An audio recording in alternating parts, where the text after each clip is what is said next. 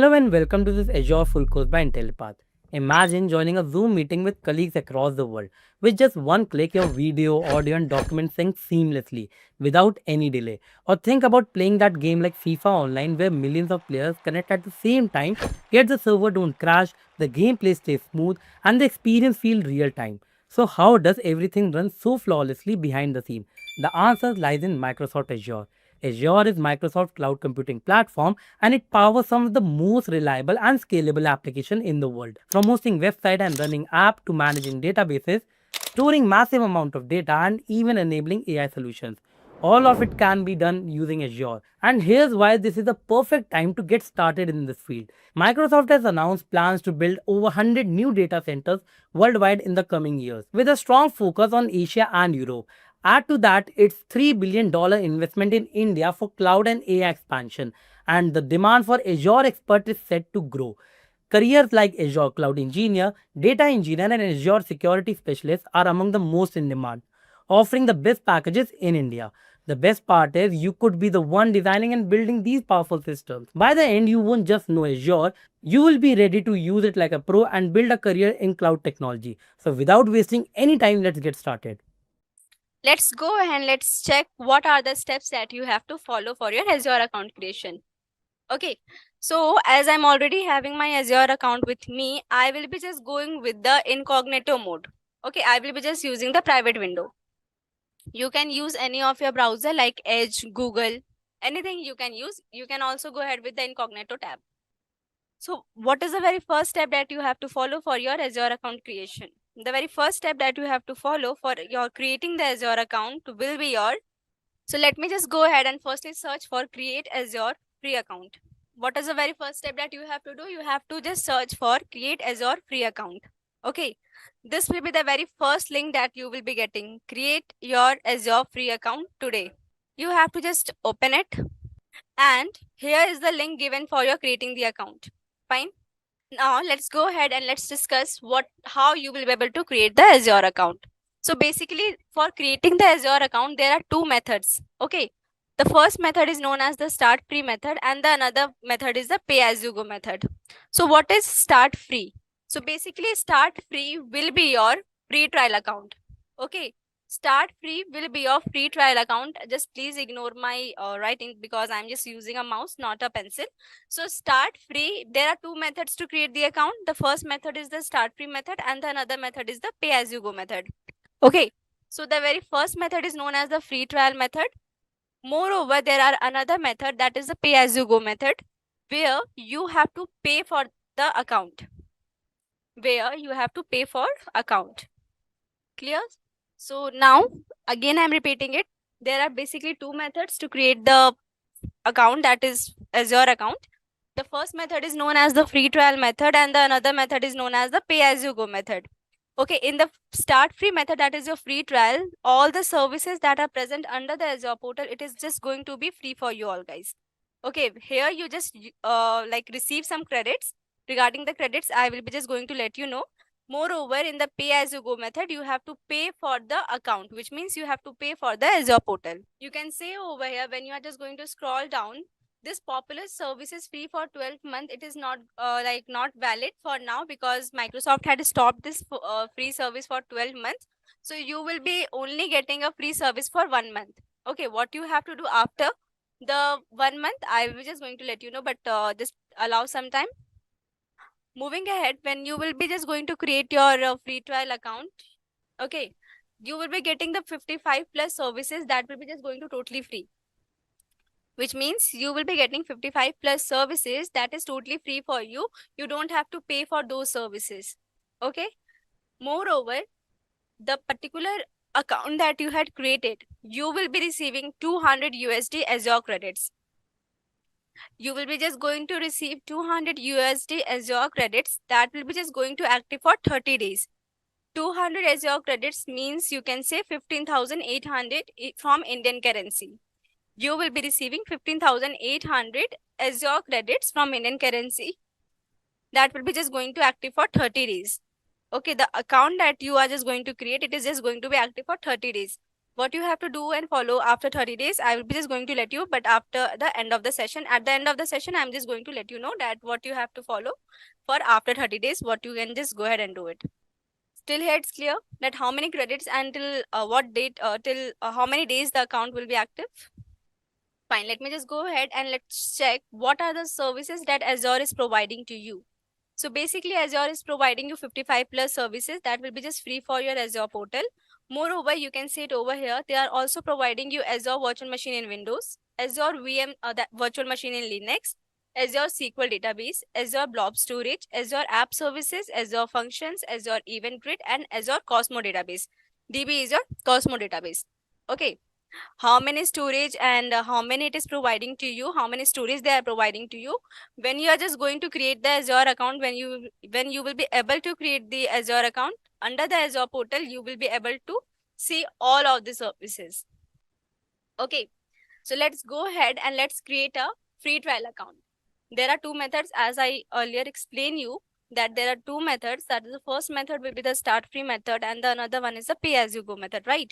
So first, the start free method. Let's go ahead and create the account with the start free method. That will be your free trial account. Click on start free over here. Here, you can see this is the very first page that you will be able to log in. That is your Microsoft sign in page. Okay, so if you are having any of your Microsoft account, it should be a personal one, not your organization ID. Okay, so if you are having any of your Microsoft account, you can just use your Microsoft account over here. You can just give your Microsoft account over here. If you're not having any, when you just click where you click which option, let me just go back to the particular page. Build in the cloud with an Azure free trial account. Okay, I just click with the start free. So this will be your first page. Here you can just either give your Microsoft account. If you're having any of your Microsoft account, you can just go ahead and give your particular mail ID over here. Don't just remember one thing, that you don't have to use your organization ID. Don't use your any of your organization ID. What happens? You will be able to create your Azure account with the organization ID for sure. But what will happen, that you will be just not going to have access of all the services under the Azure portal. Okay, you will be not going to have access of every services. Why so? Because organization just what does organization do? Organization restrict the services, some of the services. That is the reason that I'm just saying that don't use the organization ID. Okay, you have to use either of your Microsoft personal ID or your mail, any of the mail ID. Okay, so let me just continue with this. If you're having any of your Microsoft ID, you can just give the mail, Microsoft mail over here. Otherwise, you have to click on create one. Better to just go ahead and create a new Microsoft account. So let's go ahead and click on create one. Okay, you have to just click on create one. Let it be open. This particular page is taking time to open. Let me just share the PDF. Open the PDF only. Okay, so what you have to do with you have to just click on create one and you will be coming to the next page. Okay, the next page will be where you have to create an account. Here you can see that we are having one option to create an account, right? So you have to give the mail ID over here. Now let's come to the part which ID you can use. Okay, so you can use any of your ID. It can be your Yahoo, it can be your Outlook, it can be your Gmail. But here also don't use your organization ID. It will not going to allow you to. It will just going to allow you to create the account, but it will just not going to allow to have a access of all these services over there. Okay, so what you have to do, you have to just click on this one, the particular space that is given. You have to just click on, just give the mail ID over here and you have to click on the next. After that, the page will be coming that is for create a password. So you have to create a password for your Microsoft account. Like for say you had given the mail ID, it has been just given an example that Intellipaat azure@gmail.com is your mail ID that is given, right? Now you have to create a password for the particular account. Remember one thing, whenever you're just going to create a password, kindly remember the username and the password. Both the things, let me just, this particular ID that you are using and the password that you are creating, okay, both are known as credentials. What I mean by the word credential is that with the help of the mail ID and with the help of the password, you in the future, you will be able to log into the Azure portal. So whatever the password that you are creating, whatever the mail ID that you are using, kindly remember those ID and the password. Okay. Okay, so fine. So it's clear till here. Fine. Sounds good. Let's go ahead to the next page. After creating a password, click on next and you will be able to come to the next page. Okay, the next page is all about the verification of the email, which means whatever the mail ID that you are using, the Microsoft will be sharing a verification code to the particular mail ID. Okay, like for say example, we had just given up one mail ID, Intellipaat@gmail.com. So I will be receiving a 4-digit verification code to the particular mail ID that I had given. Okay, so just give the verification code over here. You have to just write the verification code over here, the space that is given to you. You have to agree to the terms and condition given over here that yes, I would like information, tips and offers about Microsoft products and services, which means that you are allowing the Microsoft to give all the information, whatever the information they are just going to share. Okay, just agree to the terms and condition, just click on next. So after the verification of code, you have to just solve some puzzles. Okay. So go ahead and solve the puzzle. As soon as you're just going to solve the puzzles, you will be coming to the next page. The next page will be just all about you. Just there will be the 2 pages. Let me just write it over here. This will be your first page and this will be your second page. Okay. This will be your very first page where you have to give all the basic information of yours and the another page where you have to use the card details.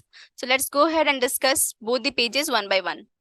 Moving ahead, in about you, they will be asking about like your your first name, your last name, your address details. The address detail can be the permanent one, it can be the temporary one, your state, your city and the postal code. Okay. Moreover, you will be also getting a one option of a PAN ID. PAN ID, one option will be there, that is a PAN ID, that you have to give the PAN ID details, but no need to give a PAN ID details because it is your optional one. Okay, so you don't have to share a PAN ID details, no. Moreover, you will be having one other option also of a organization. Okay, organization you will be having.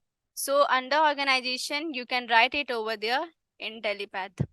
You have to mention under the organization, either you can mention XYZ or else you can just mention it over there, Intellipaat. Again, I'm repeating, they will be asking about the first name, your last name, your address detail, which can be your permanent address, it can be your temporary address, the postal code, the state, the city, PAN ID will be the optional one, organization detail will be your, either it can be the XYZ or a Intellipaat. Okay, moving ahead with the identity verification by phone, which means you have to share your contact details. You have to share the contact details of yours. And after giving the contact details, just below that, you will be having the option of a text me. You have to just click on the text me. And as soon as you're just going to click on text me, you will be receiving a verification code to the contact details that you had shared. Okay, there will be, I think, 6-digit verification code or a 4-digit verification code you will be receiving. You have to just verify that code.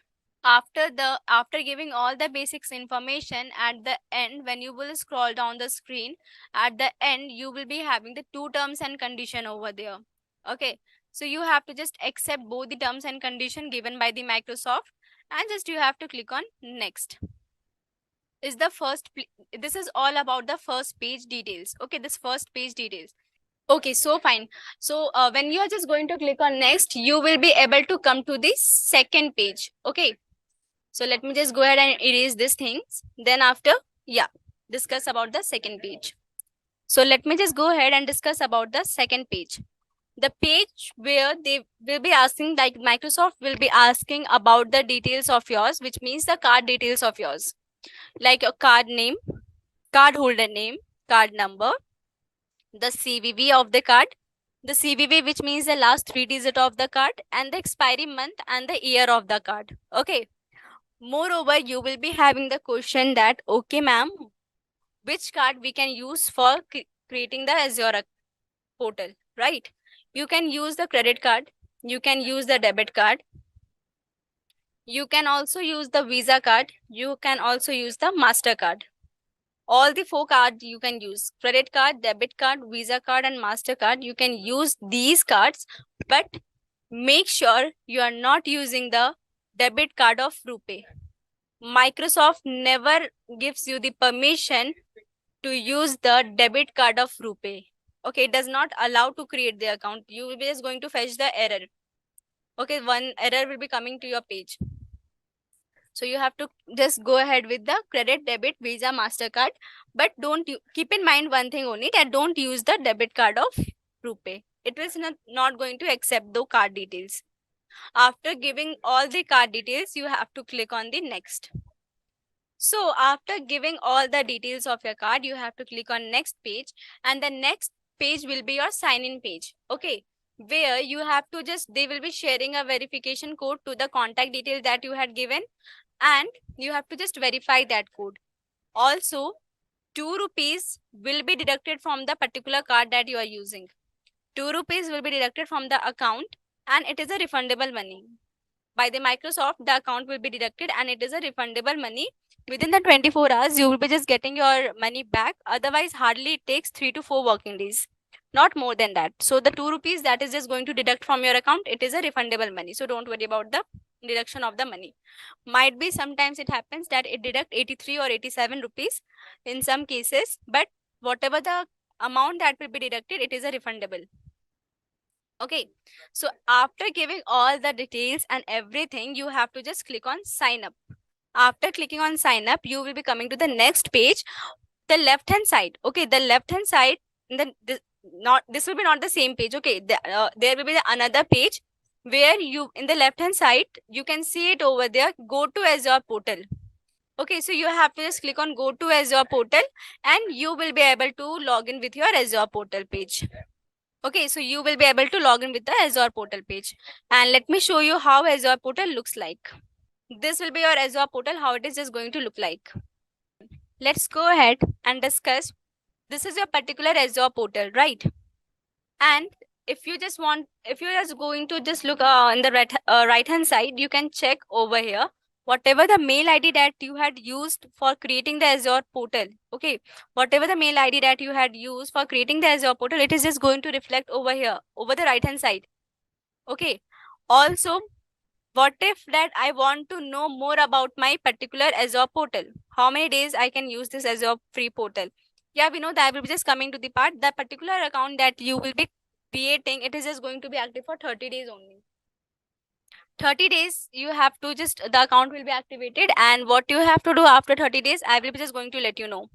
Just allow me some time. That also, I'm just going to tell you that what you have to follow after 30 days. Okay. So now let's say this is my Azure portal, right? Now I want to check about my particular account, that till which date the account will be active, at which date the account is created, whether my account is active or not. So this is the option, it is coming over here, search resources, services and document. Okay, so you have to search for subscription over here. Okay, you have to search for the subscription. Just click on the subscription and you can see it over here. The subscription name will be your free trial, or else it can be my subscription. Fine. Moreover, let's go ahead and let's check the subscription ID. So the subscription ID will be different for everyone. It will be not same for everyone. It's just like a college ID that you used to give. Yeah, right. In the colleges, you are having the different IDs, right? So this will be the same for the Azure portal also, that the subscription ID will be different for everyone. Moreover, the current cost is that how much you had used, how much cost till now you had used under your Azure portal. Fine, the current cost. If right now the current cost will be not reflecting for you guys, it will just take some time. When you are just going to start it, using the Azure portal, then only it is going to reflect over here. Fine, and the status which is active. Now here you can see it over here, the status, it is showing active, which means my free trial account is active, right? Now, also one thing will be happen then, where you will be getting one option of a disabled. The status, when it shows disabled option, which means your account is not active or not created. Okay, or say you are done with the 30 days. if all the points, all the credits that is expire within the 30 days, then you have to go ahead with the new free trial account. After 30 days, what you have to do, I will be just going to let you know. Moreover, let me just go ahead and let me show you one thing more, that this is your subscription name, it is reflecting, right? You have to click on a free trial, and here you can see in the under the overview session, you can see all the information that my free Azure credits is just going to expire in 4 days. Okay, my current billing period will be this, that I had created the account 3rd of October, my account is created. On 2nd of November, my account will be disabled. Status, it is active, and everything it is reflecting over here. Okay, under the overview session also. Now let's go ahead and let's discuss that what you have to do after 30 days. Now let's go ahead and let's check what you have to do after 30 days. Let me just write it over in the notepad. After 30 days, either you can just go ahead and that cost part I didn't understand. Okay, just wait, Vinod. Let me just again share the screen, this part. Vinod, till now the current cost, which means till now I had used this much of credits. That is your current cost. I had used this much of credits. That it is reflecting over here. You are able to see the overview session, then in that case you can see all the informations of the account. Okay, so after 30 days, what you have to do, either you can just go ahead and switch to the pay as you go account, where you have to pay for the services, which means you can use the particular same account. After the disabled status, you can just upgrade that account to the pay as you go. Okay, and also what you can do after 30 days, you can create a new free trial account. You can create a new free trial account with the new credentials. New credentials, which means that new mail ID, new contact details you have to give, and also new card details. So for creating your new free trial account after 30 days, you have to just go ahead and create a new free trial account by using a new credentials. New credentials will be your new mail ID, new contact details, and new card details. Now one person can't have the different ID, mail ID, and the contact details. So Microsoft is not like having any type of restrictions that you have to use your credentials only. No, you can go ahead and use any of your friends, colleagues, or any other card details or contact details or the mail ID. It should be only the different one, new credentials, which means different from the earlier one, earlier details, you can say. Hi, does Intellipaat cannot help us to get an account for 3 to 6 months as they have tie up with the Microsoft. Regarding that, Parag, Microsoft is facing some difficulties. That's why they had restricted the service free for 12 months. In the very beginning of the session, I just told you one thing, that Microsoft is facing some difficulties. That is the reason that they had restricted that particular service that will be just free for your some months. That is the reason that after 30 days, you have to go ahead and create a new free trial account. So this is all you have to follow for your account creation. In Azure, you can create a subscription and give user access to quota of fund. Yeah, there you can, but there are 15,800 credits. Now after that, the account will be automatically disabled. So there are no like giving the access to the quota to fund, whatever. Regarding moreover, the problem is every month we have to create a new free trial account. Yeah, Parag, you have to create a new free trial account every month after 30 days. Otherwise, you can switch to the pay as you go. Like you can create a how much we need to pay. It is similar as AWS, but in AWS you are having the account active for 12 months, right? But here the account will be active for 30 days only. So I had shared you the pricing calculator link for the services that you are using under the Azure portal. You can just go ahead and check, calculate the services that for how many hours you are using the particular service, like for say a virtual machine or resource group. So regarding this, the trainer will just going to explain you what is virtual machine and what are the services. But for future, you can just go ahead and just check for the pricing calculator that how much it is just going to cost you if you are using the pay as you go method. So typically the way I do sessions is, I don't want to bore people with PowerPoint quite a bit. So what I typically do is whiteboarding along with PowerPoint. So if you believe you need, I'd want to understand the preference, right? Whiteboarding typically keeps us more engrossed, right? Instead of just skipping through slides, there's going to be quite a few hands-on labs as well. So in those cases, I just want to make sure whoever's missed today's session, we might not have a heavy hands-on today, but I'd request you folks to probably spend some time, go back to the LMS, get your free trial accounts, etc., ready, so that you have got everything set for your hands-on. Free trial account where on the Azure portal, so you can create an account for yourself. So you typically would get a 30-day or a $200 credit, whichever is earlier, right? So it should be more than enough for the kind of hands-on work that we're going to do. Will we cover the solutions architect? Well, I believe 104 is the Azure Administrator Associate. So there would be uh, all topics that we would cover would be at level 100. Solutions architect would probably mean, along with 104, there's another certification that you'd have to pick up, right? For solutions architect, Rohit. So 104 of this session primarily covers the Azure Admin Associate only. So the first module, what is AZ104? AZ104 is a certification for Azure Administrator Associate, right? So AZ104 is a course, it's a certification primarily. And these sessions are focused on helping you train up to attend and actually take the certification. So for folks who are new, it would serve as a fundamental course on Azure as well. For folks who are in the IT world, or even if you're new to the cloud, this would be your first stepping stone to understand how the cloud is. Intent is you'd be able to go through your certification or attempt the certification to validate your skills and or to understand how the cloud works. So we've got the first module. Now, first module is typically, is heavy, right? We do a lot of understanding. So one really important thing is I'd want you to focus on is to understand the basics, because whatever we talk about in the rest of the sessions will be building blocks on top of what we would be learning or what we'd be talking about today, or actually in module one, right? So the agenda is on screen. So we'd start with introduction to cloud computing. We'd look at what Azure is, what are the different services Azure provides, how do we create an account in Azure. Now, I'm assuming that has been covered earlier. We'll do a quick walkthrough of that.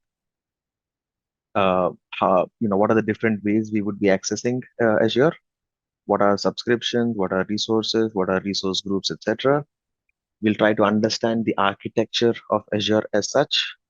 And then we have tags, which is, it's a topic that repeats later as well, but we'll cover the basics of the tags.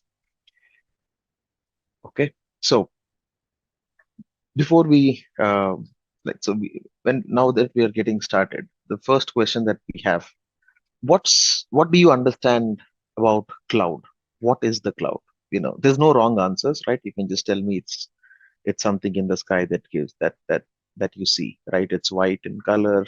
If it's dark, it rains. Even that answer is right. Cloud computing, accessing resources over the internet. So it says infrastructure as a service, virtualization of storage, computing services, and software over the internet, connecting to a server from a remote location, service providing on the internet, delivery of compute resources, central server shared across using resources like storage. I love this one, staying on rent. Absolutely. Shared pool, pay as you go. Oh, yeah, pay as you use, providing services through the internet. SaaS, PaaS, IaaS, services available on web-based resources, infrastructure and services at one place, using it or infra over the internet. So let's say before the cloud, right? So cloud is relatively new into the industry. When I say relatively new, it's about 10 odd years old, but people are still, now it's at a place where it's growing, right? So what can someone tell me what was happening? Can someone take a guess? What happened before cloud? We're saying, okay, we've got compute available on rent. Okay, even before compute, since we've got basics, we've got a couple of freshers in here, physical data centers, Sugandha, yes. Since we've got on-prem resources, yes, physical servers, physical data centers, before cloud, intranet, okay, physical resources, virtualization, data centers, awesome. All are right answers. But now let me ask this basic fundamental question. What do you think? How are you today accessing this session? What are you on? A desktop or a laptop, preferably, or maybe a phone or a tab, right? Well, it can be anything. Awesome. Yeah. Now, Apurva says internet. We'll get there in a bit, right? Now, can you tell me what are the things that these devices, I'll call them a device, right? So, what do these devices need for you to be able to listen to me and watch this session? Internet, application, display and speaker, electricity, time, of course. What are your laptops or your devices made of? The one thing that you have is CPU and memory, right? Whether it's a phone, tab, laptop, you probably buy something like an i5 16 GB RAM, right? That's how you buy your laptops. Your phones, you'd probably buy 8-core Snapdragon with, I don't know, today's world, 8 GB, 16 GB, whatnot. If you're a an Apple guy, you'd probably say an M14 or a whatever with A14 Bionic with, I don't know, 6 gigs of RAM, whatnot, right? The premise basically is you need CPU and memory, which in today's world is your compute. Okay. Is this piece clear? So whatever device you're using, no matter what, phone, tab, laptop, desktop, server, anything, that'll always have a CPU and memory configuration. And that's what you typically use to buy your devices, right? You want to upgrade your phone, you definitely want the latest processor, you'd want a higher RAM. You're buying a laptop, the first thing you'd ask is this i5 16 GB or i7 32 gigs, whatnot? Okay. So is the compute piece clear? So everybody today is utilizing compute, which is your motherboard in simpler terms, right? Your motherboard has everything, but primary specs that we look at is the CPU and memory. Okay. The second thing is, what's the second thing that you look for in your phones or laptops? Storage. Someone says, I've got 256 GB of an SSD or blah, blah, blah, whatnot, right?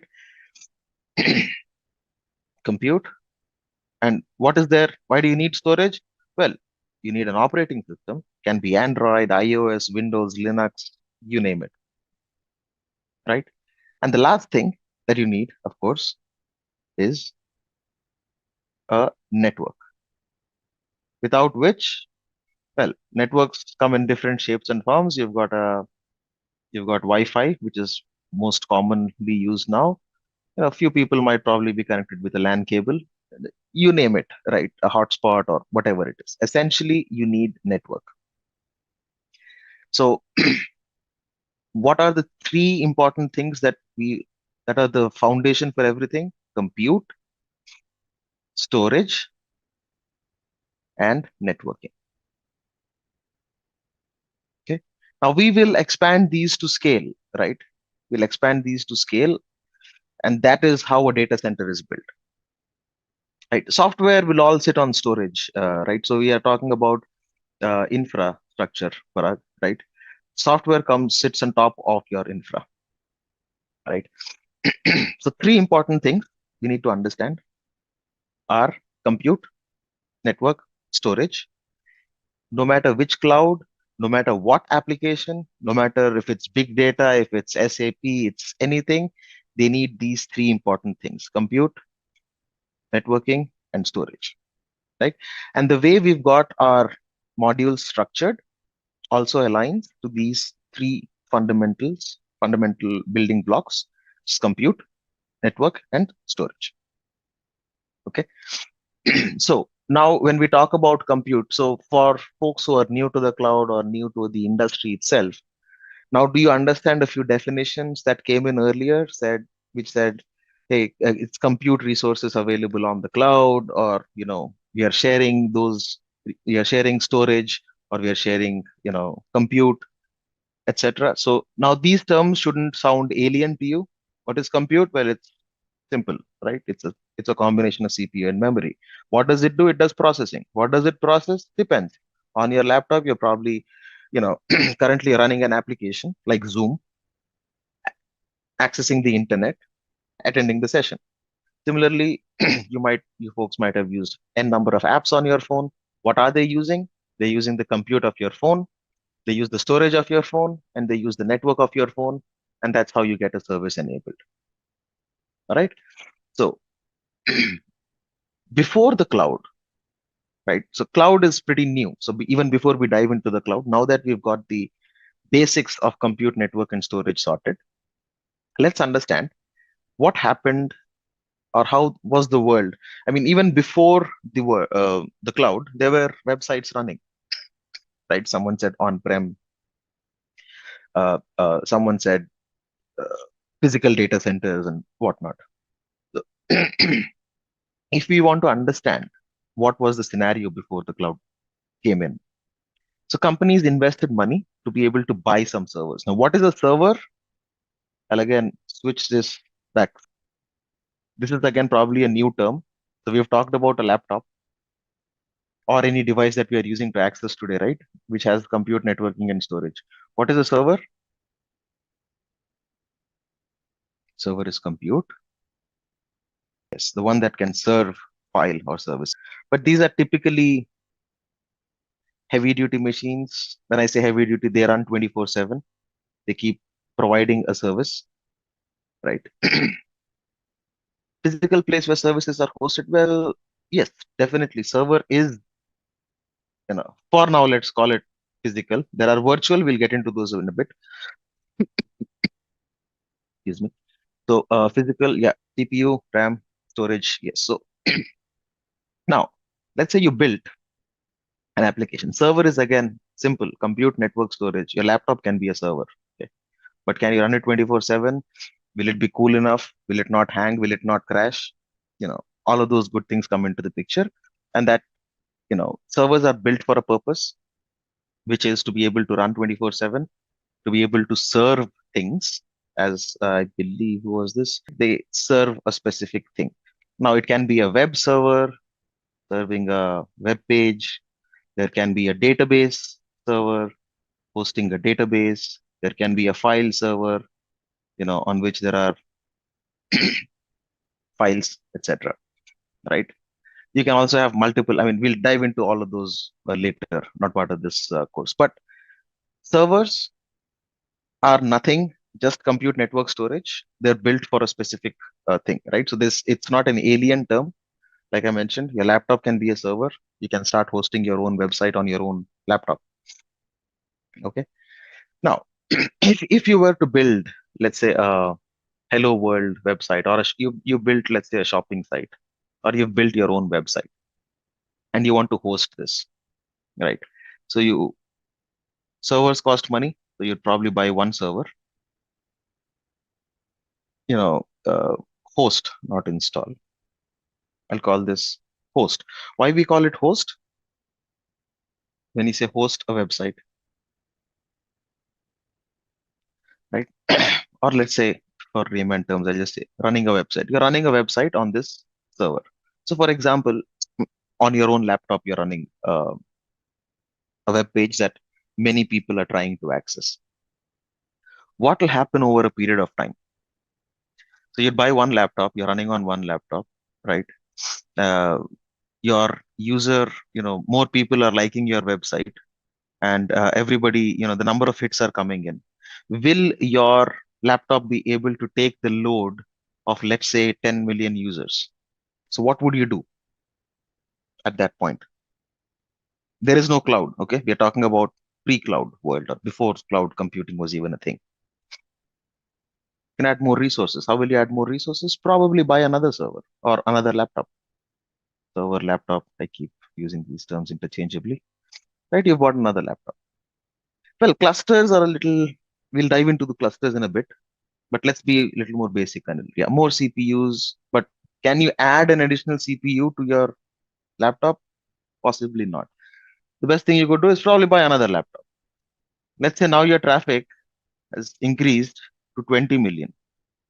You'd buy another one and another one.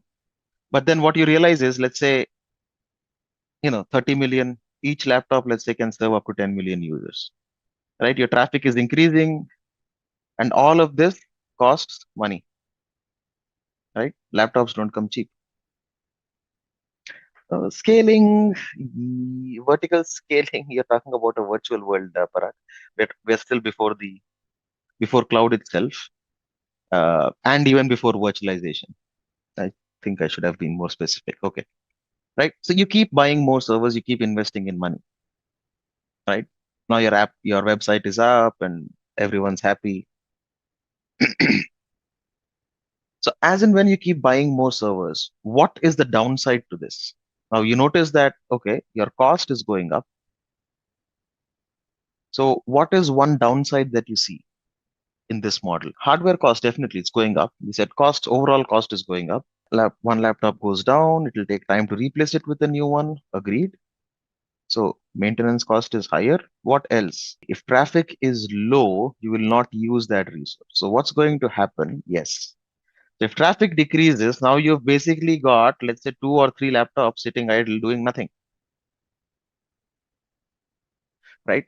And this is a, a huge challenge. This was a huge challenge. So what do you think? How do you think we can solve this problem? We've come to a point where, you've invested money, you've got 4 laptops, the traffic has gone down, and your laptops are lying idle. So how can we fix this? Or how do you think we can fix this? Renting laptops. So what if, what if tomorrow you need more compute? Will you kick those websites out? It's like Cash 22. Instead of buying on rent, as per the traffic, you'll add more servers. But what will happen now when your traffic is reduced and your servers are lying idle? You'll be stuck buying more laptops, yeah. And none of these devices you'll be able to consume. Now, a shared model like renting kind of works, right? So how do you rent space, right, for an application? So let me clear this. We'll go back to a little bit more fundamental conversation, which is guess maximum capacity and run ES. Well, I'm not a huge fan of guessing, but so let's say you've got laptop one. Okay. Exchange laptop with a server. Okay. It doesn't matter. All we are worried about is compute, networking, and storage capacities. So let's say laptop one, the first laptop that you bought, had a 4-core processor, okay, and had about 16 gigabytes of RAM, and let's say about 512 GB hard disk.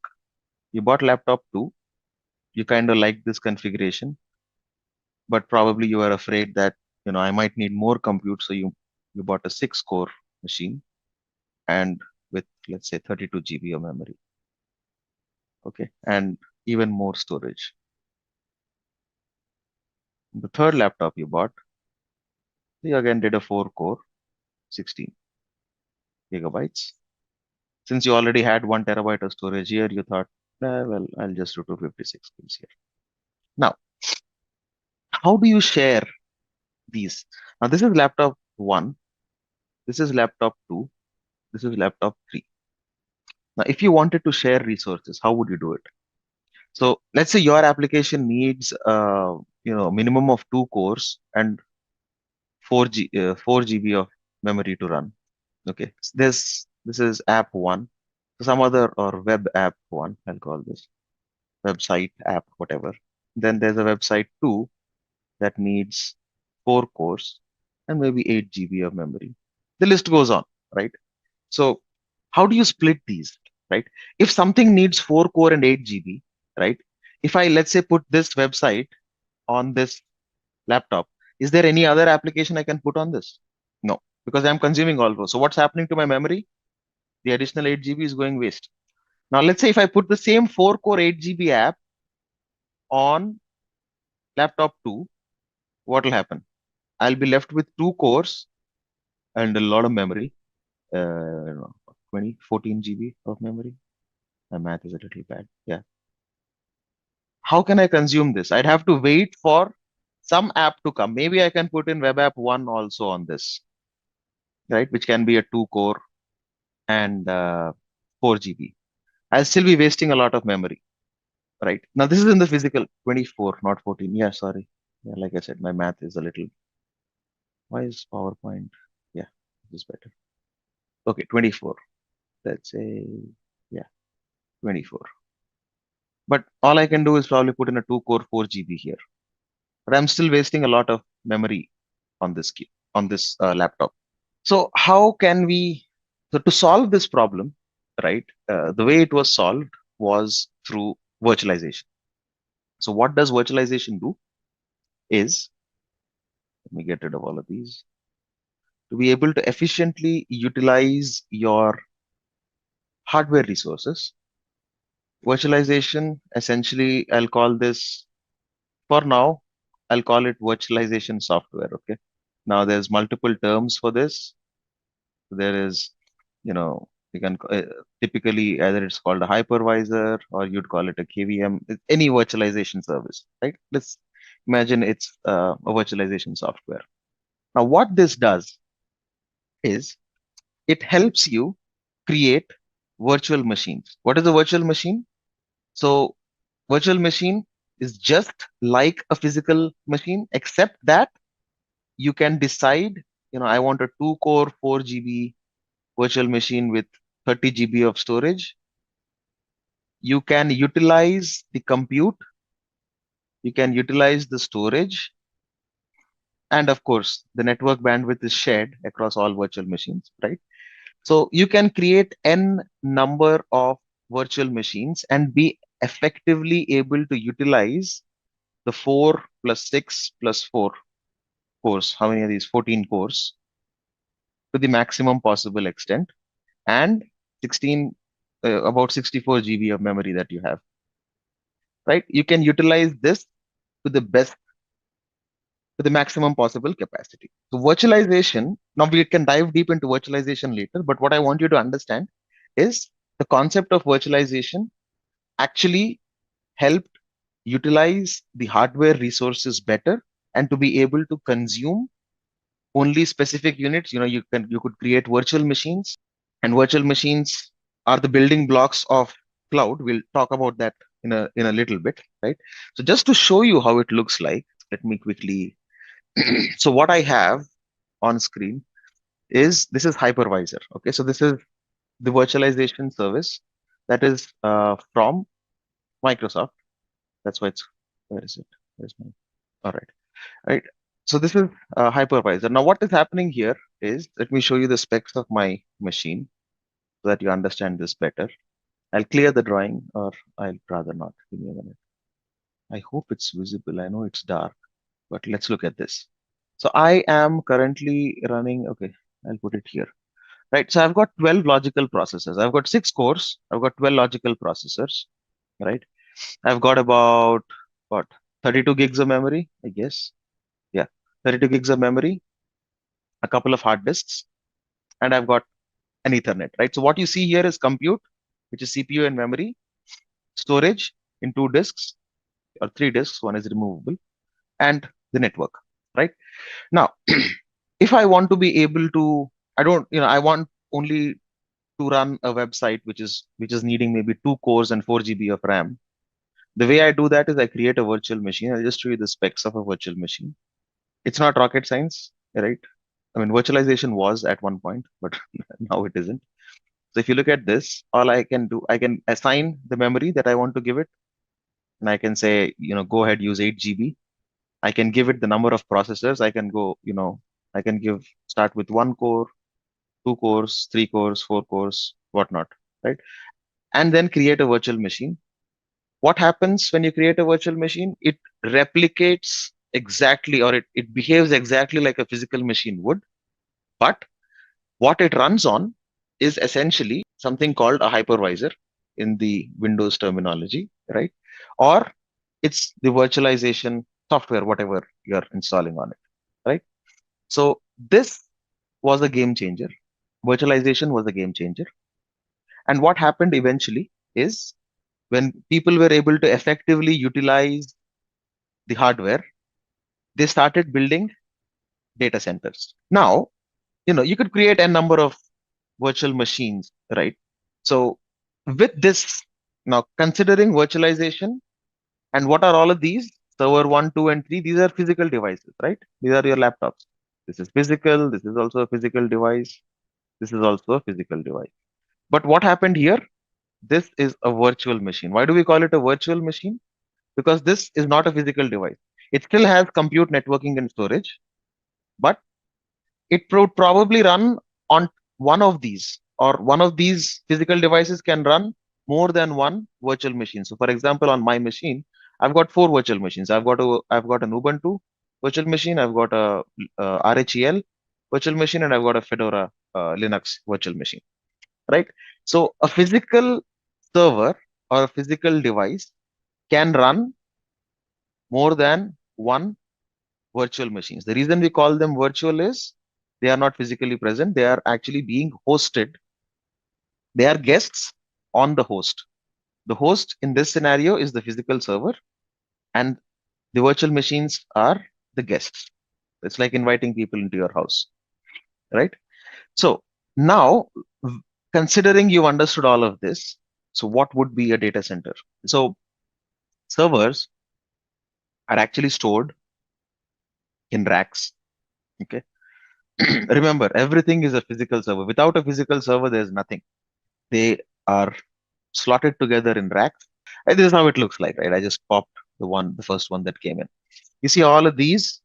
I know it's too black, but each of this, let me switch the color. Okay, so all of these are racks. Okay, each device you see in here is a physical server, right? Now the server specs can be different, right? But typically in a data center, depending on the type of application they want to run, they'd have uh, different sizes of servers, right? Server 1, server 2, server 3, whatnot. Okay, Sunil says, so for hosting that more than one virtual machine on a physical machine, we need hypervisor. Can you please? So all of these um, servers, right? They're all stacked in. Each of this is called a rack, right? Rack 1, rack 2, rack 3, rack 4.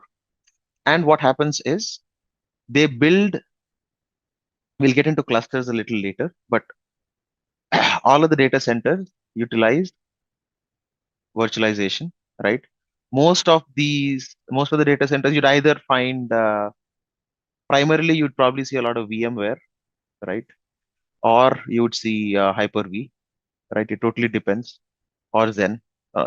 Now, uh, Amazon data centers run on Zen. Okay, so the Microsoft data centers run primarily on Hyper-V.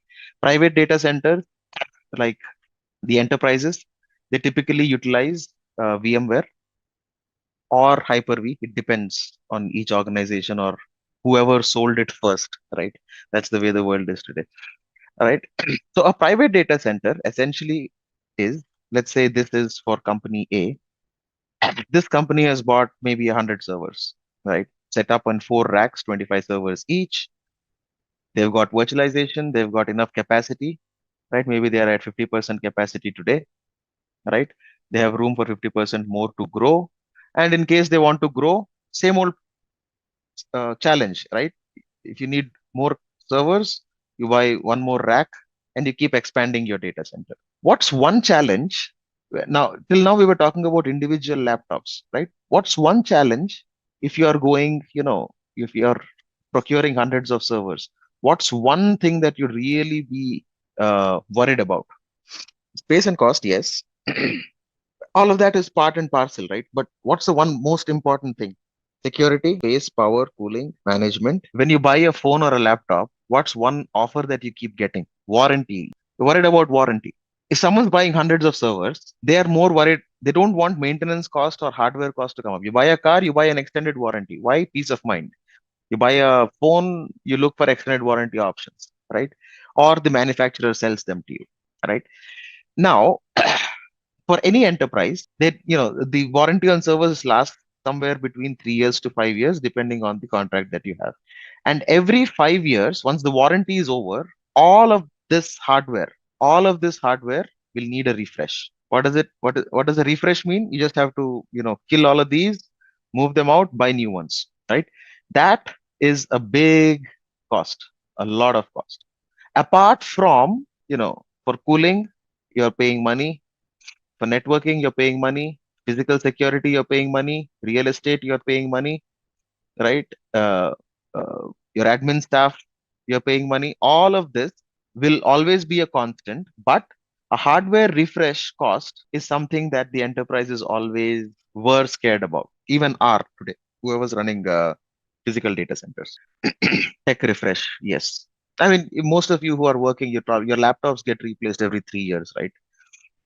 As soon as the warranty on them is over, your company would possibly replace them, right? So this became a huge problem, or was also a big problem. Now, what did or how did this was the primary, the hardware refresh, and of course scalability, as Parag mentioned earlier, right? Now, if all of a sudden they wanted 50 server more capacity, the only thing they could do is buy, right? So scalability was a challenge. Hardware refresh costs, maintenance costs were a challenge, and this is where the likes of AWS or Amazon started that first. What they did was they said, "Hey, folks, you don't need to worry about maintaining your data center, right? So all of these, the cooling, the network cost, the real estate cost, the admin cost, your physical security, blah blah blah. You don't need to worry about all of this. We have any cloud provider for that matter. Okay, I'll call it cloud service provider or CSP. You'll keep hearing that term more often. Amazon started that. The rest of the folks followed. But let's say the vendor, which can be AWS, it can be Azure, or today GCP. Now you've got quite a few, right? There's Oracle, there's Alibaba of all worlds, right? There's quite a few cloud providers. Now, what they did was they built a huge data center, okay, which has a few 100,000 cores. Okay, that's how much capacity. We don't really know what specs they use. Different story, right? Hundreds of thousands of memory, tons of storage, right? Quite a few terabytes or even petabytes of storage, right?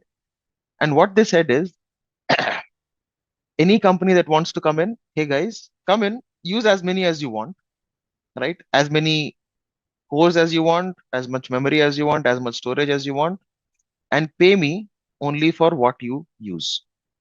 So you want to scale? Okay, I have large number of cores. No one discloses it, but to set things in context, everybody now uses the term cloud scale. Okay. Now, it does not mean that it is unlimited. There are still limits, right? But the way these service providers extend their data center is at a very, very, very rapid uh, pace, right? So one data center, everybody gets their own, uses whatever they want to from it, right? This exactly resembles the renting strategy that we talked about a little while earlier, right? And all data centers, everything, the basis of everything is virtualization. So you've got virtual machines, people come in, you've got virtual networks, everything is virtual. Storage is still virtual. I mean, it's still physical at any given point in time, but you can get whatever amount of storage that you need, right? So became, this came to be called the cloud. It's nothing. It's end of the day, it is physical servers running in a data center in a large scale, and people renting out or paying as, utilizing as much as they want and paying for only what they use. So does that make sense? The definition of, or the way the cloud came to be. So what we'll do now is catch up on the slides as well. I know we've done quite a bit of talking. Let's go through these, see where we are. Okay. So this is the scenario which we talked about. Your application gains popularity, your database, the user database increases, company invests more money to buy the servers, people start using the application. We also talked about increase in the load might cause your servers to crash. That's additional cost or additional maintenance that we'd have to worry about. All of this is before the cloud world, right? Animations are crazy, but that's fine. Company hires a maintenance team to fix the broken server. It's an expensive option. Uh, Again, your laptop dies. What do you do? Uh, you have to spend money to get it fixed, right? You have to again have a maintenance team all the time, right? Now, imagine all of this happening in a at a larger scale, right? We're talking about a few hundreds, few tens, or if not a few hundreds of servers, right? So this was the scenario before the cloud. Again, we talked about the second con, which is if the traffic decreases with time, it poses a risk. Well, actually, a problem to the extra servers. They are just lying there, idle, doing nothing, and they keep adding to your cost, right? Your maintenance cost and whatnot. No, and obviously, if you were this guy, you'd be worried as well, right? So the challenges before the cloud, we'll just summarize them into four things. Scalability. So this term you'll keep on hearing quite a bit, right? So what is scalability? In case, before the cloud world, scaling out was a challenge. I wouldn't call it scaling out. I don't want to confuse you, but increasing or scaling was a challenge because you had to buy new hardware. Procurement has its own timelines, right? Availability of stock, whatnot. A high upfront cost in your capital expenditure, which is the money that you spend in buying the servers, right? There's also an increase in operational expenditure, which is the cost or the money that you spend in paying for the maintenance, right? So two important terms. One is capex. We'll we'll hear this heavily. One is opex, right? Capital expense, operational expense. So capital expense is the money that you spend to buy the servers, and OPEX is operational expense, anything which includes power, physical security, real estate, you name it. We've talked about a bunch of things, right? Including server maintenance and whatnot, right? Slow data recovery is a little tricky. It depends on what kind of hardware you had put in, but essentially, if you were in one data center and there was a crash, right? Or if your laptop's hard disk crashed, and if there was really important data to be recovered, what would you do? You'd have to spend you'd have to spend time and you'd have to spend money to see if you're able to retrieve it again with no guarantee of it being 100% accurate, right? All these, in summary, are the challenges or were the challenges before cloud. Let's skip the animations, right? And after cloud, what happened? We addressed all of these four problems. How is the cloud service providers or the vendors, they've built large scale data centers. Again, I wouldn't even say large, but the term that is more appropriate is cloud scale. So you can, we address scalability. There's no high upfront cost, right? You pay as you go. Your operational expenses in terms, specifically in terms of real estate or cooling or electricity or physical security, etc., are gone. You'd still have administrative costs, right? So scalability, cost, server maintenance, slow data recovery. Scalability, we've addressed large scale, cloud scale data centers. No one tells how the capacity is managed, but as far as I know, there's scaling up the data center for them kind of takes about a week, not more, and everything is custom built. You've got a container that comes in, plugs in, and you get like a few thousand cores of RAM and few thousand cores of CPU and a few thousand gigabytes of RAM available, right? That's how rapidly they can scale. It's kind of a plug and play model like Lego bricks, right?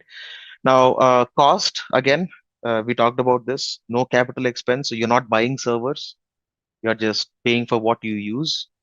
right? And the bigger advantage these cloud service providers have is uh, their acquisition cost is lower. So imagine you are buying, uh, let's say, two laptops, or even forget laptops, right?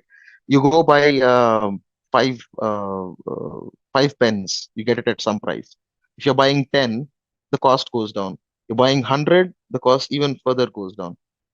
What would you do at that point? You go and talk to the manufacturer and say, hey, I need 10,000 pens. What's going to be my landing cost, right? So at scale, you know, as the quantity of servers they procure goes higher, their investment goes lower, right? And they start, and for them, expanding a data center becomes a lot more easier, right? And in a way, those benefits are translated back to the end consumers like you and me who are consuming compute. So today, you want to say, let's say, run a 32 core machine with 64 or 128 gigs of RAM for half an hour to test something, right? That's something you can readily use on the cloud. You wouldn't have to worry about hunting for a server and hunting for so much memory and disk space and whatnot. So capital expense goes down. However, there's still maintenance in terms of administration, right? You'd need server admins, you'd need Azure admins and whatnot. So that cost still remains. And we'll get into how that was solved a little later as well, right? Server maintenance, again, there's no physical server, so you don't need to worry about managing them or monitoring them continuously. And in terms of data recovery, we'll understand more in the storage section once we come to that. But there are multiple redundant copies of data within a data center on any CSP, right? On Azure, also, we'll talk about specifically how Azure handles storage, right? So these four problems that existed before the cloud computing attempted to solve all of these. And that's why today you'd see every data center or every enterprise, the closer they are to the hardware refresh, the more worried they get. And that's a really good time for the cloud service providers to come and sell their product, right? So, and that's how cloud grew. And a really good time for the cloud to grow in the recent future was COVID. Most of the customers needed more capacity. People started working from home. VPN servers got offloaded. They needed more capacity. Everybody rushed to the cloud, right? So situations aside, people or enterprises are now focusing more towards trying to balance their act. Now, a lot of folks moved to the cloud in a rush, and then they realized um, they're paying more than what they used to pay in a physical data center. So now they're trying to strike the right balance between the physical data center, the consumption of the physical data center, and the consumption of cloud resources. Okay, let's look at these slides. Scalability, cost, server maintenance, flow data recovery, done. What is cloud computing? We just talked about this. So we are delivering or cloud computing. This is all English. I'll just read through the slides. Delivery of computing services. You've got servers, storage, databases, networking, software, analytic intelligence, and more over the internet to offer faster innovation, flexible resources, and the economies of scale. Economies of scale, we just discussed about that, right? The more quantity you buy, the per unit cost comes down, right? So that's what they mean here. Now, all of these data centers, all of these virtual machines, each of these cloud service providers, the way they give you access to your resources is through a portal, right? So you log into portal.azure.com, you're able to access and see all of your virtual machines, all of your resources, blah blah blah. You go to cloud console.cloud.google.com, it's GCP. I think AWS has a similar URL, right? So they essentially give you access to your infrastructure from anywhere, right? Over the internet, as they call it. Now, the reason they're able to do that is because all of these are virtual machines. All you need is network access, and since the compute services itself are virtual, all you need is a connection. You log into the portal, you get the access that you need. Yeah, same thing. So user, you have a cloud provider, which can be anyone. In our case, what we are looking for to learn is Azure, right? Pay as you go model, like I said, they've got vast capacity of course, they've got a lot of memory. You pay for what you use. Yeah, funny animations. Right. Now, this will be an interesting topic. When we were talking about definitions of the cloud, right, we were looking at PaaS and SaaS. Now, I keep saying that, but for everyone, IaaS. Oh, come on, pen. PaaS, SaaS. Any guesses? Service models, infrastructure. So anything AAS now in today's world, these have been kind of misused quite a bit. Everyone uses these three. This is as a service. Okay, AAS. You've got infrastructure as a service. You've got platform as a service, and you've got software as a service. Right. Now all of these are different service models. Let's use the next slide rather. Right. All of these are service models on the cloud. So how are, you know, service models are the way in which the services are delivered to you, right? That's what we mean by a service model. Okay. Now, the other models that we look at are the deployment models, right? So deployment models are very straightforward. We just talked about them. So we talked about a private cloud. What is a private cloud?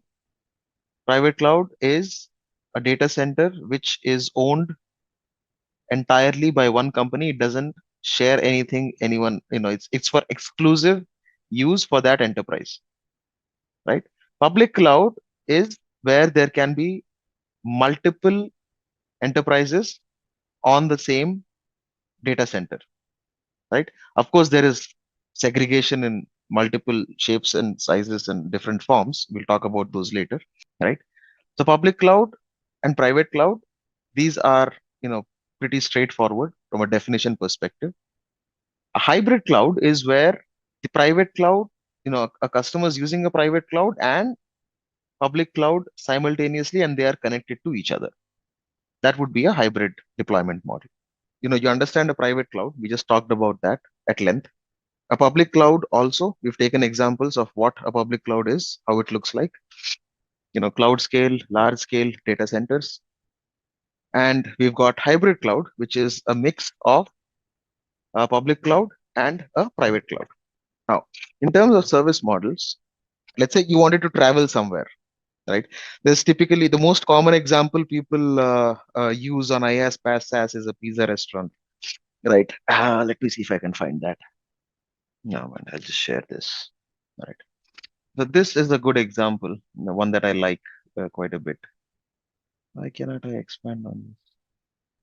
So, this is a very layman example, right?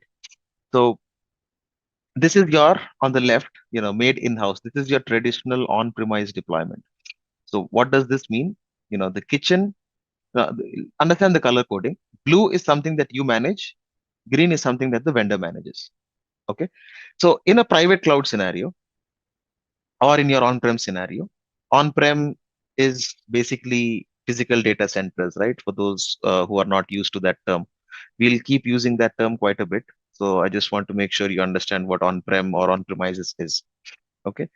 So you own the kitchen, you own the gas, you own the oven, you own the pizza dough, you own the toppings, and you cook the pizza, right? This is your traditional made in house or an on-premise deployment, right? Right from the hardware all the way till the application, maintenance and whatnot. Everything is what you own. Now, when it comes to IaaS, right, infrastructure as a service, the vendor manages the kitchen, gas, oven. Now, how does this translate to the cloud? The physical data center, the physical server itself, the network and the storage, they are all made available to you by the vendor, which is Azure. This is your VM, right? You've got your virtual machine. You've got toppings are, pizza dough is your virtual machine. Your toppings are your applications that you install and you deliver the service, which is the pizza, right? So when you say infrastructure, The physical infrastructure is owned by the vendor, right? And you just manage the uh, server itself, right? The virtual machine is a very good example of a infrastructure as a service. Now, what happens in platform as a service is you don't get to manage the server at all, right? So even the pizza dough in this scenario, pizza dough is also managed by the vendor. All you get to do is choose your toppings, add your toppings, and you cook the pizza, right? This is like walk in and bake it yourself. Software as a service, on the other hand, is just like a restaurant. The kitchen, gas, oven, dough, toppings, cooking, everything is done, and all you do is sit and eat a pizza yourself, right? Now, given these layman terms, if I ask you the definition of a software as a service, emails, yes, McAfee, Dropbox, guys, everybody would have a Gmail or a live.com account, right? Gmail is a very good example of software as a service. Gmail or any other email for that matter, right? A very good example of SaaS. So, what would be a good example of a PaaS service? It is where Swiggy is SaaS, for example, right? Your food delivery apps are SaaS service. Most of them are SaaS. We don't typically get a platform on our mobile. So, yeah, I'd give you that, Jay. Most of the apps. Well, you're diving into Azure ones, app services, service bus, yes. So, platform as a service, there's no specific example that I can think of unless you've hosted a website or try to build a website. You'd want to run it somewhere. So, you'd choose a space which gives you a runtime and whatnot. So, PaaS would typically be used by developers. That's right. WordPress server, well, it's a little tricky. WordPress, unless you're hosting WordPress yourself, right? WordPress, Shopify, all of these are now primarily SaaS services, right? They get you the entire URL and you get to consume. GitHub again will be SaaS service. Anyway, I think SQL Cloud, yes, we'll talk about those as we venture in. Uh, so infrastructure as a service in the cloud world or in the IT world, what it gives you is full access to the server. So essentially, when you see something like where if you are able to log into your server, so if your virtual machine, something like this, if you're able to log in to this, using a virtual machine becomes infrastructure as a service, right? You can install anything custom, any custom software on it. You could manage it and use it as if it was your own infrastructure. That is infrastructure as a service.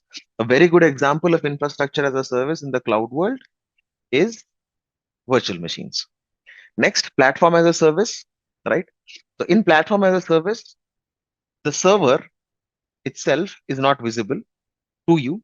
You don't get access to the entire server, but you get a pre-configured server in which you can run what your application. So for example, you want to host or you've created a .NET website or you've created a PHP website, right? You don't have to worry about installing the IIS web server or any other additional software, whatnot. Everything is pre-configured and made available to you. You just deploy your code and run, right? But you cannot control or you cannot log into that server. You cannot change the or upgrade the versions of that server, right? And one advantage is maintaining the server is not your headache. It becomes the vendor's headache. Alternatively, in infrastructure as a service, since you own the server, you have full access to the server, upgrading it, patching it, access controlling it is all operational expense that is part of your responsibility. But in platform as a service, a lot of operational expense goes down, but at the cost of customization. So if your application needs something custom, which is not available in the pre-configured servers, then that's something that you cannot do. Right. Software as a service, on the other hand, is tricky. It's just like Gmail, right? You are delivering the entire software to you as a service. You can directly go, just create an account, start using it, right? You don't care about what platform it is running on. You don't care about its scalability. You don't care about the uh, uh, Physical servers on which it is running, nothing. You just consume the service, you just take a subscription, start consuming it. Just like someone mentioned, subscription of Intellipaat when we talked about what is it that we need for us to move forward, right? So whatever we are doing is whatever we are consuming is SaaS. Cloud service providers like AWS, Azure, they provide IaaS, PaaS, as well as SaaS services, right? All three of them together. So there are different service models within the cloud. CSPs are a mix of IaaS, PaaS, SaaS. Yes, we can use different services and different models. Yes, perfect. Right. So that's software as a service, right? Platform as a service. Okay. So platform as a service. Let me talk about this in a much better way. Let me show you. Right. So let us say I wanted to, I wrote a website running on, .NET. Okay. Now, when I use that, if I have to run that, basically what I'd need is IIS. Do I have IIS here? Should be able to see it. IIS is the web component, right? Yeah. So you see this Internet Information Services. Now this, any .NET website or any ASP website would need this to, for you to be able to host. Now, I am in a IaaS scenario where this is my physical desktop or let's say even if this is my virtual machine, I have to go enable this Internet Information Services, hostable web core. The moment I click OK, it is going to go ahead and install everything, right? And then I will be ready to deploy or host my website on this virtual machine or a physical machine, whatever. When it comes to platform as a service, all of these settings that I'm trying to do right now, they'll all be pre-configured for me, including runtimes, any additional software that is needed. Everything will be pre-configured, and I don't have to worry about logging into the server, patching the server, or upgrading the server. All I do is I get an endpoint, I'll upload my files, and my website starts running. All right. So deployment models, we've talked about these, at length. Public cloud, as we discussed, shared access to computing services. Users share the same infrastructure. When we say infrastructure, the physical infrastructure, right? Private cloud, XaaS. No, I haven't heard about that, Navnendu, but interesting to know what that would mean. Right. So private cloud, again, cooler resources exclusively meant for the use of a single organization. Oh, everything as a service. Okay. It can be owned by an organization or can be rented from a cloud provider, but most of the organizations never rent it. A private cloud is typically an on-premise data center running on virtualization. Hybrid cloud, again, straightforward. We've talked about it. Public clouds or private clouds connecting to public clouds. I think we've got an example here. Bus accessible to anyone, meant for the general public. That is an example of the public cloud. So each seat is an organization, right? So the bus has 50 seats capacity or 60 seats capacity, whatnot. Car is private cloud, right? So meant for exclusive use or owned by a single person and not meant for the general public. It's a very rudimentary example, but any, I hope you folks understood what private cloud and public cloud are when we were doing all the good whiteboard stuff. Hybrid cloud is, combination of both. So basically in those scenarios, what happens is your on-premises servers, they can connect, or your on-premise data center is connected to the private cloud or your cloud data center. So you're able to expand into the cloud, you're able to extend your services.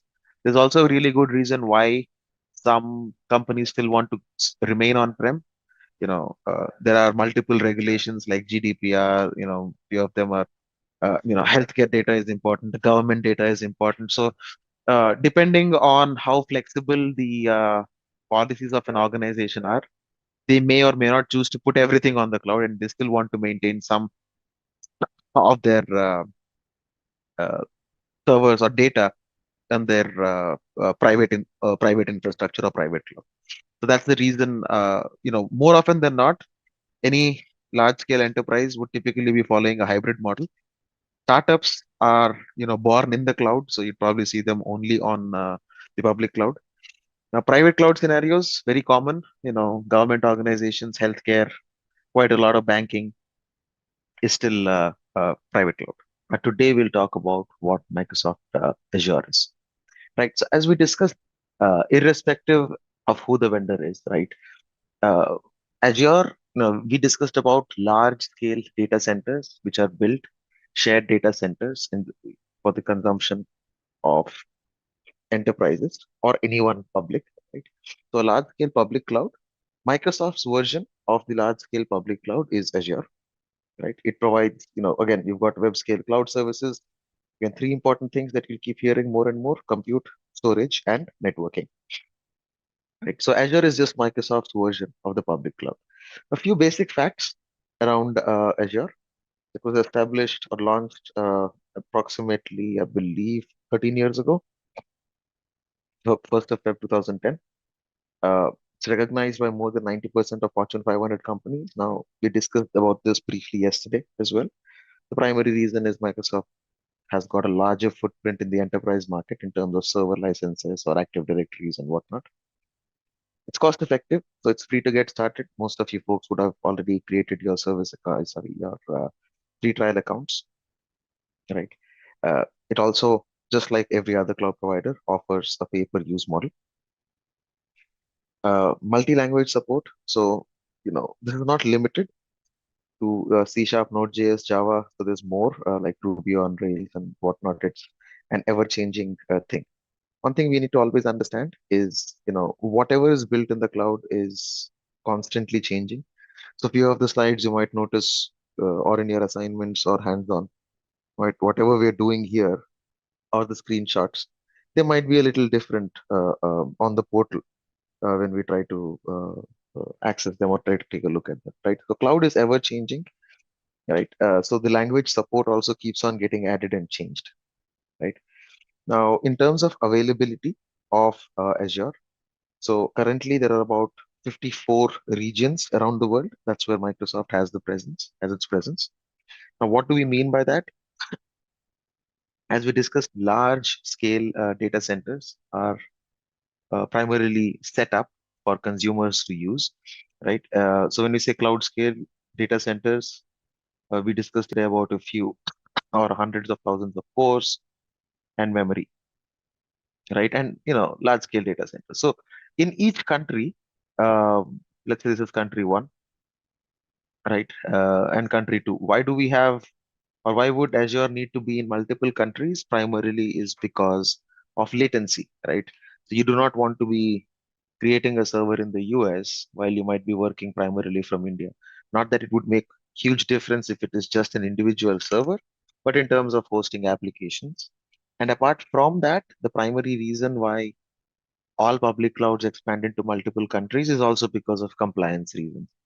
So, for example, GDPR, part of Europe, they always want to ensure that the data does not cross geographical boundaries, right? So that's the primary reason why you see cloud or public cloud expanding into multiple regions. For now, Azure has its data centers in about 54 regions around the world. Now, this is a high level image. I think most of these, this will keep getting updated. So if you look at it now, it might be different. So we've got about 140 countries and about 54 regions worldwide. And this is something that continuously keeps getting expanded. What Azure is, again, quick recap. Azure is Microsoft's flavor of the public cloud, uh, spread across almost 54 regions and about 140 countries. And it's widely recognized by almost 90% of the Fortune 500 companies. All right. So, in terms of services, right? So, when we talk about services, what do you think are the three major services any cloud should be providing? Okay. So, compute, networking, and storage are the three primary services, along with which we have databases, which are also part. Now, I personally consider databases also part of storage, right, irrespective of how they are delivered, right? So, in terms of compute, what we have on Azure. is we'll discuss about, so each of these will be a module for us. So we'll talk about Azure Compute, we'll talk about Azure Networking, Azure Storage, and Azure Databases. Right. Now, primarily, these four sections will constitute whatever is being built on Azure. Now, let's dive into what is available in terms of compute on Azure services. So the first thing is virtual machine. Again, we discussed about this briefly yesterday, right? Virtual machines are the core for compute, right? Remember, we'll as we move on, we'll talk about how things or services were built on top of virtual machines. Okay? But primarily, virtual machines are the major source of compute. Now, the followed by function app. Function app is primarily serverless, right? It's serverless from a consumer perspective, right? So you can basically set up your code, and once you set up your code, you would only be billed for the number or the execution times of how much CPU cycles you use, right? App services are again pretty common, right? So this is app services are platform as a service offerings in compute. Virtual machines are IaaS, infrastructure as a service. Serverless is also a platform as a service offering. Now, app service, as we discussed, we'll dive deep into each of these. App service, as we discussed, provides an entire environment for us to run our applications. So if you want to run a .NET application, you can choose a .NET XYZ version. You want to run a PHP application, you can choose a PHP and a specific version. You want to run anything else, let's say Node.js applications, you can choose these. We'll take a look at these in the portal, and probably hands-on will make a lot of sense, right? And essentially, once you create these runtimes, all you need to do is upload your code onto the app service, and it starts to deliver or host your application. Now, Kubernetes is another interesting topic. It's an ocean, right? Kubernetes is primarily a container orchestration platform, right? Azure's version of Kubernetes is called AKS, Azure Kubernetes Service, and this as well is a platform as a service offering. Now, we will dive in, or we'll probably briefly touch upon what Kubernetes is at a high level further down the sessions, but we'll not be focusing heavily on trying to understand Kubernetes per se, right? So four major things. Now, a compute, like I said, is ever evolving. We'll keep getting newer services. So if you look at on the portal, things might be a little different, but what primary drives Azure Compute is virtual machines, app service plans or app services, Kubernetes, and then function app in that specific order, right? So again, virtual machines, quick recap, infrastructure as a service offerings. Now we have options to launch Windows and Linux virtual machines. You can pick and choose the size, you can pick and choose the operating system versions and whatnot. App services, again, as offering from Azure, it gets you predefined environments for developers to host and manage their applications. We'll take a look at all of these. We'll do a hello world kind of a hands-on as well, right? That will help us understand these better. And then we have function app. This is very specifically to only run code or functions. So you don't even need to worry about an app service plan or a virtual machine or whatnot. Azure takes care of all of that. We just put in our code in there, and we are charged based on the number of CPU cycles it consumes. And then finally, Kubernetes. This is a container orchestration service, as we discussed, primarily used for microservices-based application.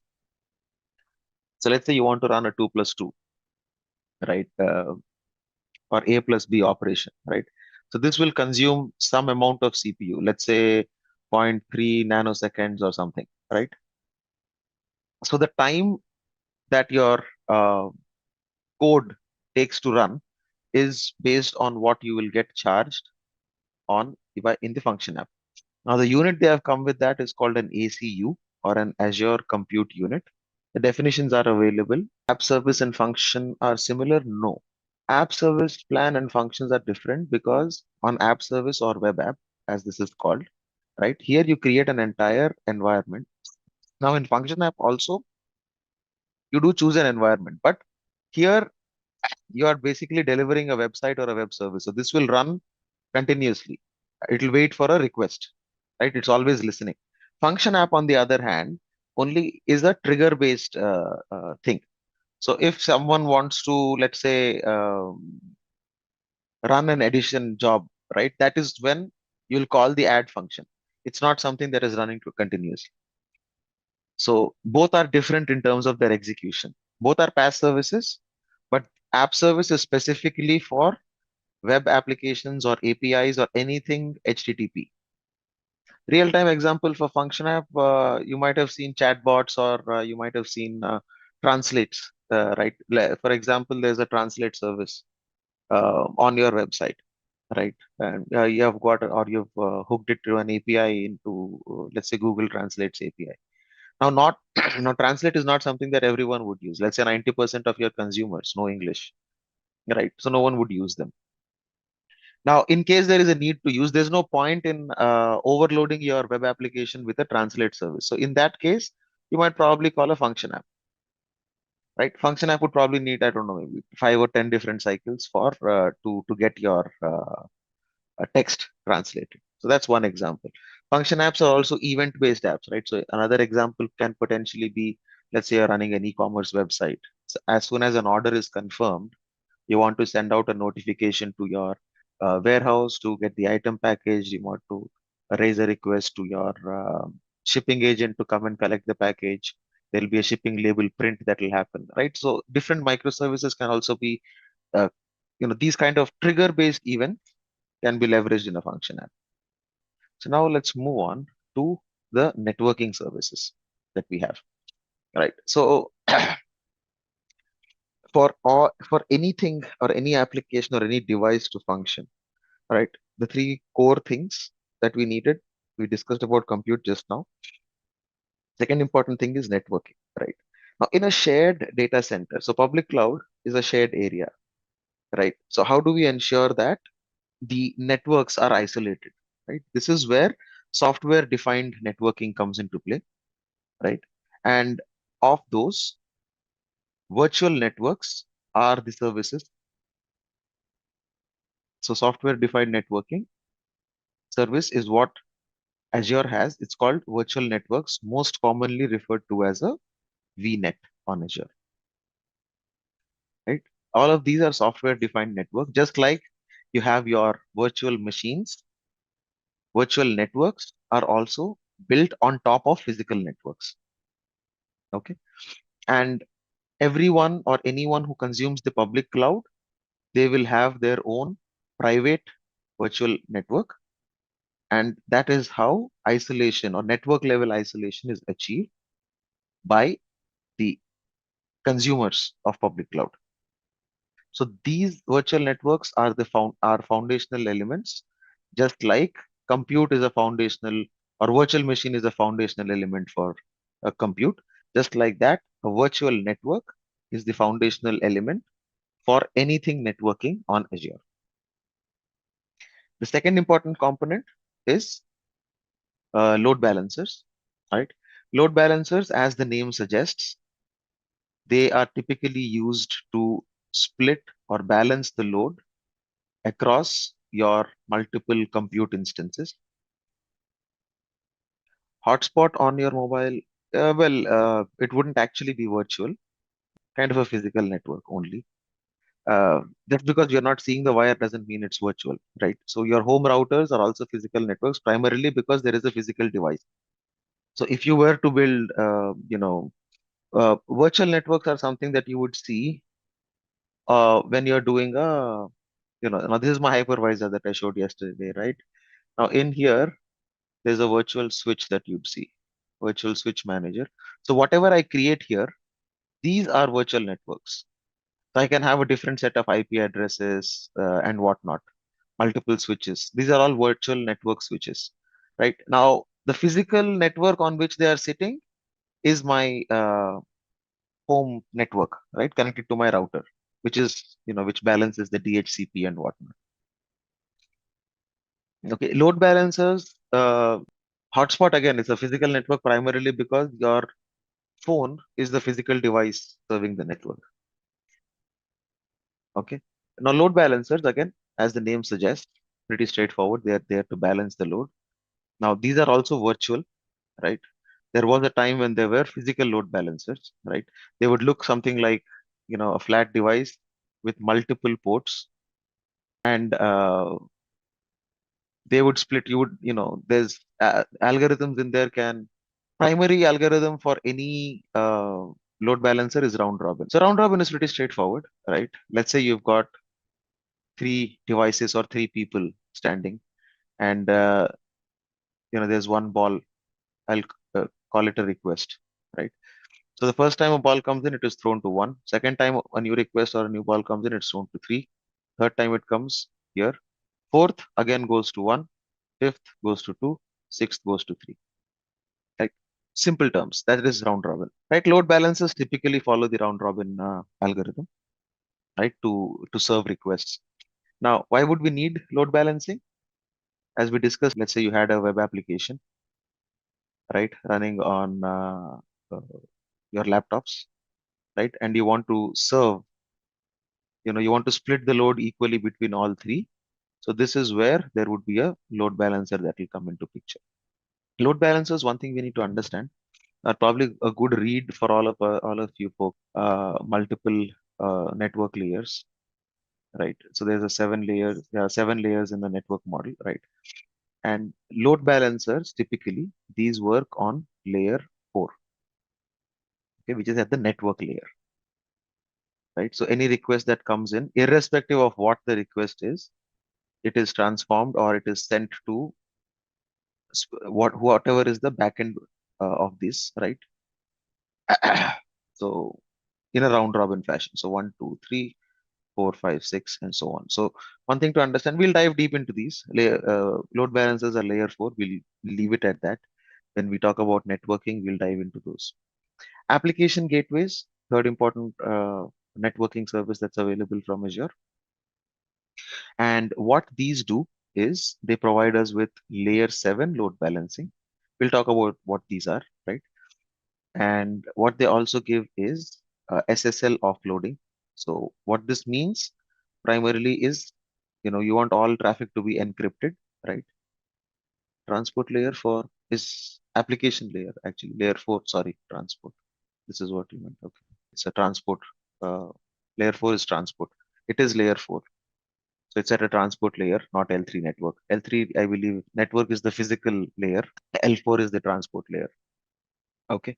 So we were at application gateway. Yeah. So SSL offload typically happen on the application gateway. What this means is, your application gateway can decrypt the traffic that comes in. You can store your certificate. So any traffic on the webs, any web traffic is currently in today's world always encrypted. So if you are looking at uh, any link today, you would always find an HTTPS in front of it, right? Which means it is encrypted. Now, the decryption of the traffic is something that application gateway can handle.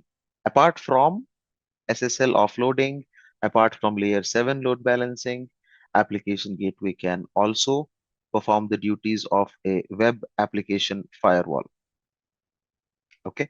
Web application firewall, again, uh, primarily ensures the any threats in the OWASP defined in the OWASP top 10, right, are mitigated. So let's say there are multiple patterns. So for example, I'll send out links for OWASP top 10 as well. A SQL injection attack, or there's a brute force attack, or there's cross-site scripting. So there can be multiple scenarios where hackers are trying to get into your websites, right? So application gateway provides a firewall, a web application firewall, which can mitigate any of the high-risk OWASP top 10 items. Now, DNS zones is also a service that's available on Azure. There are two different types of it. We'll talk about them later, a public DNS zone and a private DNS zone. These DNS zones help in name resolution. So we'll talk about these in detail once we dive in into the networking hands-on. We'll create a couple of DNS zones uh, and look at DNS resolution as well. Right. CDN profiles are the last ones. CDN profiles are basically CDN essentially stands for Content Delivery Network, right? Before we dive into what CDN profiles are, right, I'll walk you through the basics when we get there. But in a layman terms, imagine this being a cache for frequently used content, right? So content delivery network. So if there are images that you use or content that you use frequently, CDN is a service that helps you cache all of that content to make sure that you're not going to the database every time and trying to load, right? So this acts like a middleman. It caches the content that is used frequently, and typically these CDNs are used to improve page response times and result in faster page load times, right?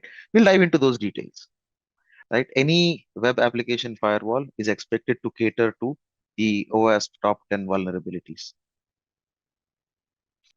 Slides again, logically isolated network in the cloud. Again, these are dedicated to our own subscriptions. What we mean by that is this is, virtual networks are how we ensure networks are isolated or in the environment in the larger scale public cloud.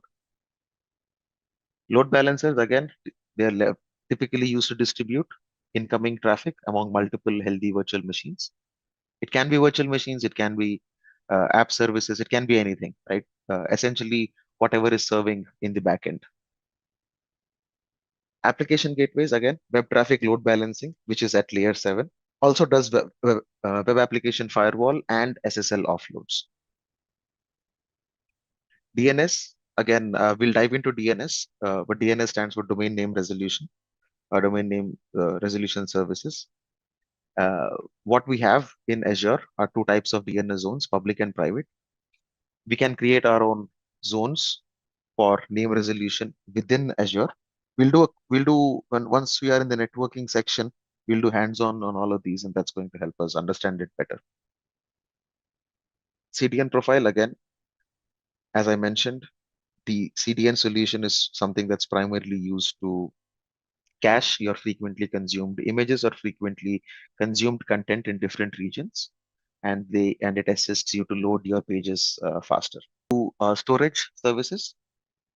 So from a storage perspective, we have blob storage, file storage, table storage, queue storage, data lake, and data box. So while the services look huge, one thing we have to understand is they are all backed up by a storage account in Azure. Blob storage, you can CDN content delivery network was there even before the cloud, right? So this was more of a technology, just like Redis cache or just like any other cache. So CDN before the cloud, Akamai was primarily the leader. Even now, Akamai leads in CDN. So CDN services were there before the cloud also. So blob storage, file storage, and table storage, they're all and queue, right? The first four are typically part of a storage account in Azure. A blob storage is basically used for us to store any kind of binary data or a large amount of structured or unstructured data. So anything on any file or any content or anything, binary large object is how the name came to be, right? Blob, binary large objects. So any binary object, be it a file, a movie, an image, or whatever, can be stored in blob storage. Next one, file storage is very straightforward. So file storage is basically for shared file servers, which typically consume a server message block or an SMB protocol. So this is very specifically a Windows-based solution. Now I believe Azure Files also is supporting NFS for Linux. So Azure Files primarily for binary object can also be stored in file storage. Yes, it can be, but the way you access it will differ. So file storage, you'd have to access it using backslash backslash. You'd be using a different protocol. If you are using blob storage, you would be able to access it using HTTPS. So there is a difference between how you access or how you get to your files. And of course, file storage is typically more expensive compared to a blob. All right. Next one, stable storage. Again, table storage in Azure is not heavily being used today, but this was Microsoft's version of a NoSQL database, right, for to store unstructured data, large amount of structured data and non-relational data. Microsoft's very initial version of a NoSQL database. Blob and table, yeah, heavily. So table is primarily is used to store structured data and non-relational data. So it's more of a NoSQL database itself. In tables, you cannot store binary objects. You cannot put in an image in there, or you cannot put in a video in there, or you cannot put in any. It's just like your uh, text content or data content that can be put in to the table. You can have a JSON file, or you can have something of that sort, right? Any NoSQL content. You can choose the data types. So the question you're asking is more like, for example, my server file share versus can I put something else in my SQL data types module. Okay. For now, this is just going through or getting an understanding of what are the services that are available. Okay. Queue storage, again, this is to store large number of messages. Uh, these, use cases of these are a little tricky. We'll talk through those, right? And these messages or queue storage can typically be accessed anywhere as long as it's authenticated using an HTTP or HTTPS call, right? We'll walk through queue storage. I believe there is a hands-on on this as well, which we can, when we do that, we'll understand. But from a use case perspective, we can walk through those examples when we get to that point. Data lake storage, again, this is something which is, large scale or hyperscale, primarily used for big data analytics workloads. It can capture data of any size, any type, and has high speed ingestion in a single place. So you can consider data lake storage as more of a warehousing. Uh, it can take in any type of data. So it can be relational, non-relational, SQL, NoSQL, anything. So data lake storage, and then a data box.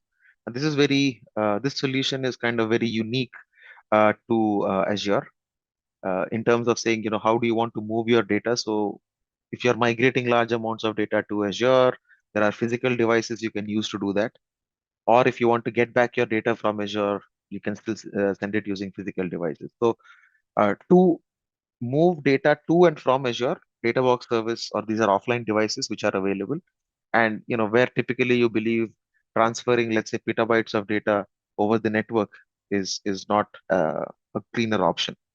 Three areas that we have discussed so far: compute, networking, and storage, and what are the services that are available there.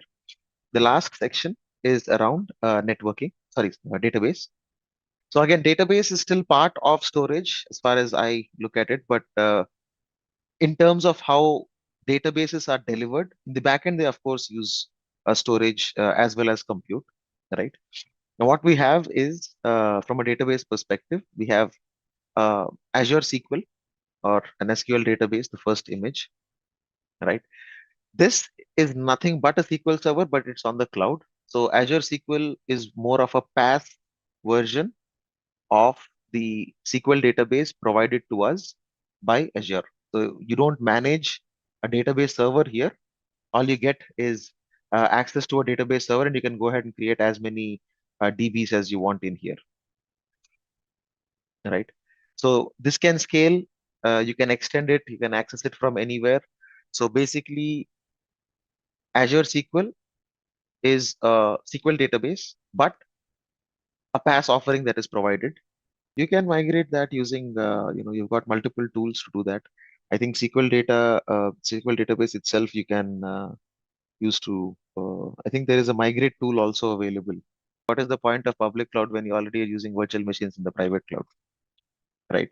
So one advantage of using a PaaS database is that, the fundamental difference between IaaS and PaaS, what is it?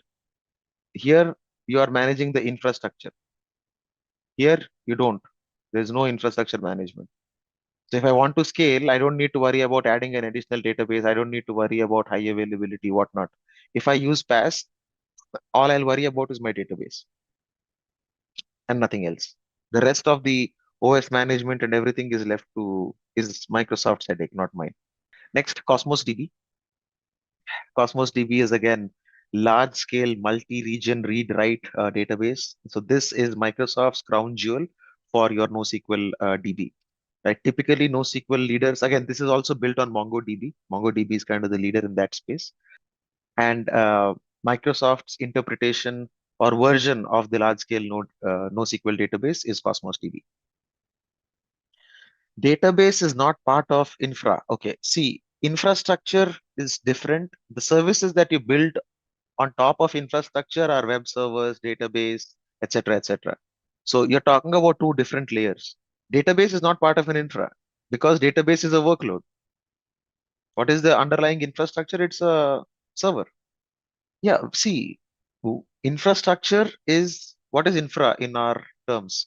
Infrastructure is compute or a physical device, right?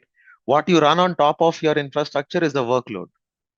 So on your VM, now I'm running PowerPoint, that is my workload, right? Uh, and it is running on my infrastructure, which is my desktop or laptop or whatever. So Cosmos DB, again, as I mentioned, Microsoft's version of a NoSQL database built on top of MongoDB.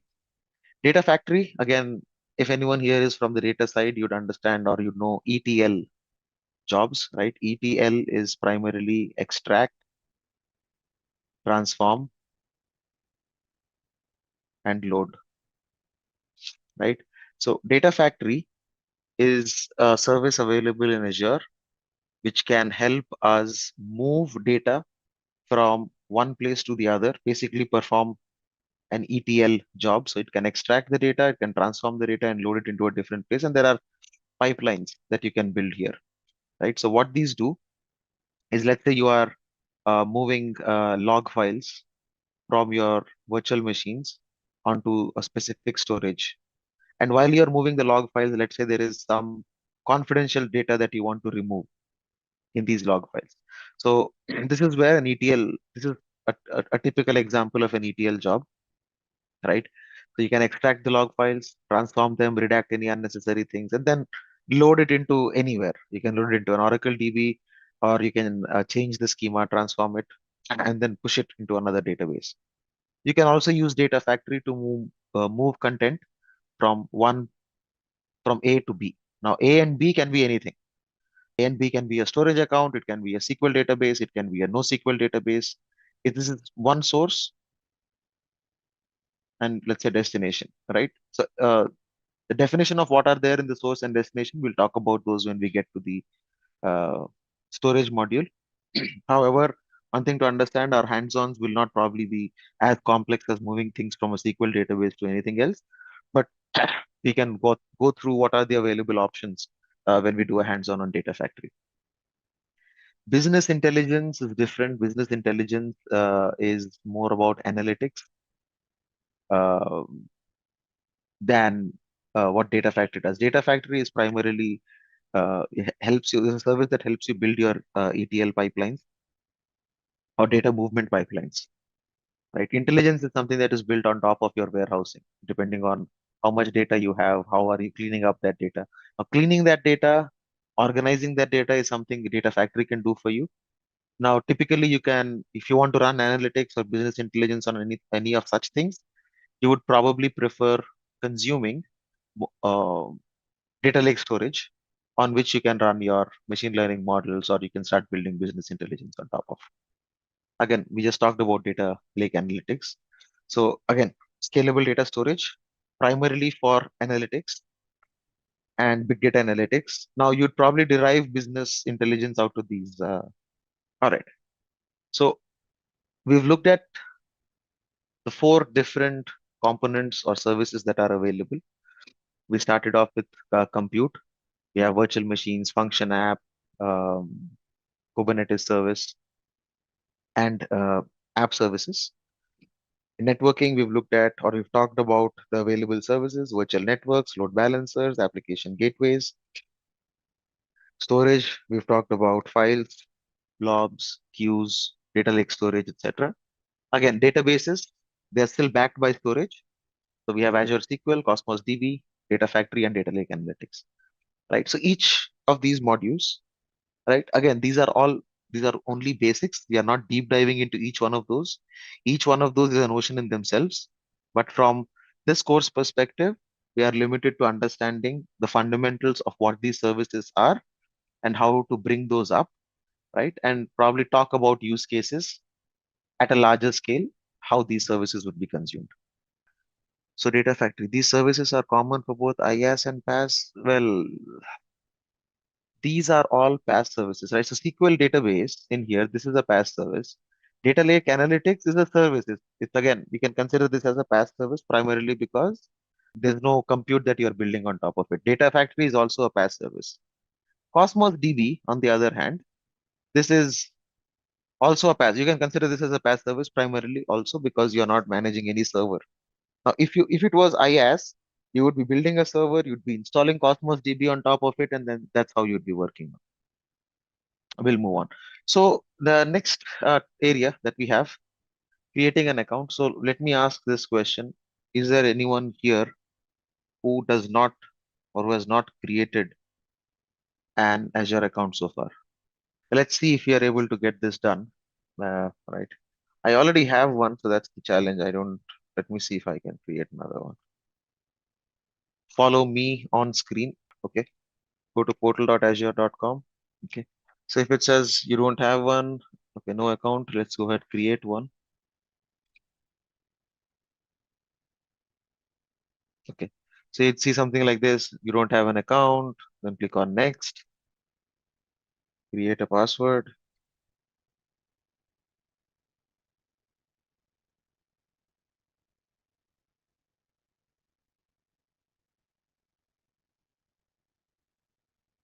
choose your date of birth.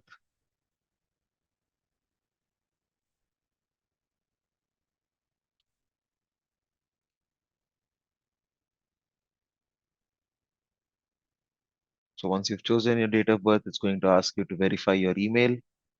We'll probably send you an email with a code. Go ahead, check that, enter the code in here. Like this is pretty straightforward, creating an account. So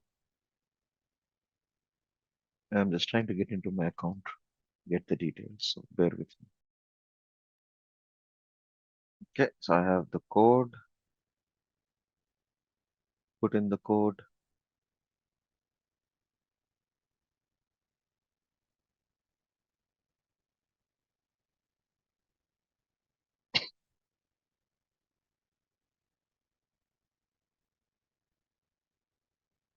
If it asks you to solve a puzzle, solve it. I say use arrows to rotate the animal to face the direction of the hand. Wow, never seen this. Okay.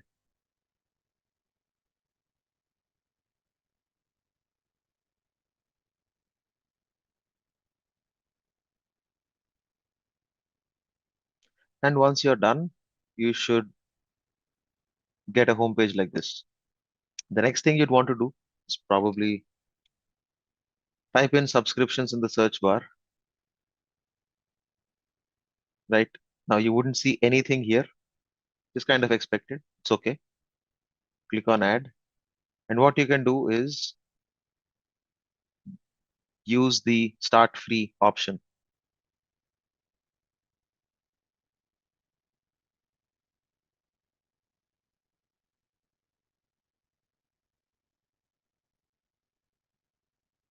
Okay.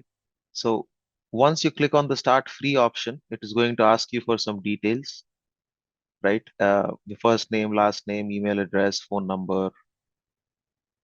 PAN is optional. You're not using this anyway for it's only a free trial account. So just fill in everything and it will ask you for a payment method, at which point do not worry.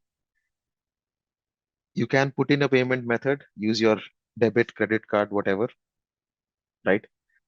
It's not going to charge you, at $200 or 30 days, your subscription will pause before it gets, before you get charged, right? So just make sure that, anyway, we'll be financially prudent on the type of resources we are spinning up, right? So once you do this step, you will see a subscription in here, right? And it will be called free trial. That is what we would need for us to get started. All right. So let's move on. We'll talk about the different ways in which we can access Azure, right? So the first one we've already seen is the Azure portal. So that's one uh, portal is or the web using the browser. That's one way to access Azure. The second one is Azure CLI. CLI stands for Command Line Interface. Azure CLI is platform independent and is cross-platform. So if you're on Linux, Mac, or even Windows, it wouldn't matter. You can get Azure CLI, and using the command line, you can access Azure resources. The last option, or I would say last option, but the last method to access Azure is again Windows PowerShell. This is very specifically for Windows-based machines. One thing that I've noticed over the years is more often than not, the PowerShell command let get more functionality sooner, followed by Azure CLI. I think now Azure CLI is also catching up in terms of that. But three possible ways to access, right? Portal, we've already seen, portal.azure.com. So web-based, unified console, you can create or access, you can create any resources, delete, you can manage your entire uh, pri public data center or cloud data center on Azure using portal.azure.com. All you need to do is sign in with your account and you should be good. Now, PowerShell or Azure CLI are two different options. And for ease of use, there is a cloud shell that is available on the portal. I'll show you that quickly also, which we can use to authenticate to Azure and then do whatever operations we want to do using the command line. Okay. So first hands-on, we are at the first hands-on. What we'll do in this hands-on is set up PowerShell, try to access subscription. The CLI is cross-platform, so if you're on Linux machine or a Mac or whatever, you can still use Azure CLI. Any scripts that you write using Azure CLI can be run across on any platform. As against PowerShell, I know they're working on PowerShell core for Linux and Mac, but it's not stable, right? So CLI is typically preferred. Again, if you are using, let's say, you've written a custom script to do something on Azure, and you are probably running a Jenkins pipeline or some other pipeline. More often than not, all pipeline runners are Linux. So using Azure CLI kind of helps there. There are quite a few advantages to Azure CLI compared to PowerShell. So now let's get onto our portal. So please fire up your portals, get to portal.azure.com. Right, once you log in, you might not see the dashboard like I am, so don't worry if you're not. As long as you're on portal.azure.com and you are in your subscription, you should be fine. What I want you to do is right beside the search bar, you would find a shell icon. This is Cloud Shell. Please click on that. Once you've clicked on that, it should show you your subscription. If you got more than one, you'll see them. If you only got one, click on Create Storage. So the shell, Cloud Shell needs a storage account in the backend. So there's nothing that you'd have to worry about. Just go ahead, click on Create Storage. Anything is fine. If you want PowerShell, click on PowerShell. If you choose Bash, we'll use AZCLI command. So either way, it's fine. We'll start with PowerShell first. So choose PowerShell first.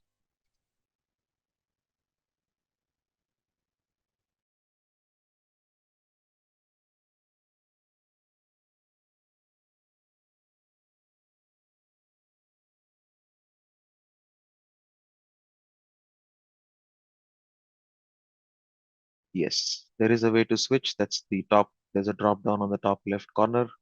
Switch it to PowerShell.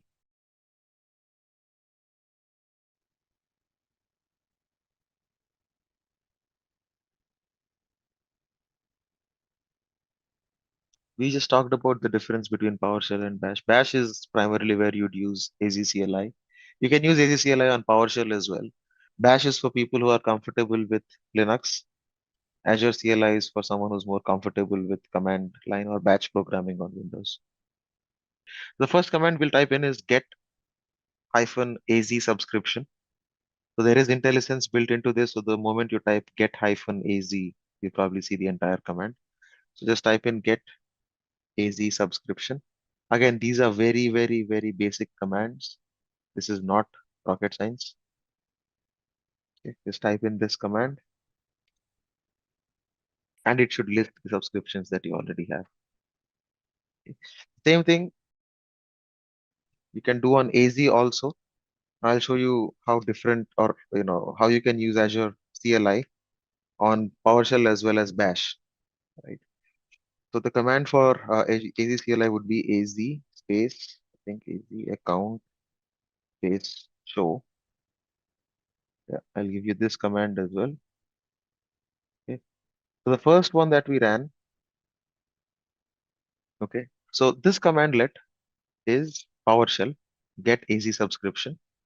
Okay, this is very native or this is purely PowerShell, nothing else. This is not going to work on AZ CLI.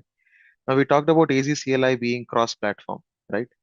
So AZ CLI, the command that you install is primarily AZ, and then you've got your the rest of the parameters that we pass in, right? So AZ space account space show is the command that I've put in the chat window. And that's going to get you this information, right? What account you're in, what is your tenant ID, what's your subscription ID, etc., etc. The same thing comes in here as well, right? Most of the information comes in get AZ subscription as well. Multiple ways to retrieve the same data. Now, someone who's asked what's the advantage of AZ CLI, right? So if I now this command, same command, instead of running in PowerShell, I'm going to switch to Bash. Okay. So on the top left corner, click on the drop down, switch to Bash.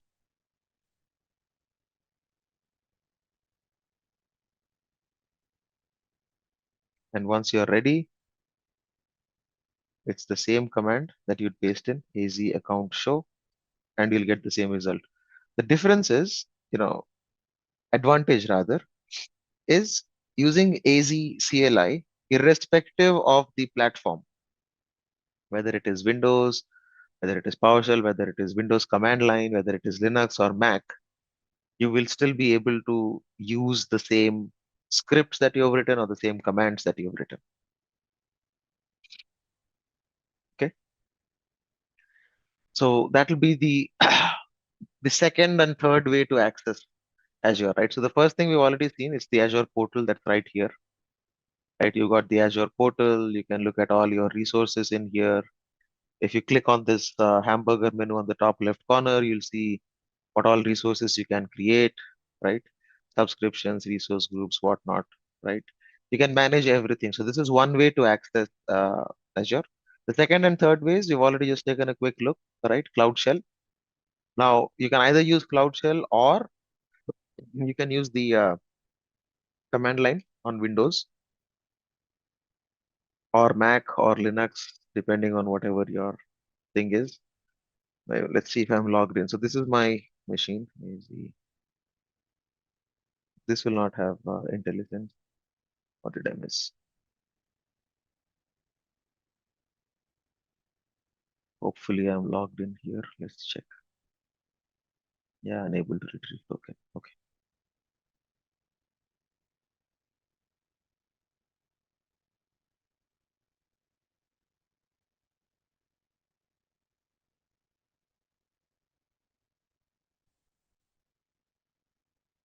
Yes, local PC, PowerShell. Just want to show you folks the difference.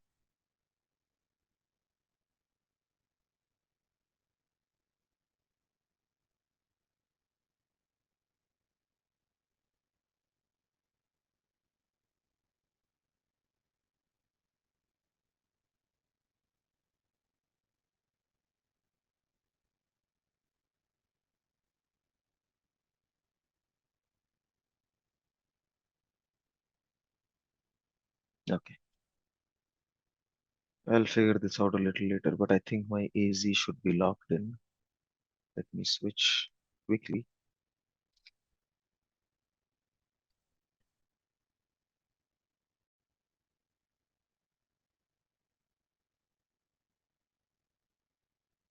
So on your local machines also, the only one additional command that you'd have to run if you are doing PowerShell, is login hyphen AZ account.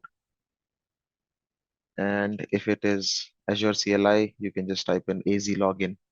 Anyway, I'll figure this out later. Don't want to waste time on this. All right, moving on. So next important topic to understand are subscription and resource groups. So one thing we've done so far is everybody has created a resource, a subscription, right? Azure free trial or what have you, right? One thing we need to understand is to use Azure, the first thing, unauthorized. I am hoping you're not using your work account, Apurva. If you're using a personal email, it should show up, cost should show up. Since you're on free trial and we haven't created anything, so I wouldn't worry much about costs right now.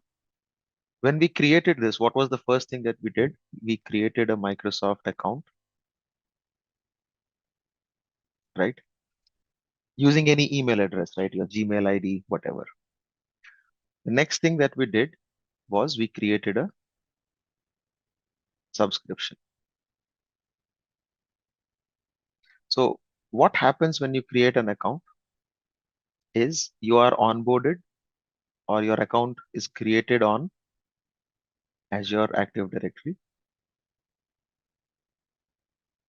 We'll talk about this later, right? And then you create a subscription. You can create n number of subscriptions using your same account. Okay. Your billing is tied to your Microsoft account that you have created using some Gmail, email, whatever, what have you, right? So your billing is always tied to your Microsoft account, under which you can create a number of subscriptions. Under each subscription, you can create a number of resource groups. Okay. Resource groups are basically a logical container to group your resources, as the name suggests, right? Under a resource group, you can create resources. And what are resources? You want to create a virtual network, a virtual machine, you want to create a storage account, anything. You always need a resource group to create a resource, right? So the first thing you need to understand is your Microsoft account, followed by the subscription, followed by the resource group, followed by the resource. Okay. So subscriptions help you. Now you would get billed per subscription. Okay. Billing happens per subscription. Within a subscription, you create resource groups. Under resource groups, you can create resources. Okay. A simple way, a pictorial way to understand this. The reason I said not so good analogy is primarily because a file can be there without a folder as well, right? But that's not the case with Azure. Any resource needs to be in its own resource group or in a resource group, not in its own resource group, but in a resource group. Okay. So end users, we create our accounts on the Azure portal, we create a subscription, and all of you folks probably would have the Azure free trial subscription. And in that, you can use all of these resources. You can use containers, compute, database storage, networking, integration, analytics, whatnot. Right. And for you to be able to create any resource, what we create is a resource group. Okay. But it's important to understand the hierarchy. So the first thing we've done is create an Azure account, right?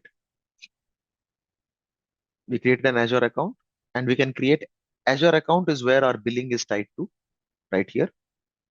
So we create an Azure account, we add a payment method to the Azure account, and then you can create n number of subscriptions. Even in free trial, you can create more than one subscription. That's absolutely fine.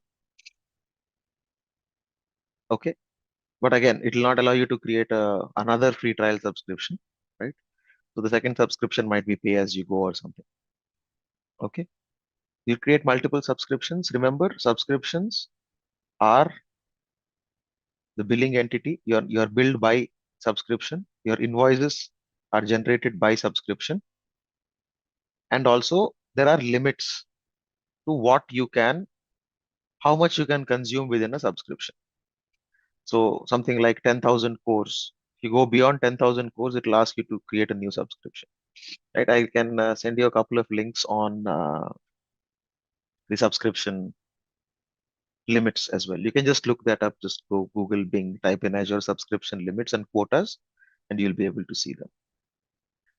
Now you can have multiple subscriptions that helps you in terms of your billing as well. Let's say in a large scale enterprise, there is a HR, finance, marketing team, whatnot.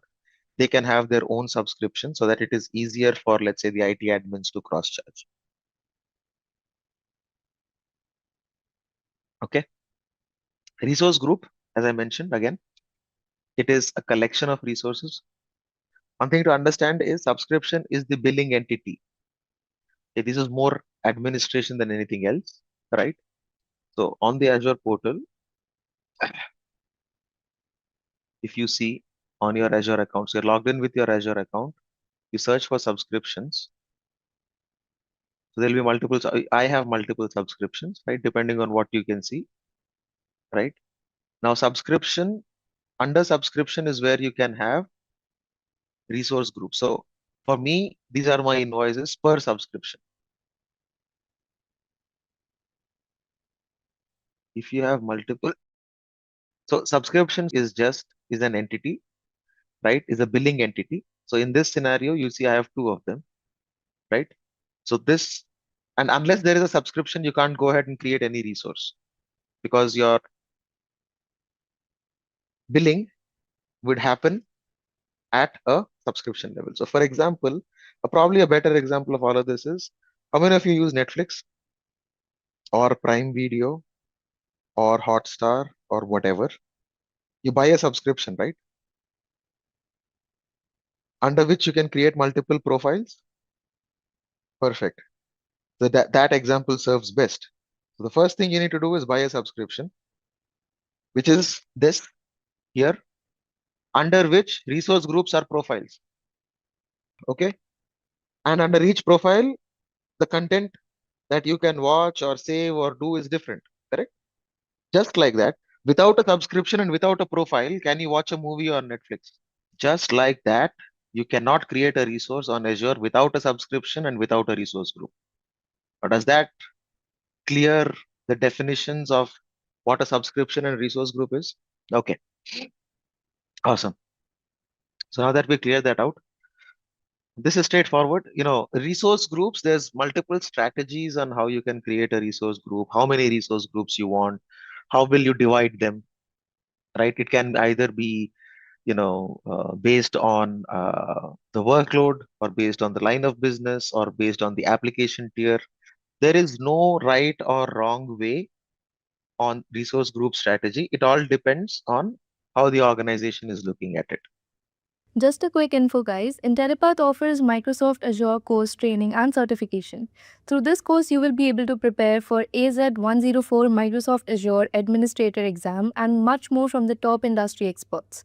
With this course, we have already helped thousands of professionals in successful career transition. You can check out their testimonials on our Achievers channel, whose link is given in the description below. Without a doubt, this course can set your career to new heights. So visit the course page link given below in the description and take the first step towards career growth in the field of Microsoft Azure Cloud.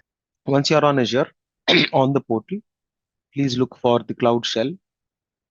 The quickest way to access that is right to access Azure is this, right? So what we're seeing on the screen is the Azure portal itself. You can explore all resources that you can create on the left side. The two other ways to access are using Azure CLI and PowerShell. The way we'll do that is you can see the Cloud Shell button right beside the search bar. Please click on that. It's going to take a while. If you are doing it for the first time, it's going to provision a storage account for you. So once you click on that, it's going to take a while and you'd get your terminal.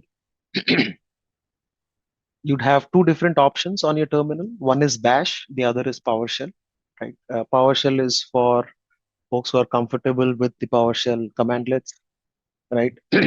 You can, of course, use AZCLI. That's a platform independent command, uh, platform independent command available across Linux, Mac, Windows, or even Bash, right? So, quick way to access. So, in Bash, what we do is run few basic commands. So if you are on the bash screen, it's absolutely fine. What you can do is just type in AZ. I'll give you this command in the chat window as well. AZ account show, right? This is a very basic command for you to access Azure. How to go to bash? Well, you can right beside the search bar, you have the Cloud Shell icon right here. So once you have your subscription ready, once you log into the portal, you can just click on Cloud Shell. If you are doing it for the first time, it'll ask you to create a storage account. You can just click on create. So basically, whatever you do on shell needs some kind of storage in the backend, and that's why it provisions the storage account for you. So the command, I'll just give it to everyone, right? So AZ account show, you probably see the details of your own subscription, right? If you want to use PowerShell, you can just on the top left side corner switch from Bash to PowerShell. It would ask you to confirm switch. Once you do that, what you would see is a PowerShell terminal.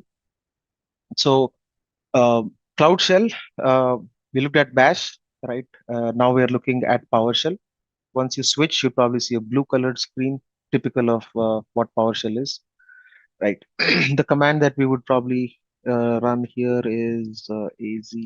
Let's see, we'll do a get hyphen AZ subscription. So it will already show you the possible commands. That's IntelliSense. Yeah. They can use get AZ subscription, and that's going to show you the subscriptions that you already have. So if you're not eligible for a free account, Wasi, you might have to use a pay as you go account, right? If you've already consumed it. So you might have to create a pay as you go account, but remember you'll be charged for whatever resources you're building. All right. So that's that's the way you'd use Cloud Shell in here. So again, different ways. The ones that we're talking about, Azure Portal, which is the web interface, portal.azure.com, right? Again, PowerShell, we've talked about Azure Portal. Portal is straightforward. You just go to portal.azure.com. You see your dashboard. You can do a lot of interesting things. You can create resources, destroy resources, play around. Azure PowerShell, again, uh, is task-based command line. This is built on the .NET framework, but you can do a lot of things from PowerShell command line as well, right? Setting up Azure PowerShell, again, I think we've just done this quickly, right? So folks who have not done it, you can go ahead and do this again. You've got the use Cloud Shell on the top right, run the couple of commands that we have. It's very straightforward. So during the rest of the demos, right, or hands-ons rather, we've got a lot of things which you would be doing through the portal, right? But in case anyone's interested, you could probably leverage Azure CLI commands or PowerShell commands as well, if you're comfortable with them, or even Terraform templates, right? It's up to you. But considering we've got a diverse audience, we'd primarily be focusing, who are new to Azure, we'd probably want to focus primarily on the portal, because once you know what you're doing on the portal, it becomes easier for you to put your AZCLI or PowerShell commands together. So Sumali, after creating the Azure account, you wouldn't see the Bash or Power. Once you log in to portal.azure.com, right beside the search bar, there's a Cloud Shell button. Please click on that and you'd be able to see the shell. So the next topic that we have is around the subscriptions and resource groups, right? So I think when you've created your account, the first thing that you would have created is a Microsoft account. And once you create your account, right, you'd be able to log into the portal. What you have to understand is the structure in which Azure works, right? So apart from your Azure account that you create, which is the one that where you have your billing information tied, you would The three ways we've discussed. You can access using the Azure portal, you can access using the Azure CLI, and you can access using PowerShell. What you access, whatever commands we ran, the first information that it's going to show you is your subscription, right? If you see here, it'll show you a subscription ID. Right? This ID is essentially your subscription ID, right? And a subscription name. So for most of you folks, if you are running a free trial, you would probably see free trial in the name of the subscription. If people are using pay as you go, you probably see pay as you go in your subscription name. Now, subscription name is something that is editable, so you can go ahead and change that as well, right? But one thing to understand in terms of the hierarchy of how things are set up on Azure. So you have your Azure account. Your Azure account will be with your email address, whatever you've configured. Your Azure account will have a billing information. In your Azure account, the first thing that you will create to access any Azure resource is a subscription. The name of the subscription, like I said, it can be free trial in your case, or it can be pay as you go, or it can be anything, right? You can change it as well, right? But you will have a subscription name and you will have a GUID, right? Which will be a large, unique identifier. That will be your subscription ID. Any resource that you want to create within Azure, you would need a subscription, right?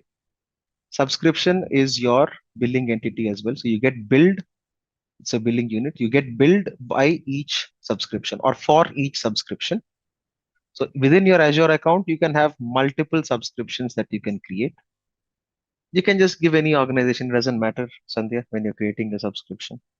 Sayed has a question. Along with the portal, could you please show us how to do the same using Azure CLI? Well, I can't, Sayed, because we are pressed on time. We only have 3 hours in each session. So I can't switch between the portal. I'd have to stick to one specific way of doing things, right? Because if you run into AZCLI issues, then we can't be troubleshooting. So from a hierarchy perspective, one thing I'll just repeat: you get an Azure account. Again, what you're creating is an Azure account, but for enterprises, it's called an enterprise agreement, or there will be an EA agreement, right?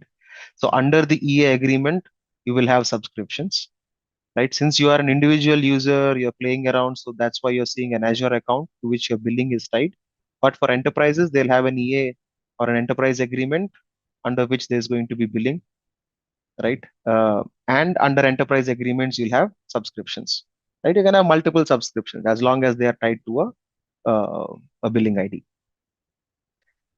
Without a subscription, you cannot do anything on Azure. So once you get your subscription, at least one subscription that you need to have, under which, once you have your subscriptions, you can consume any of these resources: analytics, containers, compute. Again, the list is endless, but three primary services that you can consume: compute, network, storage. We'll keep talking about these till kingdom come. Even our modules will only talk about these, right? So you can create all of these resources. Now, one thing to understand, apart from subscriptions, right? We also have something called resource groups in Azure, right? So subscriptions, as I mentioned, they are your billing entities. Subscriptions have limits and quotas as well, right? So if people have questions as to why would I need more than one subscription, the first primary reason is in case you want billing segregation across your multiple business units within your organization, you can have multiple subscriptions, or you can also have multiple subscriptions for environments, right? So you can have one for QA, you can one subscription for pre-prod, one subscription for prod, right? Even by environment, by business unit. There is no right or wrong way. It totally depends on the way the organization is structured and the way they want to handle it. Now, within a subscription, you want to consume any resource on Azure. Apart from a subscription, what we need is also resource groups, right? So we'll get there in a bit.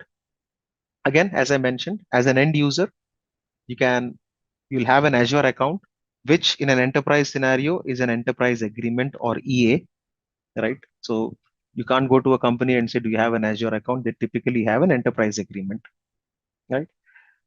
Under which you can have multiple subscriptions that you can create. And that's how you start again, how many subscriptions you create totally depends on how many, how you want your hierarchy to look like, right? Now, within each subscription, one thing to understand is if you want to consume or create any resource on Azure, the first thing that we need is apart from a subscription, is a resource group, right? Resource groups are logical containers to put your applications together. Now, again, just like subscriptions, there is no fixed way in putting in your resource groups together, right? So someone can, so once you create your subscription, you create, let's say, you have to create a resource group, and within the resource group, you can create your virtual machine, for example, right? So this hierarchy is not something we can change.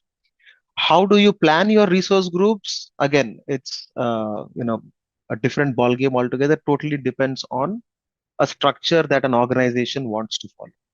One important thing to understand is from a deployment perspective, resource groups help quite a bit, right? So the usual structure typically, one example is based on the number of tiers of the application. So let us say we have a two-tier application which has a web layer and a database layer. You can create a resource group for web servers, right? A web resource group, and you can create a DB resource group, right? And in a web resource group, you can have your web servers built or your web components. In your DB resource group, you can have your DB components. One advantage with resource groups is that you can have access provided at a resource group level. If someone wants to access Azure, or you have, let's say, web server admins, you can give web server admins access only to this resource group. What this means is they can create or delete resources within this resource group only. DB admins can probably be given access to the DB resource group. So they can probably restart a database server and do whatnot. So resource groups, us, apart from giving us the ability to organize our resources, you can also give role based out. You can also use them for access control. Now we have topics around role based access control and identity and access management. So we'll dive deep around those topics there. But resource groups also help us give access at a granular level to a specific component and help us organize. So tomorrow, let's say you want to rebuild the entire web component, you can just delete this resource group and rebuild, right? So one thing in Azure we need to understand is Azure is totally reliant on resource group deployment model, right? So any deployment in Azure is tied to a resource group. So the structure in which a resource group can be, there's no right or wrong answer. Totally depends on how we want to put things together. Moving on. Now we'll talk about the architecture of Azure itself, right? So first thing we need to understand is anything on Azure. How are we accessing Azure? How are, what was the first thing, the first way to access Azure? Portal. So what do we see is happening on the portal? What are all of these? You come in, you see a lot of things here. You click on resources, so you'll find resource groups. That's fine. There's virtual machines, icons, links, correct? Links. What are all these links doing? When you click on a link, what is happening in the backend, right? Any link for that matter. I click on a link. What happens? It opens another link. Or if you're opening Gmail, you type in gmail.com, asks you for a username, password. You type in an email, click send. What are all of these? How are all of these happening? Yeah, they're moving from one page to another, but runs a script, gives an output, yes, but are all scripts? Not necessarily. It's a request to server, yes. What is powering all of these in the backend? DNS, probably at a URL level, yes. Can we go dig a little deeper? API, yep, API. What is an API? Application Programming Interface. What does this do? Returns the predefined values exposed by the applications, to and fro data, expose functionality, communication from one app to the other. Absolutely. Right. So most of our modern day applications, modern day web applications are built on API calls, right? And Azure also has REST APIs. Everything on Azure is an API call. Everything. Whether you want to create a VM, you want to deploy, you want to delete a VM, you want to modify something, anything, everything is an API call today, right? Whether it is Azure, whether it is AWS, whether it is Gmail, whether it is whatnot, you want to send an email, it's an API, right? One thing to understand is again, every just like that, Azure has something called Azure Resource Manager. Now, this Azure Resource Manager is the name of the API. Okay, this is also a REST API. This is an API that is provided in case you want to dig in deeper more. If there are developers here, you can look at Azure REST API methods. Here's the reference documentation. I'll give you this. Basically, anything, everything on Azure is a REST API call, right? So if I show you here, let's say login to Azure, right? Authorization. So for those who are devs here, you would probably see, you have Swagger specs for everything. You can go explore them. Everything is straightforward. Everything is an API call. What is the API call? It does something like this: get, get and put post as well, right? So there is this management.azure.com, blah blah blah, how the structure looks like. But for others, as simple as that, all of these APIs, all of these services that you see are Azure services. Okay, on the left that I'm showing you. Okay. All of these are Azure REST APIs, cognitive services, data catalog, DNS, see HD Insight on Azure, everything. Whatever we do on the portal, right now, that API, the name of that API is basically your Azure Resource Manager, right? ARM. This is the mother of everything on Azure. Whatever you do on the portal, a button click or a command that you're running, the AZ command that we ran, AZ account show, the PowerShell command that we ran, eventually all of these are going to go ahead and call the Azure Resource Manager APIs only. No matter what you do, whether you run Terraform, whether you run Bicep, which is probably very relatively new infrastructure, you run an ARM template or you deploy an ARM template, right? All of these are automations or languages for automation or infrastructure as code things, right? These three are primarily infrastructure as code. You run AZCLI, you run PowerShell, whatever you run, eventually it is going to be an API call.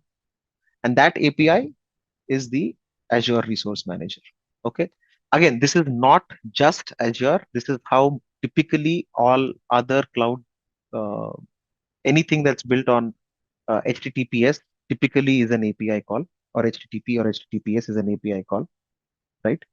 The way the Azure Resource Manager is the basic or is the foundation for everything on Azure. Now, SDKs are built on top of these, right? Let me go to that image rather than me trying to draw something ugly, right? The Azure Resource Manager is everything, is the API itself. You have authentication. Authentication is a separate module. Let's forget. I'll park this aside for now. Now, on top of this, there are multiple development kits that have been built. So PowerShell is one, Azure CLI is one. You can directly use REST clients to interact with Azure Resource Manager. So if there are devs here, use Postman, you've got Swagger definitions, you want to mess around with the API, go ahead and play around, right? And then eventually the Azure portal consumes the APIs directly, right?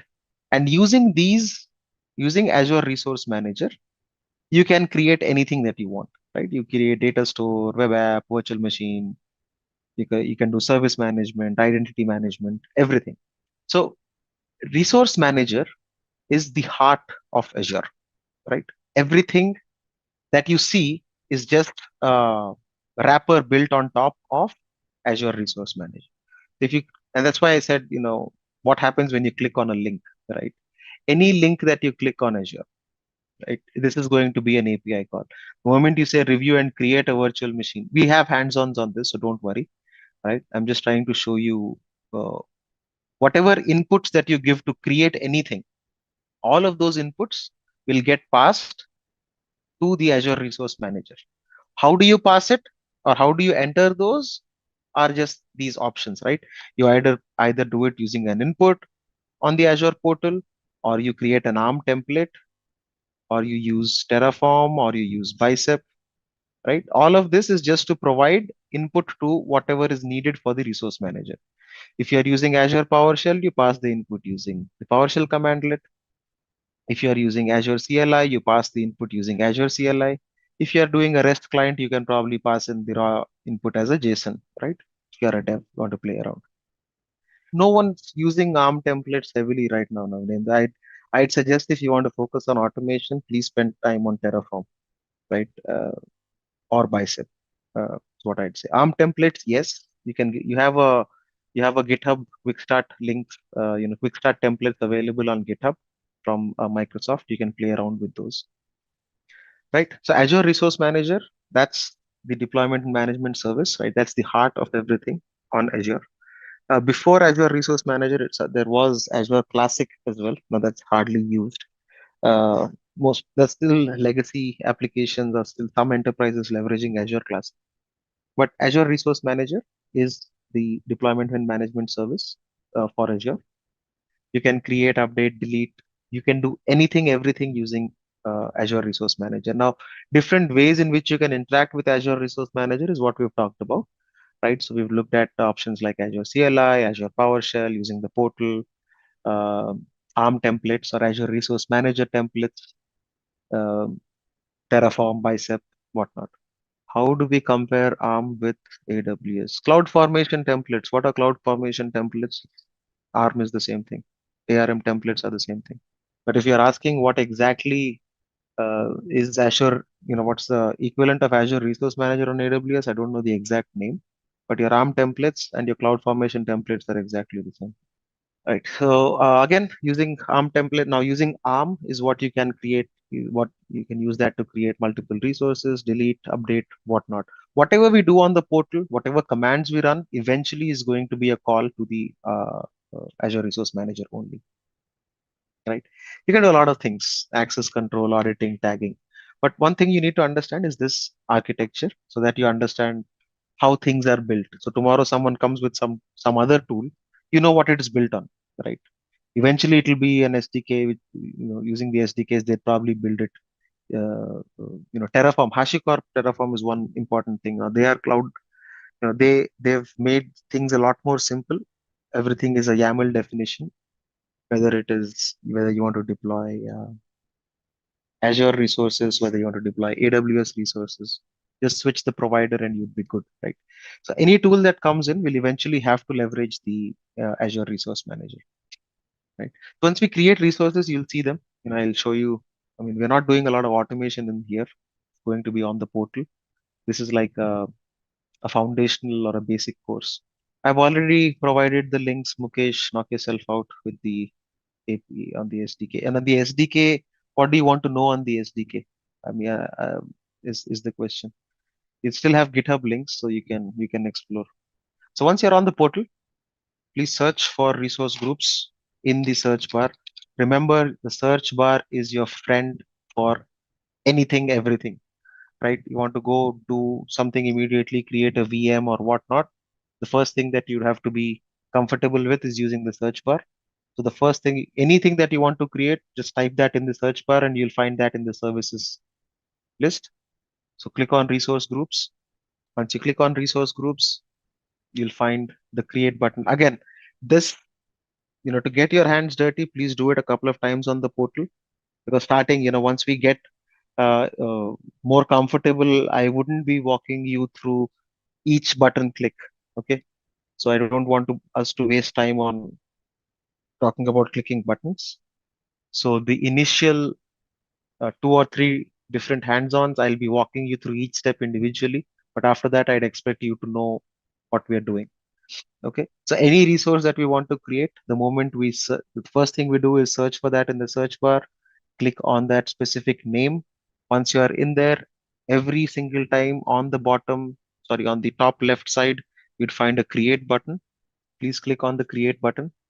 So first thing we'd have to do is type in a resource group name. Now, you would see a subscription. Anything with a red star is always mandatory. Okay, so choose your subscription. It would have already been selected for you. Type in a resource group name. Call it my resource group 1. Now, resource groups need a region. Now, this was legacy, but as things improved in the cloud, the resource groups are no longer region specific. But because this was legacy, you still have to choose a region. So choose a region. I've left it as default East US. You want to explore or create it in a different region, be my guest. That's the only information that we need to provide.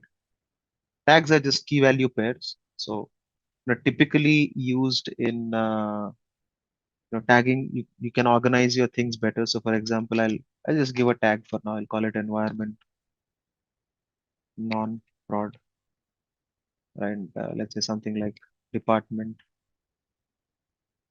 or business unit. I'll call it business. BUs finance, right? Something of this sort. So the tags are nothing but key value pairs, right? They help us organize things better. And once everything is done, just click on review plus create. One thing you can see is it validates everything. Now, this validation is again happening because it is validating the input against the REST APIs. So you can see after you put in the inputs for everything, you can click on download a template for automation. This will show you. So this is the ARM template that is getting created here, right? All your inputs will come in as the parameters that you are passing in. Okay, so this is taking parameters RG location, the parameters resource group name, the parameters tags. All of these are the ones that you have provided here. So if you click on parameters, you can see my resource group 1. This is the name that you put in that text box. Tags, environment, non-prod, BU, finance, location you've chosen East US, right? So this is how a template will look like.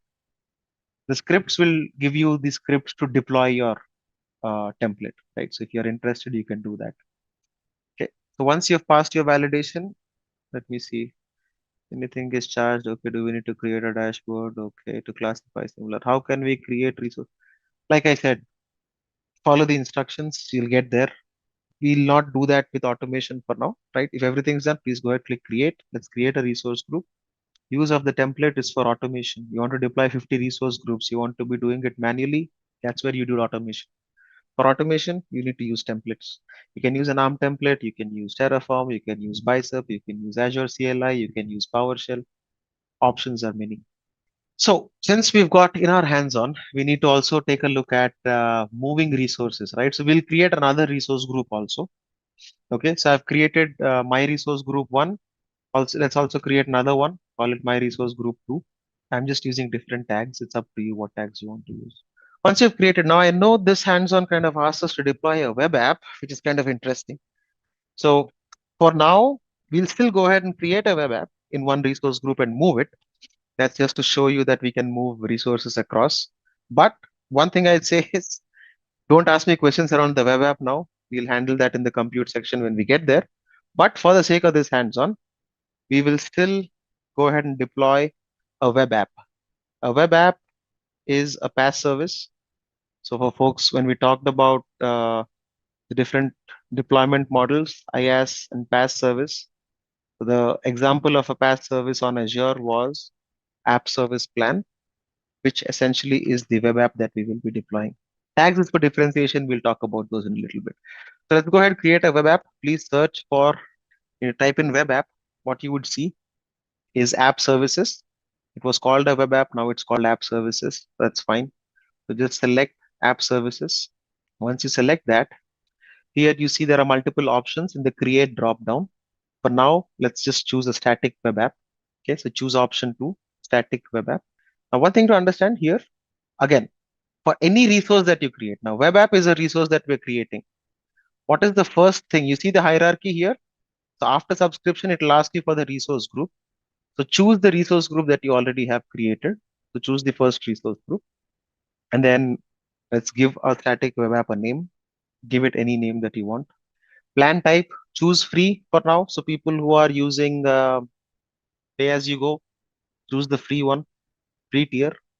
Now for functions, and leave everything as default. Now what I'd say is, I have connected my account to GitHub, but if it asks you to, you can choose, and you can choose Azure DevOps, or this is going to ask you for something. That's the other challenge.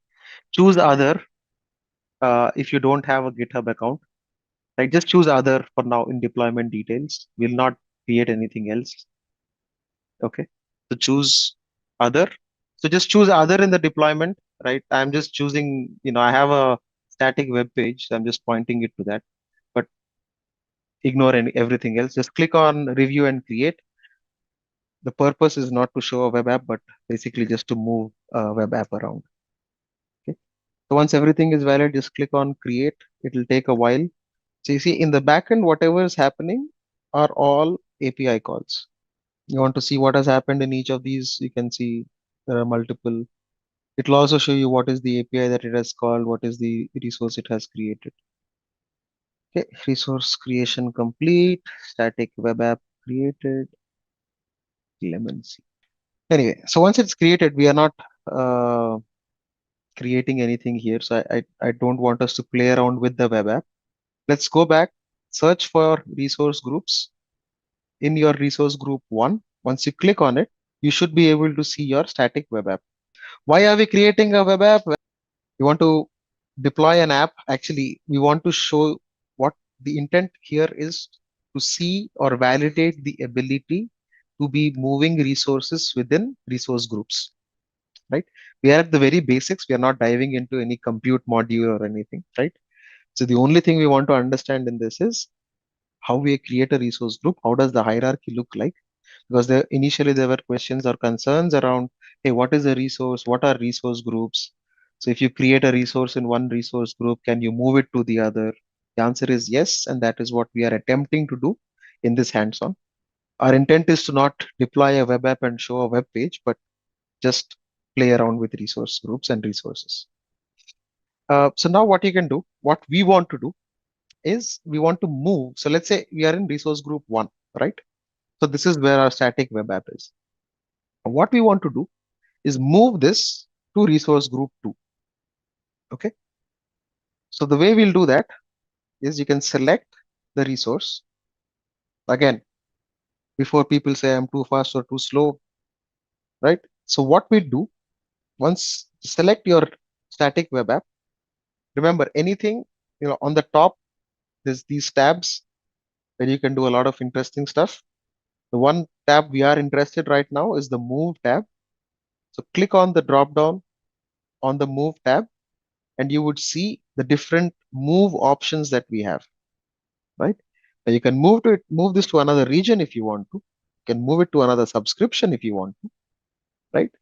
But for the sake of this hands-on, we are only interested in trying to move this to another resource group. So let's click on that.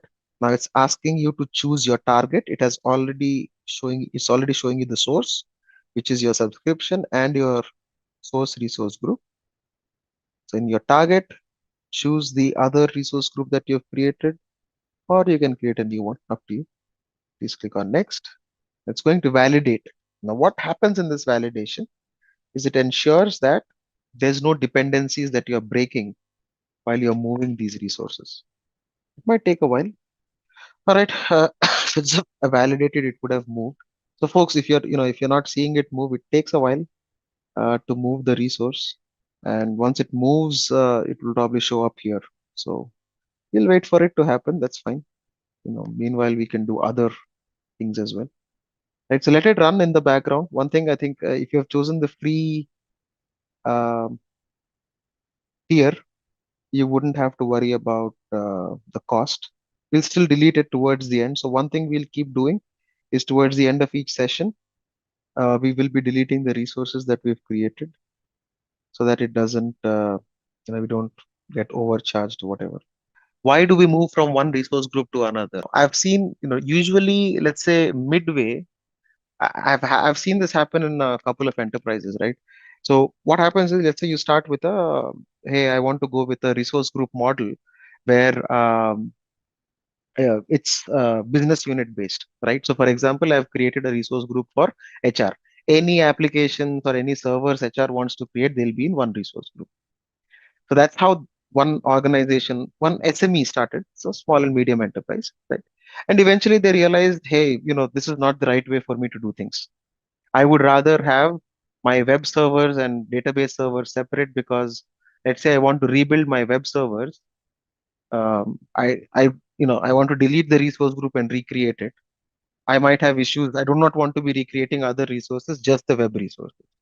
So in such kind of scenarios, any dependent resources or any resources you don't want to touch, or you're looking at reorganizing your resource groups, that is the primary use case for you to be able to move resources from one to another.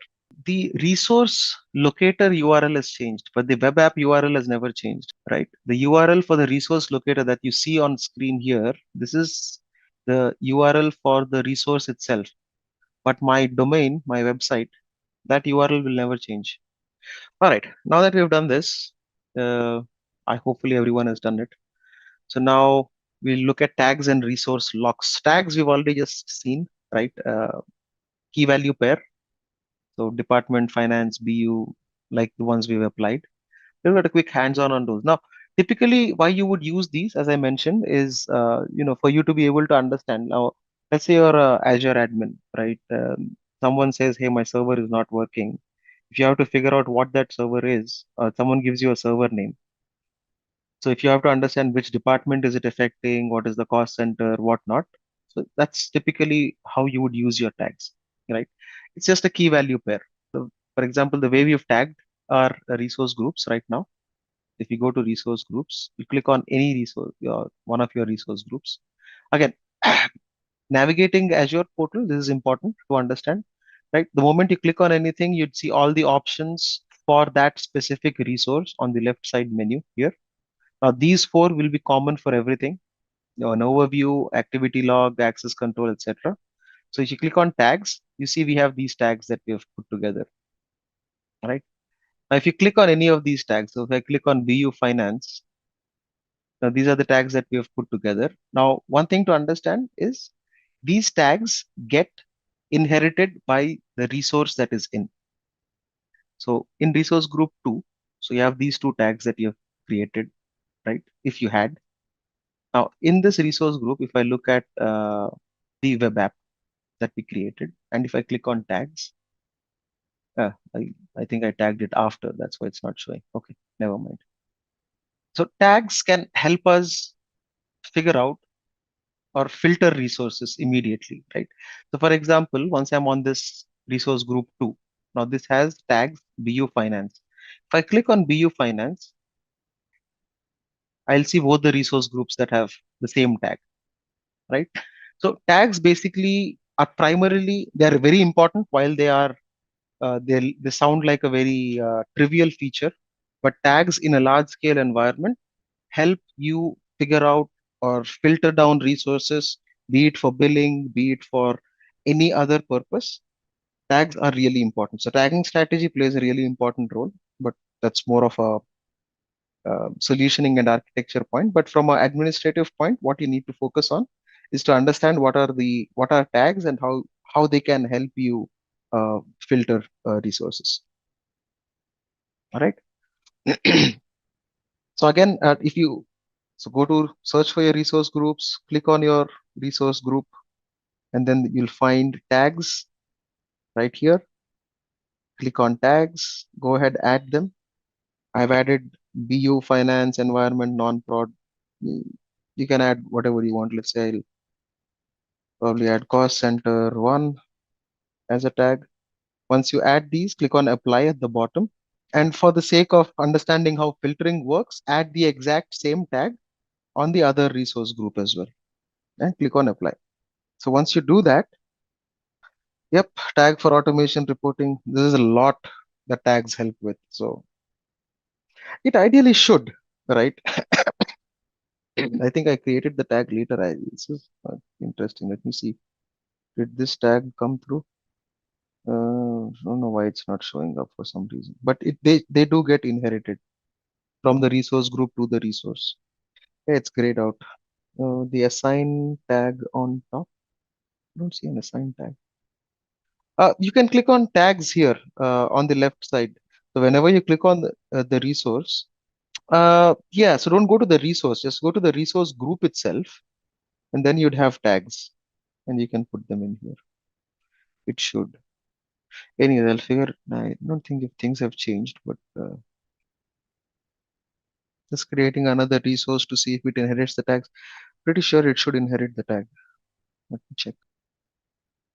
You can create individual tags on the resources themselves, but if the resource is resource is within a resource group, it should inherit the REST API specs. Maybe Parag, you wanted to give me another link. Oh, it says it doesn't inherit. Okay, yeah, it is not. I think it is a policy. Yeah, okay. The reason I thought it, yeah, you can inherit. So this is an Azure policy that can be implemented. Yeah, I think in most of the organizations I work with, there's a resource group tagging inheritance. Okay, by default it does not, but you can put in a policy to do that. It should inherit now. I'm surprised. Maybe things have changed. Anyway, I'll figure out an answer for that. As far as I remember, always it was inherited. But anyway, so once you have created the tags, you want to check out the filtering. So just click on any resource group. In the overview section, you'll see your tags. Just click on any tag and you should be able to see the resources that are part of that tag. Azure Windows apply to a resource. It is added to the subscription wide taxonomy. This is fine. They don't apparently. Now this looks like they don't. You can use policies to get that, but they don't. Okay. You're always learning. All right. So now that that is done, one other thing we'll look at is resource locks. Okay. So on any resource, once you click on it, right? Like I said, you have the actions that you can perform on that resource are available in this pane on the left side. So you would see that in the settings, you have something called locks, right? If you click on locks, locks can be inherited, I believe, yes. So if you click on locks, you'll see it says that the resource has no locks. Now the kind of locks we can add are a read-only lock and a delete lock, right? So a read-only lock means that no one, once there is a read-only lock on any resource or a resource group, you cannot modify them, right? So if you want to change anything on that resource group or on that resource, you will not be able to. A delete lock, on the other hand, will ensure that you are not accidentally deleting anything. So what I'm doing right now is I'm creating a delete lock on this resource group. Okay. So the delete lock is added. Let me just check if we get the lock. Yeah. Locks are inherited. Tags are not. My bad. Yeah. So now you see on the resource, which is my static web app, you will see that the parent resource locks cannot be edited here. So this is inheriting the delete lock that we just applied from the resource group itself. Tag policies, yeah, policies you can apply for Azure policy is a different ballgame altogether. Now we can dive into those, but yeah, these are Azure policies for compliance. All right. So resource locks, the two types of resource locks that we talked about. One is a read-only resource lock. One is a delete resource lock. Now, once we apply this, what happens is this helps us prevent accidental deletion. So if someone was wanting to delete this resource, you can press delete to confirm. If I try to delete this, I've got a lock applied. So ideally, it will immediately fail saying, there is a resource lock. Please remove the lock and try again, right? So resource locks kind of help us in that way. So you can ensure that there's no accidental deletions or accidental changes that happen by putting in resource locks. Right? So if you want to delete it, which we would want to right now, so resource locks, right? As I mentioned, a read-only resource lock and a delete resource locks are the ones that we can apply. These prevent accidental changes or accidental deletions. But now that we have applied the lock, we've seen that we cannot delete the resource, right? And that is what helps us. Can we apply different locks to different resources? Yes. Well, that is the tricky piece, right? Inheritance will be there. So if you apply it on the resource group, like I just showed you, so on this resource group, I have locks. Why is it not showing? Refresh. Yeah. You see, this is the lock I've applied on the resource group level, and this gets inherited to my resources as well. So you cannot, if you want to do it granularly, then you might not want to apply it at a resource group level. Rather, you might want to apply it at a resource level. So because locks are inherited. If you want to remove the lock, you'd have to do it at the resource group level itself. So I can probably delete the lock here. And now I should be able to get rid of my resource group. So there's two options. You can either delete individual resources. I'd rather do that. Now you can get rid of your resources, right? So that's pretty straightforward on resource tags and locks. Tags, like I said, tags are an ocean. They have a lot of value in the enterprise, right? While they might seem very trivial. We've done a quick hands-on on this. We've also seen resource locks. All right. So quiz time, question 1. Cloud computing came as a solution to which of the following problems? All of the above. Oh, that was quick. All right. Which of the following service domains is not offered by Azure? IoT is available. Internet of Things. IoT is Internet of Things. One quick way to know all of that, let's say you look for, see, IoT Hub, IoT Central Applications, and device provisioning services. So they are available. So answer is all three of them. All right. What's PowerShell? Azure PowerShell. We'll be talking more about storage. So compute, network, storage, like I said, three primary things. Starting off with storage in module 2. So what we have in storage, what Azure storage is, what does Azure provide from a storage perspective, what type of storage accounts we have. And in the storage, in Azure storage, we have multiple options that we'll discuss about. So we'll talk about blob storage, we'll talk about file storage, we'll talk about table storage, storage queues. Now, there are quite a few, the concepts that keep repeating. Now, they'd be more or less common across, from a metadata perspective. So we'll focus a bit on that. And then we've got shared access signatures. That's kind of an interesting topic. It's typically primarily around security and how would you access private storage. Then we've got the data factory and copy data tool that we'll look at. So when we talk about benefits, so again, as most of you have already mentioned these, right? I'll not be a broken record and talk about the same old things again, right? Security, again, Azure or any other cloud provider also claims, top-notch security for data that is stored.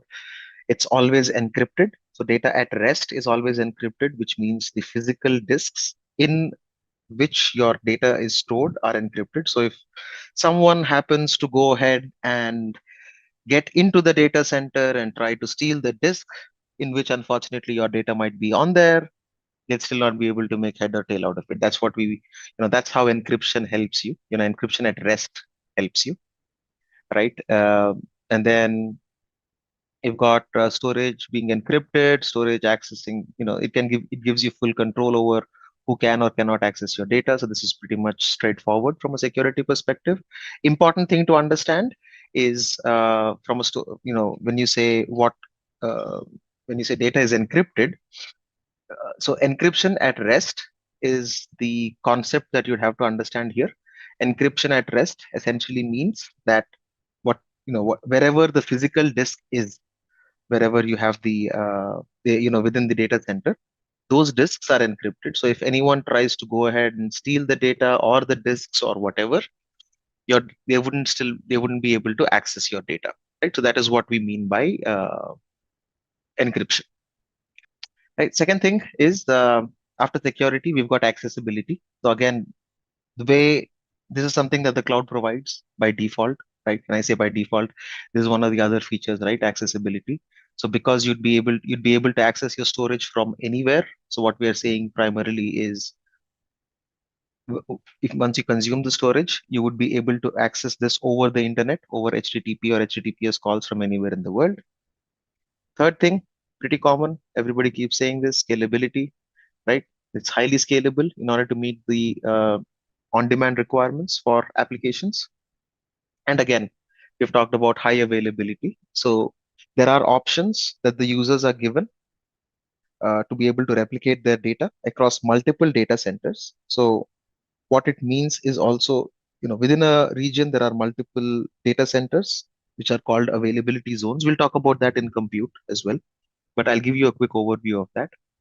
And along with you also have the ability to go ahead and replicate your data across multiple regions. So let's say you have region 1, 2, 3, you can go ahead and, you have an option of replicating data globally so that even in case anything goes wrong, you still have an option to go ahead and recover your data from other locations or primarily any other region. All right. Never mind. All right. So those are the advantages. Again, the advantages are pretty standard across any cloud product that we use. Make sure we all understand is, so we'll talk about two interesting things. One is we've gone through the benefits, which is fine. So one is zones, availability zones, and the second thing we'll talk about is the cost. All right. So in terms of what we mean by a zone, so what is a region? So we looked at the private and public data centers yesterday, right? So public data center, I'll call this data center one. Let's say this is in not call it. Let's say South India. I think South India is one of the regions, right? Now, if you have only one data center in a region, right? That is how the cloud started, right? So there was another, let's say another region is US East. And then they have another region which is West US, right? Somewhere in those regions. Now, what was the concern here was in case a region went down, right? Something was wrong in a region. It can be any region, right? So the risk for the applications was that all applications for all customers across the region went down. So that was one of the larger risks.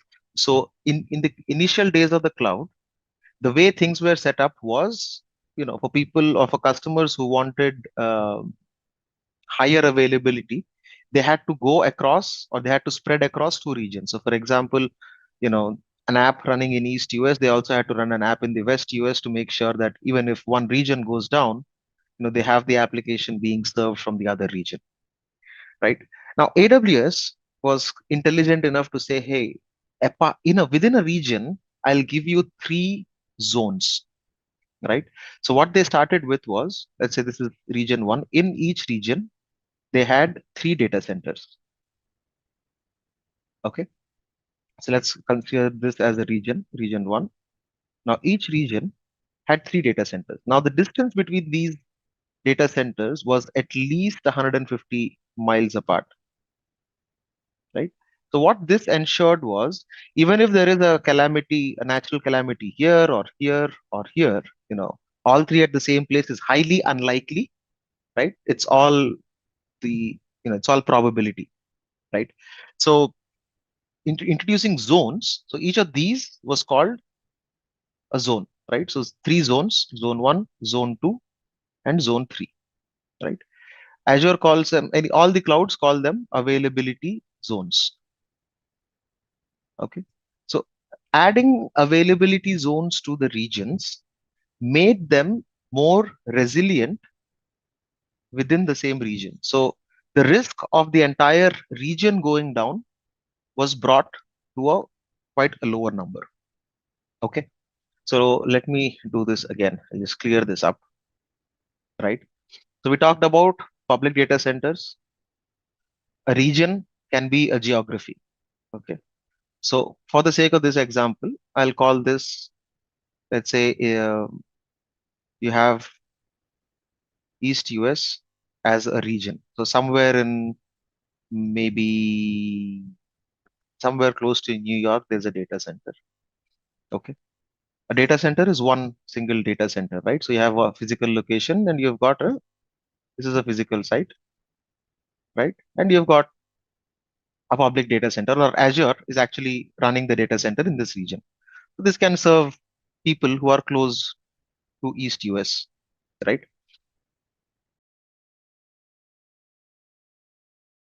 So this is a region. In a region, we have a data center. Okay. So these were the initial days, right? So each region was just one data center. West US was one data center, right? South India, for example, one data center. Okay. These are examples, right? Now, if something happened in New York, or if something happened in West US, maybe somewhere in California, right? If something happened, South India DCs are currently in Chennai. South India 2 is coming up in Hyderabad, but right now this is in Chennai. If something happened in Chennai floods that came in, they can kill the entire data center, which will mean any power outage or any natural calamity would put the entire region. So how would you avoid this, right? So to avoid this, what they said is, in East US, I will have 3 data centers in this region. Okay. I'll call them zones. So this is zone 1, call them zone 2, and I'll call this zone 3. Now, while they are in the same region, they are separated by at least 150 miles distance wise. So basically, you'd have 3 data centers, but they are all part of the same region, right? East US. This is also East US. This is also East US. This is also East US. But they are just 150 miles apart. So what this makes is, in case there is a calamity here or here or here, having a natural calamity happen in across 300 miles is highly unlikely, right? Again, it's all probability, right? But all the 3 zones or the 3 data centers going down at the same time is highly unlikely. All cloud providers, starting with AWS followed by Azure, created zones within each region. Okay, so each region have multiple zones. They can be 2 zones or 3 zones, depending on whatever is the ask in the region. But Azure doesn't go beyond 3. I don't mean data set, everything is replicated across. No, customer has to take that responsibility of creating. So let's say you have a web application, right? You have web servers, you have 3, or let's say 5 web servers that you're running, right? You need to deploy one web server in zone 1, second web server in zone 2, third web server in zone 3, fourth probably can be in zone 1, fifth can be in zone 2. In this case, you are responsible, or the customer is responsible, to ensure that they are deploying to a specific zone. From a storage perspective, again, we'll dive into the options, the replication options, right? But by default, things are not replicated across. You or the customer is the owner to make sure, or ownership, customer has to take the ownership of where their data is deployed. Having more data centers reduces the loss? No, it reduces the risk. You can never skip the loss of data. Loss of data can happen, but the risk of that happening is what is reduced because of zones. How do you make it resilient across in the region? The resiliency is on the customer. Now, there are options available on the cloud, but it's not default, right? Again, everything comes at a cost. The more money you pay, the more things you get, right? Which brings me to the next topic about cost. Question. Resiliency is ensuring that your application is up, or you have redundancy built in for your application within a region. Anything within a region is called resiliency. Often people confuse having availability zones as a disaster recovery option, but it is not. Okay, disaster recovery is a different concept altogether. Resiliency is availability of or redundancy across different redundancy of your application within the region to make sure that it has a higher uptime. A region can span across multiple zones. Each zone is a data center. So a zone cannot span across multiple data centers. A region can span across multiple data centers. Or there are chances of data getting corrupted. It can be during transit. You're bringing in the files over. You have copied, like, let's say you're copying 300 gigabytes of data, and probably at the last gigabyte, something has happened and your checksum has failed, right? You have to start copy all over again. So let's not get into those, but there are different ways where you can ensure ensure that you're doing a better copy job, and that's the reason why you'd build pipelines, right? That goes into a data factory discussion altogether. All right. So now let's talk about cost. Okay. So as I said, lower cost. Okay. Now cost, one thing to understand is all of the enterprises so far. Now we talked about three things, right? We talked about compute, we talked about network, three basic fundamentals, and storage. What is the cost split between these three? Let's say these three amount to 100, right? This is the 100% of your cost, right? For your infrastructure. 25, 25, 50, 40, 20, 40, 50, 30, 20. Okay. 20, 20, 60. Right? You'd be surprised to know storage eats up 70% of the cost of any enterprise, even on the cloud. Compute amounts to 20% of cost only, and networking is 10% of the cost. Okay? So this is the split. So one thing you have to understand, storage is expensive.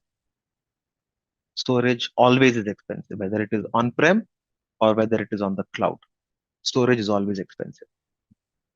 And on the cloud, it is really easy because you have wide amount of options. You've got replication options across availability zones, across regions, across geographies, and across multiple regions, across multiple zones in multiple regions. It's a simple checkbox that can give you a sticker shock, right, towards the end of the month for your storage bills, right? Enterprises spend, I've seen enterprises who've got shocked. I've seen people spend, their budget was maybe 10, they had a 10 million credit on Azure, and the end of 1 year, they had spent almost 9 million on storage. Okay. So it's really important, storage has to be, have to be conservative around storage. As an admin, again, if you're, looking for an Azure administrator role or whatever, as an Azure admin, again, if you're part of the storage team, you have to be very, very, very careful about any specific checkbox that you do. You can just say, hey, I want to replicate, or I'll choose a storage replication, right? Storage costs are very heavy, whether it's on-prem or on the cloud, right? So yes, storage can be or will be relatively cheaper when compared to on-prem, compared to your physical data center, but storage is the majority of the cost. Up to more than 70% is a ballpark. It's an average, but there are cases where it can be beyond 70% as well if people are not careful. All right. So introducing storage now. Basically, what we need to understand is storage in Azure. The most, storage is a wide term, right? Now storage can have lot of scenarios. One primary, just like, one primary resource that we deploy is a storage account. Now this is the base for everything on Azure. Any storage on Azure will use a storage account.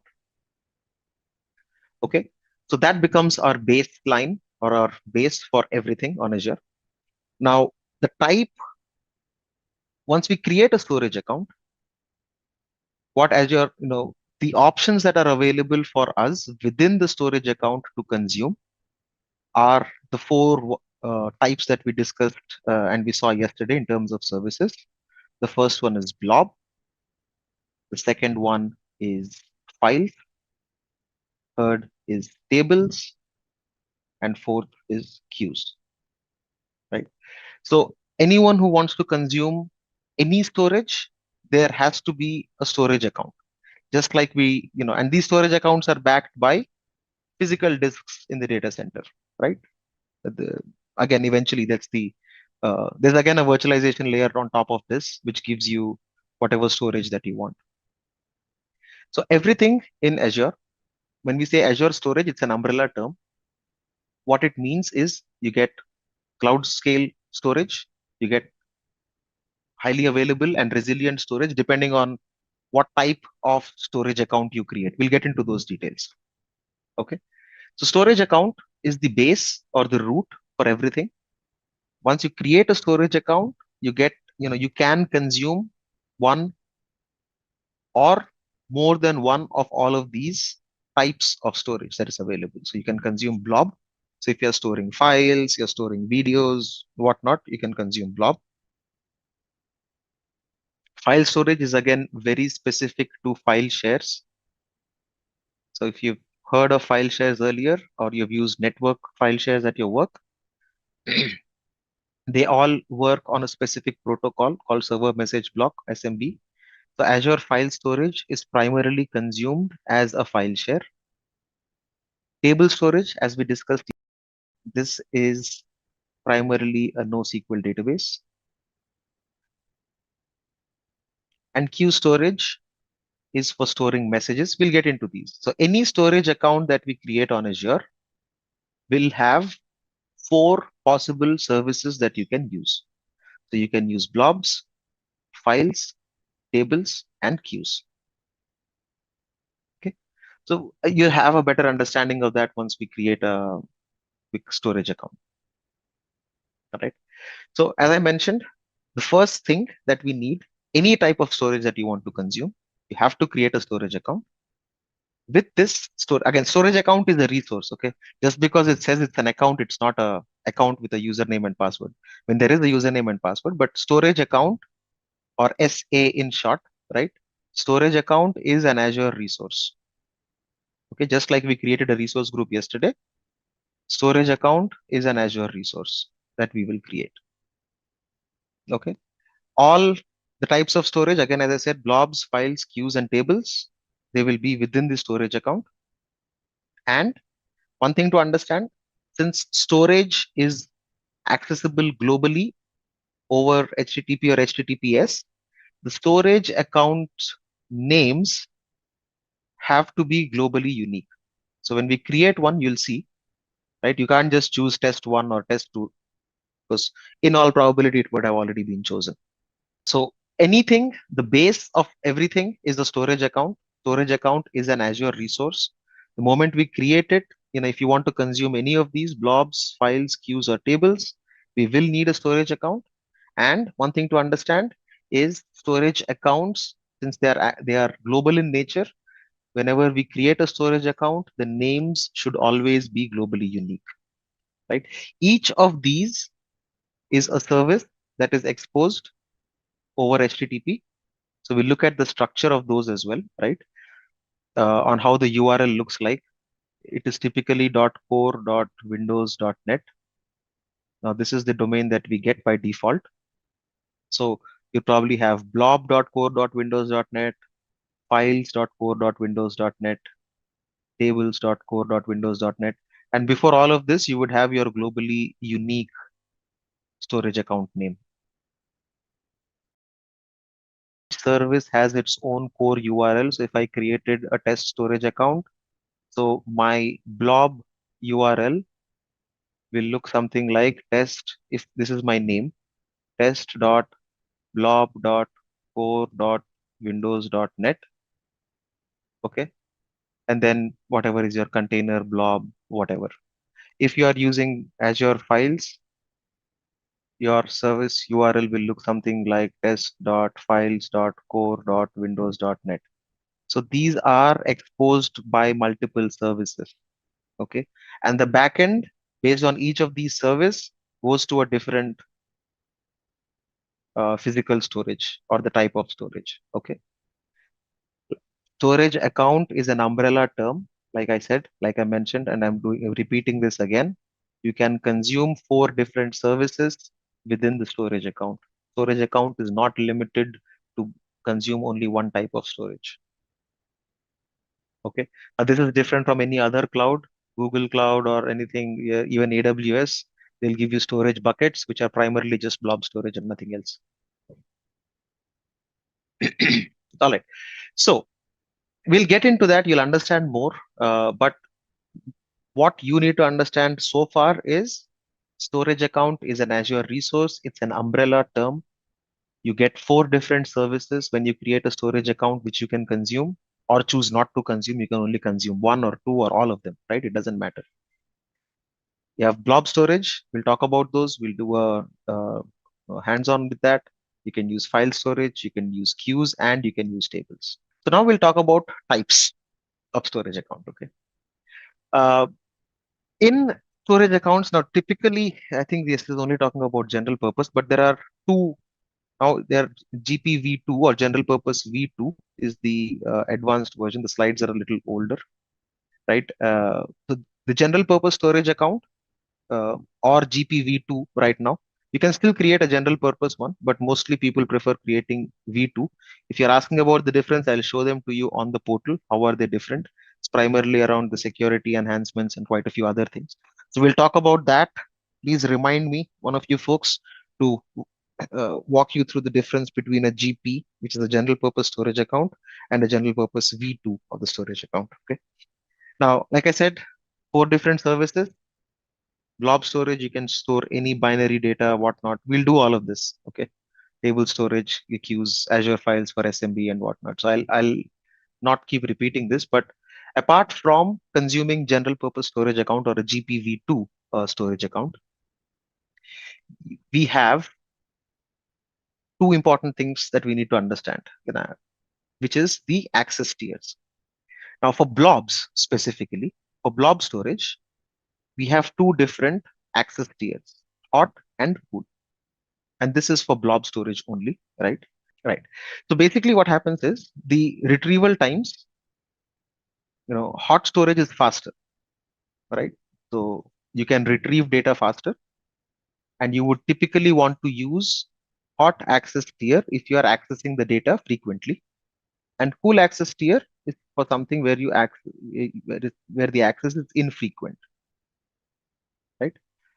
So example, you have a website and the images keep loading continuously. That is, and people, so a lot of users would load those images. So you'd prefer using a hot access tier. What that does is it reduces the latency of the load times because you're able to retrieve the images faster, right? If there are multiple versions of the images or there are some pages that are infrequently used, you probably put them on a cold or a cool access tier. Now, the difference here is hot access tier is expensive. So hot and cool access tiers are primary. Now, as since Nainendu has also mentioned, archive access tier, there's a third one, right? The archive access tier is for long-term data retention, right? So what are the scenarios where you would use archive? Is, let us say, for compliance, you need to save 7 years worth of backups, right? Now, these for banking, again, I think it's depending on the industry, depending on the regulation, there might be the retention times might be different. But these are the scenarios where you'd probably consume the archive access tier. This is a lot more cheaper than the cool access tier, but retrieval is going to take time, right? Typically, in the on-prem scenarios, the archive access tier is similar to using tape storage for archiving data, right? So it takes a while to retrieve your data. You'd have to seek the files, and then it's a lot more slower. Cool access tier is relatively better. It's only for infrequent data, but you would not use cool access tier in case you are running a website or you want to load images frequently. Yeah, in the real world, apart from compliance, you wouldn't use archive tier primarily. How long would it take to retrieve? Depends on the amount of data that you're storing, but archive access tier might take a couple of days. Cool access tier, not as much, right?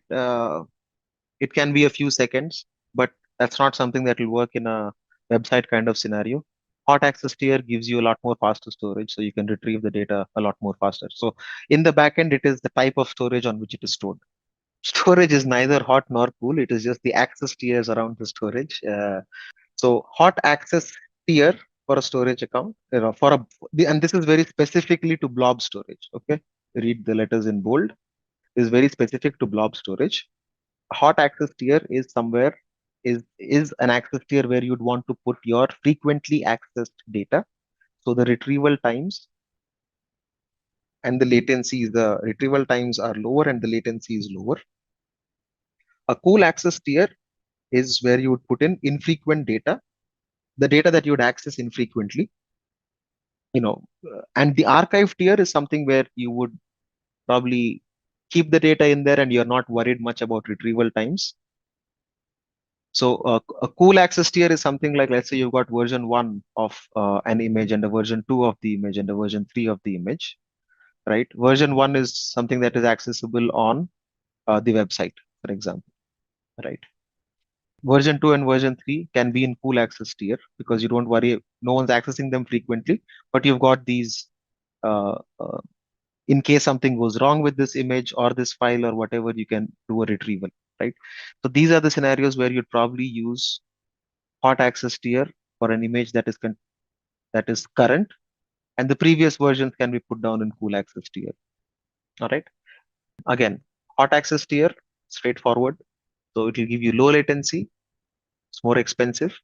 Cool tier is for less access data or archive data, but archive tier is totally separate. So take the slide with a pinch of salt, and it's best suited for data that's not accessed frequently, right?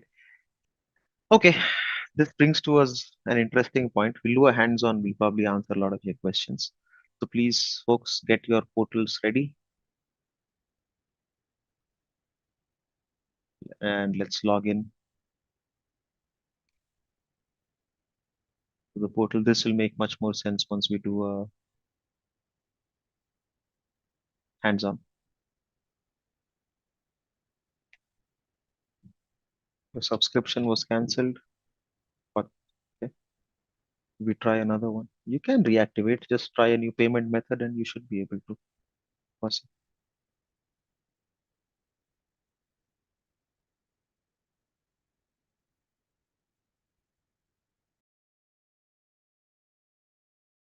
So once you're in here, like I said, search bar is your friend.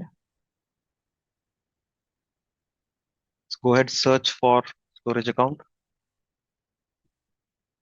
You'll find it in services.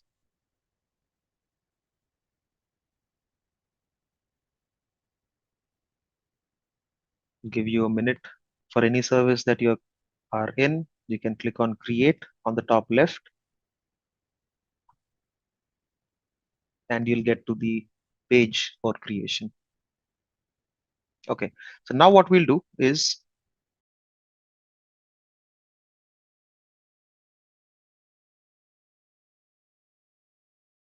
a storage account name. Like I mentioned, this has to be globally unique. So don't type what I am typing. Each one of you would have to choose a name that is unique. So it's more like musical chairs. You might probably get a name which is available in the first shot, or else it might take a couple of attempts. So for example, if I type in test,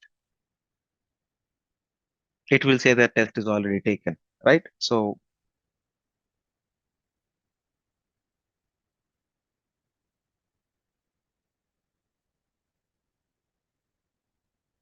choose a name and a number or whatever can make it globally unique.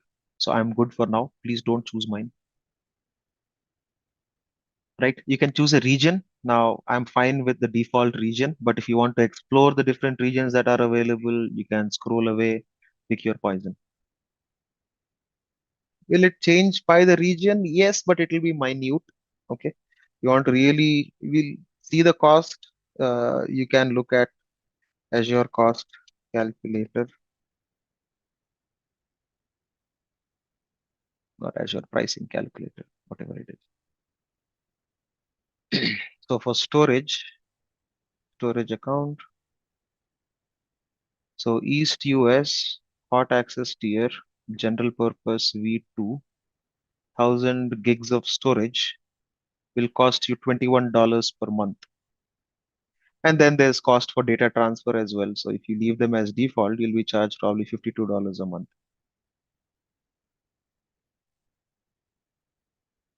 Okay.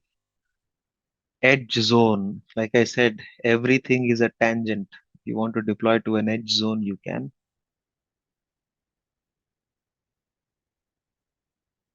So edge zones will be multi-access edge computing family. So currently an edge zone would mean, let's not dive into that. Okay.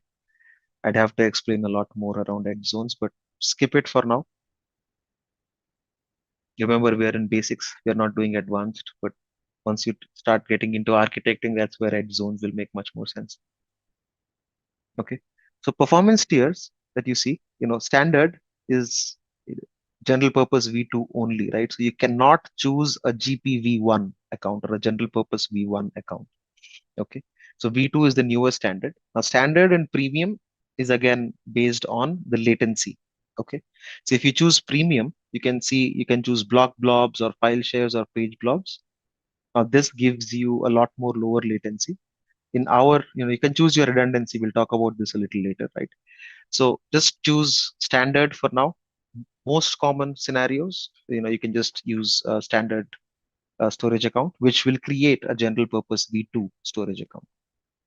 And now there are redundancy options. Now this is what will make your cost go higher, right?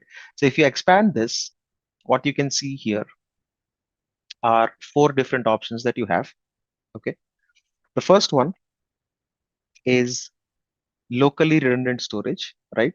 What this means, now if you see here, this is the lowest cost option and it gives you basic protection against server rack and drive failures.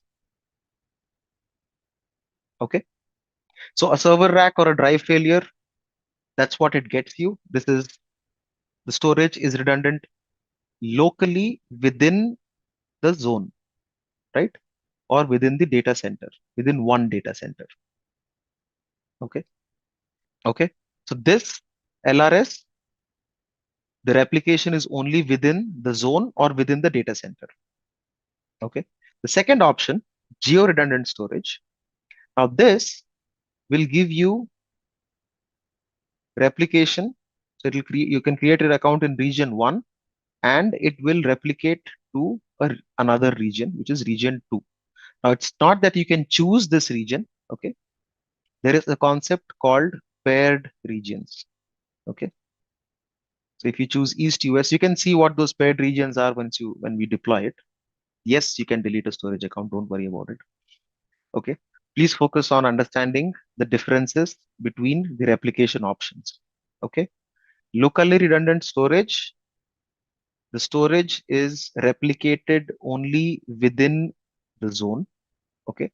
And it will only give you protection against a server rack failure or a drive failure, right? So there are copies of of your data within the same data center or within the same zone. That is why it's called locally redundant storage. Geo redundant storage will replicate your data across another region. Okay. So if you choose one region and if you choose geo redundant storage, the data will be replicated to a secondary region of Azure's choice, not your choice. Okay. Please understand that. And what these regions are, they are called paired regions. Okay. We'll take a look at those. The third option is zone redundant storage. So what this does is it gives you protection against data center failure. So basically in this scenario, if you deploy a zone redundant storage, your data is replicated in zone 1, zone 2, and in zone 3. Please repeat GRS. Okay, guys, please focus on this. I know you'd be itching to go ahead and create a storage account, but this is really important to understand. The replication options are really important to understand. If your focus is the exam, yes, you might probably get a couple of questions on this. So I'd request your attention on this for 2 minutes. If these are clear, you can knock yourselves out by creating as many storage accounts as you want. Okay. GRS or geo redundant storage, it gives you, when you create this, the storage is replicated across regions. Okay. If you create it in region 1, it's going to replicate the data into a secondary region as well, right? So one would be where you create the account, where you create the storage account is called a primary region, where Azure replicates it is called a secondary region. Okay. The secondary, you can only choose your primary region. You cannot choose your secondary region. If you want to understand what is the secondary region for each of the available regions in Azure, please look up paired regions. You'll find that mapping. Okay. So GRS is going to replicate your storage in each regions. One thing to understand and one thing to be very clear about in GRS is, so if there is a data center, I'll make this a region. Okay. There is region 1 and there is region 2. Okay. Region 1 might have zone 1, zone 2, zone 3.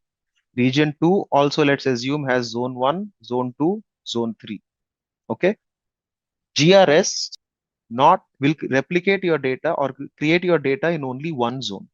Okay. If you are choosing GRS, your storage account gets created in only one zone and it only gets replicated to one zone in your secondary, primary and secondary. Okay. Will only get you, your primary storage account will be created in only one zone and it will only get replicated to one zone in the secondary. Please understand, GRS will only have your data in one zone in primary and it will replicate to one zone in secondary. Geo redundant storage will replicate your data from a primary region to a secondary region, but they will only be in one zone. Zone redundant storage is replication within the region itself. So your data will be in zone 1, zone 2, and zone 3. It will get replicated across all three zones. Locally redundant storage, your data will only be in one zone, but it will only be, it will have 3 copies of data. Okay. Within the same zone. It is just 3 copies of your data. Within a zone, if you have 3 replicas, your data, that is locally redundant storage. Geo redundant storage is in 2 regions, 2 geographical regions, but only in one zone of each region. Okay. Zone redundant storage is within the same region and across availability zones. Okay. GZRS, which is geo zone redundant storage, will make sure that your data is in region 1, it is in 3 zones, and in region 2, it is in 3 zones. Zone redundant storage is your data is within the same region and it is replicated across the availability zones. Simple. So it is zone redundant means it is within the region, but the data is replicated across zones. Data won't be stored in zone 1. The moment you create a geo zone redundant storage, your storage will get replicated within the multiple zones of the primary region where you have created the storage and in the secondary region also. All right. So this checkbox, this makes sure now when you're replicating data, one thing you have to understand is all of these replication options are to make sure that your data is not, your data loss is minimized, or rather your risk to, I'll not say data loss is minimized, but the risk to your data is low. of losing it. The risk of losing the data is low. Okay. Now, in these scenarios, in geo replication, right, you will not have access to the secondary region at any given point of time. Azure handles the replication in case the primary region goes down and your data is gone, right? The moment the primary region is up again, you would be able to restore your Azure will restore your data back from the secondary region back to the primary region. But in scenarios where if the primary region is down, you still want to be able to read data from the secondary region. That is when you would use this checkbox. Okay. Now, when you use this checkbox, so earlier there were, instead of this checkbox, there was option which was called RAGRS and RAGZRS. This is read access to the secondary data. If you don't enable this checkbox, your application will not be able to read from the secondary database, or sorry, secondary copy. It will not be able to read the data from the secondary region. Okay. Only if the primary region comes up and data is restored, your application will be able to talk. If you have this checkbox on, that means the replicated data can also be read by you or by the application that is trying to access this. Like I said, it's an ocean, and these are not that simple. While they look simple, if you miss this checkbox, your application is going to die if you don't have read access. So when you're in the same region, you still have, even if a zone goes down and you're on zone redundant storage, you can still read and write to the other two copies. Now, if you need to understand this from a on-premise terminology, you can explore how RAID works. Okay, so there are different types of RAID in physical disks, right? I don't want to go there, but within the same region, you will still be able to read and write onto the other copies in the same zone. But when it comes to different regions, you cannot write to the secondary copy or read from the secondary copy directly unless you enable that checkbox. Write is definitely not possible, right? To the secondary region itself. Within the zone, within LRS and within ZRS or ZRS, whatever you want to call it, you would still have read and write access to your data within the region. Only in case of geo replication, you would have to check that box to get read access to the secondary database. Again, this is not a DR kind of a scenario. This is the replication options Azure provides you for the data. So you're not controlling it yourself, but Azure is doing it for you. Now, in case you want to have much more granular access, then you would have to write a data pipeline to continuously copy data from one storage account to the other storage account. So we looked at the services that are available to us, right? Data factory. So you can write a data factory pipeline to do that thing for you. Okay, let me make it simpler for you. Okay, so let's go back to basics. Okay, region, and then we have zones. Zone 1, zone 2, zone 3. When you create a storage account, what are we choosing here? We're choosing a region, correct? Right. So you're deploying, you're saying, I'm creating my storage account in a region. All right. Now, if I create LRS, what is happening? My storage, let's say I saved file.jpg. Okay. It will sit in one zone. Awesome. Now, when it is sitting in one zone, when you create LRS, what happens is, so there are hard disks in your data center. Zone is a data center, right? Then there is network attached storage. Okay. So your file is stored in, let's assume, 3 different hard disks. Okay. Clear so far? This is locally redundant storage. You have 3 copies of your file. Let us say the hard disk on which your one file is, this fails. You are still able to access your file from here and from here.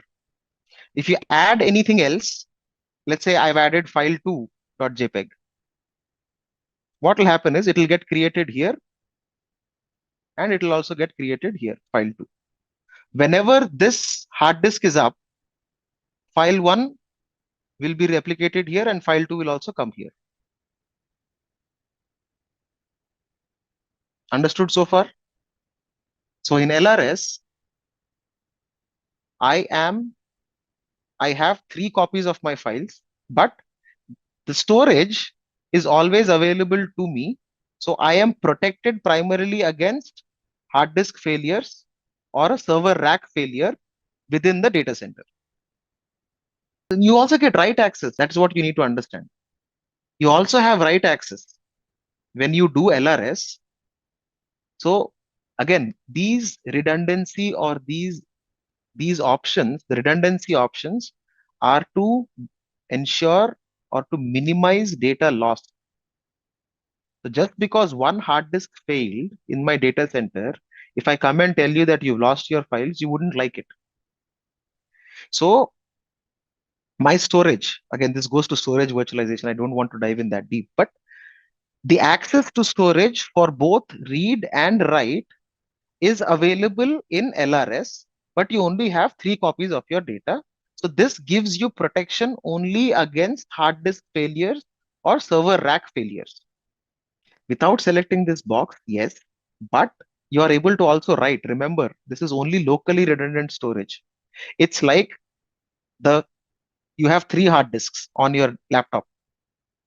Even if one hard disk fails, you'll still be able to write or read or still have access to storage. That is how LRS works. The moment you go to GRS, what happens is there is one hard disk on your laptop and there's one hard disk in my laptop, and the data is continuously replicated from your laptop to my laptop, right? Let's say your laptop is in Hyderabad, my laptop is in Chennai, or let's say some other country for that matter, right? A different region. So data continuously gets replicated from yours to mine. And in case your laptop dies, which is your entire region dies, and if you still want to read the data, you need to check that box. If you check that box, you'll be able to read the data from my disk. If you don't check that box, once your laptop is online and your storage is okay, I will copy the data from my hard disk to yours. Choose LRS for now, unless you have enough credits and you want to play around with that. So I'll probably choose LRS. That's enough. We'll not dive into the rest of the options. Well, if you choose LRS, you don't have to worry about that checkbox firstly. Okay, there are other options. If you look at those, we'll explore those quickly. So from a security perspective, you can ensure a specific TLS version. You have multiple access protocols. You can also replicate across tenants, right? This is where you see a hot tier or a cool tier. I'd probably just choose hot for now, right? For Azure files, you can enable this. So this, if you check this box, basically it'll allow you to create file shares which are greater than 100 GB in size. Okay. Now, data protection, again, let's not dive into all of this. This is an ocean. Like I said, storage in itself is an ocean. But for now, let's just create a storage account, right? Click on review. We've done nothing. We're just creating an LRS storage account. It is only for blob storage. So once you create a storage account, you can choose it there, or you can choose. So hot and cool tiers, you can switch even within the storage account once it's created. All right. So once you click on go to resource, once your deployment is complete, you should see a page that looks like this. Now we talked about 4 different services. So the 4 services that we talked about, they're right here. You see the blob service. You can see all of these options right here. Okay. So default access tier that we have chosen is hot. There's anonymous access to blobs, which is currently disabled.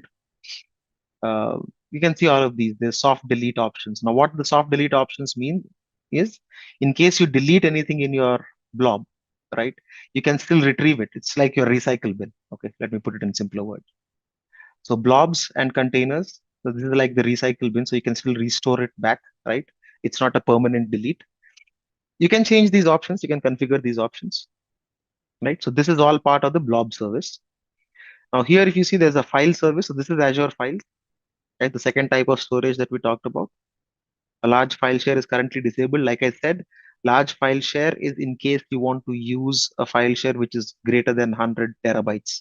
Okay, so this is the file service. So you can consume this. And then there's the queue service, and then there is the table service, right? So 4 different services available the moment you create a storage account. Now, if you want to explore all of those, on the left side, you see these are the 4 services which are part of the data storage menu on the left side. You can click on containers. Containers is essentially blob storage. So what you can do if you want to play around and see how the storage works. So go ahead, click on container, create a container. This is not globally unique, so call it whatever you want. Create a container, and once it's created, click on it, then go ahead, upload a file onto it. Yeah, just any image if you have. I'll upload. You can click on upload and then drag and drop an image. I'll show you how storage works. This is like a simple activity. Just create a container, copy an image onto it. Okay. Once you click, once you've uploaded the image, you can click on that image itself, and you'll get a URL. Okay. You can copy that URL, get an image from anywhere. So if you have done what I have done, the image will not load because and you'll see an error which says public access is not permitted on the storage account, blah, blah, blah. So if you're getting the same image, now one thing we'll have to understand is the access tier. And there's a reason why I didn't mess with that earlier. Okay.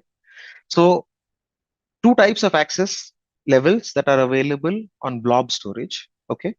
One is public access level or anonymous access level, and one is public, the other is private. If you see, if you click on containers, you'll see that the container that you've created has a private access. The anonymous access level is private. So unless you authenticate, you would not be able to see the image.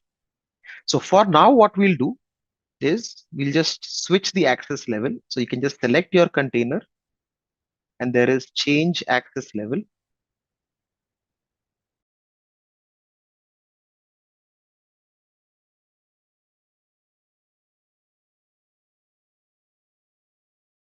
We'll change it from here. We'll go to the overview. Let's see if we can edit this. So in the page, if you click on overview, you'd see something called blob anonymous access. You can click on disabled. So it's going to now, you can edit the configuration in here. Okay.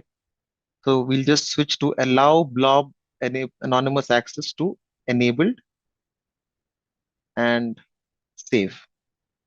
Has anyone not done this yet? If you're able to access your image, great. But if you've done what I have done, I think the default option now it will choose disabled. So all you need to do is, so once you're in the overview, under the blob service, you would see blob anonymous access. Do you see this? Blob anonymous access, which is showing disabled. Please click on that. Once you click on disabled, it's going to show you the configuration. Look for blob anonymous access, switch that to enabled and save. So there are some things you can change after you provision the storage account, and there are some things you cannot change. One of the things you can change is access tiers, but what you cannot change is the redundancy. Okay. So once you've done that, you can do the same thing again. Go to containers. Let's change the access level now. So now you would see you can choose anonymous access to the container itself and click on OK. So now you should be able to access the image. I'll just refresh this image. There you go. Use cases for blob storage and where you would use, right? So in case you are running any website, for example, this website from Azure, it has all these images. Where are these coming from? All of these images need to load, right? This banner, these images. If you can see the image without any modifications, then you've got that configured without anonymous access. So it's fine. For those who ran into that issue, you just had to change the access level, right? Now, if you want to share this image, if I give you this storage link to everyone, anyone who clicks on that link, you'll be able to see the same image in your browser, right? So blob storage. Now, what this shows us the ability that we get with blob storage, that wherever you create the storage account, it is accessible globally, and you can put in any data in it.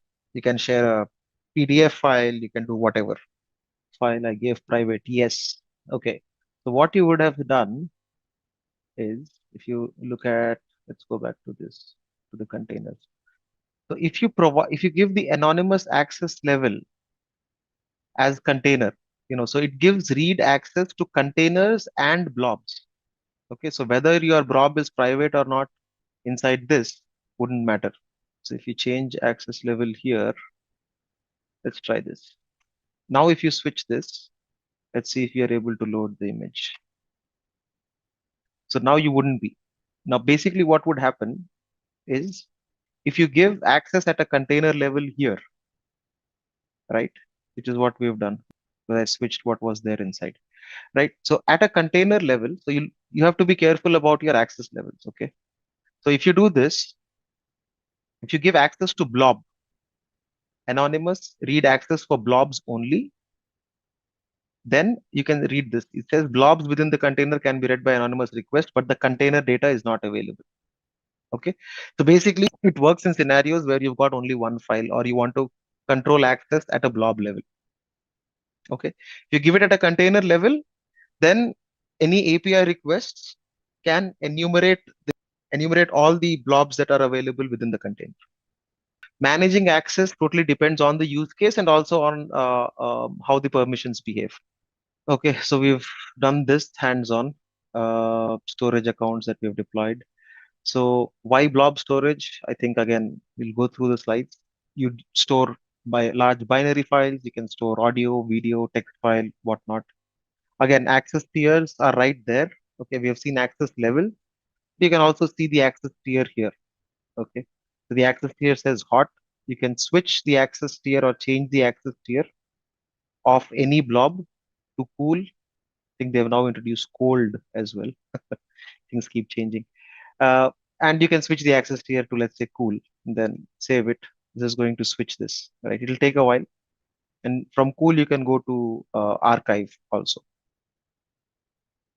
So if you switch to cool, it's already loaded, so it might not. Let me just try to load the image again. See if it makes any significant it's already cached, so don't worry about it, right? And you can also use blob storage to as a container. You can use a container for logs. So you'd already see the moment you create blob storage, you'd see that there's a container for logs. So you can store in application logs in here. So blob storage can be used for a lot of things. If you are sharing crash dumps and whatnot, you'd need a scratch space, right? So you can use blob storage for that as well, right? So these are basic use cases of blob storage. So audio, video, text, log files, crash dump files, whatnot, right? So we've talked about what blob storage is. Again, I will go through the slides quickly. So you can store unstructured data. You can store it in any format, right? Any binary format. And as we discussed earlier, blob is an abbreviation of binary large objects. And you can store data of any format for distributed access. Okay. So file storage, again, file storage scenarios are a little different. As I mentioned earlier, the file storage is specifically when you want to share a common storage point across multiple computers. I'm clear. You cannot change the anonymous level access level for an individual blob. Anonymous access level is only set at a container. Okay. So file storage is primarily for network file shares, right? If you want a common drive across multiple PCs or even Linux machines. I think now blob storage or Azure files also, you can mount Azure file storage to Linux machines as well. All right. So file storage is when you would need these kind of scenarios, right? Usually at work, you would have seen shared folders or public folders and whatnot. Those are typical examples of file shares. Now with Azure Files, you can set up a file share, a cloud scale file share using the Azure file storage. So the scenarios where you would use these are, if you want shared application settings where you want to store the configurations in a centralized location, which can be accessed either by a file REST API or it can be through an SMB protocol. SMB protocol typically is, the way you would see it is you'd access any file or a folder by using these two backslashes, right? And then you put in a server name or a file share name and then the file name, right? So that is the SMB protocol. It works on port 139 and 445. Second scenario is where you'd use a file share is as a diagnostic share. So you can have your crash dumps put in there. You can have the logs or metrics put in there in case your applications support only uh, the SMB protocol. If they support REST, then you could probably use blob storage also for this. Again, uh, for your dev test scenarios or debug scenarios, if you've got separate tools that you would want to use, right?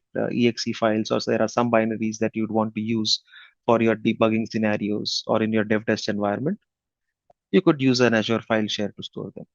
All right. So what is file storage? Again, we keep repeating ourselves. The fully managed service that's available on the as a service from a storage account.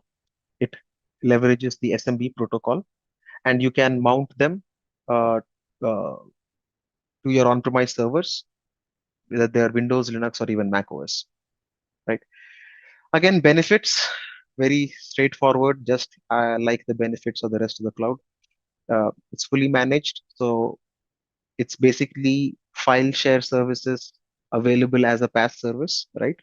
So you can create create file shares without having to manage a file share server, etc. Of course, it comes with resiliency, and the standard the reason why you'd use a file share is shared access any which way. So if this is, once the English is over, let's switch to the portal and let's create a file share. Okay, so now we look at file shares, which is the second thing, right? You can use the same storage account. You don't need to create another one, right? So all you need to do is go to file shares, the second tab under data storage, second option, and click on create a new file share. Give this file share a name.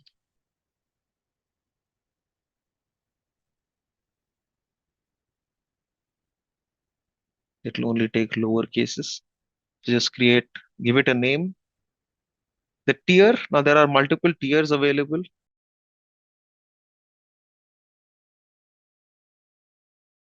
Now here you would see IOPS. Someone asked this question, IOPS, right? So what you get with a file share is about 1000 IOPS, which is input output operations per second. And we have disabled large file share. So basically we can go only up to 100 terabytes on this, right? So pretty straightforward. To create a new file share, just give it a name, choose a tier and click create. Now there are options that it is showing all of this. I don't want us to do that because deleting becomes a pain. So if you are seeing these options enabled, I'd ask you to go to the backup and just uncheck enable backup. Okay. Do not create a backup. It's a pain to delete the vaults. So we'll do the backups hands-on once we get to the backup topic.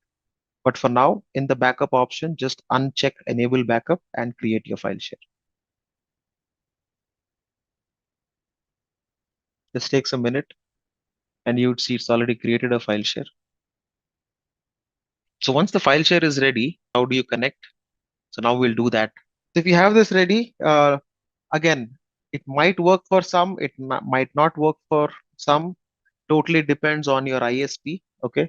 So you need to understand this. Few of the ISPs do disable 445 at the network level. So few of the depending on who your internet service provider is, you may or may not be able to mount the file share directly. Now I know for sure that my ISP has blocked it. I use Airtel.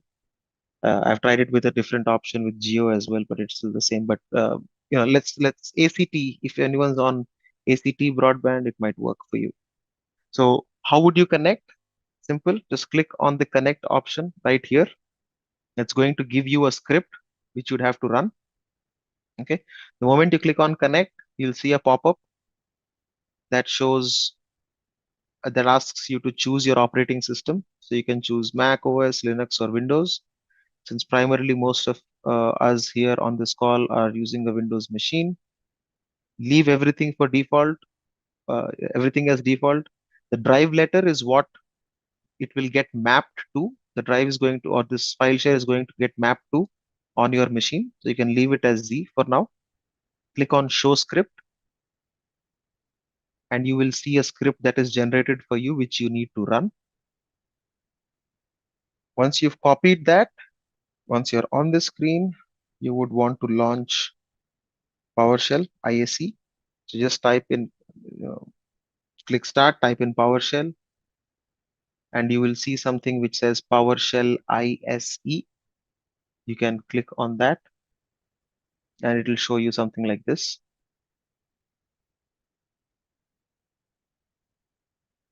Once it shows up, copy or paste your script in here. This is not rocket science. This is the script that is coming. All you need to do is just run the script. If your ISP has not blocked 445, it will connect. If your ISP has blocked 445, you will see what I am seeing on screen. Yeah, host is unreachable. So I know for sure that my ISP has blocked it. Yeah, if your ISP hasn't blocked it, guys, you can just open Explorer and you would see that there is a new drive that is mapped, which will be Z drive. And what you can do is copy a file from your machine onto that file share, and then we'll check if it is coming up on Azure or not. But for those who have connected, copied, the way you can validate it is click on browse on your portal when you're on the file share, and you should be able to see the file that you've copied here. Yes, you can map it directly to your machine, or you can map it directly to the server. You can map it anywhere. That's how easy it is to create a file share on Azure. Good. Sometimes the simplest explanation is the best explanation. Not everything is rocket science. Okay, the cloud is not rocket science. It's just compute, network, and storage. It's just different ways of doing the same old things. I don't see Z drive in PC. It means that you have not mapped your drives, Sandhya. Did the script run or did it error out? If you saw these kind of errors, that means it says connected. Okay. If it says connected, you should see the Z drive unless you've chosen a different drive letter. There is no UNC path, right? So you'd have to map via a script. A UNC path means that you have a server, but what we are consuming is a cloud service. So you can map it using a UNC path. This is the UNC path. It's available in the script itself. This is the UNC path for your file share. The username and password are also here. It will be localhost, your storage account name. The password is the account key. We'll get into details about what the account key is, but if you want to map using a UNC path, you can use this. You can access it via web and also locally. OneDrive is again a similar solution. So basically what they use is file sync. They use the SMB protocol to deliver the file to you. A file share specifically is totally different. Uh, it's very specifically running on the SMB protocol only. File shares versus what you're talking about, cloud storage, those are two different aspects. So if you access it via web, you are doing it via the REST API, or you're accessing it like you're accessing blob storage. You can mount it. The mounting so to mount it, you'd basically install an application. What that does is it downloads all of those blobs and it saves it as files on your machine. Okay. So you would be, if you are using a Dropbox agent or a client or a OneDrive client, That is basically the bridge between your blob storage on the cloud versus the way you are seeing it on your PC. Again, before we move on to tables, I'll probably walk you through a couple of concepts. Okay. So one thing you would want to see is if you go to blob service, I talked about the way you access things, right? So if you look at the image that we have, you see this URL that is structured. I'll copy this and put it in Notepad, make it bigger. So you see the structure of the URL. Okay, this is your storage account name, and then you have blob.core.windows.net. This is your container name, and this is your file name. Okay. Similarly, if you look at the service URLs for your file shares,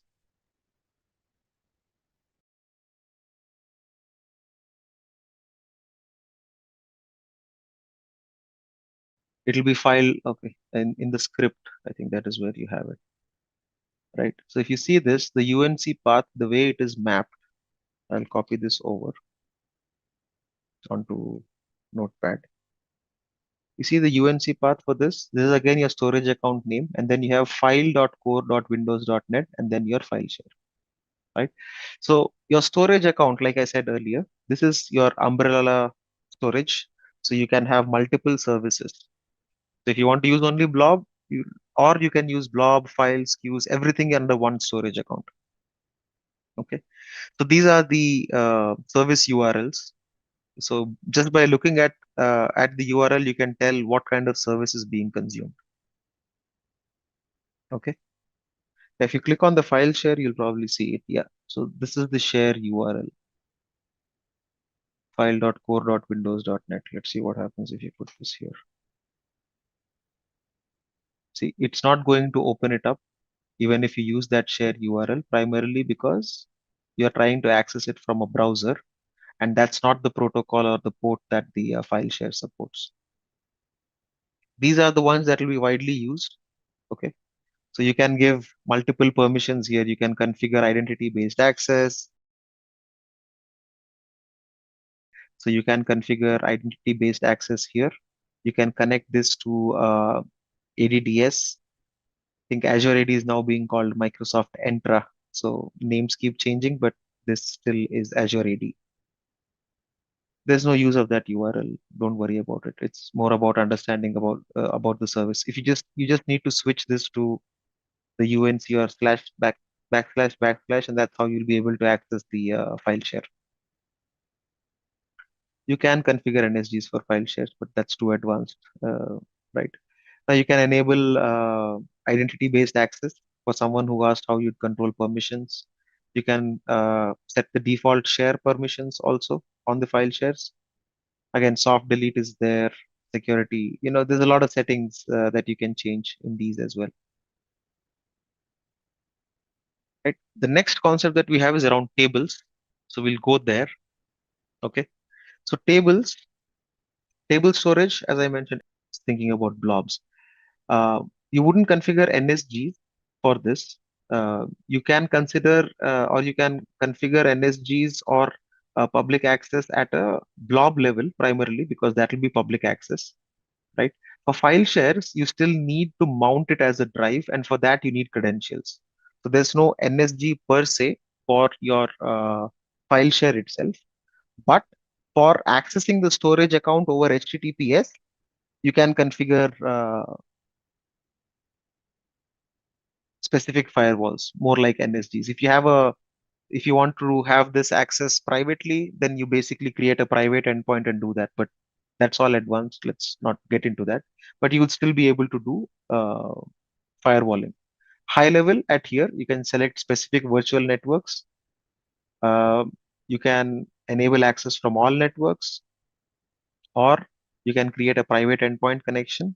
You can also add a custom domain. So there's a lot you can do on your storage account in terms of access. Okay. Now let's switch to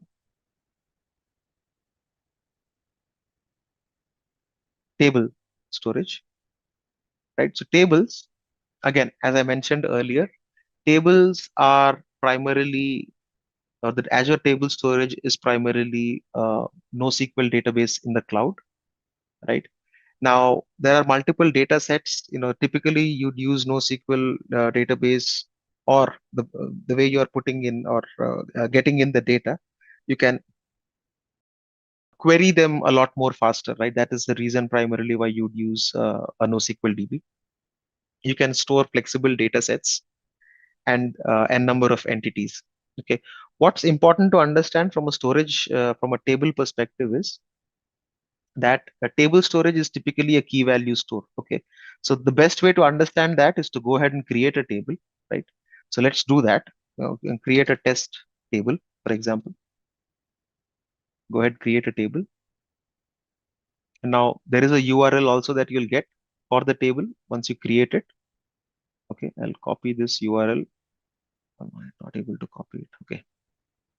But if you see the URL closely, you'll see it says table.core.windows.net. Okay, so that's how you'd identify the different services. So the what are the many properties which are common, and an easier way to identify what service you are picking up.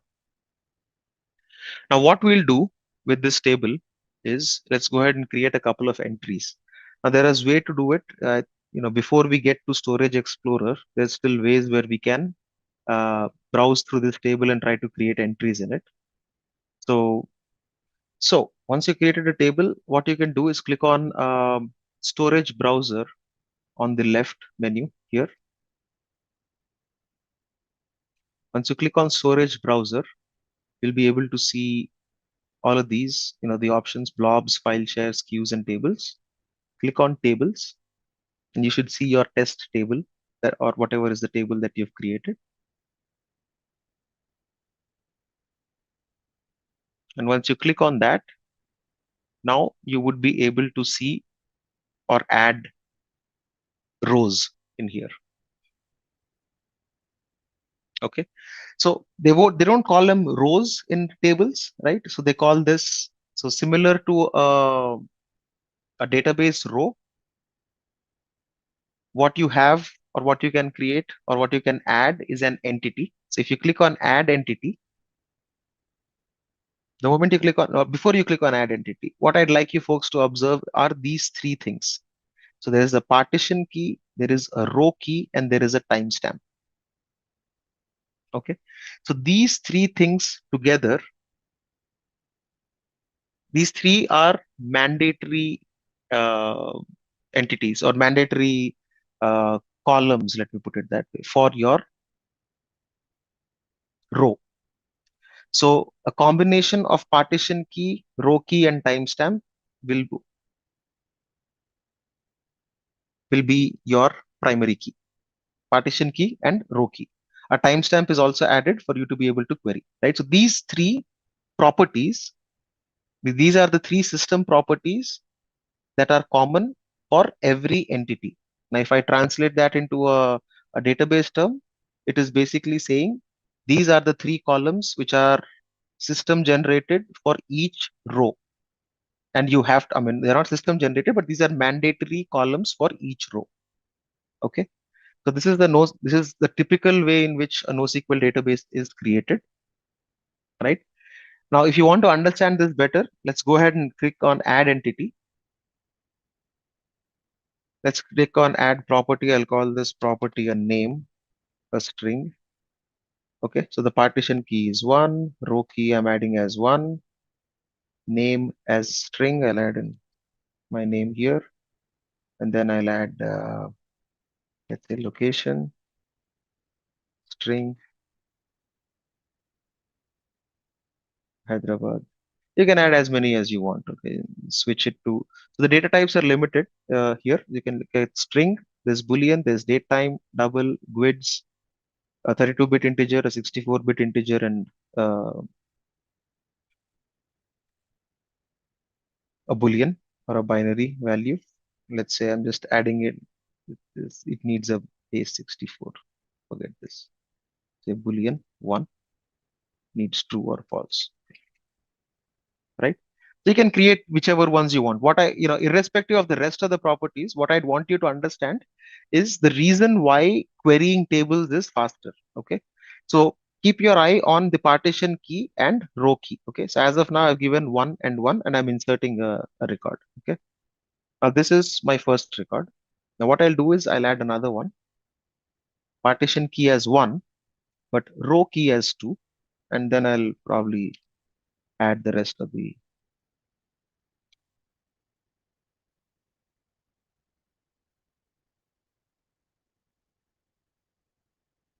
Okay, one thing you can observe here is the partition key and the row key cannot be same. You can have multiple row keys within the same partition key.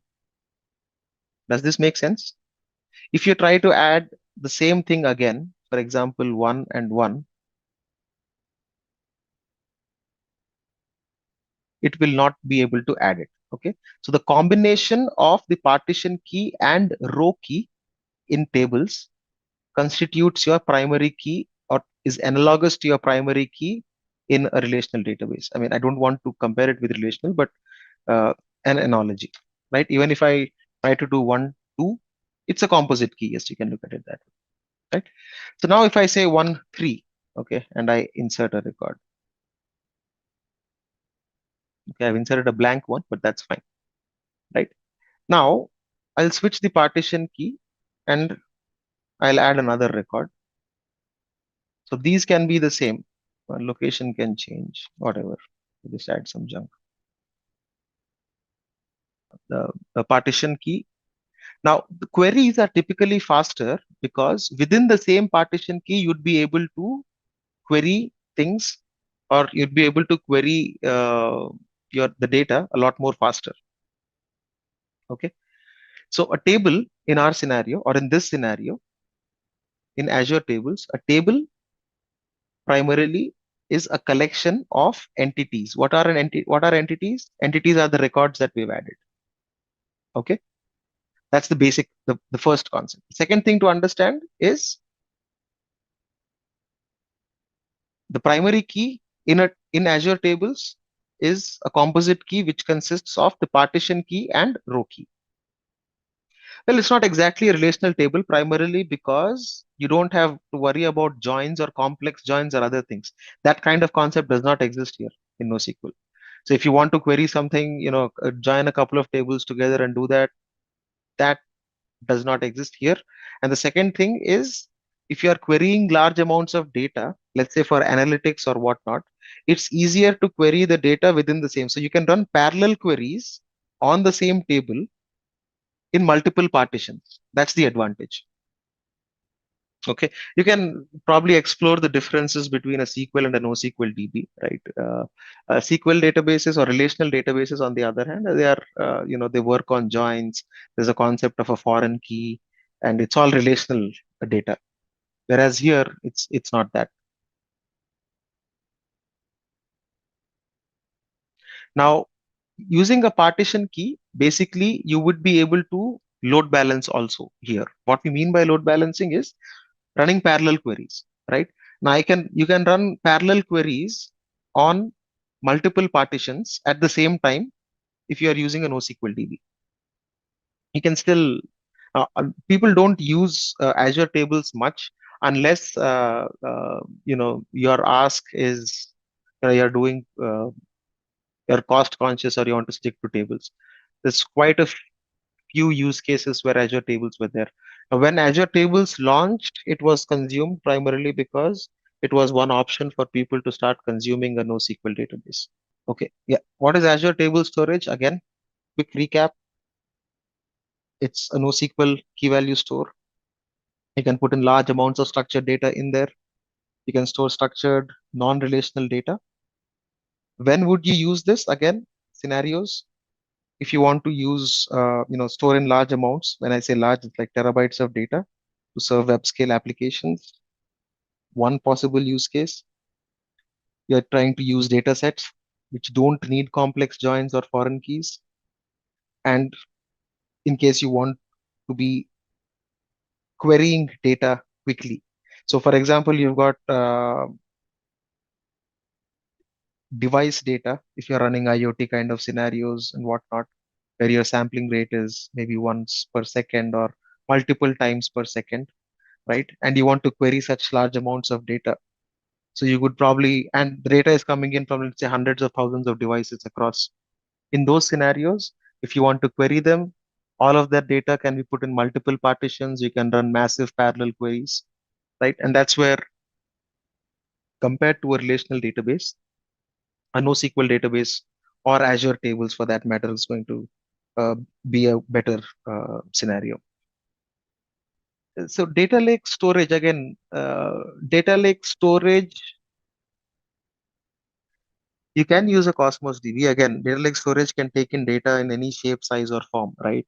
Now, ideally, to ingest uh, good data, proper data, you probably want the data to be ingested through a data factory or a data pipeline or an ETL job, right? So, the scenario that you going to be more of a data architecting kind of a scenario where you would want to bring in or clean up the data upfront or write a proper ETL job, ingest all of that data into a warehouse or data lake storage, and then start running analytics on it. Data lake storage would be preferred, right? Now, when you use data lake storage, you can have, you can choose what type of content is coming in to that. I'll show you the data lake storage and the option that you have. I'm not much of a data guy, so I can't dive deep into or speak much about data lake storage itself, but we can explore that on the portal to see what type of storage would typically come in. Now, you definitely use storage accounts in the backend, or you would use let's say Cosmos DB, which eventually would use storage in the backend, right? So for those, your files and everything would probably stay in a managed storage, which eventually will still be consuming a blob storage in the backend, right? So just like we talked about uh, PaaS services being built on top of IaaS services, there are a lot of services that are built on top of storage accounts. So if you are using Azure SQL, for example, or you are using you are using things like Cosmos DB, or you are using PostgreSQL, in the backend, it is still going to be storage account, and it's primarily consuming premium blob storage in the backend.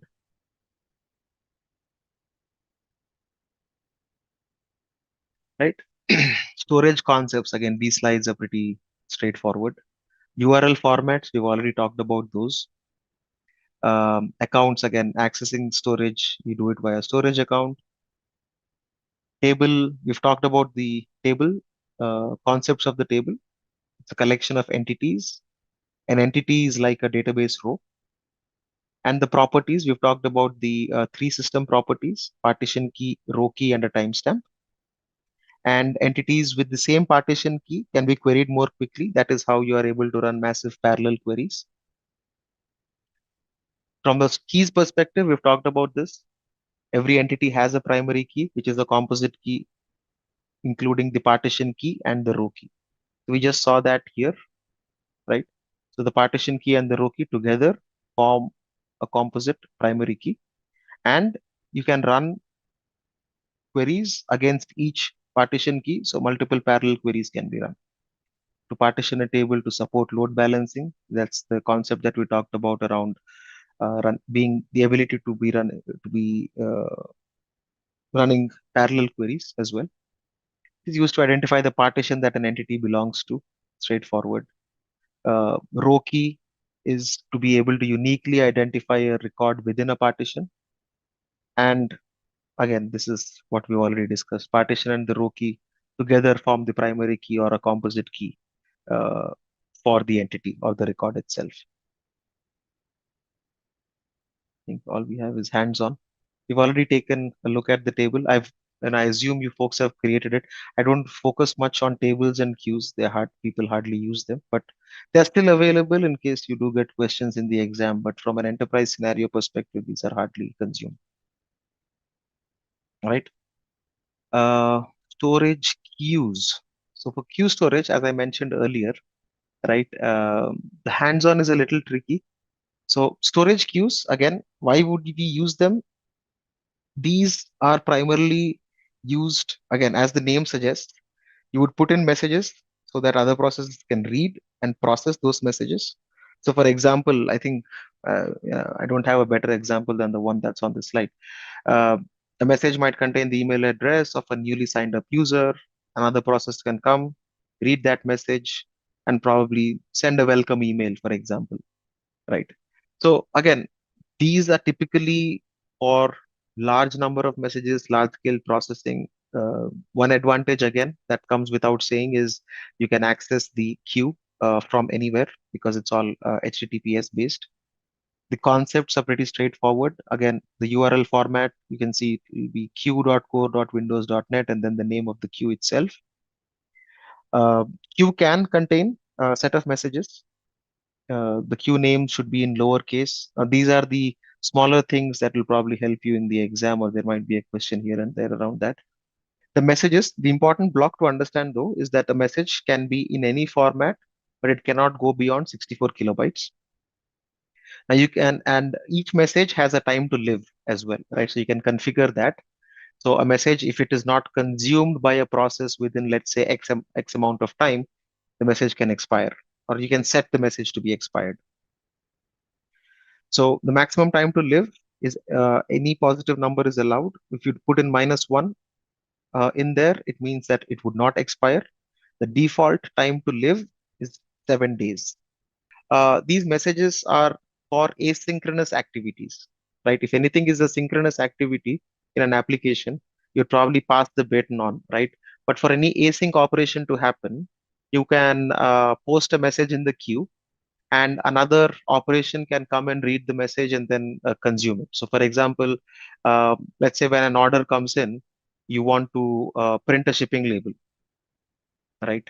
So you can push that onto a queue and say, okay, print this label, print this label. Now the label printing can happen asynchronously, right? And maybe once in an hour, you can check if, let's say the time to live for that print message is 1 hour. If it hasn't, and if that has expired or if it hasn't been consumed, it's going to expire, right?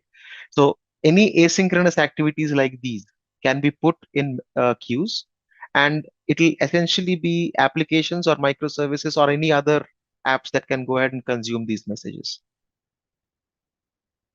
right? And that's where you'd use queues. So while the but what we do is let's go ahead and do a hands-on ourselves, right? It's pretty straightforward. So you can click on queues, just like where we clicked on tables, right? In the same storage account. Let's go ahead, add a queue, test queue.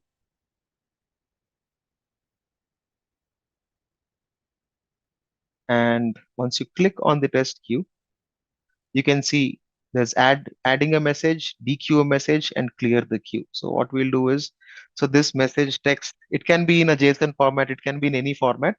Only thing we need to understand is it needs to be lesser than 64 kilobytes in size, right? And then you can set the expiry uh, time. So you can put seconds, minutes, hours, or days. The default is 7 days. You can also choose to say message never expires, right? Now, what happens when you create this is the message just sits here. It's got a ID, right? So I'll add a couple of messages here. Let's say, for example, print two. Now I am expecting, let's say, a label printing application to come and read these messages, and it is going to print whatever is the text in here. Service bus messaging is different. Service bus messaging is totally separate. This will have topics, subscriptions, transactions. These are all event driven, right? You can obtain a message, transactions, you can do these. But service bus will work, is a lot more powerful as compared to queues. Okay. So in here now, if you want to dequeue, what you would do, the moment you say dequeue, which message do you think is going to get consumed first? So I've created print one first and print two next. So it will remove the first element. What is the first element in here? So in the order of insertion, the message that was in there first vanished, print one. And then if I dequeue this will vanish as well. So I don't have any more messages to be consumed, right? So that's how queue storage works. First in, first out, yes. It'll not always guarantee first in, first out. That may be true depending on the number of messages. But I don't have an answer to that question. But I believe based on what I just saw, I can just still say it's first in, first out. But let's keep that option open, or if someone can do a quick research, that'll help. Yes, it has to be associated to an application, right? So someone's posting a message, someone has to go get that message or pop that message, right? Like I said, you can use queues in a asynchronous environment, not for a synchronous activity. Primarily, that is where you would consume at least Azure queues. Where you're talking about WebSphere, Message Broker, you're talking about Service Bus, Service Bus, Event Hub. Those are totally different altogether. Those are event-based, trigger-based, and they are built for a different purpose. Well, you can use a REST API. Again, if you want to understand that, like I said, please look at the hands-on lab. Uh, you can deploy the messages, you can post messages using a JavaScript, and you can consume messages also from JavaScript, or basically any other uh, thing, right? You would access the storage. You can access Azure storage and post a message in the queue. All you need is the queue name and whatnot, and the access keys, of course, to access. And you would be able to post it. You should be able to post a message, add a message, and you should be able to pop a message, which means dequeue a message or consume it. Take a quick look at what Storage Explorer is, and then explore the SAS tokens. So coming to Storage Explorer, so in our hands-ons earlier, we've seen, we created a storage account, we kind of played around with that, right? So Azure Storage Explorer is today's session is 1.5 hours, uh, Bala. So tomorrow will be 3 hours, right? So Storage Explorer is a standalone app. We can play around with storage within Azure. Across multiple subscriptions, across accounts, and also it gives us the ability to add a storage account without the need to sign into Azure, right? So one single application that helps us manage Azure storage. Now, in case there are questions around, hey, who's going to use this application, then it is primarily folks who manage storage or storage admins who can use this application. Alternatively, there are developers who can use this application to maintain the content within the blob storage, right? Right. So again, it's a free to use standalone application that we can use. It is like a client, but it's more of a desktop client, right? Now, you can definitely use REST APIs to programmatically access blob storage or things like that. But from a standalone application perspective, Microsoft provides us Storage Explorer, which we can do a lot of things with right now. When it comes to understanding what we can do with it, so in terms of blob storage service on the storage account, we can view, delete, copy blobs, folders, upload, download, manage snapshots. Quite a few things which usually you are able to do using the portal, you would be able to do it using the Storage Explorer. Queue storage, again, as we looked at queues earlier. Yes, please go ahead and install it, Deepak. Queue storage, you can look at the most recent 32 messages. You can view, add, dequeue messages. You can clear the queues. From a table storage perspective, again, we've created tables or we've created entities, right? So you can now query entities with OData or using Query Builder. You can add, delete, create entities, import and export tables and query results. And from a file storage perspective, again, pretty straightforward. You can navigate uh, through the directories. You can upload, download, delete files. Essentially, whatever you would expect to do as a storage admin, you would be able to do it using Storage Explorer. So what we'll do is go ahead and install Storage Explorer. Post that, what we'll do. Okay. So once you've downloaded and installed it, it's pretty straightforward. Next kind of installation. So what you can do right after is log into your portal.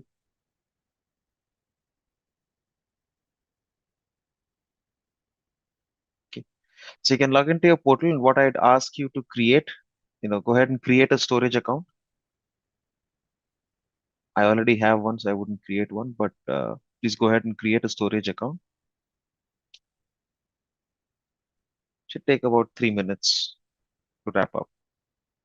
Why are we downloading explicitly? Yes, so it is not available to the fullest extent of capability within or on Azure portal. Right now on Azure portal, what you can see is storage browser. Right now, this is kind of the web version, but it is limited in terms of what you can do. Right, so when it comes to tables, you can look at tables, but when it comes to querying or things like that, you wouldn't be able to do it from here. On blobs as well, right? While you can take a look at these, you can play around, you can do most of the things on the browser itself, uh, not needing Storage Explorer. But Storage Explorer is purely in terms, it's a little more powerful than what is available on the web. Now, what we'll do is we'll attach, or we'll look at ways to attach Storage Explorer or attach the storage account. Okay. So let me sort this out. Let me disconnect this.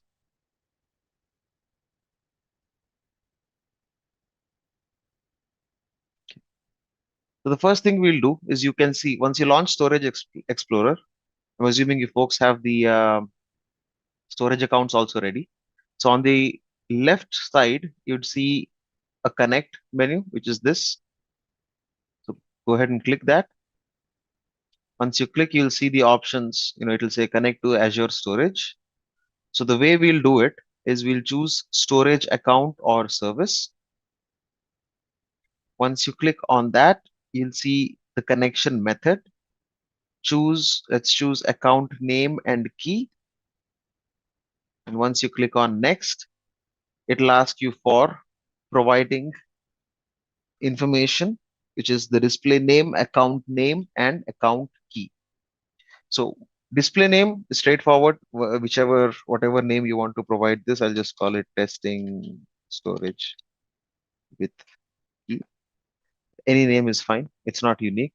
The account name is the storage account name itself. So whatever is the storage account that you've created, we will use the same name. And the last option, which is account key, the way we will fetch it is once you're on your storage account, on the left, under the security plus networking menu, you would see access keys. So you can click on access keys, and it's going to show you that there are going to be two keys. We'll choose any one. So click on show for any key, the button here, which says connect, or it looks like a plug, right, on the left. It's right here. Yeah. If you click on that, if you sign in, see, if you sign in, you'll be able to see the entire subscription, right? So that's one way of doing it. So you'll see all the subscriptions and you'll see the storage. So that's one way, but that's kind of understood. So the way we'll want to do it is using the account name and key, so that we are able to show that even without needing your account, right, you'd still be able to provide or access the storage accounts. Once you click on that plug kind of account, you'd see it'll ask you to select storage. Select resource. And in that, choose storage account or service. Use account name and key, option 3. And click on next.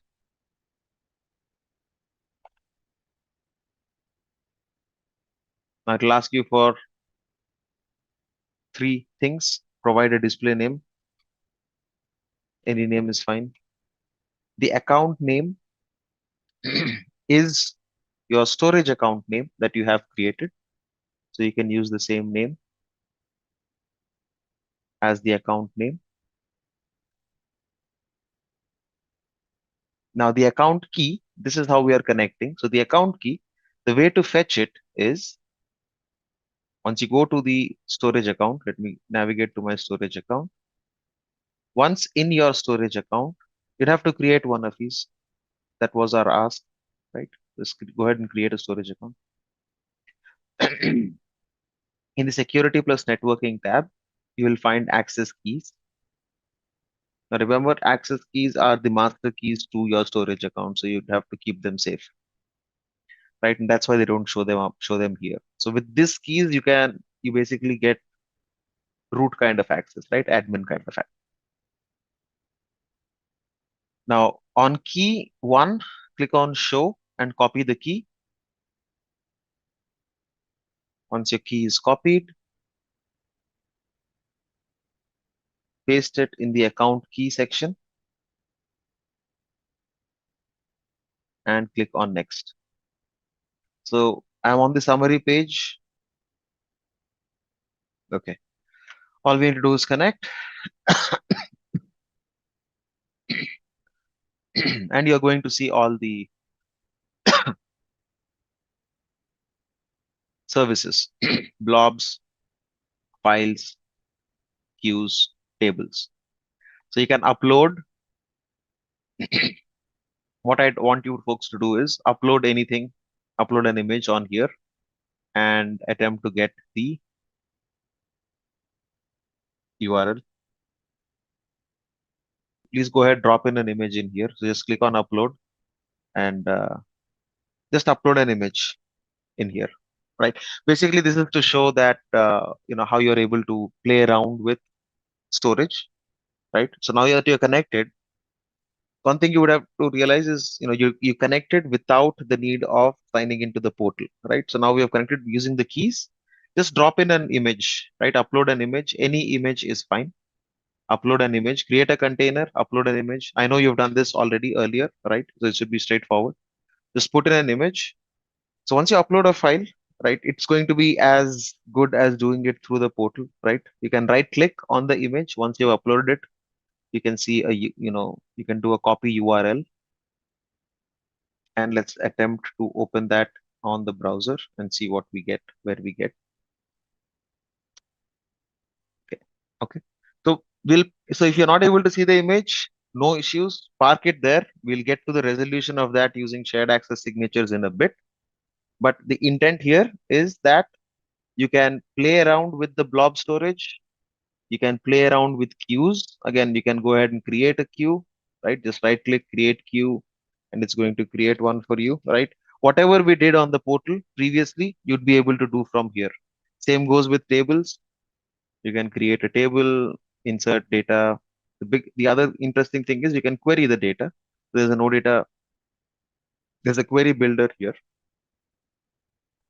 So yeah, so tables again we've seen. So blobs, just like you were able to upload, you'll be able to delete, you'll be able to create a new container, you'll be able to copy, clone. Once you right click, you'll see a lot of interesting things here, right? Same goes with file shares, right? You can create a file share just like that, create a new folder uh, within the file share, right? Now mounting, unmounting, we've already taken a look at that, so I'll not worry about it much, right? So basically, across all four services, you would be able to play around with them by attaching the storage account using a key. One thing to understand is that the key provides admin level privileges, so you can add, delete, and do a lot. It's a lot more powerful. It's like your admin account, right? Now, what if you do not want to provide admin accounts? Is what we'll look into uh, with shared access signatures. The second option, which you can explore, is to sign in using a subscription or sign in using your Azure account. I'd say we'll park it. It's nothing different. The way you do it is using the same approach. Click on the connect dialog box, right? The plug, and instead of the storage account or service, you choose a subscription, right? Now, once you do that, it's going to list out the subscription that you have, access to all subscriptions, and it's going to look the same. Okay, so I don't want to spend time on that. That's pretty straightforward. So take that as an assignment or a hands-on, and you can do it later, or you can do it now. It's up to you. Okay. The next thing, like I said, we'll discuss about is the shared access signature, right? Now, what is shared access signature and why we'd use it? Not found. Yeah, that's fine, Karuna. That's fine. Right. That is what we want to fix in the next topic that we're talking about. So if you're not seeing the image, absolutely okay. Right. So where, there might be scenarios where you do not want to give the keys to the kingdom to anyone or open up your entire container and set its access level to public, right? Because there might be data you don't want them to see while they might be part of the same container. Now, this is where a shared access signature or SAS comes in, right? It's a token. So just like you have an access key, right? Now, using the access key, people can do a lot of powerful stuff, right? So they can create, they can delete. Yes, kind of, right? Almost. It's not just the timing, but it's also about the kind of permissions, right? So the shared now access keys that we retrieved, right? These access keys are these will authenticate. This give you admin level permissions, right? This key will give you admin level permissions, and that's why there are two keys, right? Usually for an enterprise, they also rotate their keys. Someone has their own key, etc. Right?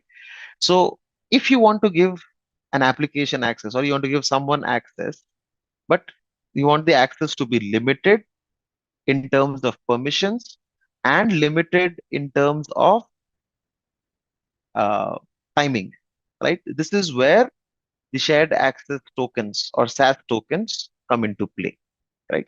Now, the way we can generate those is, both ways. If you want to explore that using the portal, you can do that. Or if you want to do it using Storage Explorer, you can do that. It's all the same, right? So if you are on the Storage Explorer, right click on your image and click on Get Shared Access Signature. It's going to ask you an access policy. Forget the policies. We're not worrying about them. Just leave it as none. So there is a start time and an end time, expiry time. Okay. And if you see the permissions, right? For now, we'll just give read. But what you can see is you can give read, delete, add, delete version. You can create a permanent delete.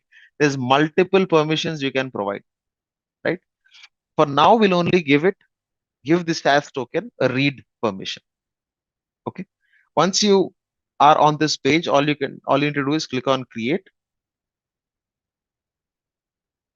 So once you click on create, it's going to show you. So this is the token itself. Okay.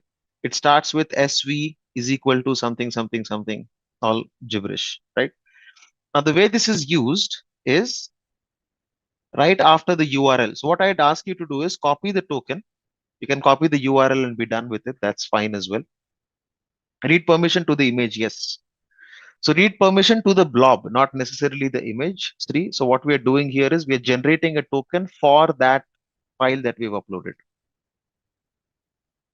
Now, in the same URL where initially it failed, the way we pass the token is a question mark right after the file name, and then you paste the token. Still fail. Oh, I have to. Okay. And then it's going to load your image. Alternatively, just go ahead and copy the entire URL. That is fine.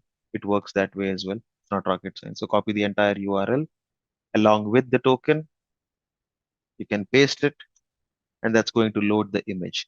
One thing we'll have to understand is now we have been able to read the image or read the blob without changing the access level to public, right? Now, generating SAS tokens you can also do from in here, right? Storage Explorer. If you are doing it on the portal, again, I'll just show it to you quickly. It's straightforward. Again, right click, generate SAS. It's the same page that you'll see, right? Only additional thing you'll see is the signing key. It will be one of the two master keys, and the rest is just straightforward. In terms of permissions, you'll see the same permissions that you can provide. and you can generate a token from here. Okay, so what I'll do is, see, on the portal, the way you generate a SaaS token is again pretty straightforward. Just right click on your image, click on generate SaaS, right? And this is going to generate the token, right? It will give you this page which shows. So SaaS token has a start time and an expiry time. So for now, leave it as default, and there are permissions as well. So choose the permissions that you want for this token. For now, I've just left it as read. When you generate the token, right, you'll see token and URL both are generated. So you'll see that there is just a token, right, which acts like your password. This token is valid only for a certain period of time, which is the start time and end time, right? Now, in terms of the URL, what I mentioned earlier was, let's say if you, this is my image URL, right? But this image is not opening because I do not have permissions. So how would I provide those permissions is right after the image, the way you can use the token is after the image name, at the end of the URL, type in a question mark. That means you're passing in as this as a query parameter, and then paste your SaaS token, right? So that is going to in your URL, you have a token to access the image. It's like, passing on the password, passing in the password as a query string. Okay, so real-time examples, right? Now, there are multiple scenarios where you'd use a SaaS token, right? Now, if we were using, let's say, an app service environment and your web application needs access to storage, right? Now, in an enterprise, you probably give one single storage account or multiple storage accounts. It's fine. But in terms of access control, SaaS tokens kind of work in a good in a good way, where let's say on your app service plan or your PaaS uh, web app, you're hosting multiple applications and they need access to storage. You create one container for each of the applications to store their images or their files or whatever. The way the application will access the blob storage is using a SaaS token. Now, the SaaS token can be set to expire in 30 days, 60 days, or also up to 1 year, right? Also, in scenarios where you're using blob storage as persistent storage for Kubernetes containers, for example, right? There, the way they would access storage is using a SaaS token. Alternatively, simpler example, your website has got, let's say you want to allow people to download a file starting from 5 p.m. to 6 p.m. That's like the most crude, simplest example that I can provide, right? You can just generate a SaaS token, give the URL, and they'll be able to use it only for that particular time. Can we generate SaaS tokens through PowerShell? I think you can. I haven't. I will AZCLI. I have. PowerShell I haven't, but I'm sure you would be able to do that using PowerShell as well. Okay. So that's the bit on SaaS tokens. We'll do a quick recap. Shared access signature, again, it's a token that grants restricted access rights to storage resources. Now you can generate, using the SaaS token, you can have specific permissions on files, on blobs, on queues, on tables, right? Now these tokens can be used to provide access to the clients who are consuming the resources in the storage account without the need of sharing the account keys, right? Remember, account keys are the keys to the kingdom. So except storage admins, no one's expected to use those, right? What is SaaS and blob storage? Again, just as we saw, it's a secure token that allows us to specify the time span permissions that are needed on the blob or a container.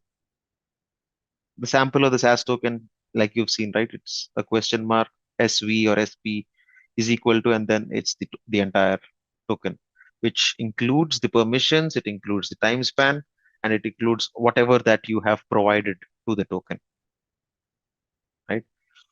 Hands-on, I think we've already seen this, right? Generating a SAS key and then using an image. Okay. So let's move on to Data Factory. So Data Factory, initially we were talking, we talked about the possibilities of or scenarios in where you would use Data Factory, right? Now, this is basically a data integration service where you can where it create multiple workflows. So if there's anyone here on from the data side, you would know what an ETL job is, right? So you could have extract, transform, and load kind of operations, right? What you can do with Data Factory is create workflows that can move data from one source to another source, right? Which is what this image is kind of trying to explain here. So multiple sources of data, now these can come in from anywhere. These can be any type, right? With these sources, with multiple data sources, you ingest the data. Now preparation of the data, once you prepare, so 4 steps, we'll walk through all of these individually. You ingest data, you prepare, you transform and analyze, and you publish, right? A simple example would be in the storage context itself, right? So let us say you were creating a geo-replicated storage, or let's say you have chosen 2 regions on Azure. One region is India, the other region is US. And you have your website, your application, I wouldn't call it website, but your application running uh, primarily in the US with a DR in the, or not even a DR, but another copy in the India region. Now, how would you copy? Let's say your website is using or your application is using lots of files and images which are in a blob storage. A blob storage which is created or a storage account created in the US, there's a storage account created in India. Now, how would you copy data between these 2 storage accounts? Yeah, simple. Okay, easier way for you to understand this is there is okay. A very layman example would be there are files or there are photos on your phone and there are photos that on someone else's, or you want to get these your pictures need to be in sync on 2 phones. These 2 phones are sitting are in the hands of one person in the US and one person here, which is you. So how would you ensure that the gallery is always in sync? Anyone wants to take a guess how you would achieve that? Yes, share OneDrive access. That is doing the replication for you, right? So that example, basically what is happening is you're both reading from the same source, right?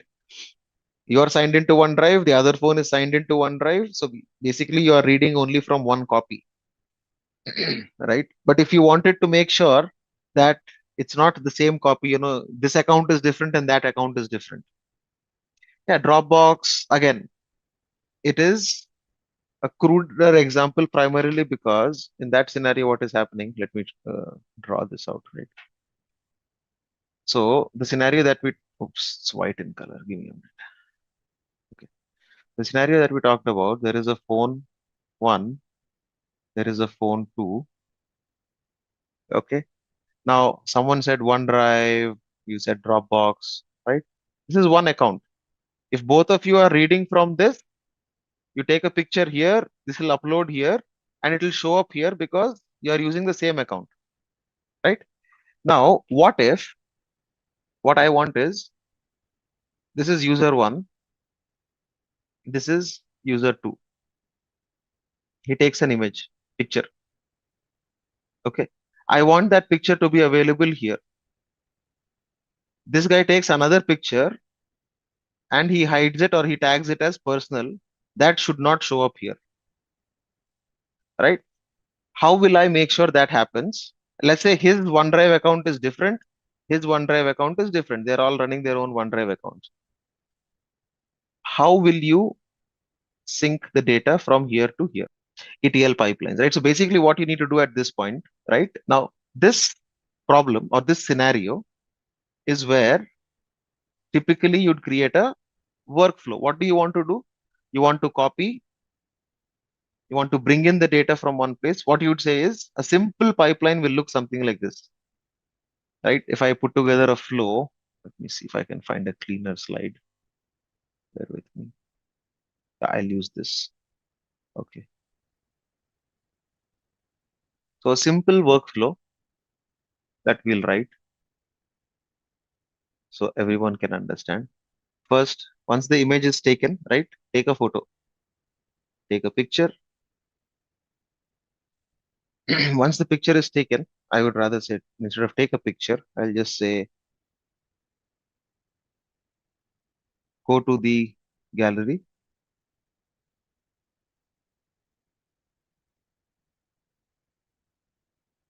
I hope at least even for freshers, the loop should be easy, right? So what I'd say is for each picture in the gallery, again, I'm trying to, English or code looks very same, okay? So don't think I'm writing. It is a for each loop for those who people who know, right? For each picture in the gallery, I'm saying, is it marked personal?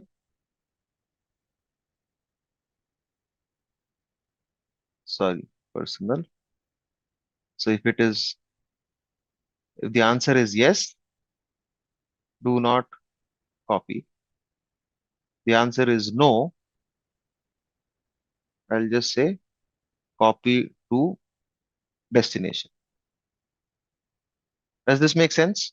The flow? It's a very simple workflow, right? I'm just saying in the gallery, look at each picture. If the picture is marked as personal, do not copy. If it is marked as personal, sorry, if it's not marked as personal, copy it to the destination, right? This is a very simple example of a data pipeline. Now, if we take it deeper into a technical context, there can be a blob storage in two different regions, right? With multiple containers, each container having multiple blobs, right? Now, what you want to do is keep them in sync, or you want to copy specific data, right?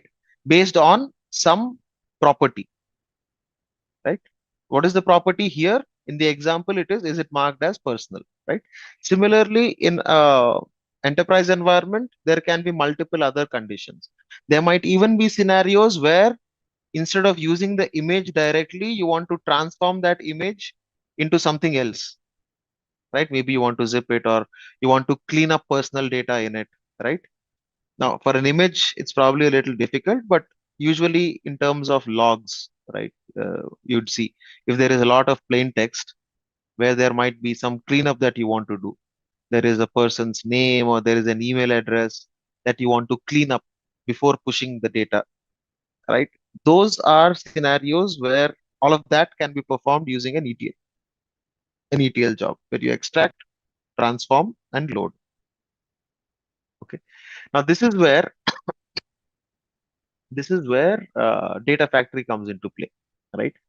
So you can ingest data from multiple sources, you prepare the data, you transform it or analyze it, and then publish the data, right? Again, while these look multiple steps in terms of an ETL pipeline, right? But what is actually happening is extraction, transformation, and load. Okay, it's simple. Now, the previous workflow that we wrote, extraction was pulling the image.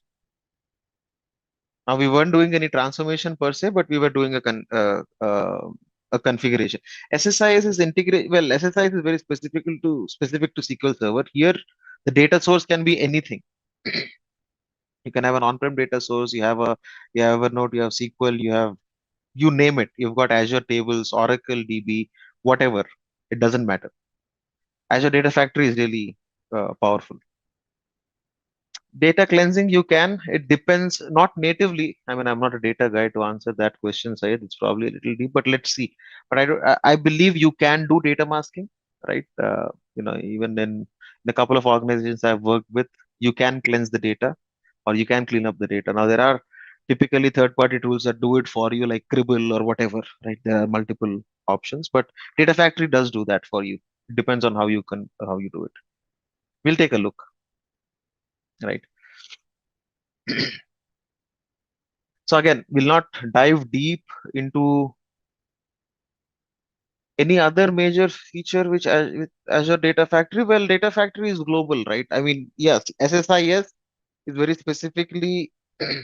I haven't used SSIS per se or Data Factory, right? But what I would say is what comes with Data Factory is the ability to be able to use it in the cloud and scale it, right? If you're using SSIS across multiple sources, you'd need as much infra that you'd have to set up.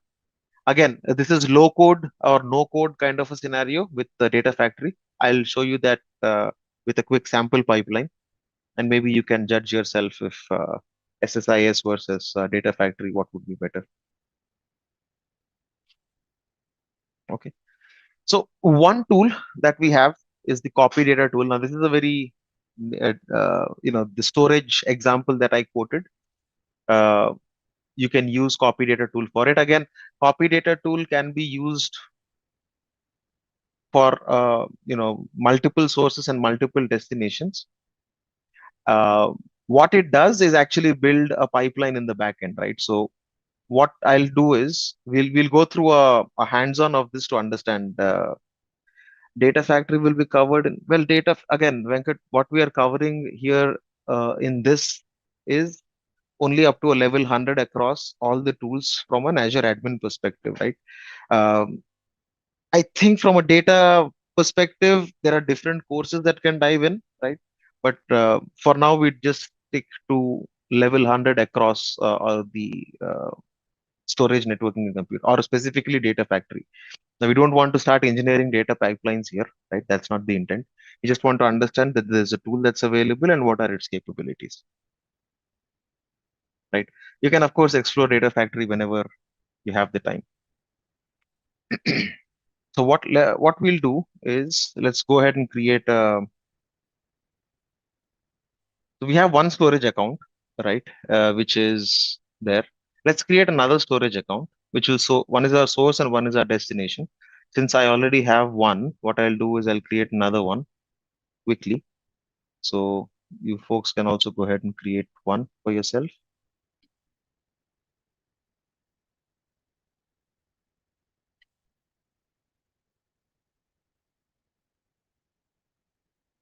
What we want to do is use the data factory to copy data between storage account 1 and storage account 2. Now you can schedule that to run every 24 hours, every 6 hours, every 10 hours, right? That is uh, beyond the part. But what we'll look at is how do we create a pipeline? Actually, the copy data is a template, right? So we'll take a look at that. What we'll do is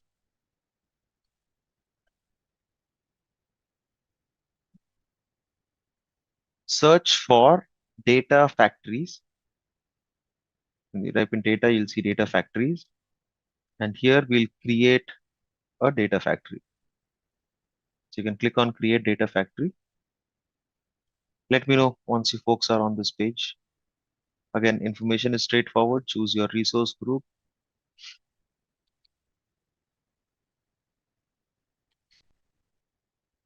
And provide a name. We wouldn't be doing anything else, right? Just the name. Choose the resource. It's already taken. So this has to be globally unique. To choose your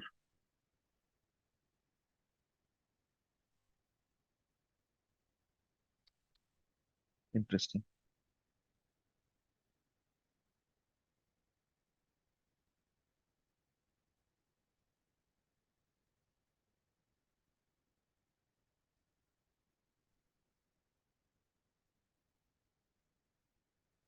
Okay, click on Launch Studio, and that's going to take you to Azure Data Factory. You'd see it's a different portal, right? The URL says adf.azure.com, which is Azure Data Factory.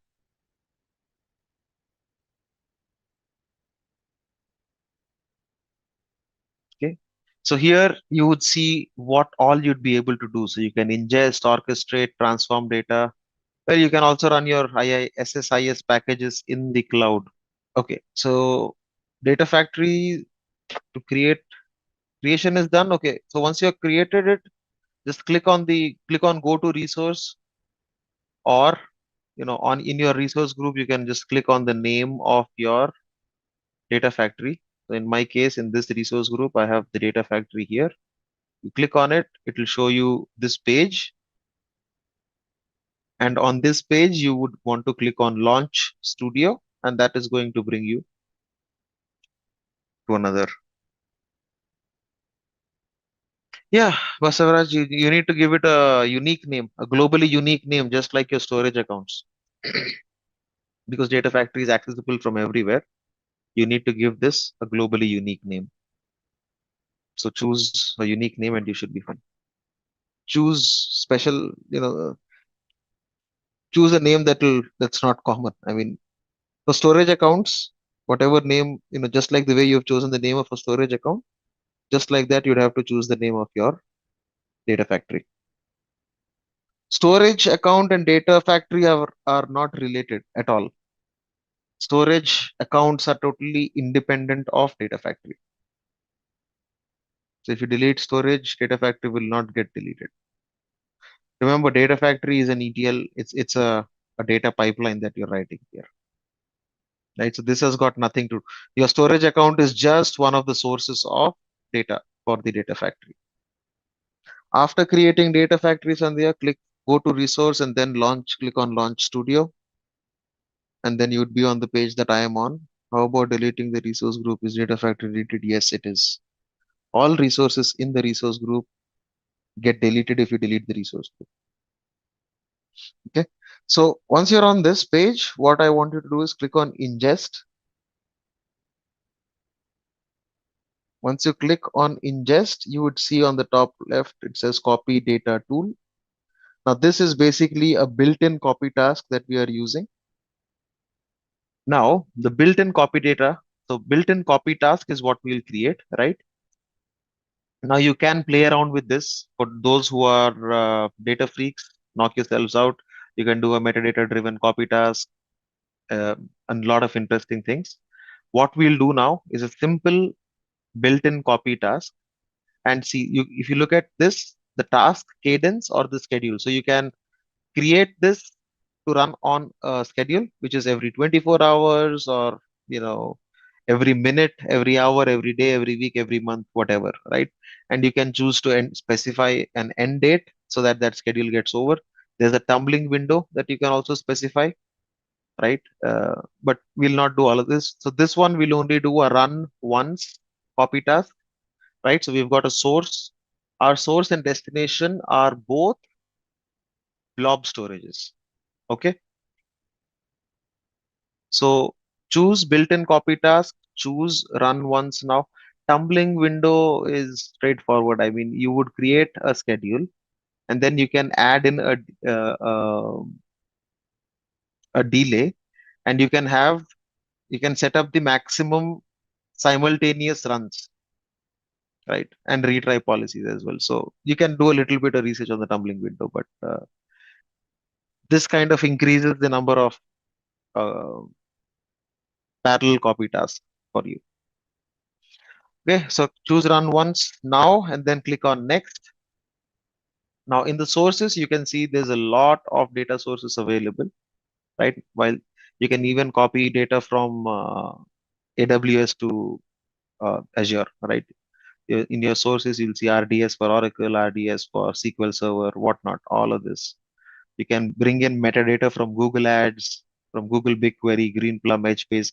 I mean, it is a huge list, the data sources. Now for us, all we need is blob storage as our source, right? Now, whatever we are creating, remember, from a data factory perspective for the pipeline itself, everything is external, right? So when you choose Azure Blob Storage, you need to tell Azure Data Factory how it should connect to blob storage, right? And that is where you create a connection. Now, there are two ways for this. If you see authentication type, someone asked about a real-time use case for SaaS tokens. You can specify a SaaS URL in these scenarios also. However, for now, we will be using account keys only, right?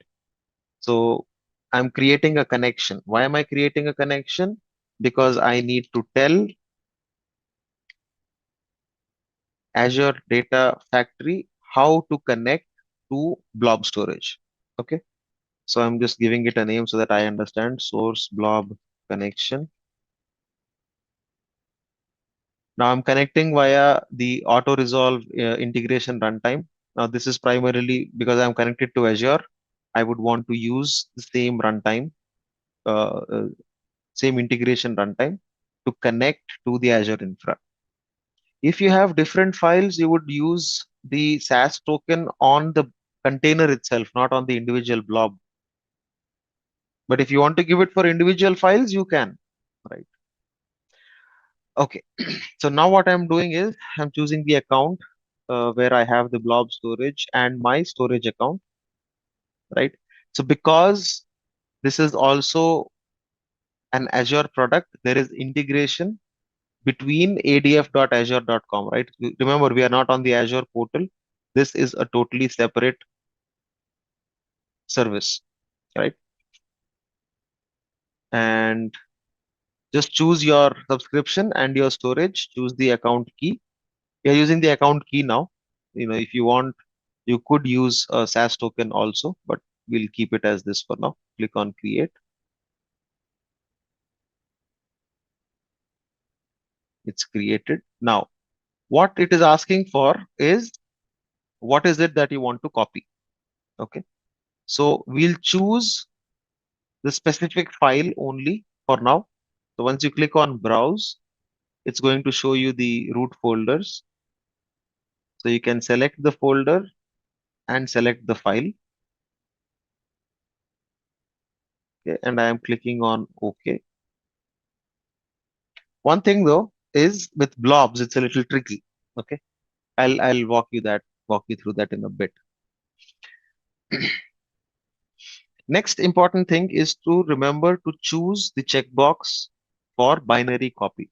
Remember, our files are all binary, whether it's an image, a file, an Excel file, or a Word file, or an exe file, or whatever it is, right? It is a binary. So choose binary copy, right? Now, the remaining things will leave as empty. I don't want to this. It's just one single file, so we don't want to have concurrent connections, etc. Right?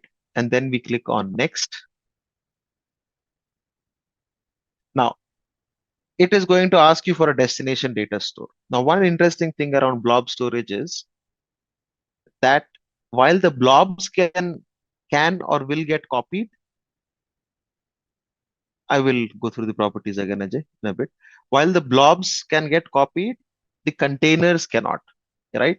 So what we have to do is create a container with the same name on the destination storage account. Okay. Create the same, create a container with the same name. Now, if you are doing this programmatically, you can go ahead and create that and not worry about all of this. But since we are doing a hands-on using the portal with little to no code, and it's all UI driven. So I would ask you all folks to create the container with the same name on your destination storage account. And now we have to specify the connection for the destination storage account. So in that, what we choose is again the subscription and the destination storage account. Let me create this. So in the source, now I'm on the source page. So in the source, you can click on browse and choose your container and your blob. Basavraj. Once you do that, you would be fine. The properties that we are choosing is, once you choose the file or the folder, What we have done is we have chosen the blob. In options, please choose binary copy. We don't want to compress for now, so I'm ignoring that. If you don't choose binary copy, the data will not get copied because we are using an image and an image is binary in nature. We are using recursive copy. So source and then destination is the same. Our destination will give the same path, right? So I've chosen the same destination container. We need a container. Now the container name is up to you. File name I'll ignore. You can also transform the file name, but we'll ignore that. Copy behavior will not touch any of these, right? Just choose the destination container and click on next. Now, this is going to create a task, right? And what you can do is you can do a data consistency verification. You can enable logging. You can enable staging of this, right? We are not doing any of these. We'll just skip all of these, click on next. Now what I'll do is this is not needed, but I'm just showing you how the pipeline, now what this does in the backend, right? This creates the pipeline. Now you can create multiple pipelines here, right? You can add activities, you can create a data flow. So this is what um, Azure Data Factory actually gives you, right? You can drag and say, okay, after copying the data, run an Azure function, or then, do a custom batch job, or go ahead and add variables, append variables. Someone had a question around SSIS packages. You can execute SSIS packages as part of this pipeline, right? Here, so Data Factory makes it's a lot more complex, or not, I wouldn't say complex, but it's a lot more flexible for you to do whatever additional tasks that you want to as part of your pipeline, right? Now, what this was created was pretty straightforward, right? So there's a source. You have given the source data set, and the settings are all here. There are user properties. So you can take a look at the pipeline. Transformation you can do here itself, right? Within the pipeline. So now what we have taken a look at is, I'm just showing you what was the output of this, what the inbuilt copy data tool created. In the end, it's still, this is the YAML file for this. I think JSON. This is a JSON. Yeah, this is a JSON. So this still is the code. Now you can maintain the pipeline code. Now, when you build a pipeline, you can add multiple triggers for this. You can just say add a trigger now. You can edit a trigger. Then you can say this is what we have done, source destination. These are the properties. Now on completion, you can say, oops, run a batch script. Now transformation can happen here. I'm not a data guy, Ajay. Sorry, I can't give you a transformation example, but you can find them on GitHub if you want to. Okay, all good. So this is just the basics, right? We have just hardly even touched the tip of the iceberg of what Data Factory is capable of. But you can definitely go ahead and explore. If you are a data guy, you can look at multiple integration runtimes. There's Purview integrated. You can pull in data pipelines from sample ones that are available on GitHub, Ajay, so that you can, if you're interested, you can play around with those. All right. So next topic for us is Azure Data Box. Now I know we briefly talked about this in the introduction sessions, right? Now this is very unique service that's available from Azure. Now what this does is assist customers in shipping the data physically, right? So in case there is large amounts of data that you want to upload to the cloud, more often than not, it becomes a network nightmare because you might choke the network or it might take a lot of time, and more often than not it's expensive, right? So Azure Data Box is a service where you can transport large amounts of data to Azure in a cheaper and reliable way, right? The way it works is you place an order on the Azure portal itself, right? It's very straightforward. I'll show you this again. You'll not order one, but so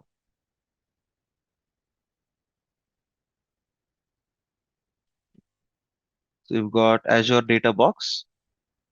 When you create an Azure Data Box, so it'll ask you what do you want to do, right? Import data or export data. If you say import, you choose your subscription, you choose your resource group,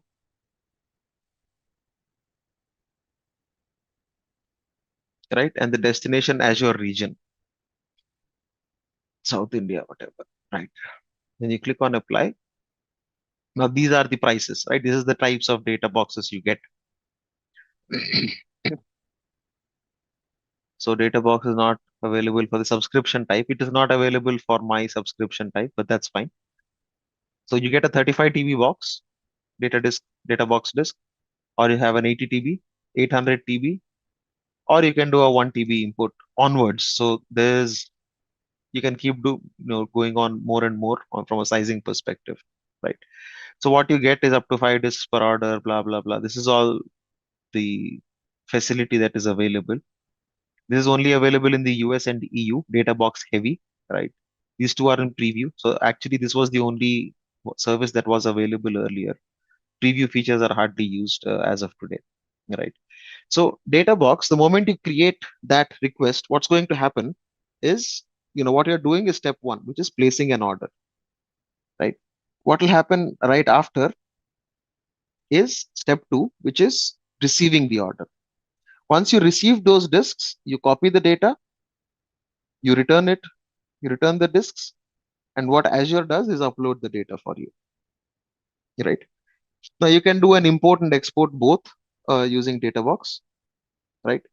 And that is what will make sure that you're not spending a lot of money on trying to upload such large amounts of data over the internet. Right. Now, use cases are pretty straightforward, right? One straightforward use case is you would use this for one-time migration kind of scenarios, right? Where you move large amounts of data at once. Second is again similar, but an initial bulk transfer, which can be followed up with multiple incremental transfers over time.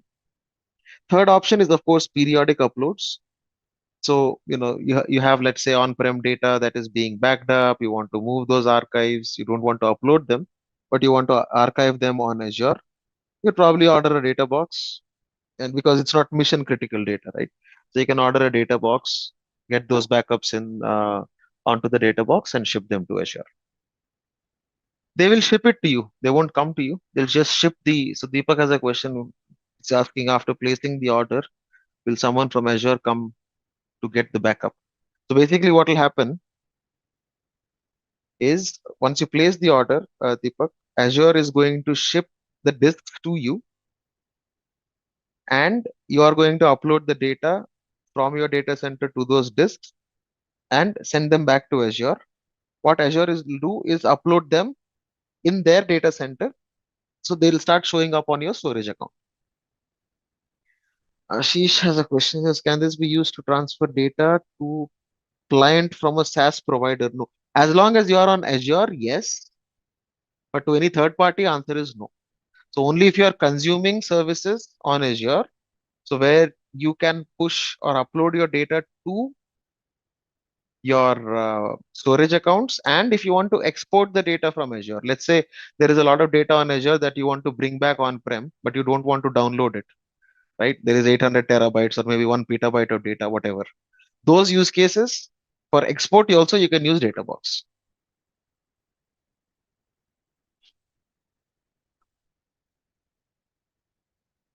Yes, it is a physical device. That's what we're talking about. I mean, those disks get shipped to you. So it is using a physical device.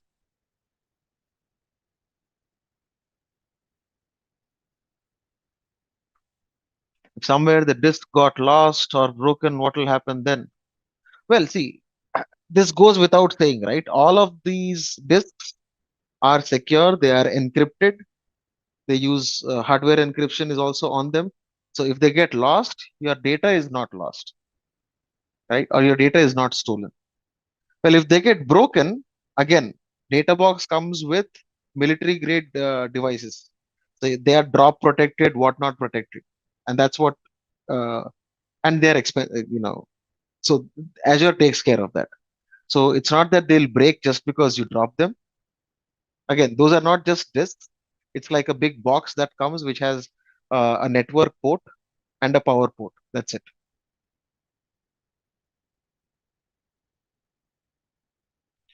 Copying will take time, but not as much time as uploading 800 terabytes over the internet, right? So there is that trade-off.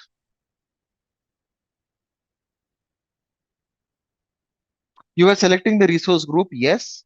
So they will upload the data to a storage account in that resource group only. So they ask for the resource group to make sure that they'll create the order there. So they'll show you the data box there, right? And when you upload the data, it will also ask you what is the destination storage account you want it in. So it's all automated, right? It's not someone is going there, dragging and dropping the files. It's all automated. So once you select all of these details, the data box will come. And once it goes back to Azure, it will ensure that no one else can upload the data unless, it cannot be uploaded to any other storage account apart from yours. We talked about LRS. We talked about GRS. We talked about GZRS, RAGRS. We've explored all of those, right? 4 types, yes. Why storage replication again? It's crazy. The slides are here, but we discussed that, so that's fine. So we discussed storage replication. Quick recap.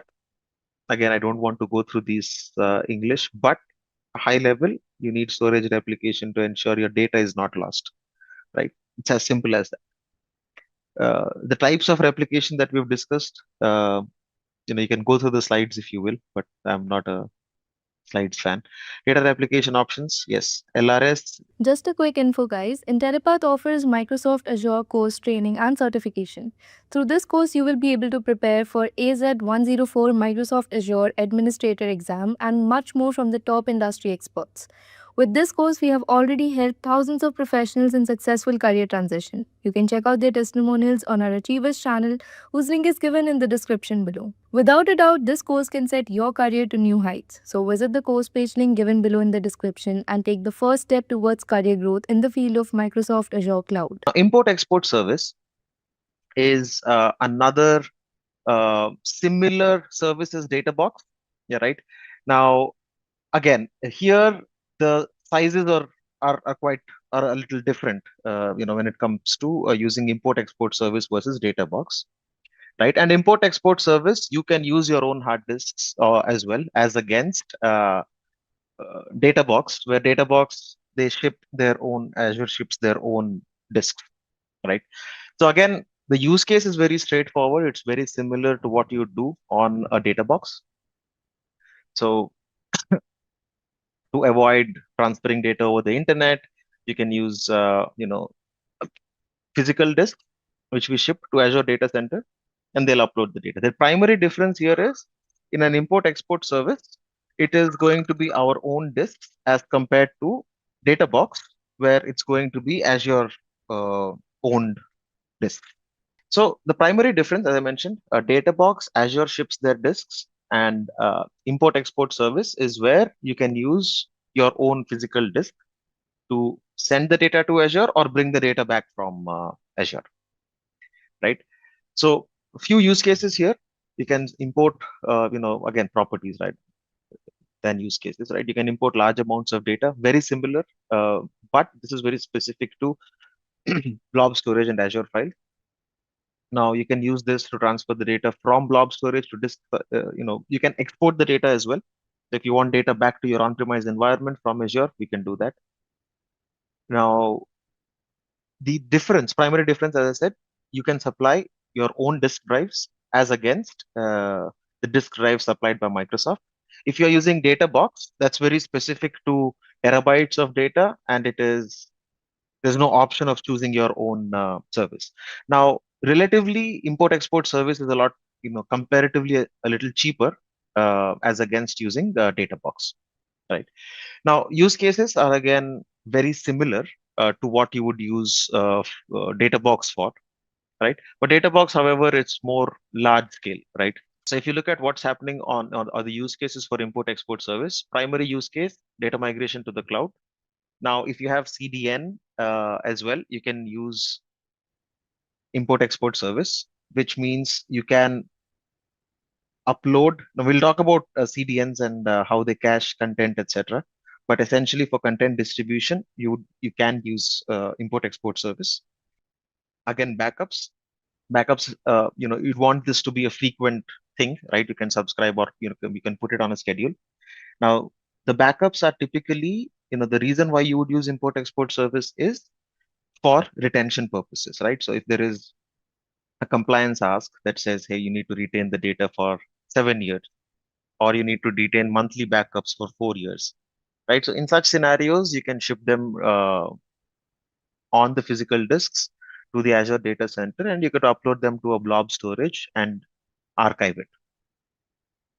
Data recovery, again, in case there is large amounts of data that you want to recover from the Azure Data Center back to on-prem, that's one of the export services for which you can use the import-export service. Okay.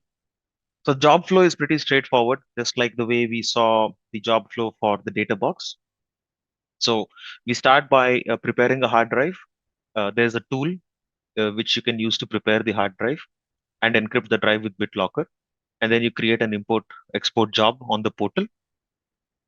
After that, you ship the drive to the Microsoft Data Center. The carrier delivers it. If you've put in data in it, you transfer, your data is transferred to Azure. If not, they upload the data that you have requested. The drive is packaged and it is sent back to you. There will be shipping charges and other things, right? So apart from that, they'll charge you for the hardware, but not for egress. But if you were using, let's say, instead of the import-export service, or let's say you were using internet to upload, that is where definitely there's going to be egress charges as well as ingress charges. Okay. The data flow is pretty straightforward, right? You create the hard drive, you prepare the hard drive, you upload your data, ship it, the data is transferred. Security, like I said, you are encrypting it with BitLocker here, right? So there are encryptions that are available, right? They do not come with a stringent physical, they're not as physically secured as probably a data box is, but then you would want to, as long as there is encryption, that kind of takes care of the safety or the encryption of data itself, or security of the data itself. So now we'll move on to the next topic, which is Azure File Sync. Now you can, hybrid kind of makes much more sense here, right? So on-prem data center, and then you have Azure, on which you are using, let's say, a storage account, and you're using Azure Files, right? Now from your on-prem, now let's say there's a file share that you've created here, like a network drive, call it shared folder or something, right?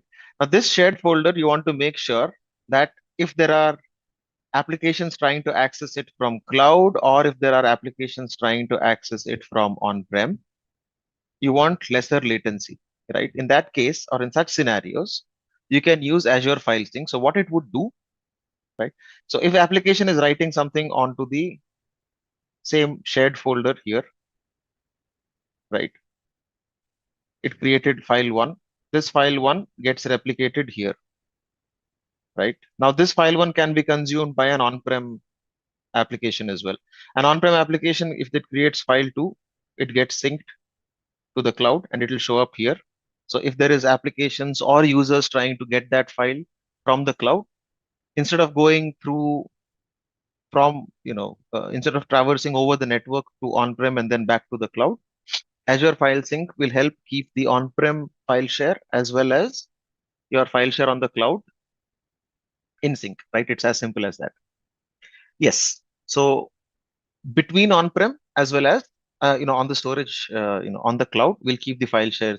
It will keep the file shares in sync. So it's a simple sync service File syncs, Azure files, if you use, it's a lot more performant as compared to what non-prem file share can be. There are local caches that continuously syncs with Windows Server. You can use multiple sites can centralize their files onto Azure files, right? Irrespective of the location. So again, the advantage is global access, right? So that's the reasons why you might prefer to use file sync. So what is ingress cost and egress cost? Okay. So let me put this thing here, right? So you have your physical data center or your on-prem data center, right? And you have, we'll call this Azure, and you have your storage account sitting here, right? Now, how are they connected? We'll talk about that in networking, but typically they are either connected using an express route or a VPN.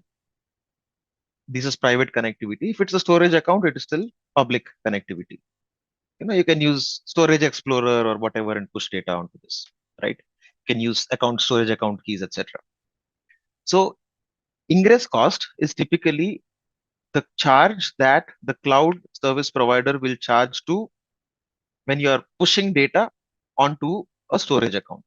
Now, in terms of ingress, when we get to networking, you'll understand what the ingress charges and egress charges are. So any data coming into the cloud is charged per gigabyte. Any data going out of the cloud is charged per gigabyte.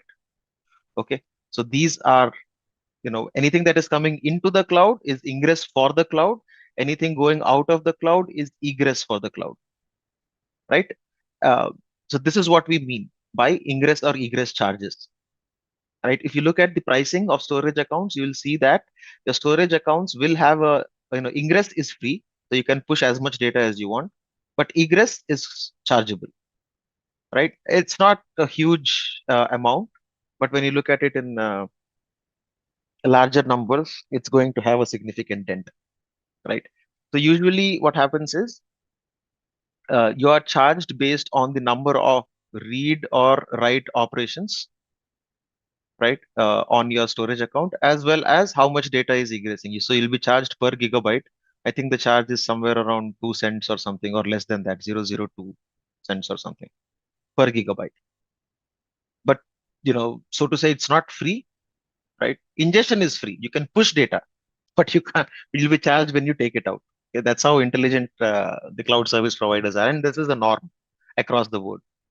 Okay, so the backup service. Now this is uh, backup works with a resource which we call recovery services vault, right?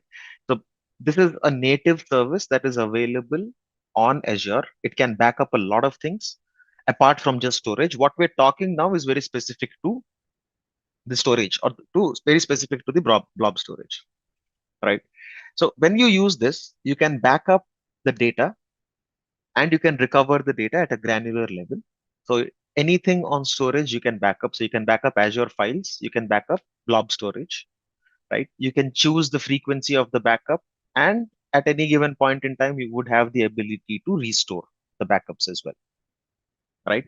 Now, typically enterprises will always want backups, be it for compliance, be it for recovery, be it for any other potential reason, right?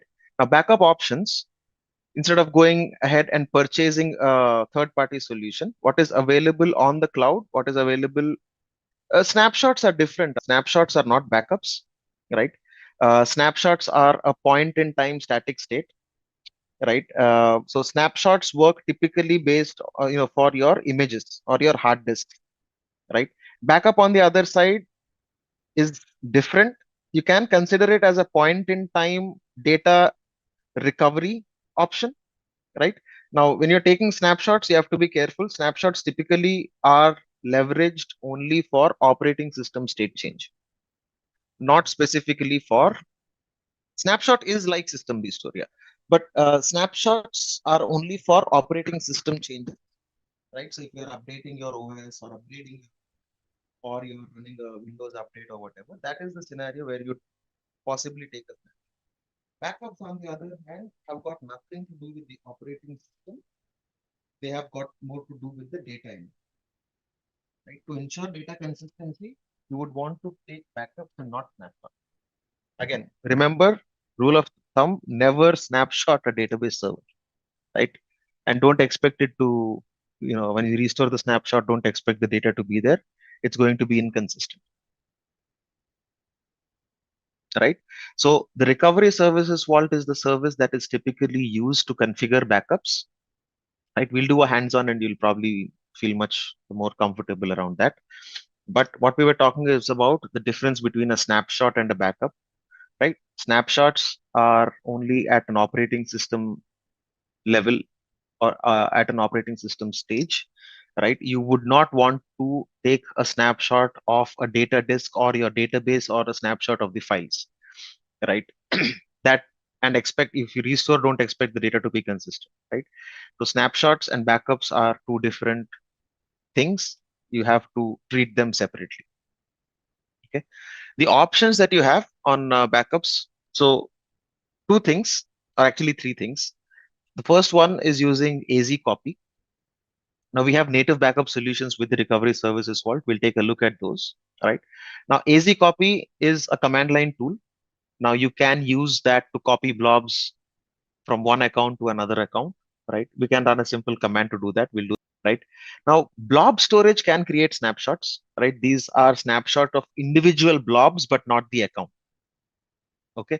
But remember, these snapshots are not stored in a recovery services vault. Now you would want to do this individually for a specific blob, but that's not something that typically is used in an enterprise scenario, right? While that ability is available.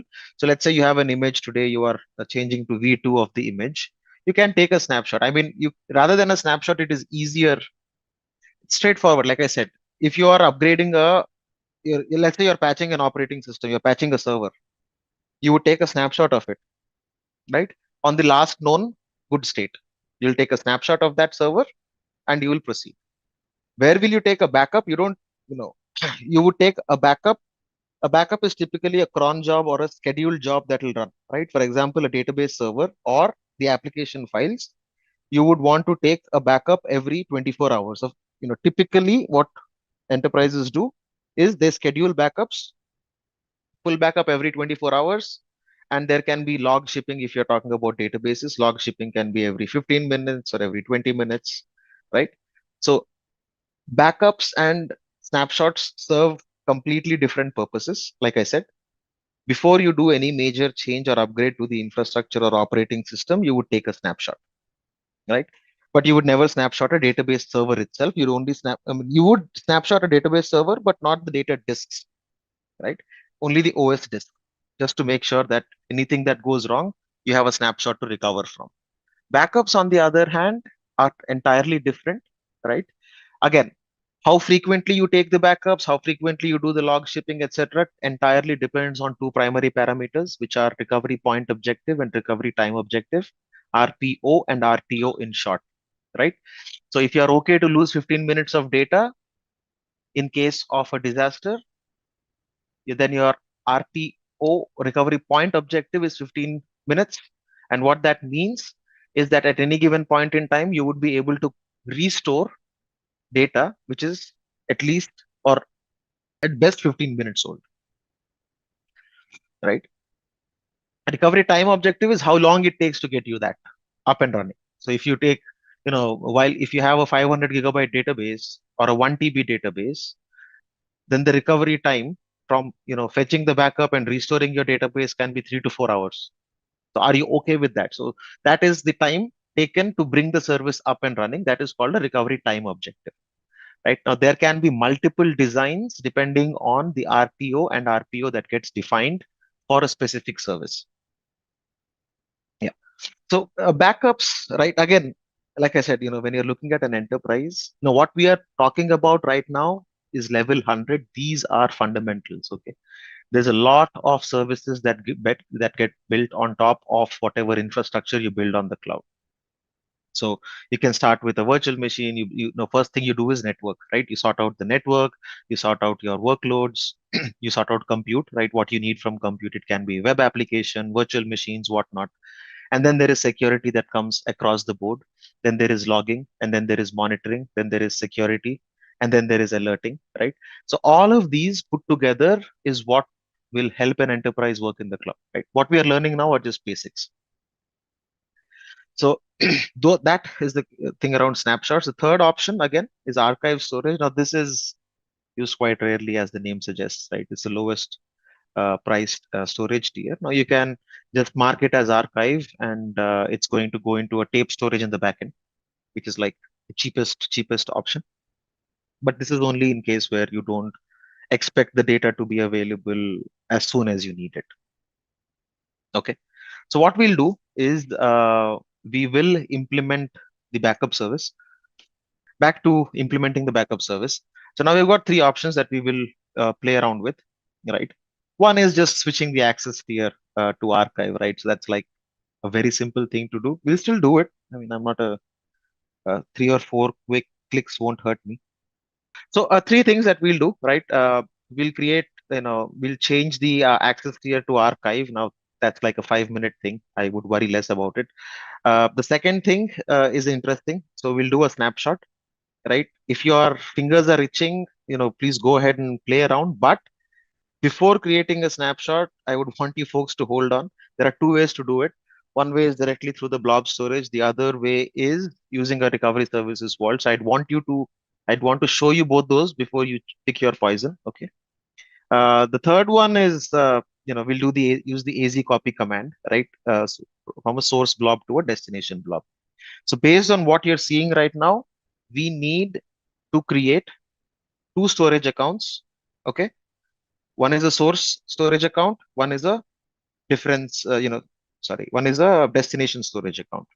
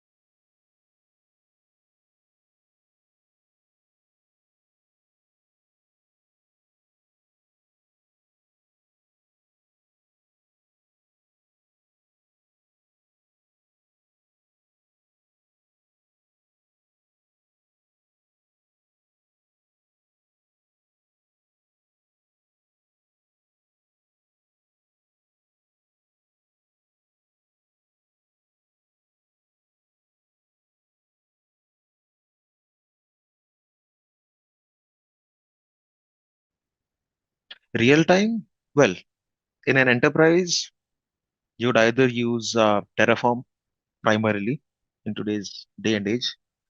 Few customers are still on ARM templates. Few customers are upgrading to Bicep, but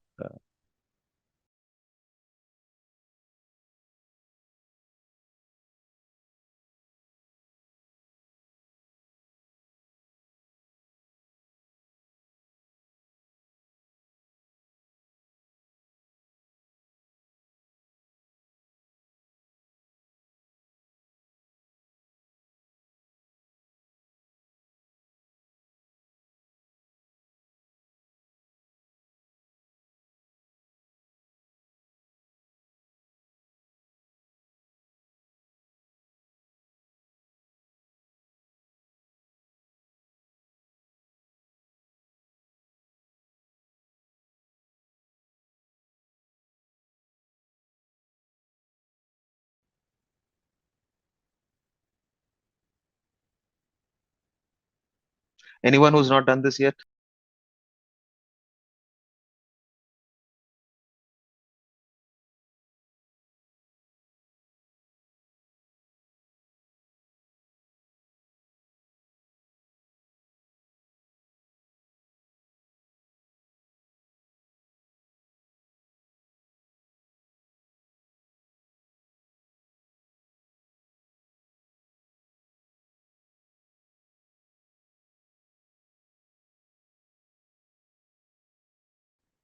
See, command lines, while they look scary, they are actually very intuitive, right? I mean, they're self-explanatory. If you just read the command that I've written here, I said AZ storage account create the name. I gave it the name. Resource group. I said which resource group it has to create. I told which location I need it in. What is the SKU I want? LRS, GRS, whatever. Kind is always storage v2, right? And I said allow blob public access as false.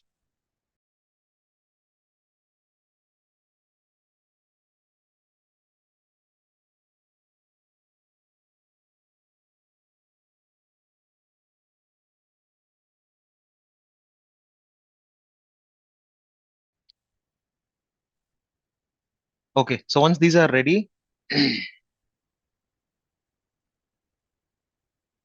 uh, right, created storage accounts, upload a blob on one of them. So I'll just drag and drop a browse for files. Let me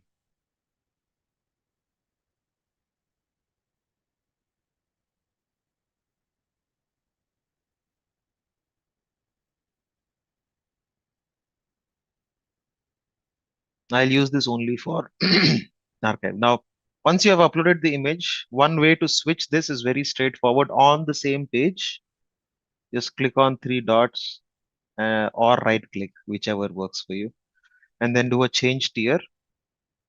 Now it's going to show you hot, cool, cold, and archive.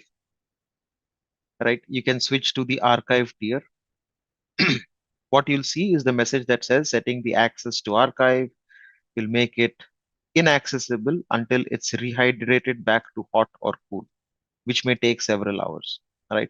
Now, one thing to understand is archive tier will work as a backup option as well. Okay. So all you have to do is switch this to archive, click on save, and it will be done. Now, I'm not doing it specifically because I want to use the other two methods, right?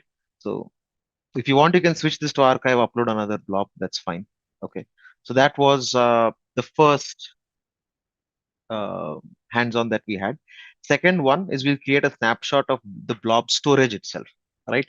Now, this is where I'm not a fan of clicking a couple of buttons for the sake of it, right? So I'm not going through with the archive tier switch, right? But now what we'll do is we'll take a snapshot of the blob storage, right? So for that, what we'll do is we search with backups, backups, backups.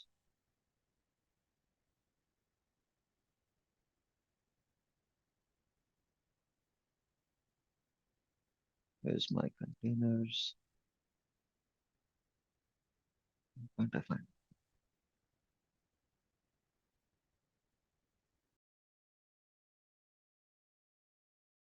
This is at a file level, yes. So at the blob level, you'd have the tier. So you can change the tier at the blob level.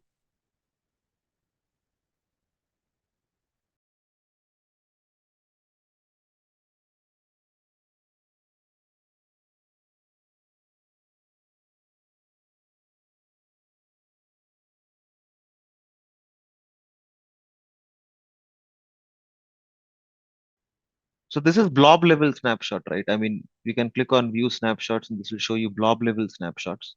There's nothing here. You can create a snapshot, but what I was looking at is actually enabling backup. But we'll talk about that quickly.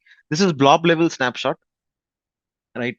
This is again, not anyone would use this. I mean, I would rather use versioning, right? So, and practically as well, right? You wouldn't take snapshots of blob itself because the moment you upgrade this, I would rather have multiple versions of this, right? And I would want to use or promote a specific version, right? So if I upload the same image again, for example, so if I say upload and let me use the same file again.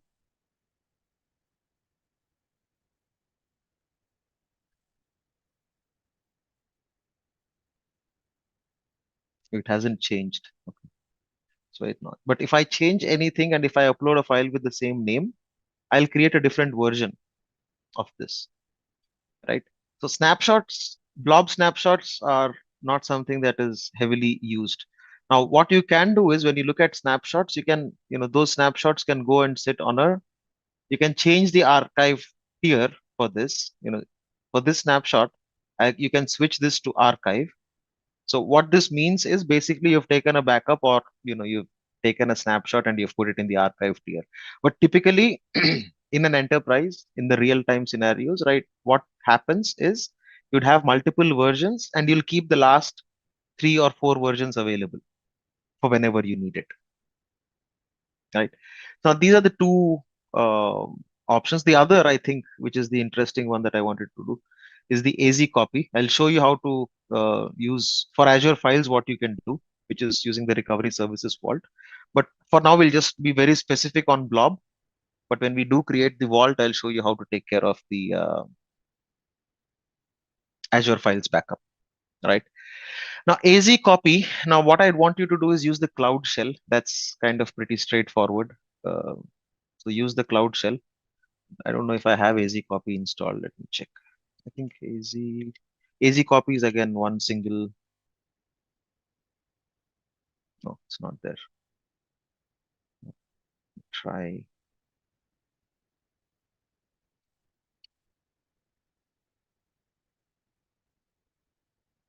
Anyway, never mind. We'll use the Cloud Shell. So click on the Cloud Shell button and then it needs a storage account. So please go ahead and create a storage account. The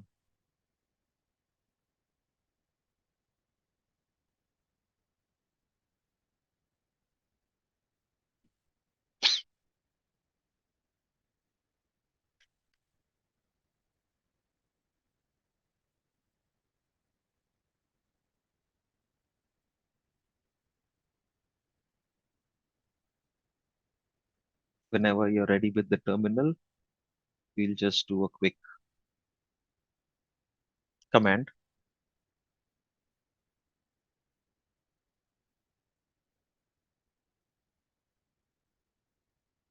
Ready? Okay. How to create versions? Try to upload the same file, and you'd have to enable versioning on the blob storage, and you would be able to use versions.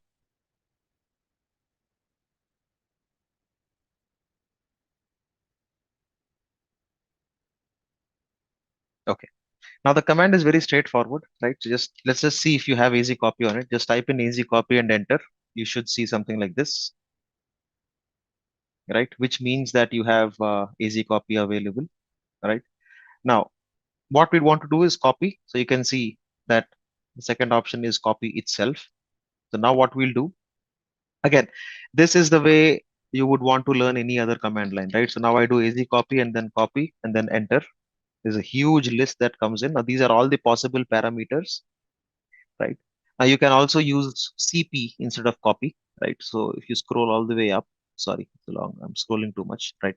There you go. So what you see is it's telling me AZ copy. The way you use this command is AZ copy space copy, give the source, the destination, and any flags, right? Now here itself, you would see how to, there are multiple examples here. You want to upload, use a SAS token. If you want to, you can use multiple other options, right? Let's see, is there an example for us?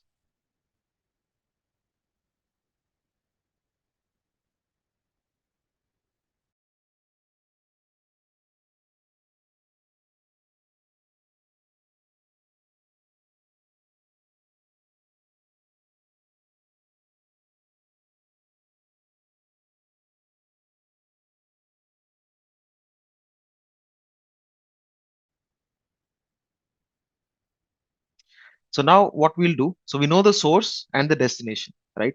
The source and destination for our scenario are the source storage account and the destination storage account. Okay. So what we'll do is, let's copy the names of the storage accounts. So the first thing I'll do is go to my source storage account. And since it's very specifically blob storage, all of these, I'll actually copy the name from here, the entire URL, right?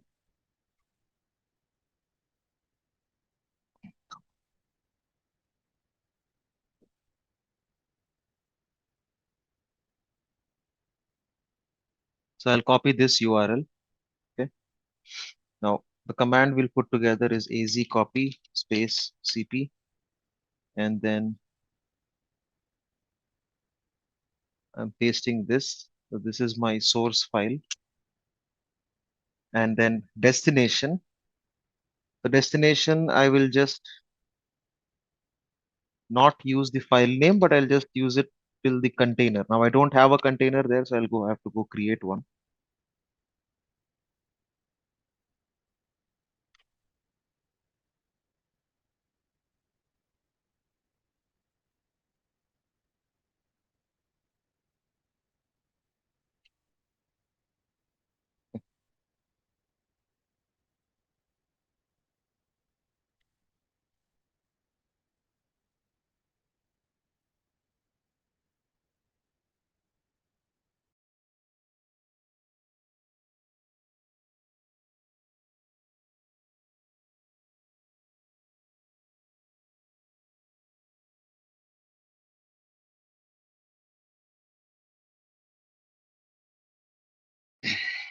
So on the destination, we do not have the container. So we will create that quickly. The reason for that is, again, blob storage is tricky. If you don't have the container, it's going to cry foul and say, hey, it's not there.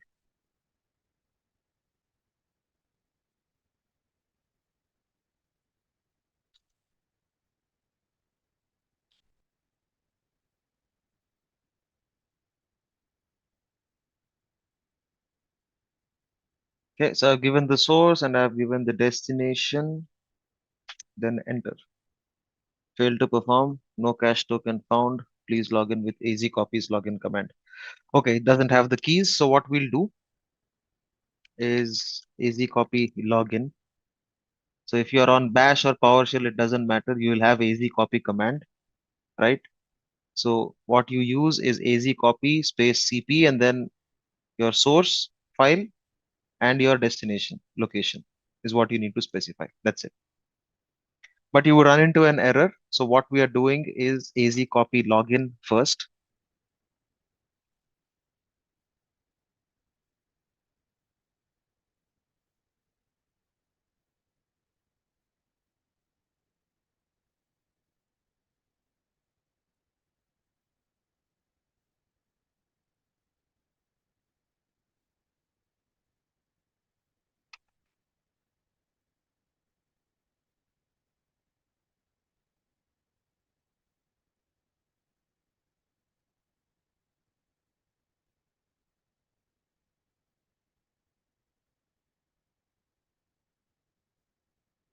So the instructions are right here, right? To sign in, open this page and enter this code, right? So that is what we are doing to sign into AZ Copy.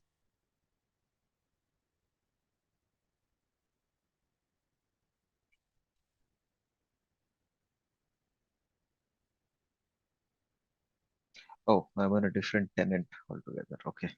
So this is the case with me, but you don't need to specify the tenant. Okay.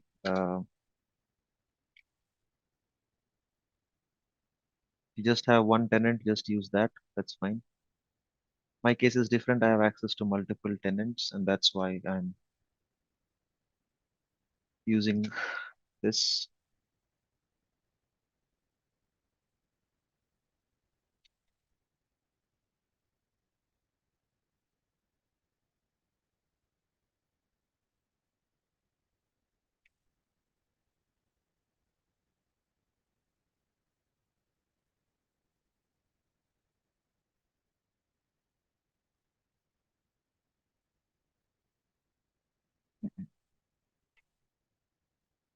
You are facing the tenant issue, then you are probably have access to more than one account. So you can do an AZ account show, right? It will show you the list of the accounts that you have. You can copy the tenant ID, which is the home tenant ID.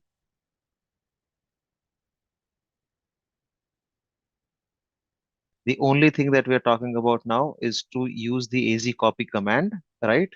And what we're trying to do is get you to fix if you are running into a tenant ID issue. So bear with me. Commands, again, there's no new commands. We'll only use one command, which is AZ copy and space copy command. I'll just show you how that works. I'll put in the command together and I'll send it to you. Like I said earlier, right? If the easier way to learn any command line is the moment you type in AZ copy, it is going to list the available options, right? What do we want to do? We want to copy. You see this option, copies source data to destination location. So next, what did we do? I just typed in AZ copy space copy, right? Then it said, hey, this is not how you use the command. The usage is like this. So AZ copy, space, the source and the destination and any flags, right? Now you can use aliases. So instead of copy, you can use CP or you can just use C or you can use the entire copy word. Okay. So what we are trying to put together is the command, which is, again, I'll type it here, AZ copy space C. Now the source, right? Where do we get the source? We have the blob URL, right? That is our source file.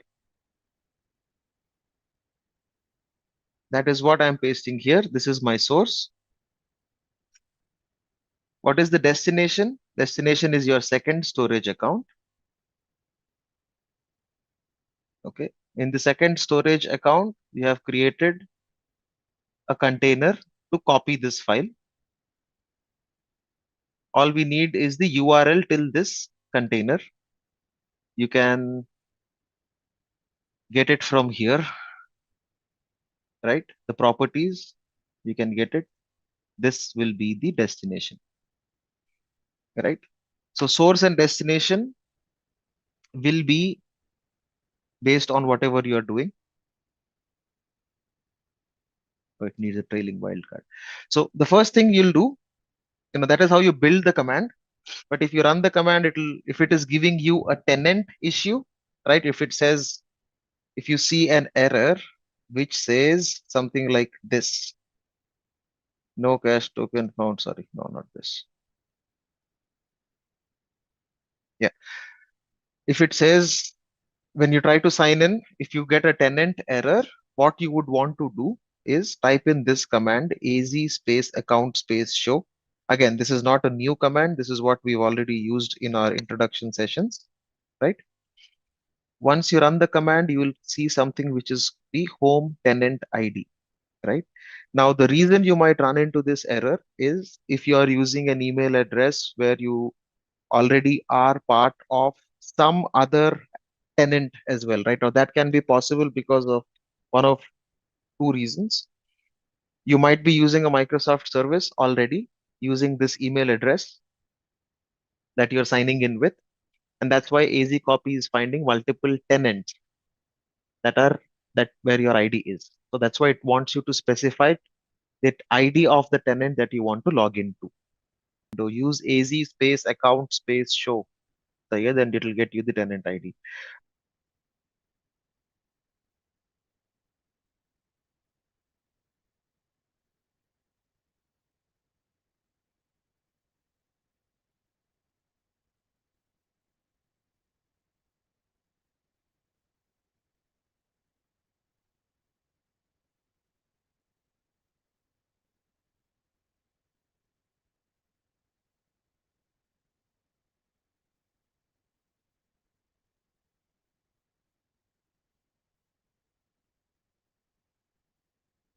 You have multiple tenants. That's why you're not able to log in.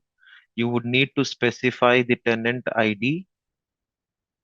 To get the tenant ID, use AZ account show and use the home tenant ID. So the way you would do that is this AZ copy space login dash dash tenant dash ID, and in the quotes paste your tenant ID. So Quasi, your command is wrong.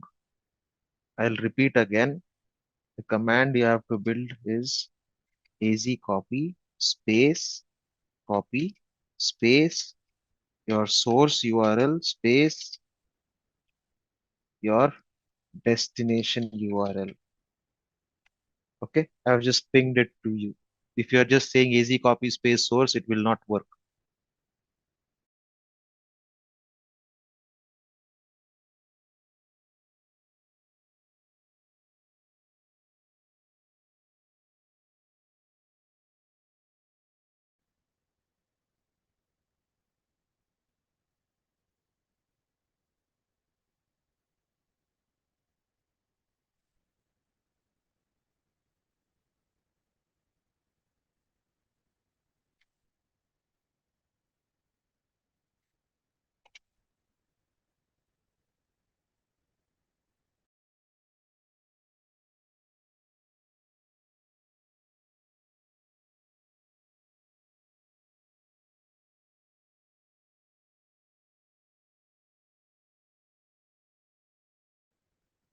What we'll do, I was waiting for someone to say that. No one's saying that, but that's fine. So what we'll do is we'll generate hash tokens for each of those containers, right? One is for the source and destination. And this time you'll have to be careful while generating the SAS tokens. So can someone tell me what permissions we'll give on the source SAS token? I'll generate the SAS token at the container level itself, right? So on the source, I'm just giving read permissions, okay? And I'll generate the SAS token and URL, right? I'll copy the entire blob URL this time. Okay, so what I'll do is AZ copy space copy, and I paste the entire SAS token. You are able to log in, great. Now the same thing, but this time on the destination, what we will do is when you generate a SAS token, remember what happens, what do you do in the destination? You write, okay? So what I'll give is, you give read, write, access, read and write access, okay, on the SAS token before generating it. And then I click on generate token, and the entire blob SAS URL I'll copy from here. I'll paste this. So my source is done, my destination is done. And I'm just adding a recursive flag. So what does recursive do? It will loop through all files if they are there, right? So, and then enter. Now what does it do? Fatal. What did I do? What did I miss?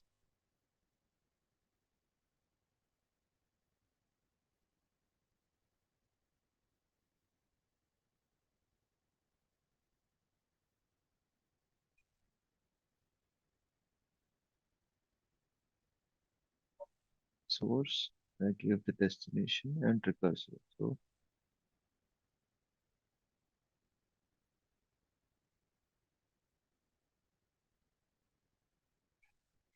let's keep recursive.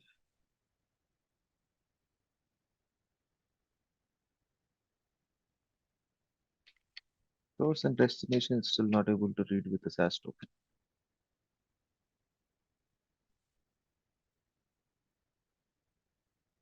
No, you need to specify what the token is for, right? Let me quickly look at the syntax.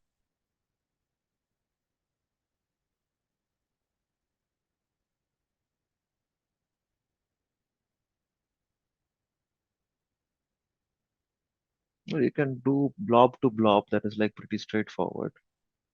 What am I missing?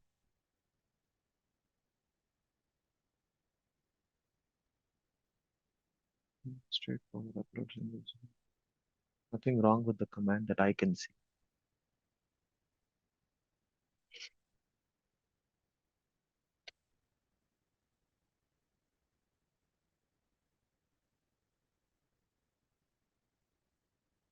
Or maybe it's not able to list my read access one might be wrong. Let me generate one more at the blob level. You might be right, Anil. Let's do that real quick. Let's generate a SAS here at the blob level and copy this URL.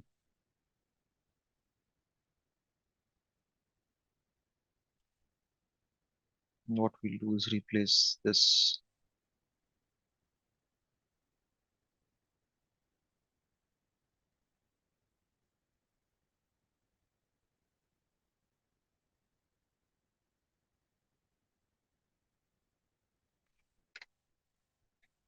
No, it still doesn't like it.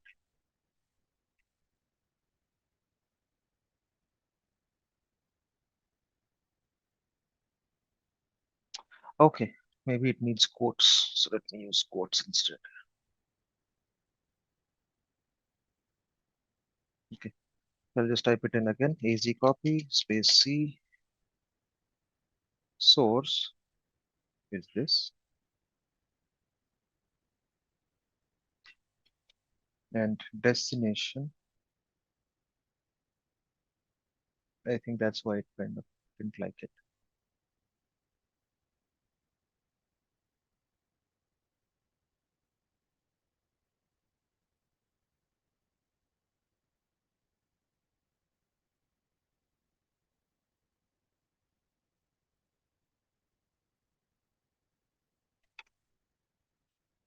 Yeah, sometimes the small things get you.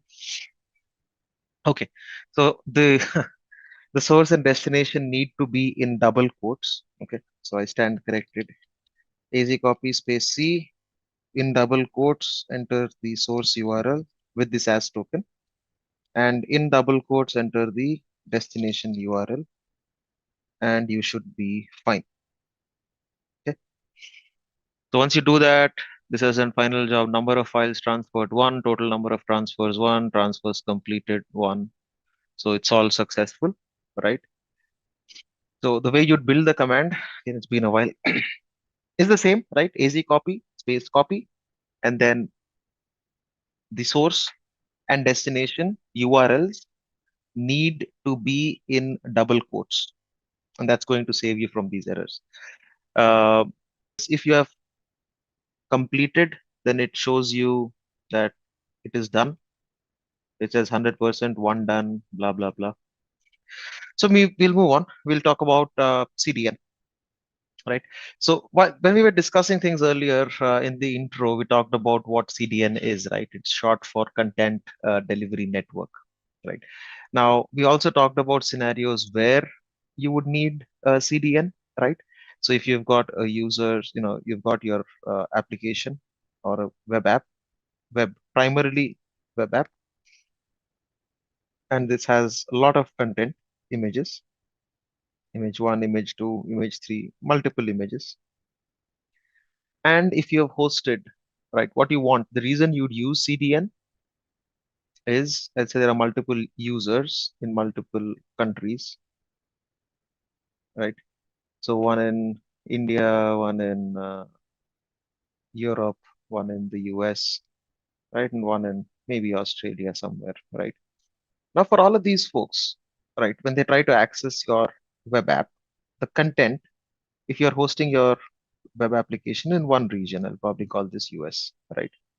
Now, this person will be able to load the images faster as compared to someone coming in from the EU, someone coming in from India, or someone trying to access from Australia or any other region. What CDN does, so for all of these images, again, assuming you've got this on your blob storage, again, sitting in the East US location, right? So how does your URL look like? You've already seen that, right?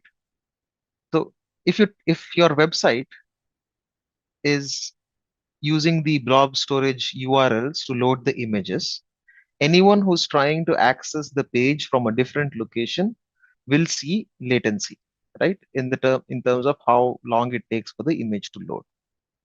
Now, this is where typically for global websites, what you would use is Azure CDN. So when you use CDN, what happens is, so the CDN will be tied to the blob storage, right, to cache the images. And instead of using the blob storage URL, you'd use the CDN URL on your images.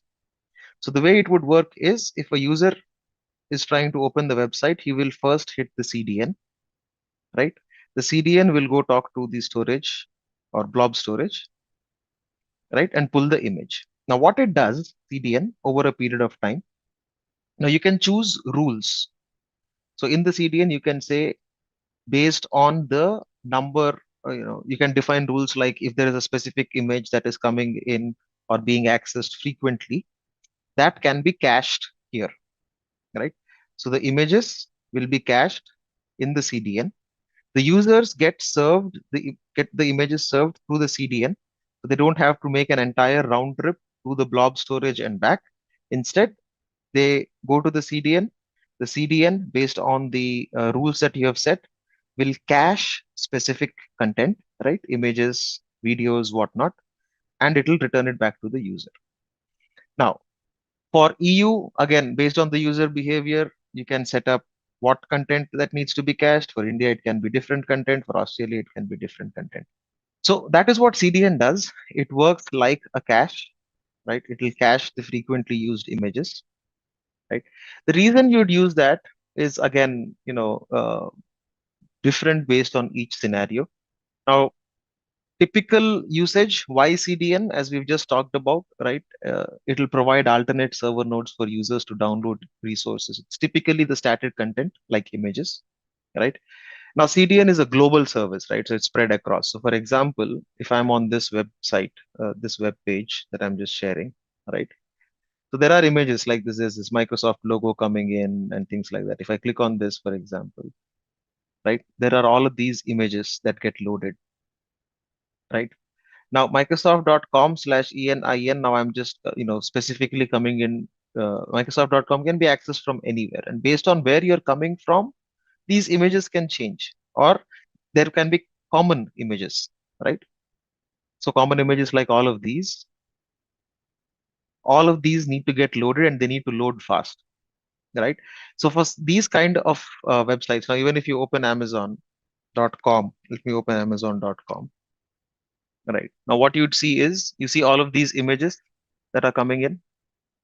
All of these images will go and sit in a blob storage somewhere, right? In Amazon, it's going to be an S3 bucket or whatnot, right? If I open Amazon.in,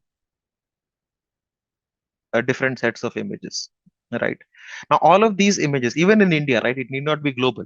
Let's say I'm accessing this from Hyderabad. I need a location that's closer to me, which will serve these images to me, right? And that's how the websites load super fast. Or you basically decrease your latency, right? Now, while the CDN nodes are split across multiple um countries or multiple geographies, the CDN nodes are also available across multiple zones or multiple regions within the same geography, right? So in India, there is Central India, there's South India, and there are other, there's North India, right? So Across these regions, you will have the CDN nodes available, right? So CDN, the way it helps you is assists you in caching the high bandwidth content so that people or users experience lower latency for the application that they are consuming, right? So the use cases are straightforward, right? The examples that we just saw, where the content gets loaded onto your web pages or your websites, right? It can be global, it can be within the same geography, or it can be at least a couple of geographies together, right? The way it works, CDN is this is global. So when you're creating a resource, unlike a blob storage where you're choosing a specific region, CDN itself is a global resource. So it's available, the nodes are available across all regions on Azure, and it is not region specific, right?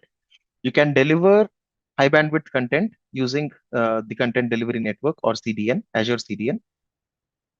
You can cache objects, as I mentioned earlier.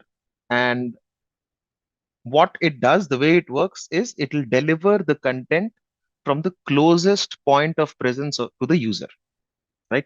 So if I'm in Hyderabad, when I load Microsoft.com, the content possibly comes from the point of presence closer to me, which can be Chennai. Someone in the North India is trying to access, the content will be served from Mumbai instead of making a round trip all the way to the data center where the actual blob is stored, right? So CDN acts as a cache and helps you load your static content faster.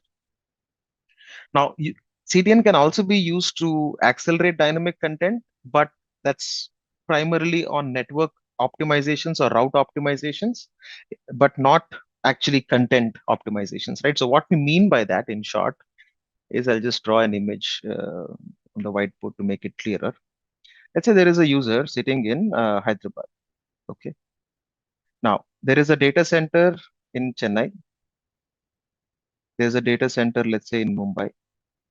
Probably there's a data center in Delhi, right? Now, dynamic content is accelerated by the way saying, when I try to access a web page, the content gets served. So the routing, what happens is, let's say, even if the dynamic content is based in this region, right? This is the content location, right? How do you get to a data center? The typical route is from the user, it goes to the internet service provider. From the internet service provider, he's going to route it to over the public network to a data center in Hyderabad. From the data center in Hyderabad, it gets routed to another data center X. And then eventually, after a couple of hops, it gets to the data center of Azure in Delhi, right? So there are multiple hops to get to this content, right? If the user is in Hyderabad. Now, route optimizations, the way they work is instead of doing multiple hops on a public network, what CDN can do or what CDN does is for the user who is in Hyderabad trying to access an Azure resource in the north, central or the north uh, India region on Azure, the first thing it will do is it will send the traffic to the Azure endpoint in Chennai. This is the closest point of presence for Azure network. And now the packet goes from, or the request goes from the Chennai data center to the Delhi data center on Azure's network, not on the public network. So this route actually reduces the number of hops. So instead of, let's say, 1, 2, 3, 4, 5, 6 hops, it will probably just do one or maybe two hops depending on the ISP. And then once it gets onto the Azure network, this is like a gigabit network, right? It runs on 100 gigs. So your net number of hops get reduced and you get the content served to you faster. This is route optimization, right? Now, this is specifically for dynamic content. Okay. Well, you can use Akamai as well. There is Akamai CDN that's available as a provider on Azure. So yes, Akamai is a CDN provider. Azure CDN is also a CDN provider. So it's all the same, right? So what we'll do is a hands-on right now on the CDN side of things. Now, since you already have a blob storage, I'm assuming you have not deleted it yet, right? So what we'll do is we'll create a CDN. We switch to mouse pointer, get rid of all of these tabs that I don't need.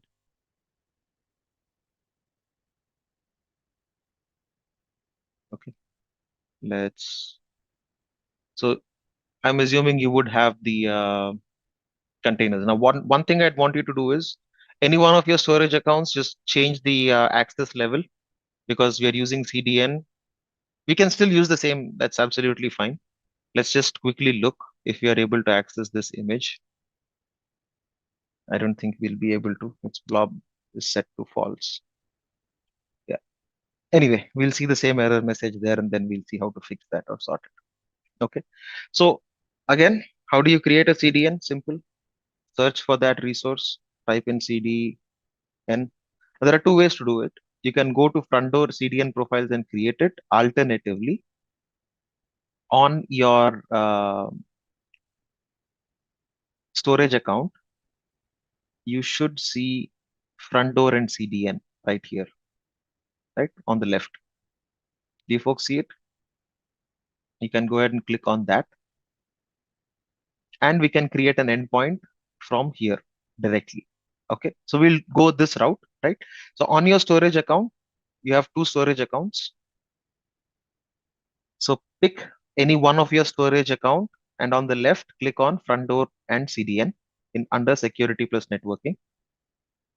And in that, once you're on this page, now I wouldn't, while it is recommended to use front door, we are just doing CDN. Front door, we'll take a look at that in the networking module.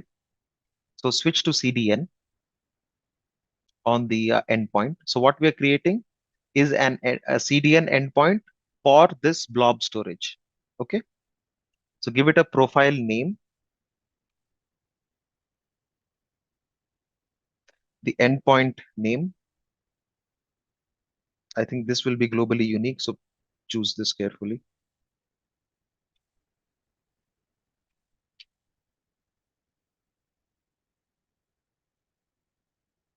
So whatever endpoint name you choose, this is the endpoint host name that you get.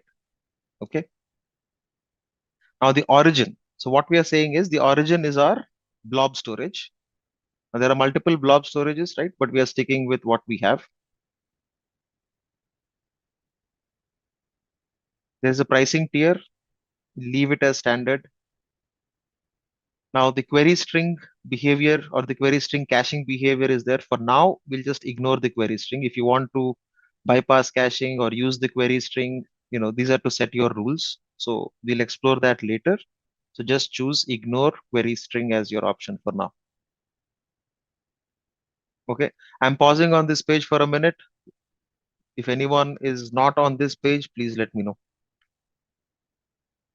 Endpoint names up to you, Anupreet. Just choose the endpoint that you want. The endpoint name has to be globally unique, so please don't type in whatever I have typed in. Otherwise, I wouldn't be able to create this.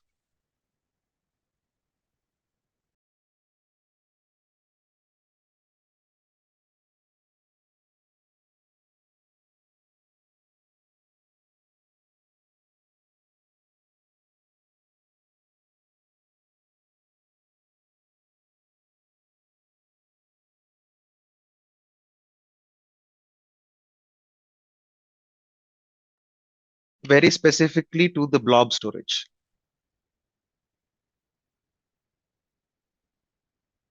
Okay. So once you're done, click on go to resource. Right now, you'll see that there is a endpoint. Okay. So what we'll do is now this is the URL that I have, right? Where I'll just copy this on Notepad so that I can show you how to access this. Okay. Now this is my blob URL for my image, right? So to access this using the endpoint, what we'll do is I'll just copy the endpoint, which is the one that we've just created, Azure Story, Azure Edge.net. So this URL I'll replace with azureedge.net, right? That's what I have done.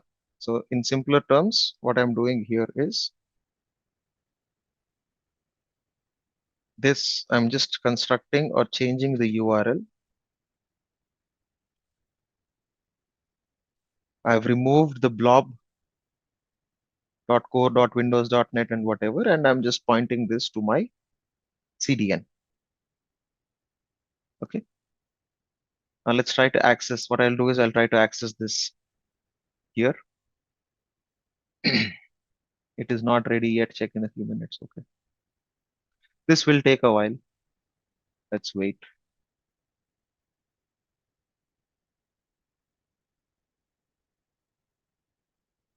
Okay. So once you click on the profile itself, you'll see status is running, the location is global, optimization type is general web delivery, right? So once you've clicked on the endpoint, you'll see in the settings there are quite a few options, right? The first one is, of course, the storage account itself, right? So you've got the origin. You can create origin groups. Again, I don't want to dive into all of this, but I just want to show you the options that are available. So you can add multiple storage accounts in here. Okay. There's custom domains. So you want to add your own domain, you can, right? So you can give a custom host name. There's compression options that are available, right? Uh, so if you switch on compression, then it's going to reduce the size and improve performance. And this is for different types of content, right? The content can be a font, it can be a JavaScript, it's a JSON, an XML, you name it, right? So there's text, plain text, whatever. The caching rules are what we talked about earlier, right? Now we said ignore query strings. You can cache every unique URL. You can bypass caching for query strings, right? This is typically, if you're a developer, you'd know how to play around with these. The other important thing is there's geo filtering as well, right? So what you can say is, I can choose to block if the request is coming from a specific country. I can block if I choose these based on the IP addresses. If someone's on a VPN, we can't help it, but at least geo-filtering is something you can enable to say, okay, if request is coming from another different country, I do not want to show them the content, right? Optimization options are available. This is pretty straightforward. It's all for general web delivery because we are using static content. Then there is rules engine. You can add multiple rules based on the header. You can add conditions, based on the device type, on the version, request cookies, post argument, request method, URL path. You can add multiple rules for your caching engine. Locks is common. I mean, we'll not talk about resource locks. We've already discussed, right? You can add a delete lock and whatnot. Let's see if this is back up and running. Yeah. So you see, now I'm running into the same error, which is fine, right? If I use my blob URL, also I'm getting the same thing. If I'm using my CDN content, I'm getting the same thing. So if you want to access, what would you do? You'll create a SAS token and append it directly at the end of the URL. I think I already had a token, but I kind of killed it somewhere. I'll just generate another one.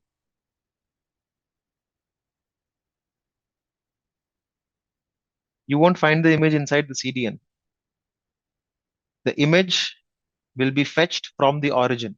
Remember, CDN is just content delivery. It does not manage content itself. The content, the source of the content is always your storage account, right?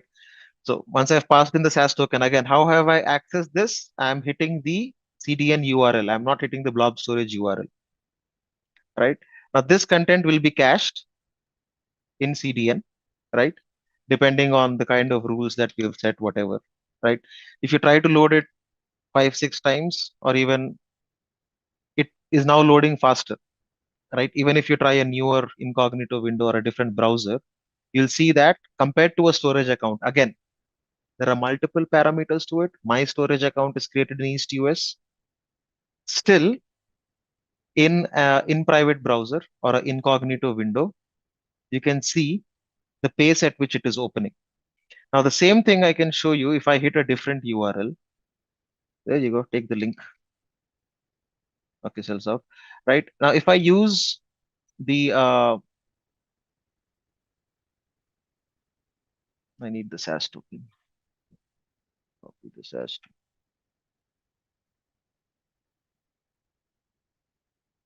Right. Now I'm hitting the blob URL. You see how long it is taking? It takes a while to load, right?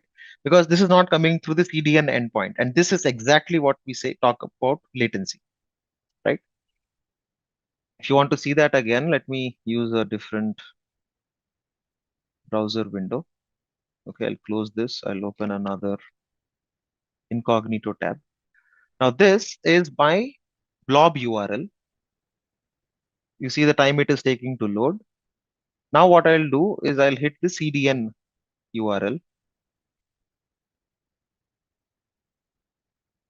So the difference is very, very, very much evident, right? Imagine you have a website with loads of images, high definition images, right?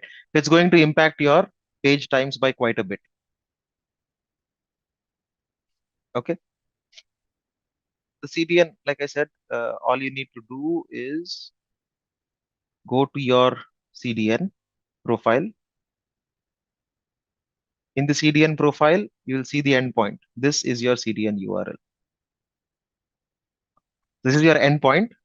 What you do is, this is the blob URL, right? How you access the image. All you need to do is replace this blob.core.windows.net with your CDN endpoint.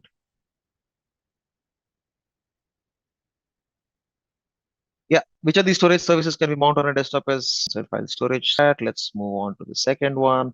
Which of the following access tiers should be used for low latency access? Hot, yes. Which of these services is used to store structured data? Table storage here. All right. Next question. Which of the following is a type of key used by Azure Table Storage? The partition key is the right answer. So it's a composite key made up of partition key and row key. So in this module, right, so we've looked at storage, we looked at all possible options. Now we'll dive into compute. So in compute, we'll start with what a virtual machine is. What a virtual machine is, we'll look at what an Azure virtual machine is, different types of configurations, the data disks that are available on Azure. There was a time when you had to create a storage account specifically to keep your virtual hard disk for your virtual machines, right? VHD files, VHDX files, whatever those might be. Then they came up with different types of storage, managed disk, unmanaged disk. We'll talk about all of those, right? Azure virtual machines, network interfaces. Again, that's probably touching a level 100 of networking, right? On the NICs or network interface cards. We'll look at scale sets. We'll look at why we should be using scale sets. Automating deployment is a touchy subject, right? This topic or this session or this workshop actually does not deal with automation. So we'll only look at that at a high level on ARM templates. Again, we look at templates that are available on the portal. We are not going to create or write any templates, right? But if you're interested, I can point you in the right direction and you can go figure it out, get your hands dirty, right? Then we look at VHD templates. VHD is short for virtual hard disks. We look at custom images. Of course, we're going to build custom images, stand-up VMs, whatnot. We'll also look at backing up of Azure VMs. Again, backups will go back to the recovery services vault topic as well. So we'll be touching those briefly. After backup, of course, you want to test restoring a VM. Azure Site Recovery, again, that is a tool available, which is also used for migrations, right? While it's a site recovery option, but it's also used in migration scenarios. We'll look at app services, and then we'll look at Azure Container Registry, which is ACR, and also Kubernetes service. Again, remember, we're not diving deep into Kubernetes. We are not setting up multiple clusters and playing around with them, but if you want, we can deploy a sample app. Again, through automation, it's available on GitHub. But like I said, there's going to be a lot of hands-on that you might want to do yourself. I can point you to the links and you can go from there. Okay. So that will be the compute module. Then there is storage, then we've got networking, followed by, I think there's logging, monitoring, and others as well, right? So let's get started. What is a virtual machine? What I'm sharing right now is a virtual machine, which is not on the cloud, of course. It's running on my physical machine, right? So this is a virtual machine. So what is a virtual machine? Emulation of a physical computer, right? So virtual machines can not only run on the cloud. So in short, a virtual machine is an emulation of a physical computer system. You get the three important things: CPU, memory, and NIC, and it gives you the same experience as if you were on a physical device. So if I look at this, I don't know what's wrong with my, maybe I need to restart this guy. It's been a while, right? It'll give you the same look and feel of a physical machine. Let me just restart this guy, turn it off, turn them on, right? And the way it looks is also similar, right? So if you look at the console access, it the boot also looks very similar. However, you won't see all of this on the cloud, right? You would see it only if you had console access. One thing to understand, right? While the cloud and everything, we've discussed this in the introduction, right? Virtual machines are what virtualization is what help us build the cloud and to bring it to where we are today. But you have to understand on-premise virtualization or virtualization on physical machines is different than the virtualization that's available on the cloud from a console perspective, right? So what you just saw, where the OS was booting and whatnot, right? You do not get console access of your virtual machines on the cloud, right? But if you were, no, what I'm using right now is Hyper-V, right? And I've got multiple virtual machines running on my desktop. So you can access the console only on if you own the virtualization layer. When it comes to the cloud, right, the virtualization layer is not something that is shown to us. What we are shown is only a web-based interface where you can connect to your virtual machine using either the public, using a public IP or using the other options that we'll discuss, right? Now, a virtual machine does not, the look and feel as you're seeing on screen, it's exactly the same as a physical machine, right? So with that knocked out, again, now we've talked about this. VMs can also be created in the cloud, right? Now, what we mean by that is they are available to us over the internet. Now, we've talked about the options there, right? Each cloud service provider has their own version of virtualization. They provide us that. The interface that we have is the portal, which we have been accessing over the past few sessions, right? We've created things like storage accounts and whatnot. We'll go ahead and create a virtual machine from there as well, right? The thing that we can, that, like I said, the primary difference on virtual machines running on the cloud versus the virtual machines running on-prem is the level of control that you get, right? Again, not all use cases will need us to worry about console level access, right? There are multiple ways to recover virtual machines on the cloud as well. Okay. So these VMs can be created anywhere. It can be on your physical device, it can be on a different server or a different host machine, or it can be on the cloud, right? Now, why would you use a virtual machine? Again, it's pretty common infrastructure as a service available. Why would you want virtual machines? The advantages, as you can see here, I've got 3 virtual machines, each running a different operating system on the same physical computer, right?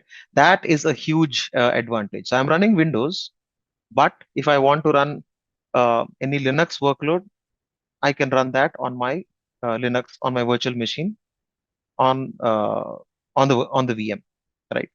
So multiple operating systems. Now the one that we ran earlier was Ubuntu. I've just booted the RHEL. So this is how this will be Fedora. This is, you can use multiple, this is RHEL 7. So you can use multiple virtual machines with different operating systems and run all of them on a single physical machine, right? So it brings in a lot of advantages. We've already discussed about those. I'll let this boot. That's fine. Again, you can create single purpose servers without having to set up a whole physical VM, right? Now I can, if I want to, run database on this and run my web on this, right? It's all going to be the same. So this is RHEL. You can log in, you can run a specific workload on this, another specific workload on the other, and it's all on the same physical resource. And these can be purpose built. Okay. Last failed login. I'm still failing. I don't know what's wrong. Or maybe it logged in and it's just a little slow.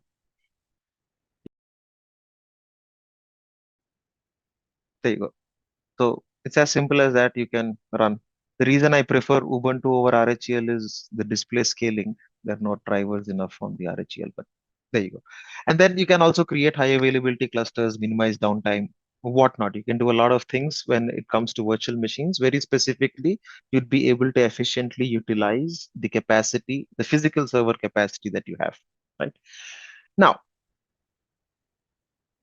what an Azure virtual machine is a little different. Now, this is where I think few of the definitions that came in earlier will help.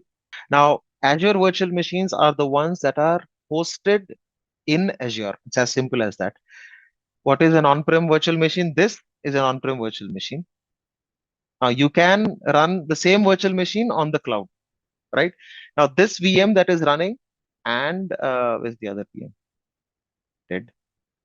And this VM that is running, these are running on my machine, right? But instead of, if these were running on the cloud or specifically on Azure, you'd call it a Azure virtual machine, right? This is an IaaS offering, infrastructure as a service offering from Azure. So these are the basics of compute, right? The first thing that we need, we consume from a compute perspective is a virtual machine.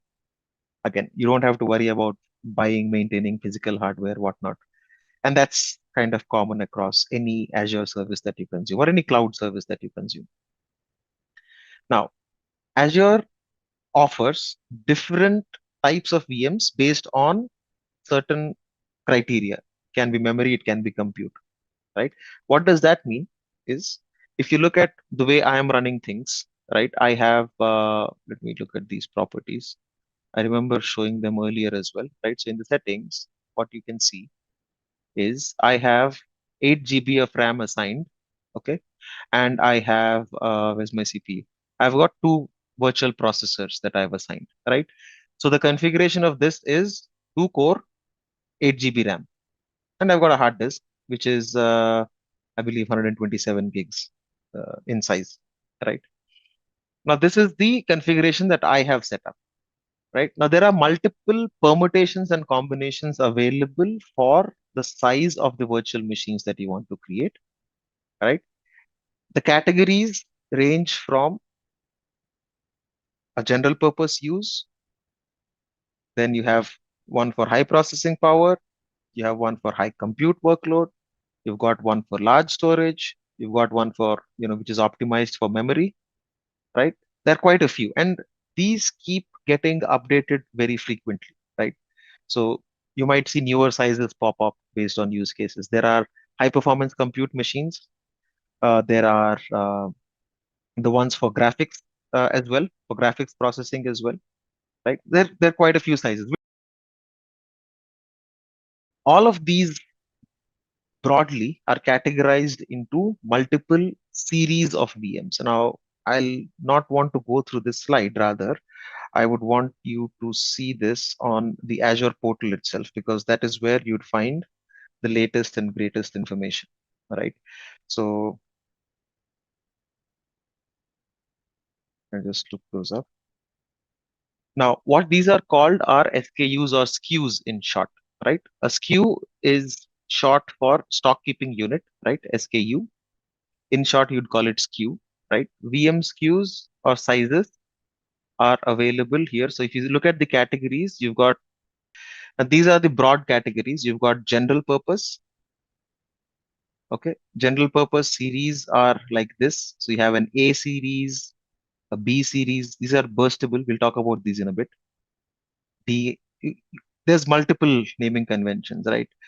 One thing I'd say in short is general purpose is A and B, A, B, D, right? Again, there is a naming convention to these as well, right? So they start with A, B, C, D all the way to F, okay? The way they are used. General purpose are A, B, and D series SKUs. Now, if I click on one of these, you'll see the different sizes that are available in these series, right? So you can see that, DCS V2 series, these have these are confidential SKUs, right? So these protect confidentiality and integrity of your data, blah, blah, blah. You can look at what these are actually running on. These are backed by 3.7 gigahertz Intel Xeon processors, Coffee Lake, right? And they give you max turbo boost up to 5 gigahertz. So they also talk about the physical servers behind each of these queues. These are the most common ones, right? DSV2 series. These are running on third generation Intel processors, right? So again, not all of these are specs. For some use cases, you definitely want to explore that, right? If you want to understand what is your VM actually running on, right? Now, if it was my scenario, if I had to tell what I am running on, my VMs would be running on the hardware, which is, where is this? CPU. Yeah. So I'm running on Intel Core i5-10400 at 2.9, and up to 12 cores of processors, whatnot. So this is how I would say what kind of processor, the host processor, the VMs are running on. Similarly, Azure as well.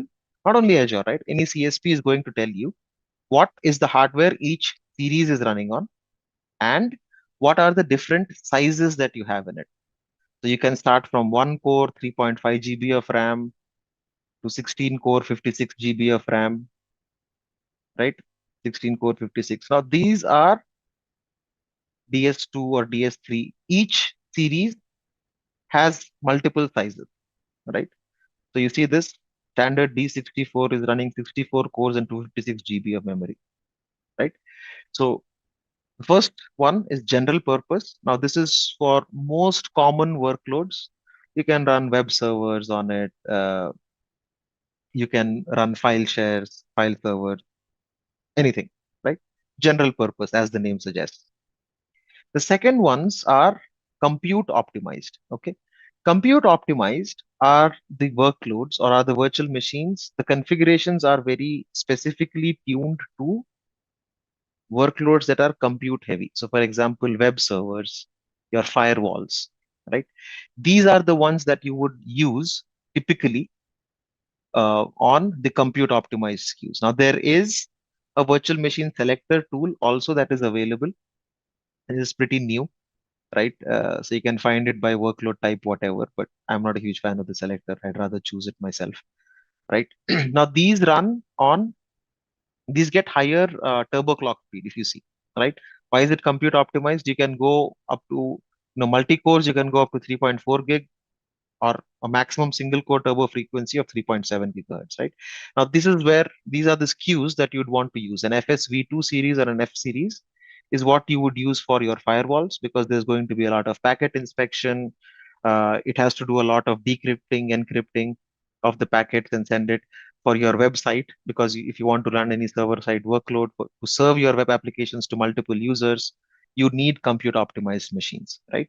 So compute optimized are typically used for your web servers or your firewalls.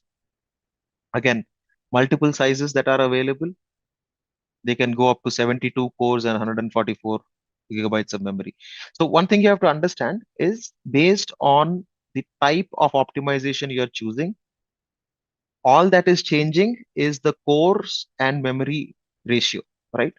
So 72 cores, 144, this gives you about approximately what, 2 cores per 1 GB of RAM, right? So it's like 1:2. And that ratio will be maintained across, right? 4 cores, 8 GB, 8 cores, 16 GB. 16 into 2, 32, 32 into 2, 64, right? So what changes across all of these multiple SKUs is the CPU to memory ratio, right? Of course, there are other things to worry about, like the number of NICs you can do, what is the maximum bandwidth that you get, what is the maximum throughput that you can get on storage. But primarily, what's important to understand is all of these are just different varieties of ratios on CPU to memory. Okay? If you look at general purpose ones, right, each series will have a different CPU to memory. This is like 1:4, right? There's more memory. Okay. So 1:4, compute optimized is 1:2. Memory optimized, on the other hand, you get a lot more memory for lesser number of cores, right?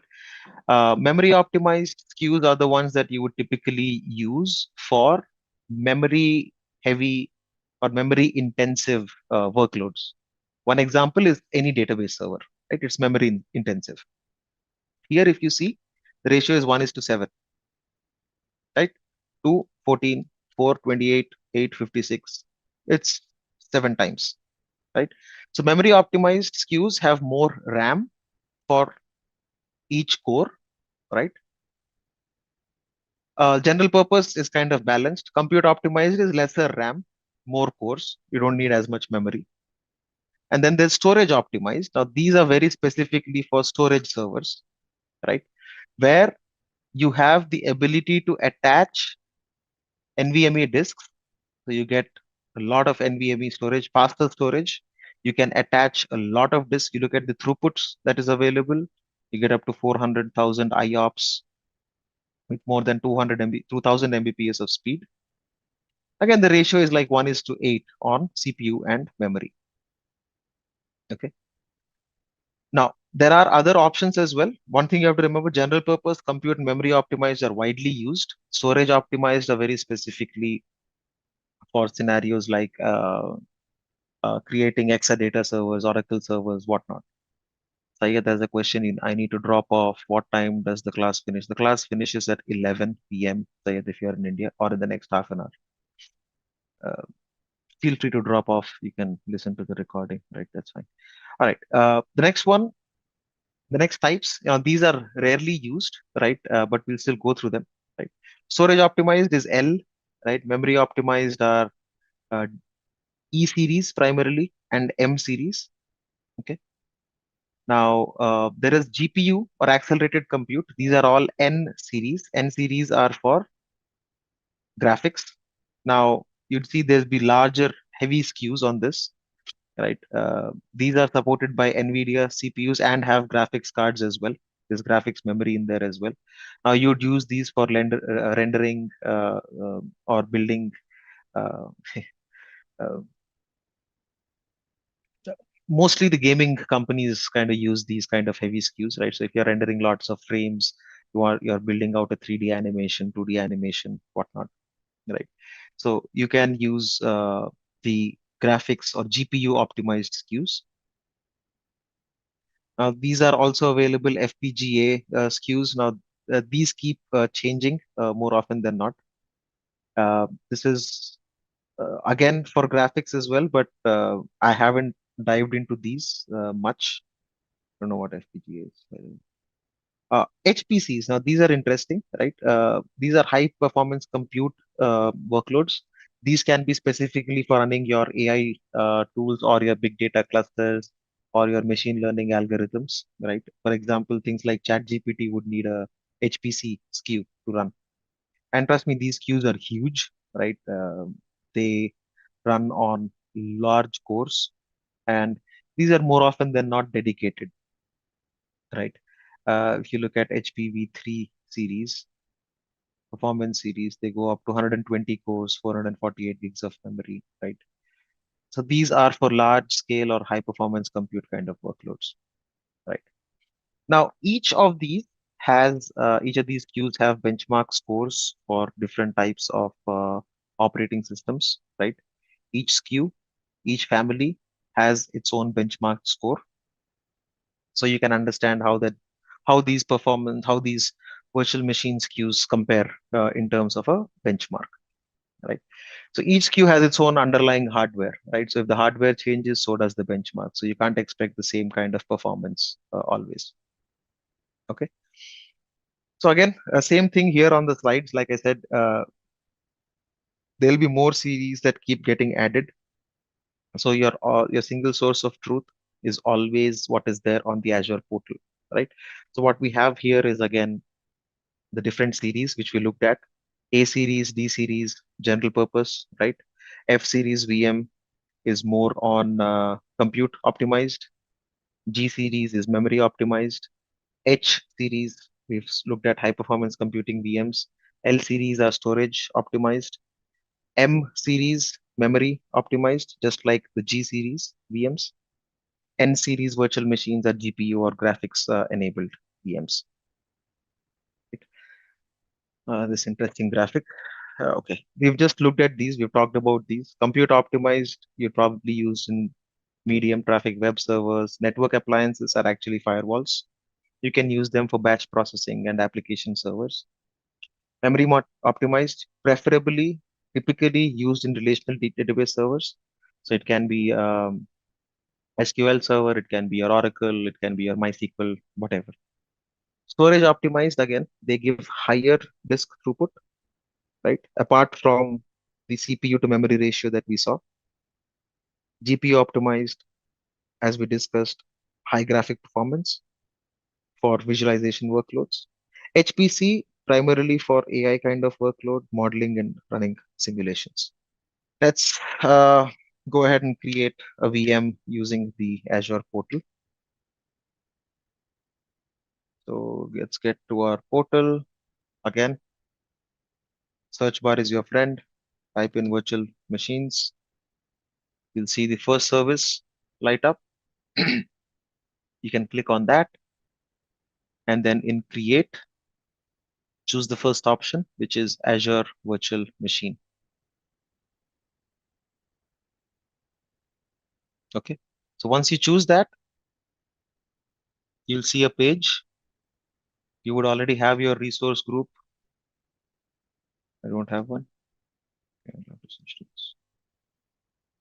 Oh, I deleted all of mine. Okay. So if you don't have one, just click on create new and you should be able to create one real quick.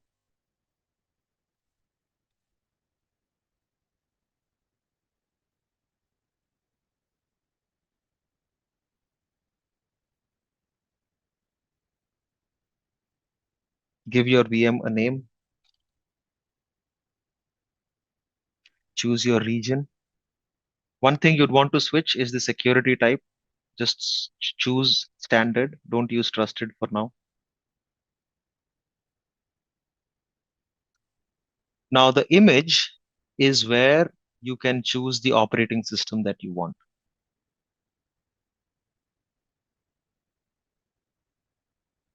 All data centers will have physical. I mean, without a physical server, you don't have a virtual machine, right? Now, what cloud providers do is based on newer hardware, they keep generating newer series of VMs, right? So the VM can sit in any physical host. So eventually it's all physical servers somewhere where you can run multiple VMs on.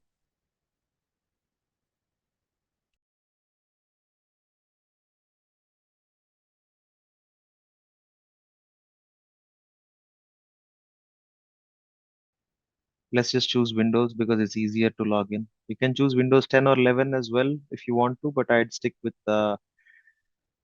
Windows Server 2022 Data Center Edition. Is it not available? Yeah, it's available. Yeah.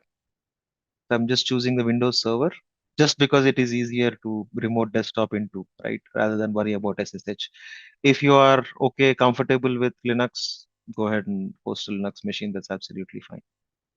The next important thing is the size, right? This is where all the SKUs that we saw will show up.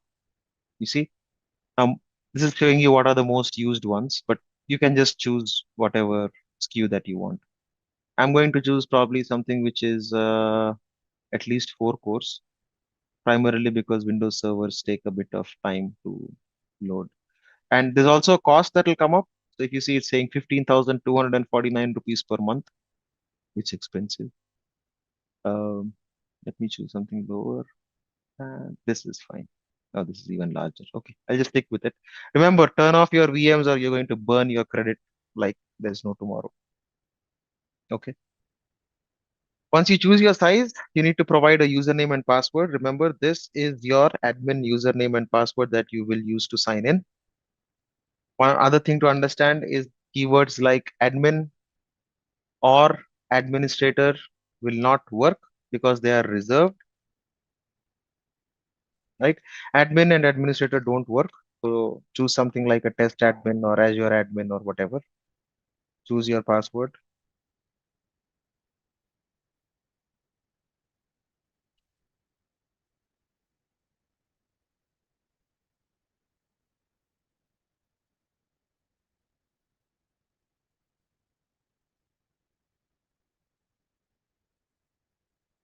Okay.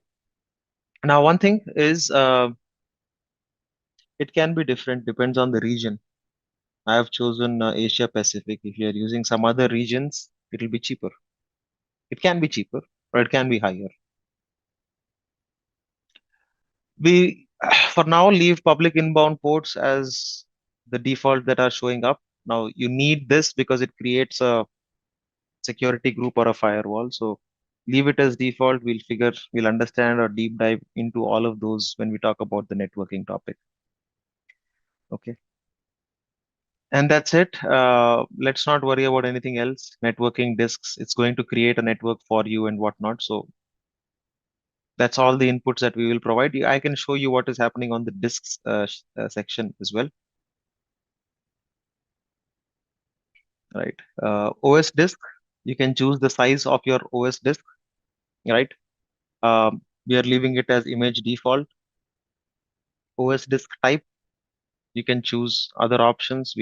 I'm just leaving this as default. There is delete with VM option checked. So if you check this box, if you delete the virtual machine, the OS disk also gets deleted. Okay. In the networking section, you'll see that it's basically creating a new virtual network for you, right? We'll talk about VNets a little later. It creates a network for you, it creates a subnet for you, and it creates a public IP for you as well. Okay. So we'll not mess with any of these. We'll leave it as is. And there are options for managing your VMs, right? You can log in with Azure AD, you can enable auto shutdown, enabling backup, etc., etc.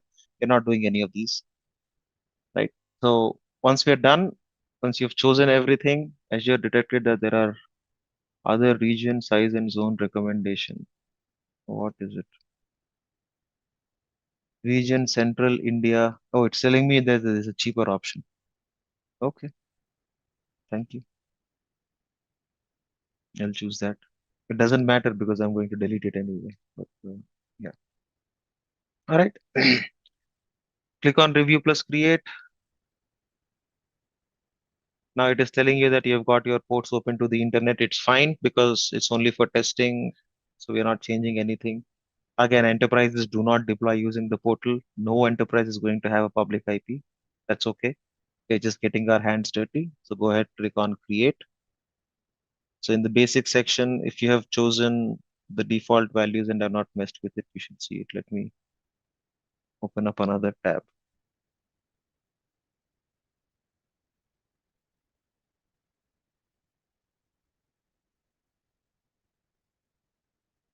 It'll always show up. I mean, there's no reason why it shouldn't.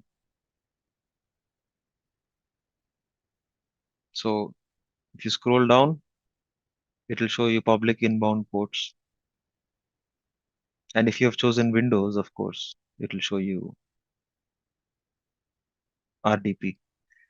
If you have chosen Linux, it'll show you SSH, HTTP, HTTPS, whatnot. So pick your poison. If it's deployed, you would see that the status is running.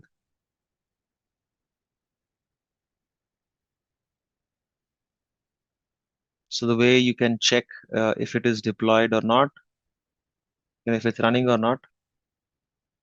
Machine agent status not ready. That's fine. Just refresh the portal. No, you should be fine. Now let's use remote desktop, and you'd use this IP.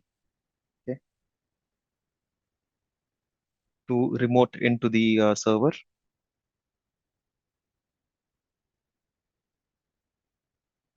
I use a different client, but if you are using Windows, just click on start, type in remote desktop, and all you need to do is key in the IP and you would be able to log in.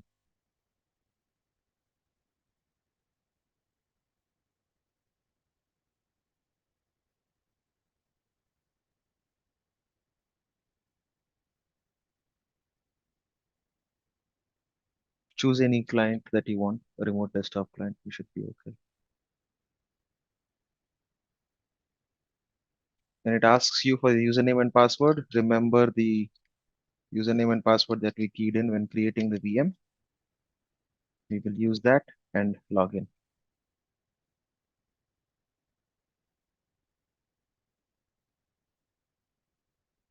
So for you folks who are not using any other client, you would use the Windows Remote Desktop connection.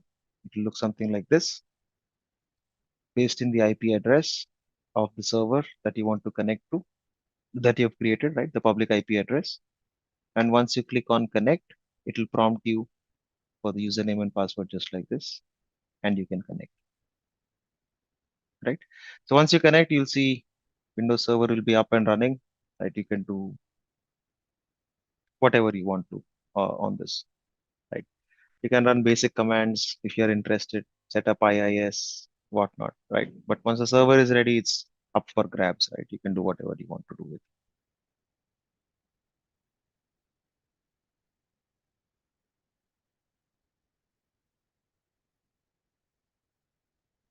So you can see the specs of the server here as well, right? What we have deployed. So it says the hardware is Microsoft Corporation virtual machine. It's running 16 GB. And this is where you'd see the type of processor as well, right? So this is running on hardware, which is running Intel Xeon Platinum, right? So the 4 cores, you've got 16 gigs of memory, about 158 gigs of space.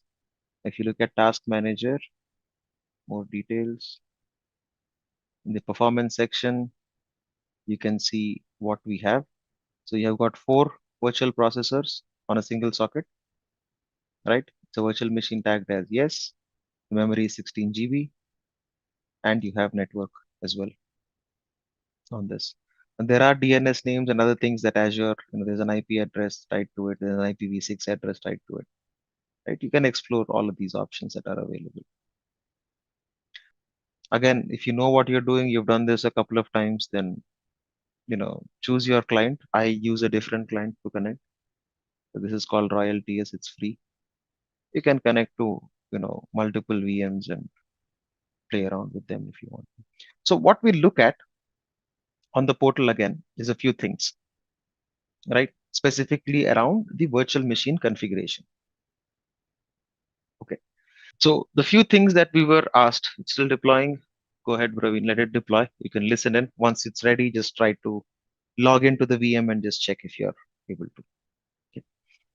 So trying to understand the basics, how to increase memory on existing. You can't just increase memory, Sri. You'd have to change the SKU, right? And that is, I'll talk you through that, right? You just can't change only memory or only the CPU. You have to change the entire VM size. Let's coming back to the configurations, right? Now, the basic things that we need, the minimal information that we need is, of course, you need a subscription, right? So we all have an Azure subscription. That's the first thing that we need. The second thing that we need is what? Resource group, which we already have, right? We created a resource group. The next thing is the region where we wanted to choose, right? So we've chosen a region to deploy, right? Now, the second thing that you'd notice is the disks. Now we did not create anything specific, right? We went with the default. So under the settings tab in disks, you will see that there is a OS disk that is created, right? Now, if you want, you can attach multiple data disks. Now the best, I wouldn't call it best, but the recommended practice always is that your applications should always be on data disks and never be on the operating system disk. Okay. So in terms of VM configurations, apart from the basics like a subscription, a region, a resource group, you would need to define the disks. At a minimum, you will get an OS disk.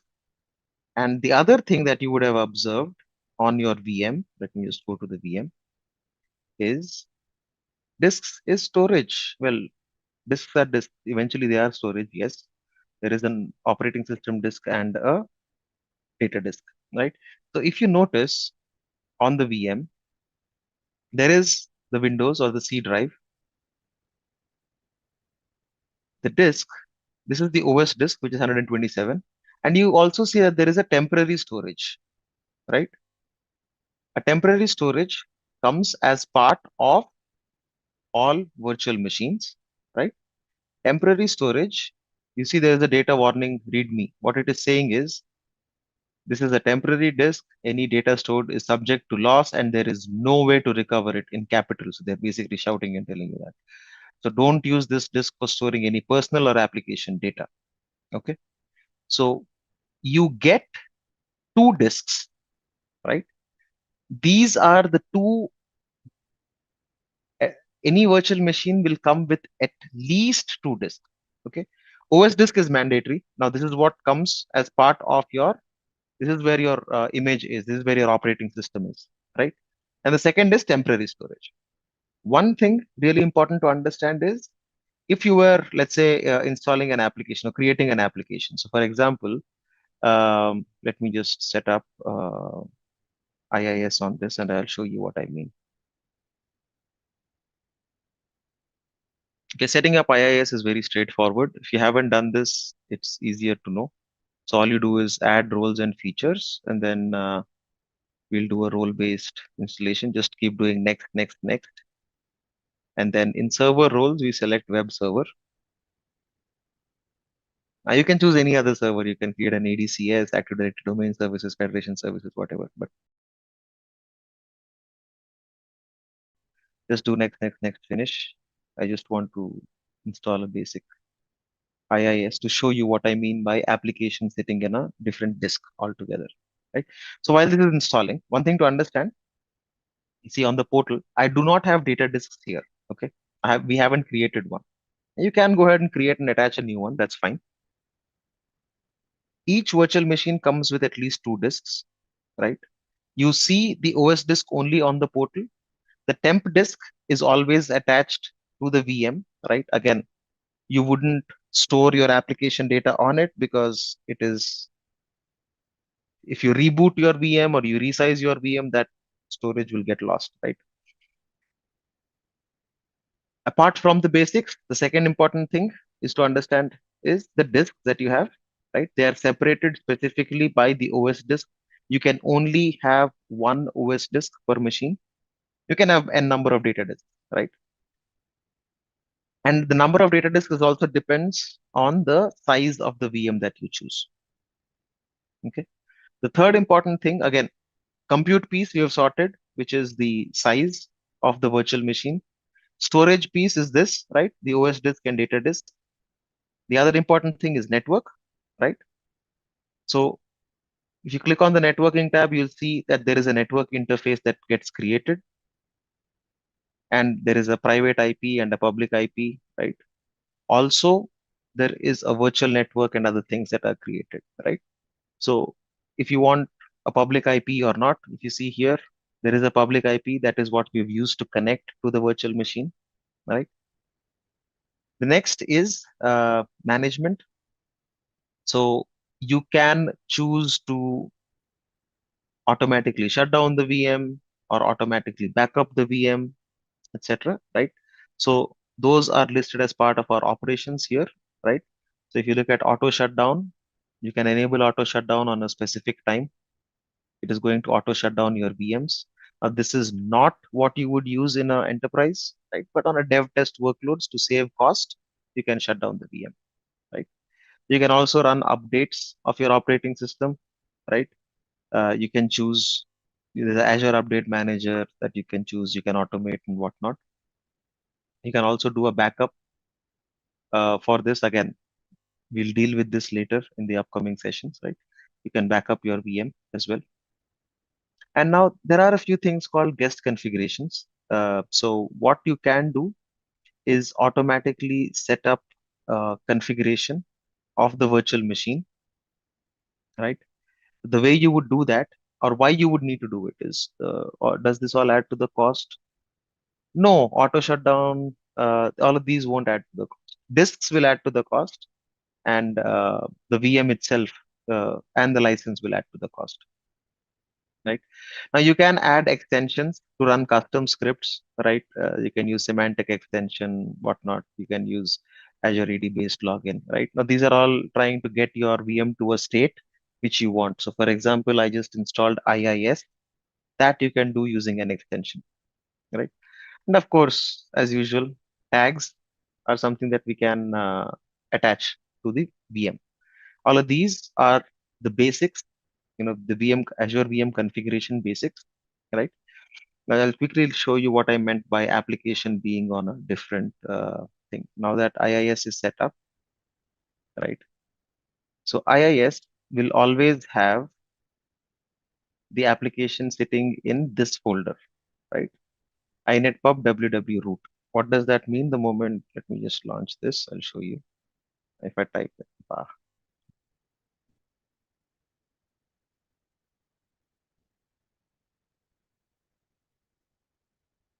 so you see this, if I type in localhost, this is my web page, right? This web page is actually sitting in the C drive in inetpub ww root. Now, if you have an application, you don't want your application sitting on the C drive, because if anything happens to the OS, you lose your application as well, right? And of course, you don't want it on the D drive as well, because D drive by default is the temp disk, the temporary disk where there is a data loss warning. Now, there are scenarios where customers or enterprises use the D colon drive for other scenarios. In such cases, there are ways where you can change the drive letter of the temporary storage to something else. Okay. So overviews, we've just talked about these, the VM configurations, basics, disks, networking, management, guest configuration, and tags. Okay. If you're done, if you have successfully logged into your VMs, we are good now. Two recommendations: either shut down your VM or delete it. Either way works, right? I prefer to delete just in case the shutdown doesn't work. So at least a quick recap, right? So when we create a VM, what we would get at a minimum is at least two disks on the virtual machine, right? One of those is the OS disk, which is usually attached to the VM, and we can see this on the portal, right? And the second disk that is available for us to consume is the temp disk. Now, the size of the temp disk would vary based on the VM's SKU, right? A D series, E series, we've looked at all those models, right? So any VM will have at least two, okay? So at least two disks.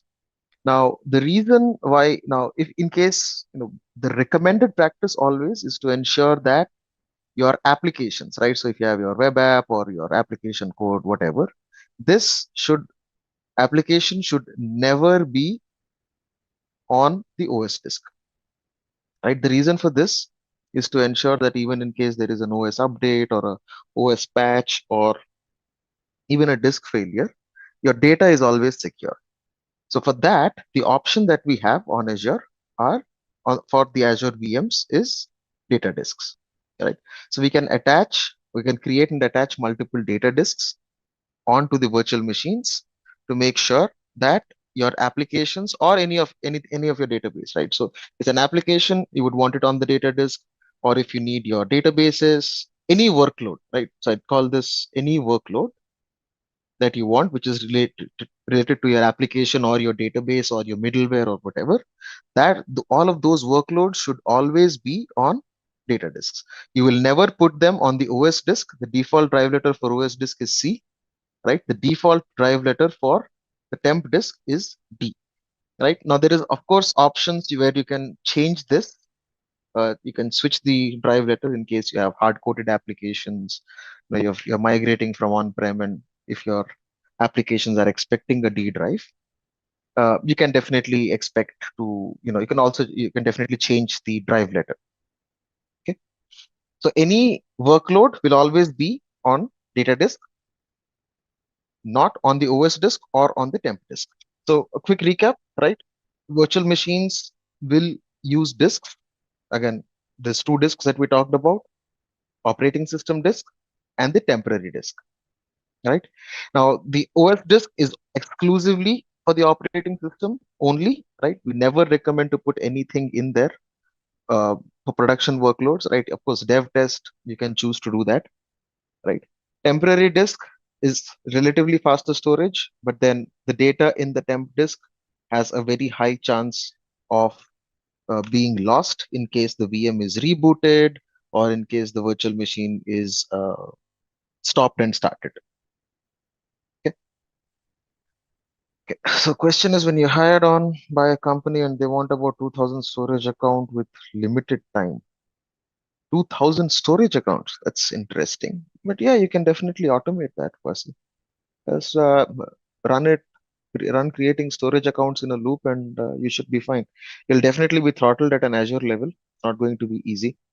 So if Azure has protections on that side, right? So there's a limit on number of storage accounts. So if you really plan to run 2000 storage accounts, you can create a script, but then there are guardrails on Azure to make sure that you're not eating up resources like that, right? Especially these large numbers, right? So 2000 storage accounts, you would definitely want to reach out to your TAM first, right? So if you have a enterprise account, so there would be a dedicated technical account manager. You'd reach out to them. You'd ensure there is capacity. You will let Azure know that you're spinning up 2000 storage accounts, and you can spin them up. Now, your question, Kwasi, you're saying limited time.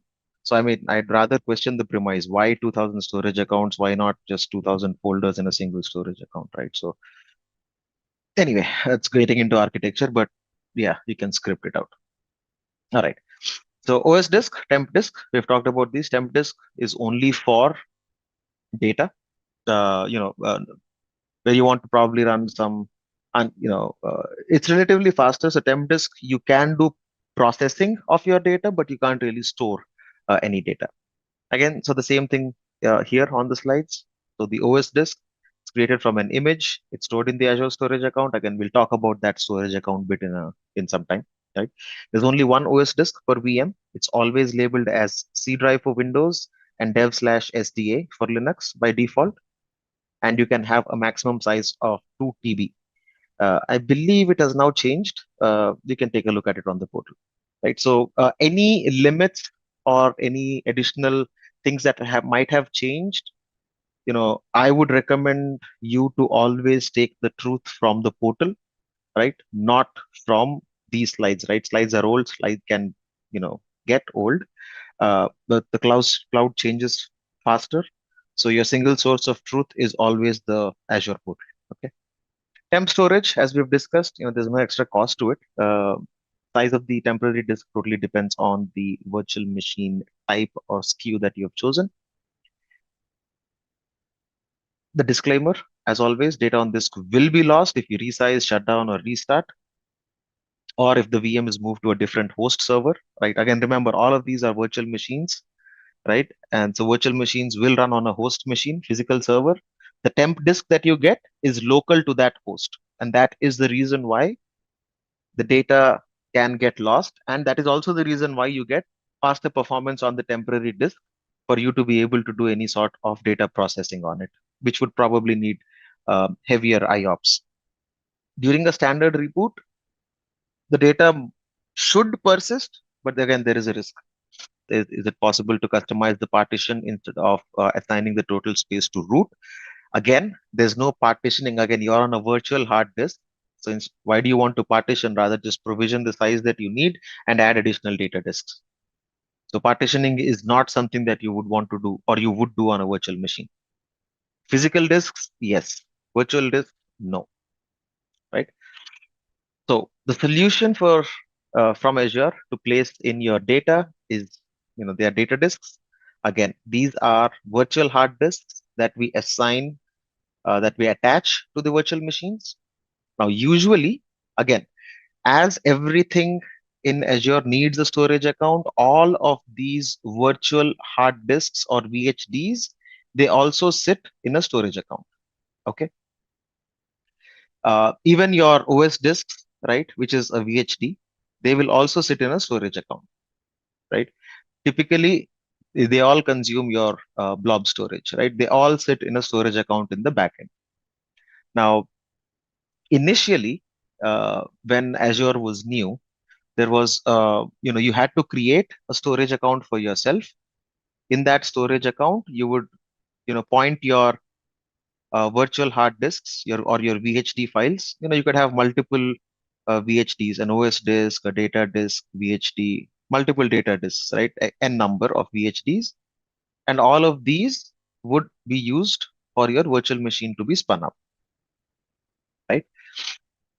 This scenario, again, there were limits, like you could not go beyond 500 images in a storage account, etc., etc. And you had to always keep a tab on the amount of storage that you were consuming in the storage account, right?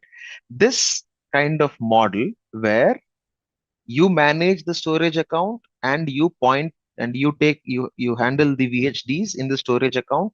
This model, or if you created a disk where you manage the storage account, the disk was called an unmanaged disk, right?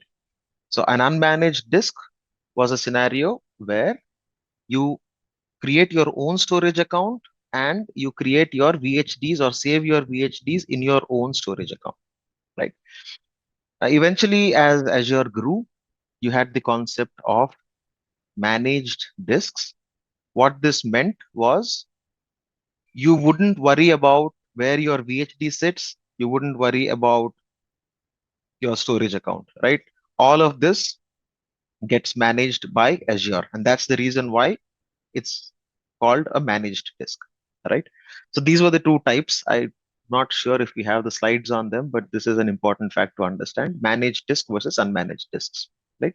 Managed disks are where the end user manages the storage for the virtual hard disks or VHD files for those disks. And managed disks are are a deployment where basically Azure manages the storage behind them and also the VHDs. So one, virtual hard disks, we already talked about these, right? The number of data disks, you can attach n number. The max number totally depends on the size of the VM, right? So if it is a DS V2, we've looked at the sizes, right? D series, E series, uh, F series, L series, right? L series are storage specific SKUs. So these SKUs typically will have large numbers. So you could probably attach up to 100 disks or more, depending on how much cores and memory you're taking. Okay. The other thing to understand, the maximum data disk capacity that you have is up to 4 terabytes per disk, right? Now, of course, you can use storage spaces if you are familiar with that concept or not. It's a Windows Server feature. So you can add multiple disks to go up to 16 terabytes, multiples of 4, right? Or 20 terabytes or 24 terabytes. But the maximum file size you could have will only be 4 terabytes, right? Because unless you are sharding your files, but that's, I don't want to get into that. Like I said, each topic has a tangent, right? One thing to understand from a limits perspective: data disk capacity, maximum capacity is 4 terabytes. The number of data disks that you can attach depends on the size of the virtual machine, right? And that there are two types of disks. One, unmanaged, these are legacy. Two is managed disks, right? Unmanaged disks are where you manage the storage account for where the virtual hard disks are going to be stored. Two managed disks are a scenario where Azure manages the storage account for you and it manages the virtual hard disk file for you. Okay, a few things. So data disks, the facts we've discussed, again, data disks are designed for a 5 nines availability, right, which is 99.999. Temporary disk is the local storage. We've discussed about that. OS disk and data disk are implemented as blob storage in a storage account, right? So, like I said, anything storage will always go to a storage account, right? Data disks will get you persistent storage for your applications and data. This is important to understand, right? OS disk, you have an option to detach it. If the VM does not boot up, you can just spin up a new VM and attach your data disks and then get the workload running, right? So if you need persistent storage on your virtual machines, data disks are the way to go, right? Of course, managed and unmanaged disks. So like I said, unmanaged disks, you would be creating the storage accounts where these unmanaged disks will reside. The maximum number of storage accounts per region is limited to 200. And when using a standard storage with unmanaged disks, the advantage, this is actually an advantage with unmanaged disks, is when you're using standard storage, you only pay for the space that you use, right? So the managed disk, again, Azure platform controls the placement, where they sit, it manages the storage, right? There's no limit on the storage accounts. However, there is a limit of 10,000 managed disks per region. Now, of course, you can get that increased, by having a conversation with Azure. It depends on the account and the kind of thing you probably talk to your TAM and get that sorted, right? With managed disks, you pay for the full capacity of the disk, right? Whether or not the disk is in use. So let's say you provision a 100 GB managed disk, you'll pay for the entire 100 GB, whether or not you use them. But in an unmanaged disk, let's say you created a 100 GB disk, but you're only using a 5 GB, 5 GB file store, you only pay for 5 gigs. OS disks, we are only talking about OS disks are managed or unmanaged depending on how you create them. Typically, as of today, OS disks are always managed. You can choose to have your own VHD as well. Okay. So next topic we have is network interfaces specifically, right? So for this, it's easier if I showed it to you on the portal rather than anywhere else. So let me create a virtual machine.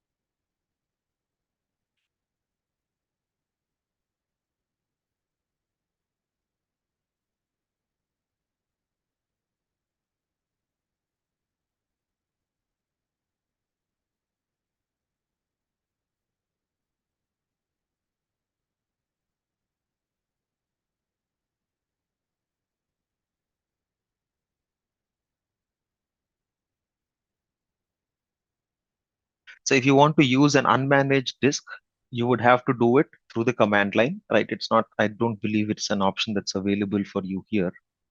Again, you can see here the maximum size of the OS disk that you can choose is 2 terabytes, right? Now you can create additional disks or you can attach an existing disk, right? If there is existing disks, if you create a new disk, now this is where for unmanaged, uh, this is where you can choose an unmanaged disk for your data, for your data disks. So you can say point it to a storage blob and point it to your VHD here. Okay.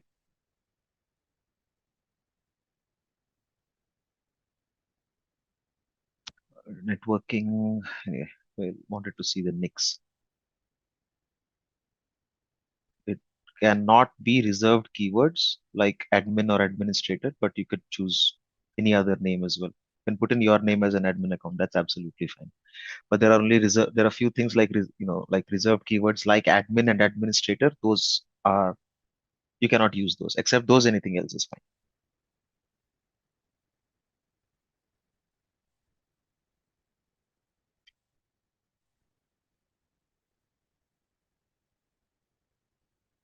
If it's asking for an upgrade, we can upgrade, Praveen. I mean, not sure if I can do anything much. Okay, so while the VM is getting created, right, let's understand, from a networking perspective, what does a VM need, right? So to be able to communicate, you would need a network, right? A virtual machine needs a network. Now, what we are seeing when we create a VM is that Azure, based on the portal, or if you try attempt to create a virtual machine, Azure actually creates a virtual network for you along with a network interface card or a NIC, right? So by default, Azure will create only one NIC when you're creating things through the portal. However, you can have more than one network interface card on a VM, right? But at a minimum, you would need at least one, because without that, you wouldn't be even be able to connect to your virtual machine. The other thing to understand is that the location of the NIC should be in the same region. When I say location, the same region. So both the VM and the NIC should be in the same location and in the same subscription. Same location is same region. However, they can be in different resource groups. That's absolutely fine. But they need to be in the same subscription and same region, right? So when we look at the NIC, now NIC typically, where once the VM is provisioned, I'll walk you through that. Okay, so now that we have the virtual machine, the way to look at all the resources that are provisioned.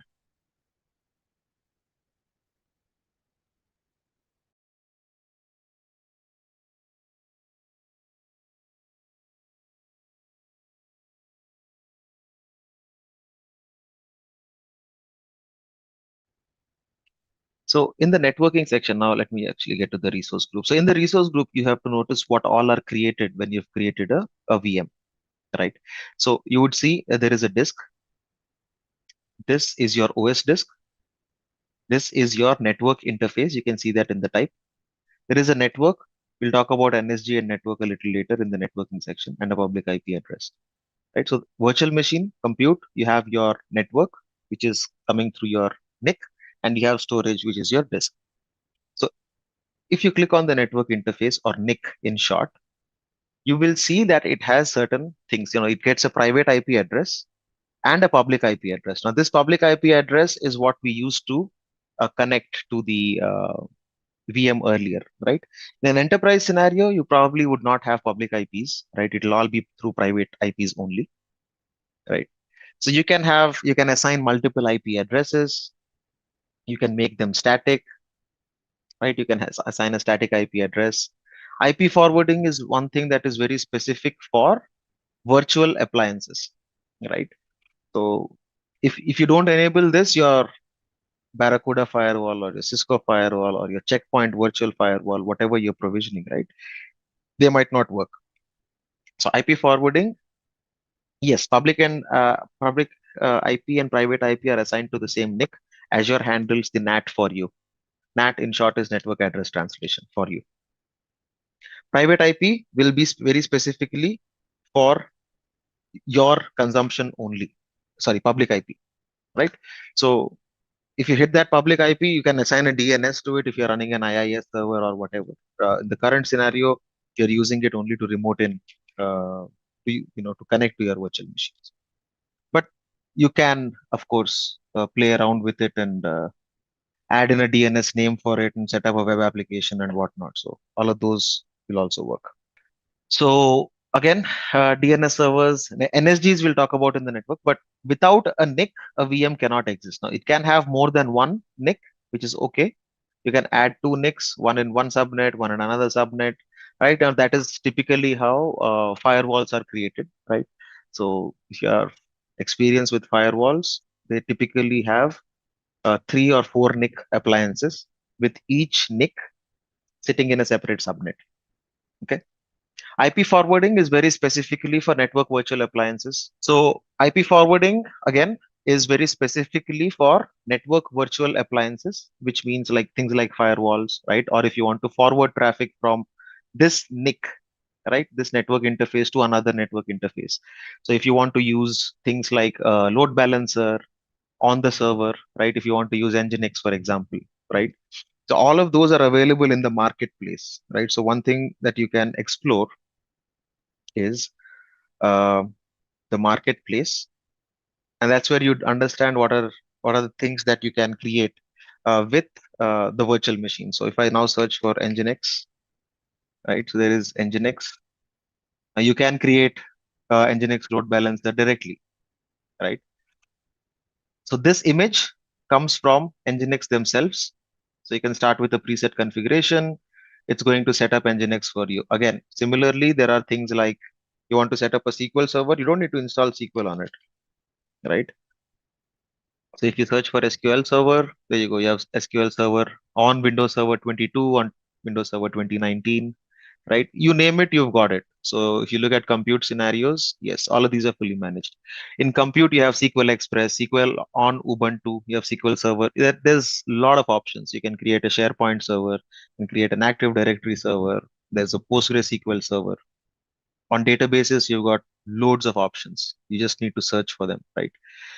More or less, there's a lot of vendors available with their images. So if you look at analytics, so the marketplace has a lot of things that you can deploy, right? So if your question is what can you do with a VM, specifically on the cloud, you'd have to worry less because there's typically licensing also included as part of the Azure marketplace.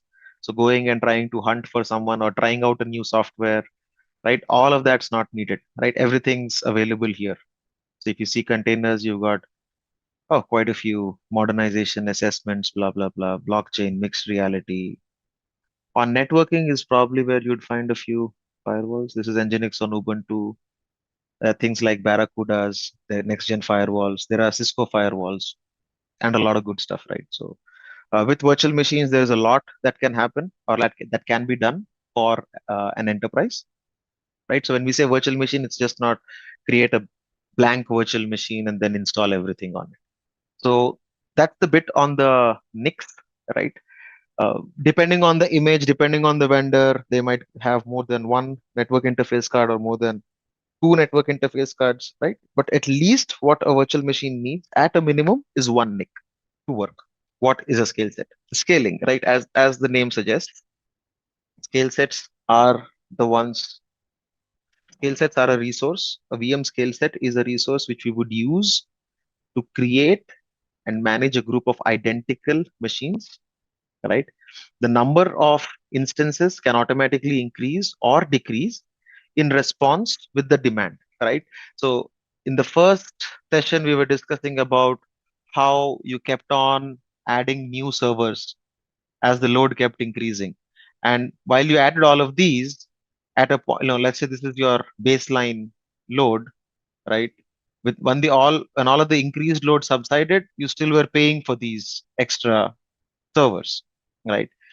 So scale set, on the other hand, the advantage is you define a minimum. You say my minimum is 3, and based on the load, right? We look at the properties of what types of loads it can be. But I say, let's say if the CPU is going beyond 80%, I will say keep on adding one node, right?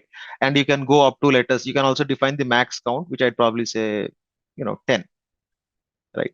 And if the load decreases, let's say the CPU goes down, then you would delete all of these and run your minimum number of nodes. So it will never go down the minimum. It can never go down or go above the maximum, right? So we can configure that. The resource that helps you do it on Azure is called a VM scale set. In short, it is a VMSS. Okay? So these are the terminology that you'd use day in, day out. So VMSS or a VM scale set is something that helps you increase or decrease the number of instances, and these will be identical instances, right? So you would choose the type, whether it is a D series or a DS2, V2, whatever, right? Whatever type you choose, all of the instances will be of the same type. Okay, and they can increase or decrease based on how you configure them, or you can also do it on a defined schedule. So you can say morning 9 to 5, scale out to 10 instances, and after 5 p.m. bring it down to 2 instances, right? So you can do it on a defined schedule, or you can do it in response with the demand. right? Now, what that demand is, we'll take a look at it when we do the hands-on. Azure uses scale sets for a lot of instances, right? For PaaS services, it uses scale set. For Azure Kubernetes services, it uses a scale set, right? So the scale set, while you might not see it directly, but in the backend, there is a lot of use for PaaS services where scale sets are implemented, right? Again, why would you want to use? One is you can create and manage multiple virtual machines, so you can scale out without, you can manage hundreds of virtual machines. You don't need to worry about additional tasks, additional configuration tasks, or additional network management tasks. You can use to, run the multiple instances of your application, which is exactly why we need one, right? You would load balance traffic across your scale set.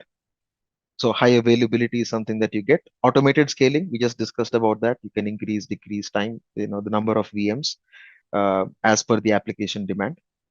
Again, working at large scale, you can go up to 1,000 instances if you are using Azure-based images, right? The default ones. But if you are using your own custom image for your operating system with the application on it and whatnot, then you would be limited to 600, right? Again, the limits, I would always suggest, please look at the portal. But for now, we'll take a look at it. But I think 1,000 instances per scale set if you are using Azure images. So you can go up to 1,000 VMs and up to 600 VMs if you are using your own custom virtual machine image. And all of these are purely metadata that you'd want to know. But before we get into a hands-on, where to find on the portal about the limits? We'll look at it. I think it is then the portal, these kind of limits for scale sets might possibly be only on Azure documentation, but let's take a look at it when we go to the hands-on. Okay. So what we'll do in the hands-on is this, right? So we'll create a scale set. We'll set the default value for minimum maximum of number of VMs. We'll scale out at 75% of CPU usage. We'll add one VM. And if it is less than 25%, we'll delete one VM. Okay. So now what we'll do is search for VMSS and you'll find virtual machine scale sets. So click on that. Once you click on that, click on create virtual machine scale set, choose your resource group, choose your scale set name, choose your location. And see, one advantage that you get while deploying scale set is you can choose which zones you want it, right?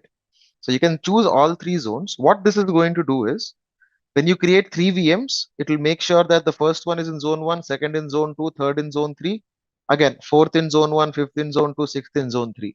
So in that way, you are able to leverage multiple availability zones for your workload. Orchestration mode, flexible or uniform, right? Now, if you have stateless workloads, you choose uniform, but you want high availability at scale, that is when you would use flexible. So for now, we'll keep the orchestration modes as flexible, right? So security type, switch this to standard. Do not use trusted launch VMs for now. Image, I'm choosing a Windows Server. Okay. Now, one thing that you'd notice is, there are CPU limits that I'm hitting. So what I do is probably switch this to something lower. This is fine, right? So this is the type of the virtual or size of the virtual machines that will get created within the scale set. Now, scaling mode. Now, this is where what we want to do is we want to use auto scaling, right? So choose auto scaling. Yes, choose Windows image for this as well. So in auto scaling, click on configure. Once you click on configure, you'll see the default condition, right? Let's edit this condition. Now, what you see here is what is the initial instance count. Okay. So we don't want 2. I'll keep this to 1. Okay. So the initial instance count is 1. The minimum instance count is also 1. Maximum, I'll go up to 3, right? Again, to save costs. We just want to test this out, right? So Based, what's our conditions that we have? We want to scale out with when we have 75% of CPU usage, we will add one virtual machine, and we'll scale in or we'll decrease if our CPU usage is about 25%. All right. Initial instance count 1, minimum count is 1, maximum count is 3. The threshold is 80. Let's correct that to 75 and a scale in at 25. So if the CPU threshold is greater than 75%, then I'm increasing the instance count by 1. If the CPU threshold is less than 25%, we will decrease the instance count by 1, right? And this query we can run every 5 minutes. 10 minutes is too long. We'll use 5 minutes. Okay. So once we use with this, we should be good for with our auto scaling configuration. So every 5 minutes, we'll check if the CPU threshold is 70, is it going above 75? If it goes above 75, we will increase the number of VMs by 1. If the threshold is less than 25%, we'll decrease the VM count by 1. Okay. You can click on save. So now you see this is our condition. CPU threshold is 75/25. Instance count minimum 1, maximum 3, initial 1. Click on save here again. Provide your username and password just like you did for your virtual machines. Okay, so once your username and password is done, you can look at other options. So networking specifically, right? In the networking section, choose the VNet, choose the network. You already have one. There's no need to create a new one. Choose the same network. You would already have a network which was created when you created your virtual machine earlier, right? So if you call it test VM, you'll see it as test VM -VNet. So just choose that network. Okay. Don't choose any other network because you'd not be able to connect to it. Right. So choose an existing network which will already be in your resource group. And that is the only thing that we will worry about. So we've configured the basics. We've configured the networking. Click on review plus create. Basics are simple.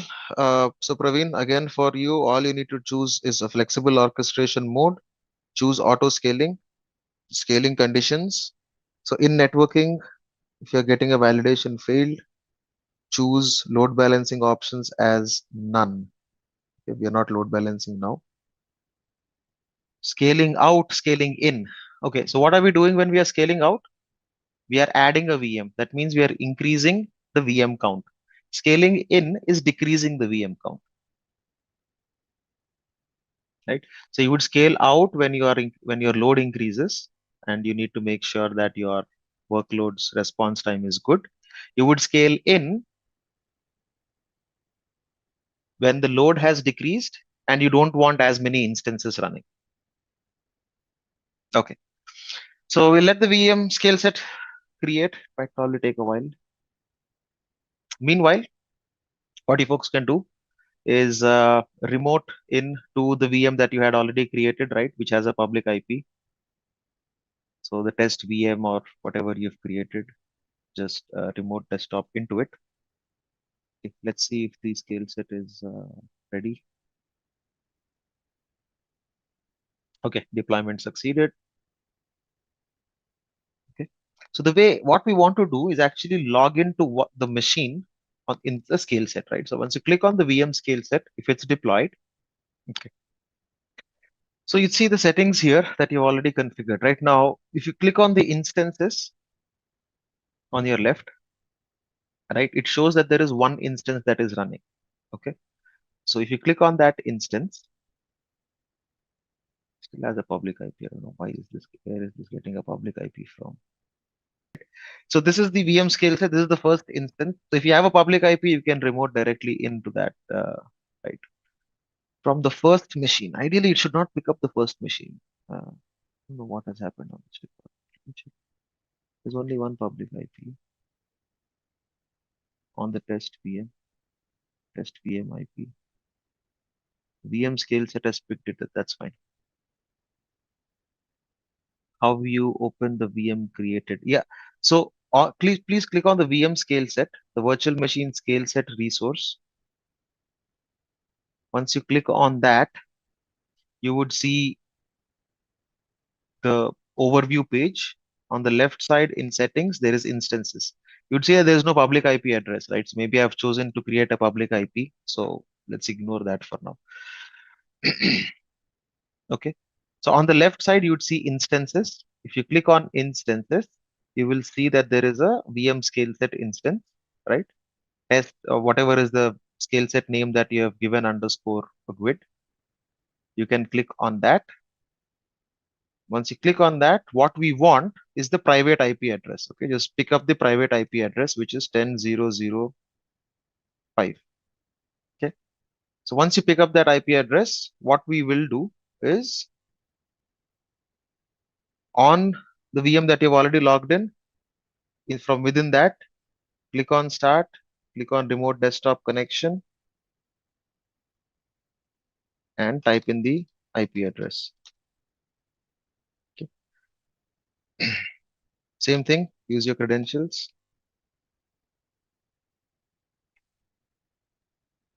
So here you'll see that what we are doing is using the VM that we have deployed, we are using that to connect to our VM scale set instance. Okay. So in scenarios where you don't have public IPs or whatever, typically this is how a jump box or a jump host or a bastion host will work. Right. So what I have logged into is the scale set instance, right? So I'll show you that once server manager pops up. Okay. So this is my scale set instance, whatever 624CD, blah, blah, blah.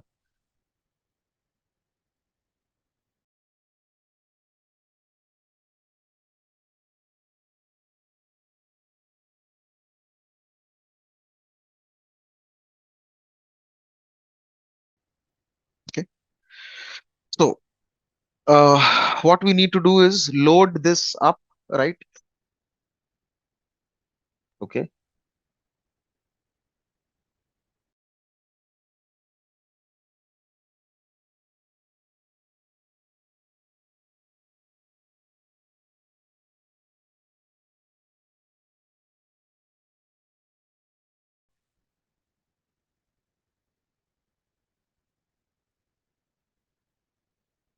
There is a reset password available for your VM, is what you said, right?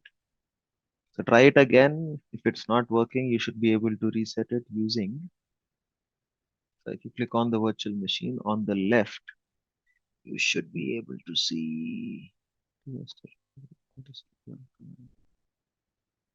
There you go. Reset password under the help section. So if you've forgotten your password, you can try that. All right. Okay, so now what we want to look at. So, you have the virtual machine scale set and everything, right? What we'll do is actually look at the current CPU utilization of the scale set, right? How can we do that? Once you click on the overview section, there's a monitoring tab, right? Now you would see all of these are coming in by default. Okay. So this is the CPU percentage is what we are interested in, right? Because that is the metric on which we have configured the auto scale. Okay. So the current CPU is hovering somewhere around, I don't know, 20%, right? So what we'll do is we will put some load on the CPU. I think there are quite a few websites who can do that. Let me see, CPU stress test. Yeah. CPUX.net. Yeah, this is an interesting way to load, right? I can probably run 2 threads. Okay. So I'll load this up to what was our threshold? 75, right? So let me do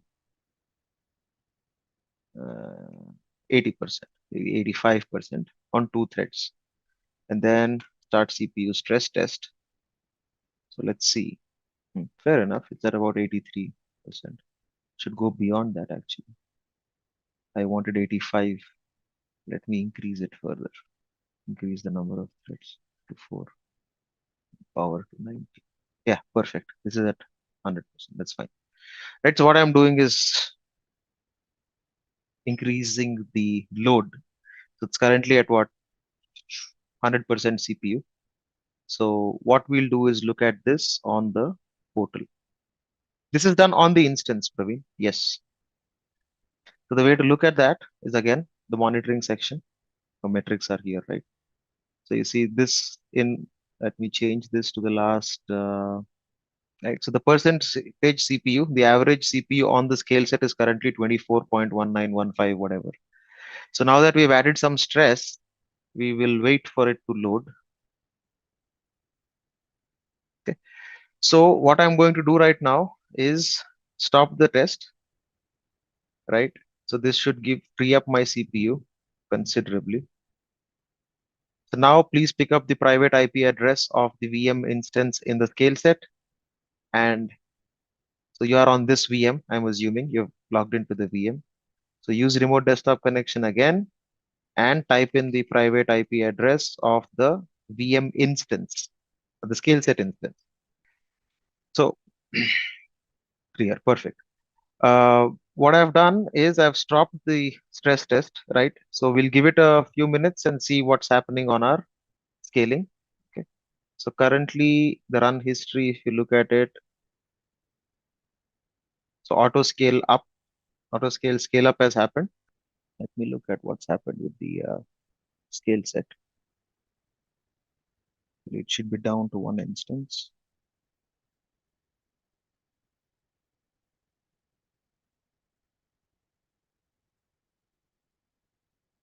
Yeah, it's down.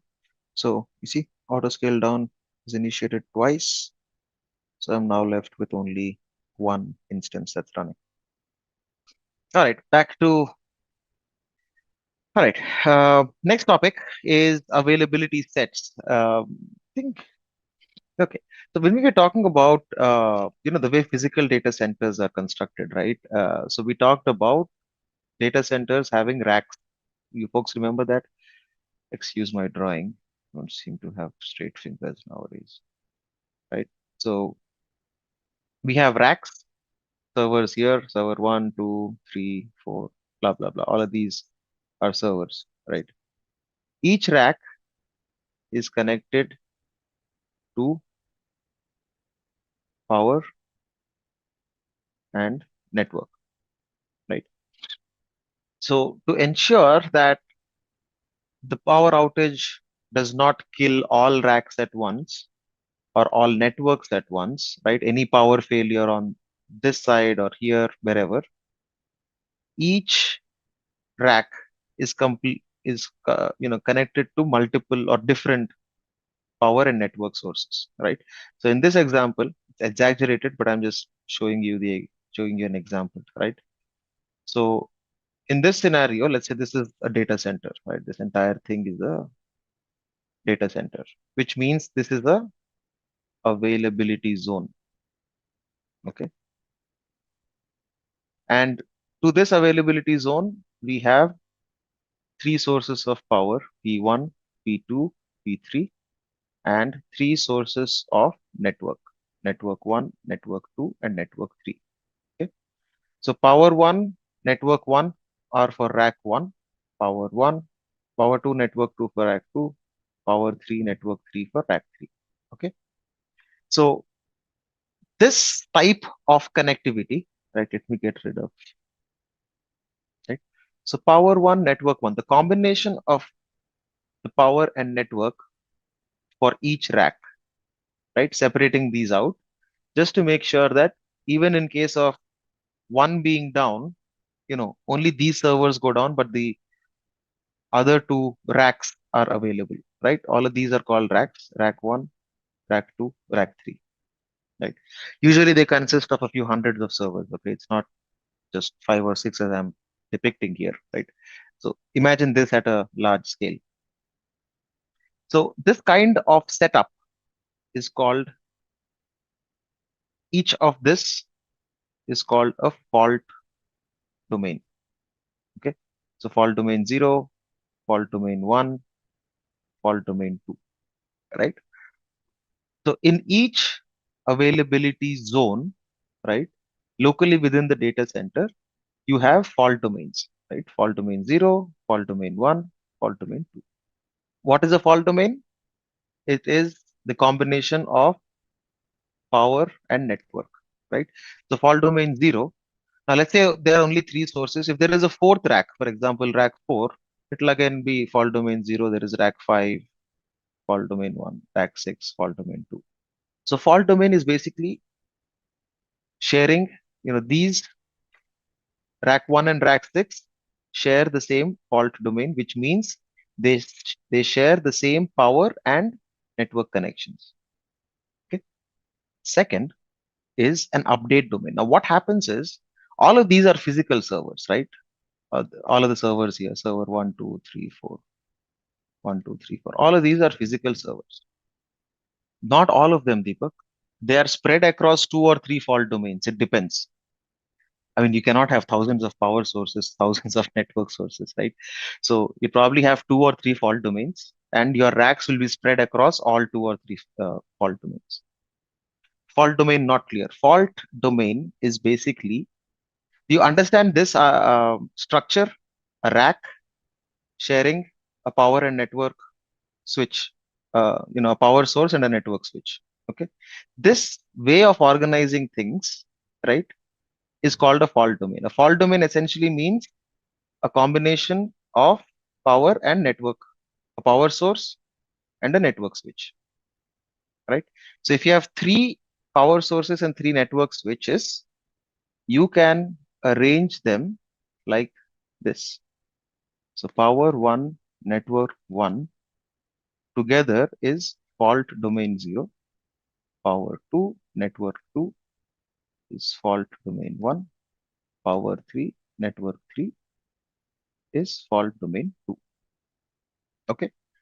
Yeah, now you can add racks. Rack 1 will be here, rack 2 will be here, rack 3 will be here, rack 4, rack 5, rack 6, rack 7, sorry, rack 8, rack 9. Each rack can have a few hundreds of servers, right? X number of servers, physical servers, right? Now it's clear. So what a fault domain is basically a combination or the racks which share the same power and network sources. Now this is at a rack level. Okay, a rack can have a number of servers. Now what's interesting is all of those are physical servers, right? So let us say all those physical servers need updating regularly, right? So they might be rebooted, they might be whatever. So let me draw out an image of, so let's say this is fault domain 0, fault domain 1, fault domain 2. This is server 1, server 2, server 3, server 4. Same scenario here. Now, if you want to update, now these are physical servers, so they need kind of OS updates or patching or whatever, right? And at some point, they might have to be rebooted. Now, would you want to reboot all of these at once, or all of these at once, or all of these at once? Probably no, right? You want to ensure that your reboots are spread across, right? So what you say in that scenario is, let's say I will reboot this, this, this at the same time. Or I can say I will reboot this, this, this at the same time, right? 3, 3, 3, 4, 4, 4. Okay. So the way I categorize, again, these are 4 servers, but use your imagination. Now this can be again 1, this can be 4, this can be 3, whatever. So the ones that get rebooted at the same time will be this, oh sorry, too bad.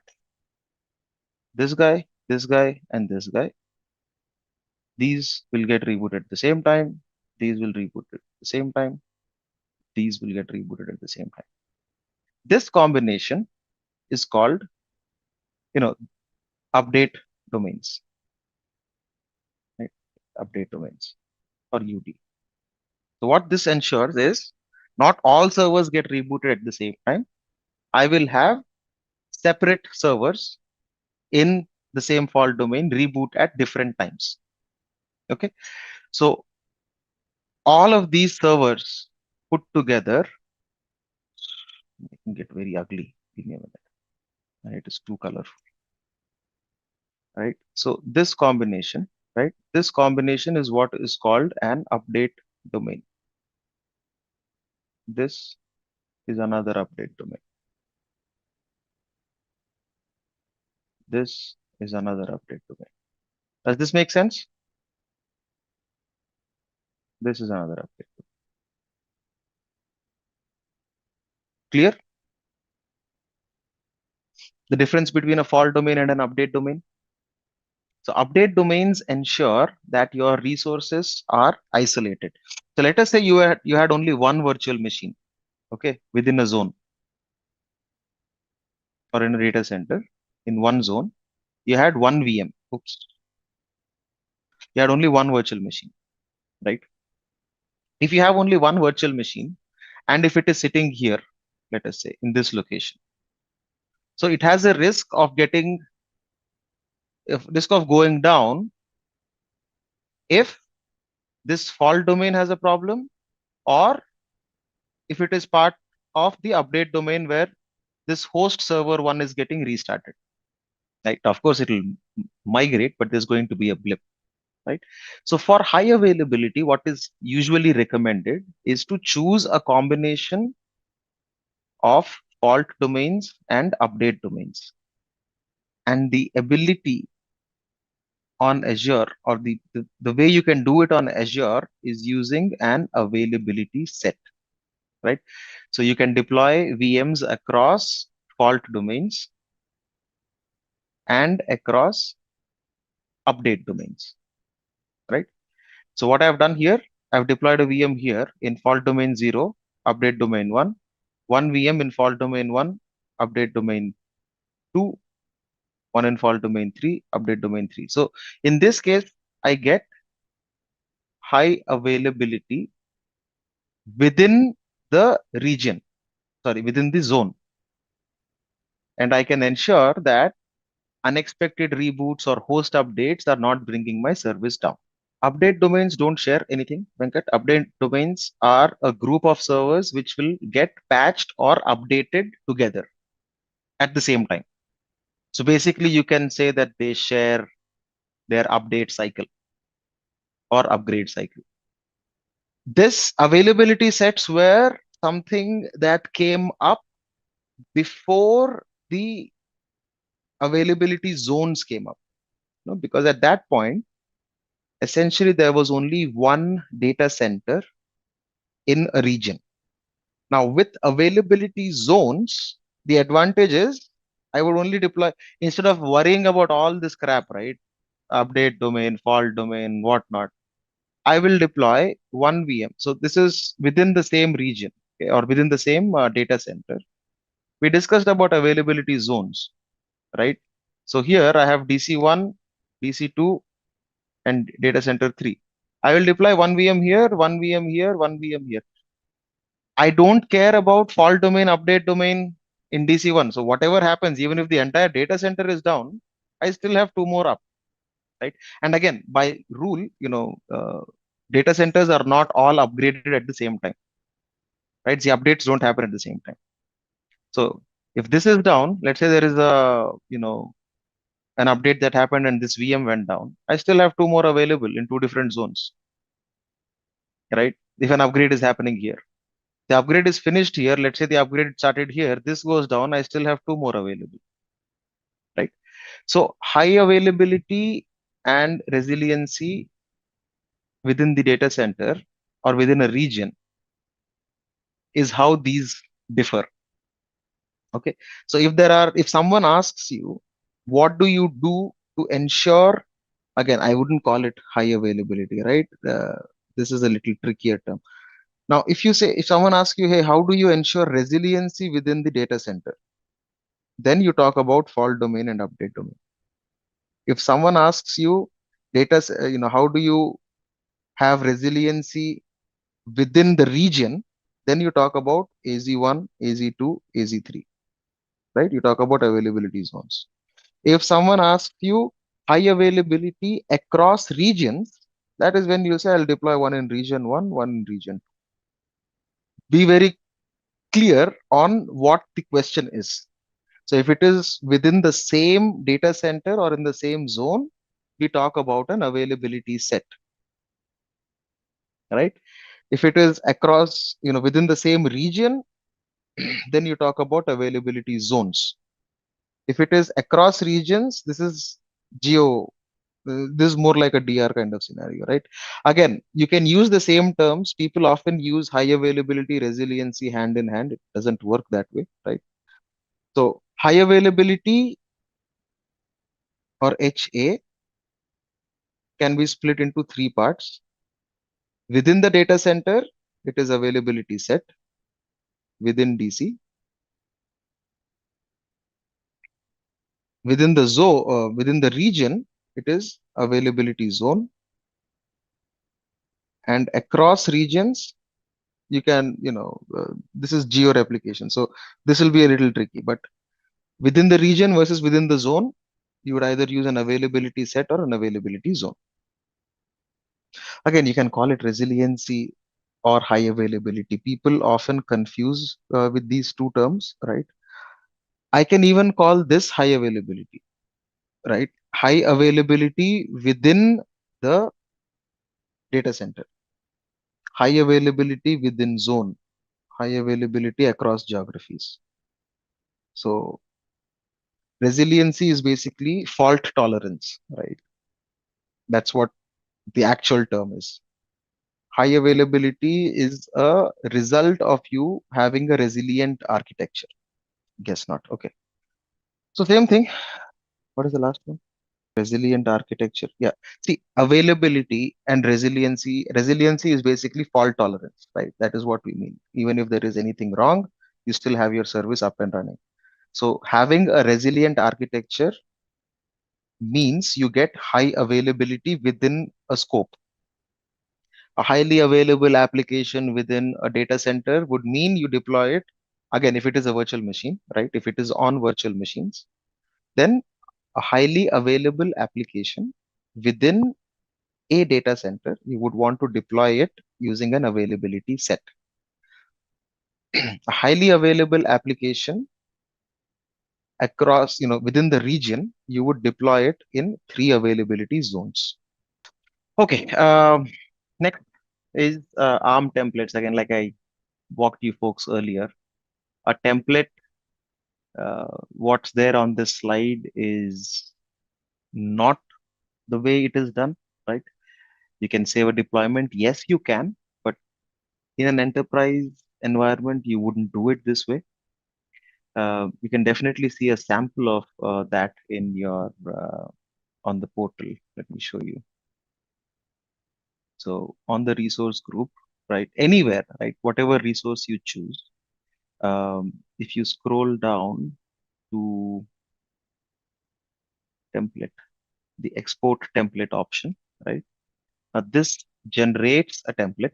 Again, what is ARM template? We talked about what is ARM. ARM is Azure Resource Manager, right? Azure Resource Manager works on REST APIs. This is one of the inputs to the REST APIs, right? So there are templates for inputs. This is usually a JSON file, right? And this is how it looks like, right? But you never ever generate an ARM template uh, from the portal, right? Unless it is like a dev test scenario, right? If you want to play around with ARM templates, so you can use these, right? Now you can definitely consume the templates from here to deploy and test and play around with things. But ARM templates are hardly used nowadays. Nowadays, most of them, what you see is here you go, the Azure deploy.json. So this is how a template is, right? You can fill in the parameters here. This is JSON. ARM templates are JSON, right? Terraform, Bicep, those are all YAML, all right? Eventually, no matter what you do, you are just feeding information to the REST API. It's as simple as that, right? Whatever you use is just trying to make your life a little easier, whichever tool you choose. So if you want to play around with ARM templates, I don't think any organization is today. There might be a few.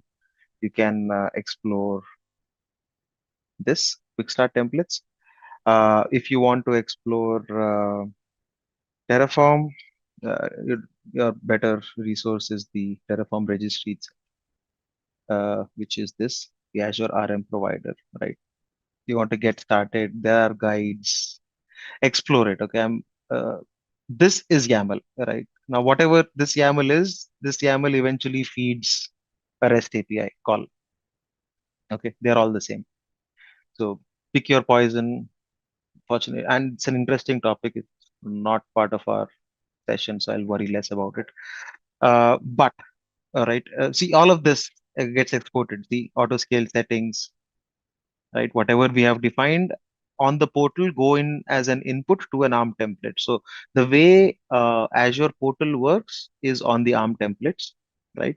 Enterprise scale automation is typically through Terraform, primarily because it helps you keep a state of where things are, right? All of these, you see, time window, this is 5 minutes. Time grain is 1 minute, right? Time aggregation average, operator greater than. All of this is what we defined in the UI, come up as inputs here, right? What is the scale action? Direction, increase, type, change the count, value by 1. What is the cooldown time? 5 minutes, right? All of these are the inputs that we provided when we were doing it through the portal, get eventually fed into a template, right?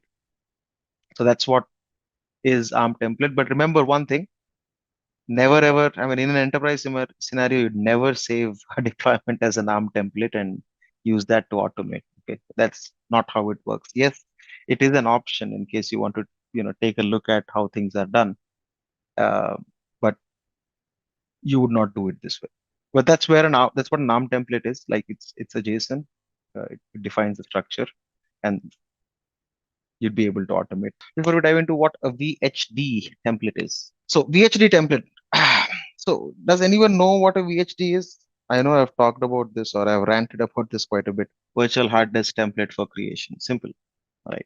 A copy of a VHD or a template, right? With which you can create similar virtual machines, right? So if you're familiar with on-prem or images, right? OS images, you can treat this like that, right? It's like an image that you have from which you can create multiple virtual machines. So straightforward. So a VHD template, what a VHD is basically a managed disk, right? You can create with templates, you can create a template out of a virtual machine. You can save it, right? The current templates that we have used so far, you've seen all of these, right? The ones that we created VMs with. So the moment you chose a virtual machine and you're creating one, you see here, right? It asks you for an image, right? Now, these are all templates that are provided by Azure. There are templates that come in from vendors, which we saw earlier, right? WordPress, this, that, whatever, right? You can create virtual machines out of these images, right? Or templates. The other option is you can also upload a virtual hard disk from your on-prem. Let's say you're running Hyper-V or VMware, whatever. VMware, of course, the VMDKs, you would want to convert them to VHD before uploading them, but you can definitely even copy those VHD files and create your own virtual machines on Azure, right? So that's virtual hard disks or VHDs in short, right? What we would do with this is primarily create custom images. So custom image, for those who don't know, is, let's say you want to install certain, whenever you bring up a server, you want to make sure you have Chrome installed on it, or you want to have XYZ software installed on it. So instead of trying to do that over and over and over again every single time you create a, a new server or a virtual machine, you create an image template, right? You create a template that the OS image itself. So when you take a snapshot of an operating system after you've installed, again, snapshot's not probably the right word, but it's more of an analogy, right? So if you create a virtual machine, you install, let's say, 3, 4, 5 different things on it, and then you take a snapshot, or you can create an image, right? And if you use the same image to deploy another VM, everything is going to be pre-configured, right? The way you have right? So that is custom image. Now, custom image, the way to understand it is it's just a copy of a virtual machine, which might contain, which will definitely contain the operating system, any data files or any application. So let's dive into creating a custom image and creating a VM from a custom image. So you've got your VM run available, I hope, right? So let's do this. Let's turn that back on. What we'll do is we'll create an image from the same VM. We'll let it start. If you don't have a VM, go ahead, create one. If you have a VM and you've shut it down, restart it. If you have not shut it down, great. Keep it. Log into it. Once you log into it, I'd say go ahead and install any software you like. I probably, to keep it easy, I'll just there is Edge already, so I'll install Chrome, and what I'll also do is start. I'm downloading Chrome, downloading and installing Chrome. What I'll also do is create a folder here, and inside that folder, I'll create a file also. Chrome's here, it's on my desktop with this, and I'll create not a folder, yeah, new text document. Hello world. Now, this in an enterprise scenario would be something like installing additional software, probably an antivirus, this, that, whatnot, right? So in our scenario, what I've done is I've installed Chrome, and I have a test folder with a hello world text document on this, right? Now, what we're going to do, so creating an image is very simple, straightforward. All you need to do is on the VM overview page, click on capture. Okay. So that shows a create an image page. So you can share the image to Azure Compute Gallery. This is okay. So what it is going to do is publish this image for you, right? Target gallery. What we'll do is create a new Azure Compute Gallery. So what this means is you're creating an image gallery. So if you are an enterprise, you have multiple images, like an Ubuntu image, an RHEL image, a Windows Server image, or a SQL Server image, or a web server image, whatever it might be, right? You can create all of them. You can save all of them in a shared image gallery, right? I'll call this, well, not exactly, yeah, it is kind of a folder, but very specifically for images, right? So the advantages you get with image galleries is you can publish multiple versions of the image, right? So you'll have versioning enabled, and then you can pick and choose a specific version when you want, right? So we'll take a look at that as well. So click on image gallery. This is fine. Now operating system state, this is very specific, right? So there are two options to choose from. One is generalized and one is specialized. Now, specialized are in scenarios where you want to bring up the VM with the same username, password, host name, whatnot, right?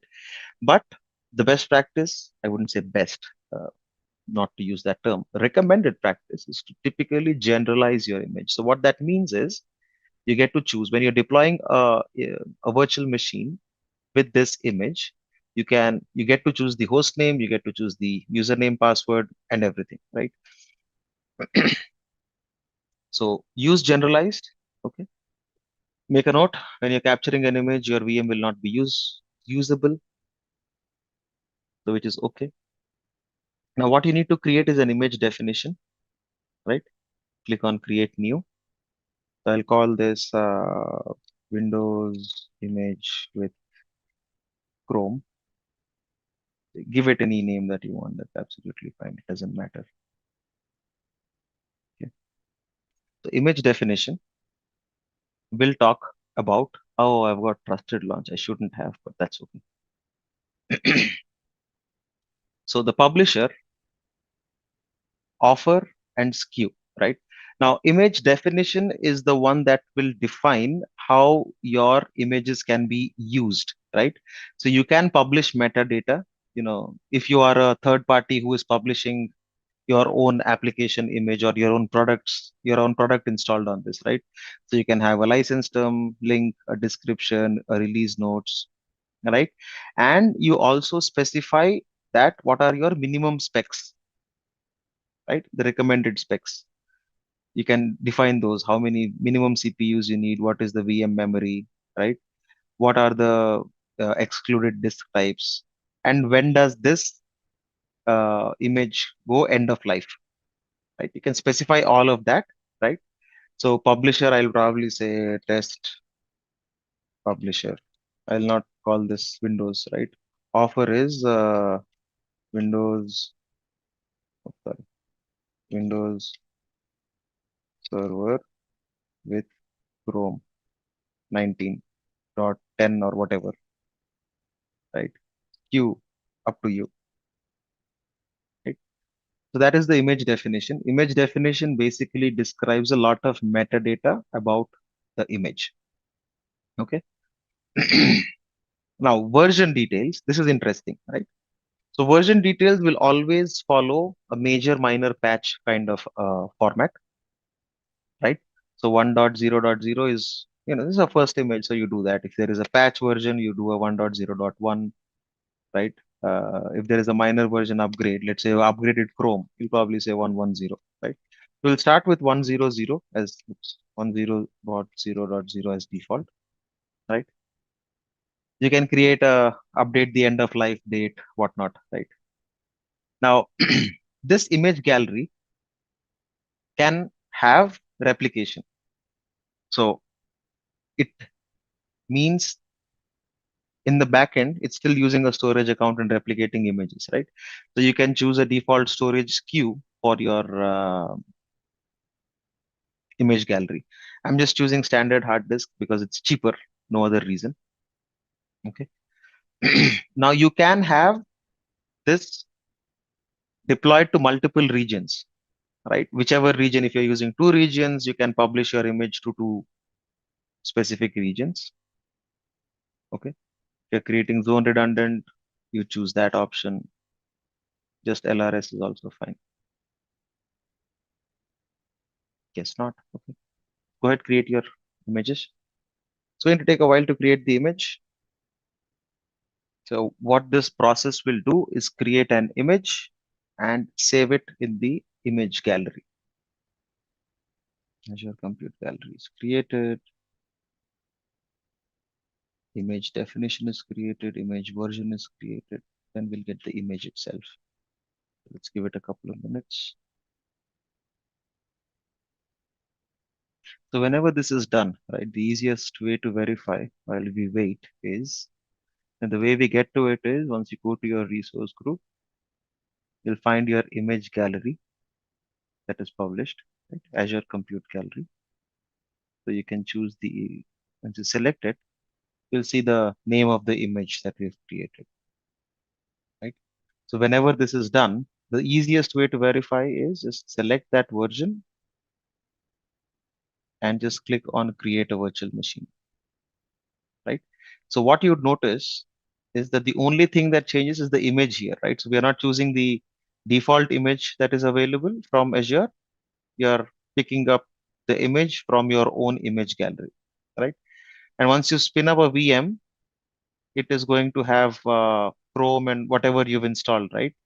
That's going to be available for you out of the box as soon as the VM is ready. So it's a straightforward hands-on. Once this is complete, you can test it out by creating a VM using the image and just validate. Oh, this is done. Creation succeeded. So I'll just create a quick VM. Call this whatever. Create a VM and check.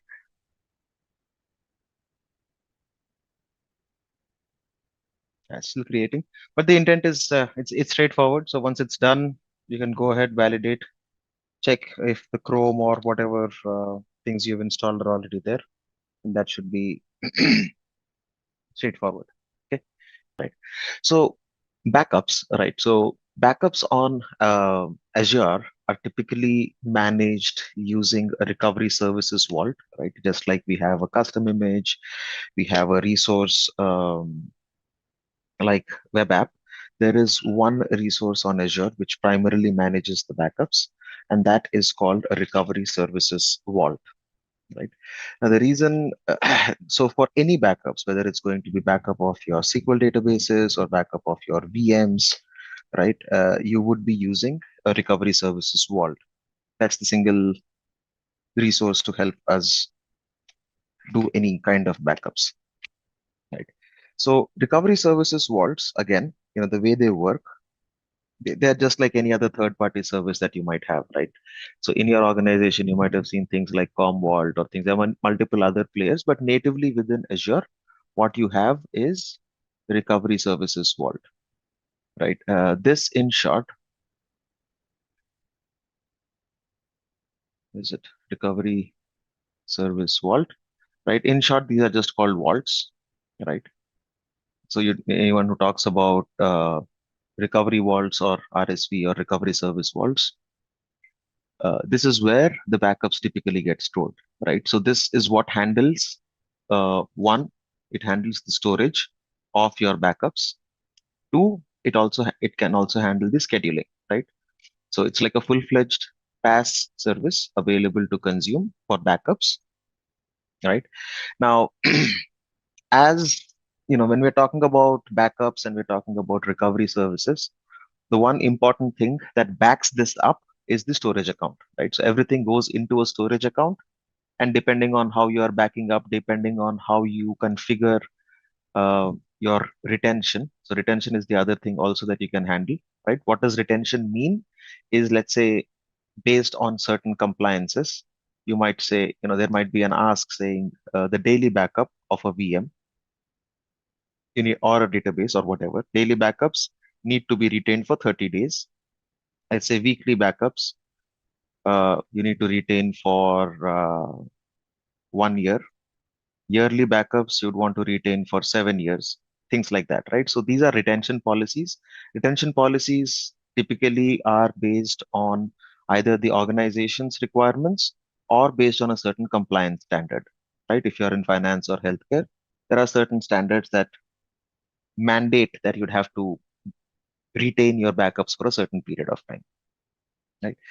So recovery services vaults uh, so based on these compliance policies, these retentions, recovery services vaults push them into archive storage or cold storage. So it handles the backups for you, right? Uh, Also, there is always a storage account in the backend, right? So when we deploy a recovery services vault, we will also choose what type of storage account that we want, right? Whether we want a GRS, whether we want an RAGRS. Now, since these are backups, you would be safer going with a GRS or an RAGRS account, right? Because you'd want to ensure that your backups are not lost, right? There are multiple ways in which we can configure backups using recovery services vault, right? So uh, uh, most common types, there are two common types. One is a file system or file consistent and an app consistent, I believe. Yeah, app consistent. I'll take a look. I keep forgetting these. So an application consistent and a file system consistent backups. If there are other terms or newer terms, I'll let you know once we do a hands-on on this. But yes, point-in-time recoveries are possible, right?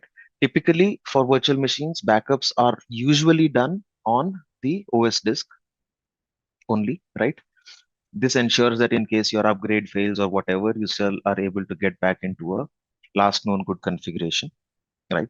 Data disks can also be backed up, right? But you would, if it's an application server or a web server or a middleware where mostly your uh, data is consistent, you are okay. You can use, recovery services vault to back up your data disks. But if it is a database, never back up a data disk directly. You would rather want to back up the database separately, right? So you could use the SQL DB backups very specifically to back up your databases, right? So you could do a full backup and store them, and you can probably choose to ship your logs every 15 minutes, right? So it totally depends on how your policy is available, or how your policy, or whatever the compliance states. The recovery services vault is what we will use to create backups or take backups of anything, everything on Azure, right? It's a PaaS service. There are few limitations, and as to what it can back up, we'll take a look at those, right? For a virtual machine specifically, we would use Recovery Services Vault. It's a PaaS service. There is storage that it consumes in the backend.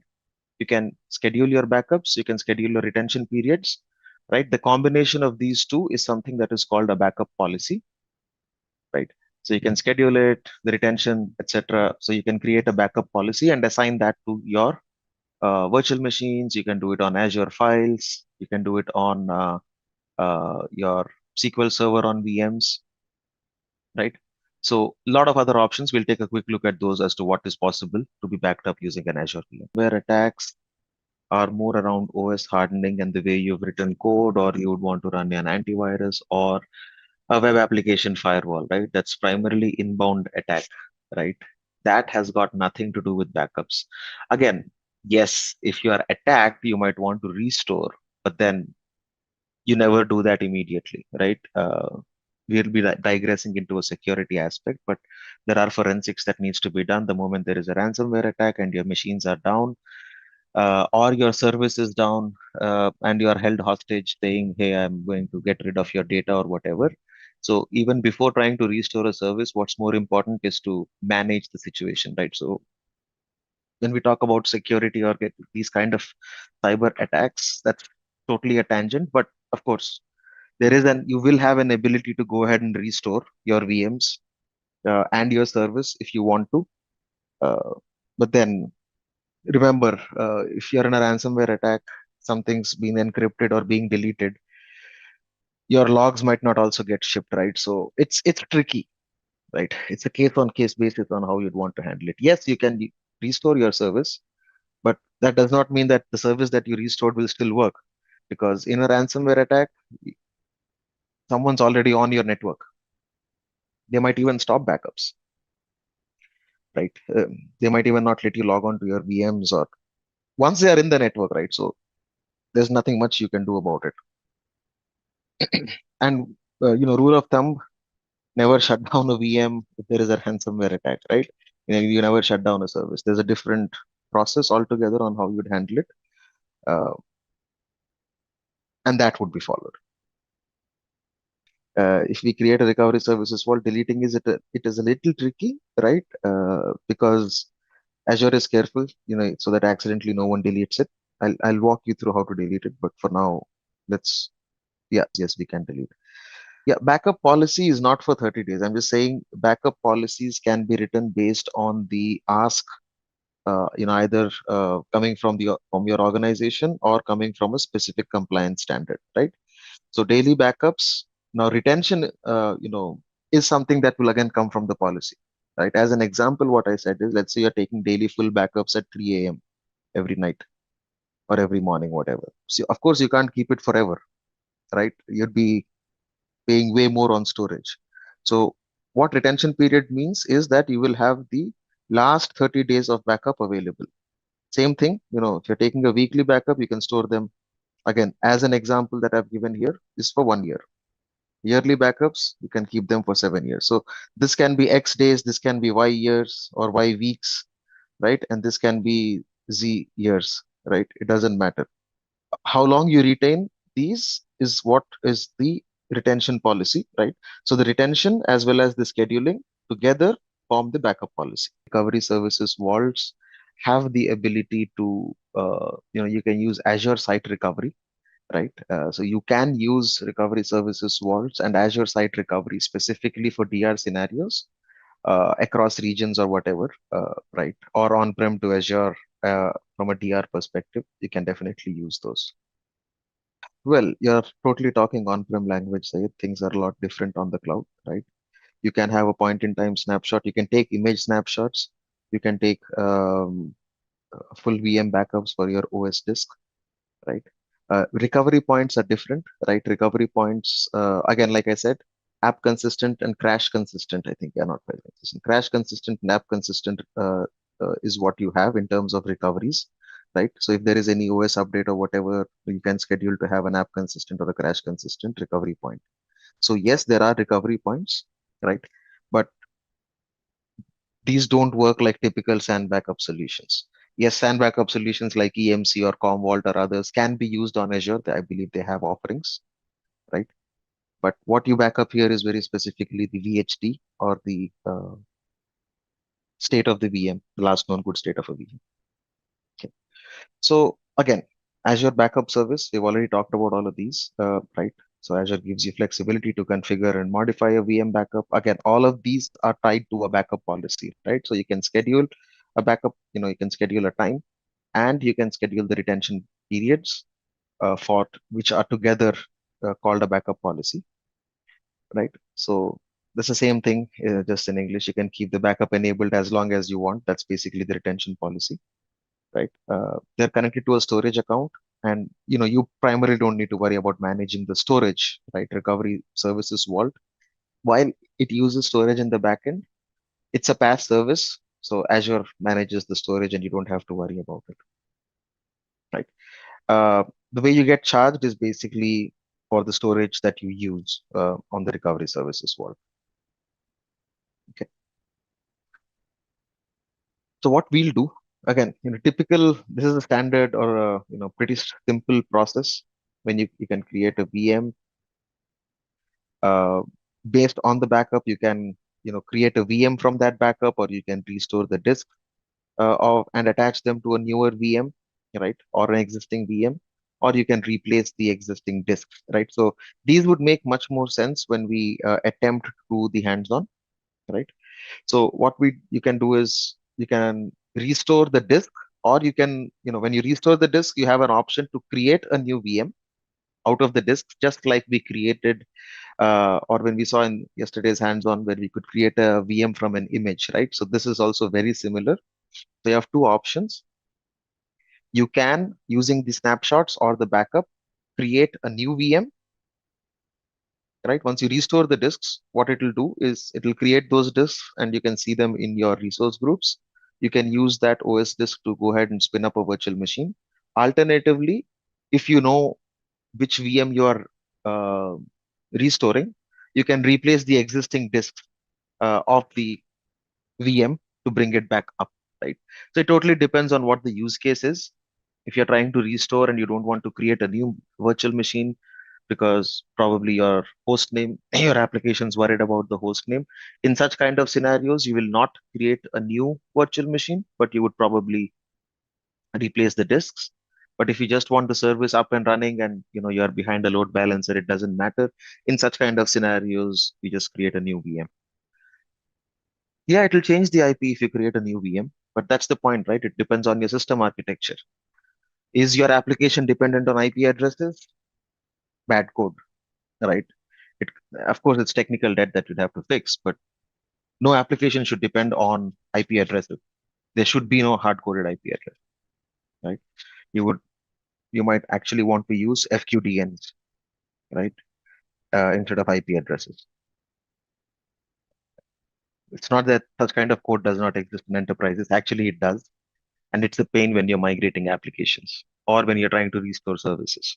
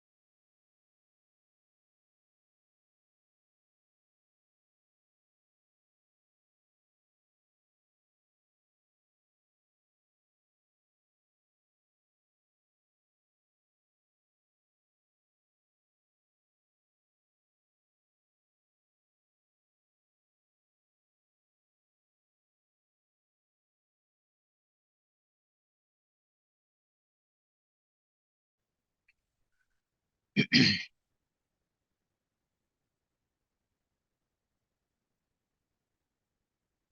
if you want things like OS disk encryption, etc., it's easier to handle that when you're doing it using code. OS disk, once you click on the disk, you'll see encryption in the settings, right? So for now, it is always it uses a platform managed key, but you can switch that to use your own key or your own agent. But you rather want to do it this way, right? So you create a disk encryption set, store it in the key vault, and that disk encryption set can come from your on-prem solution, right, as your master. You can also rotate them every 1 year, depends on the policy that you have.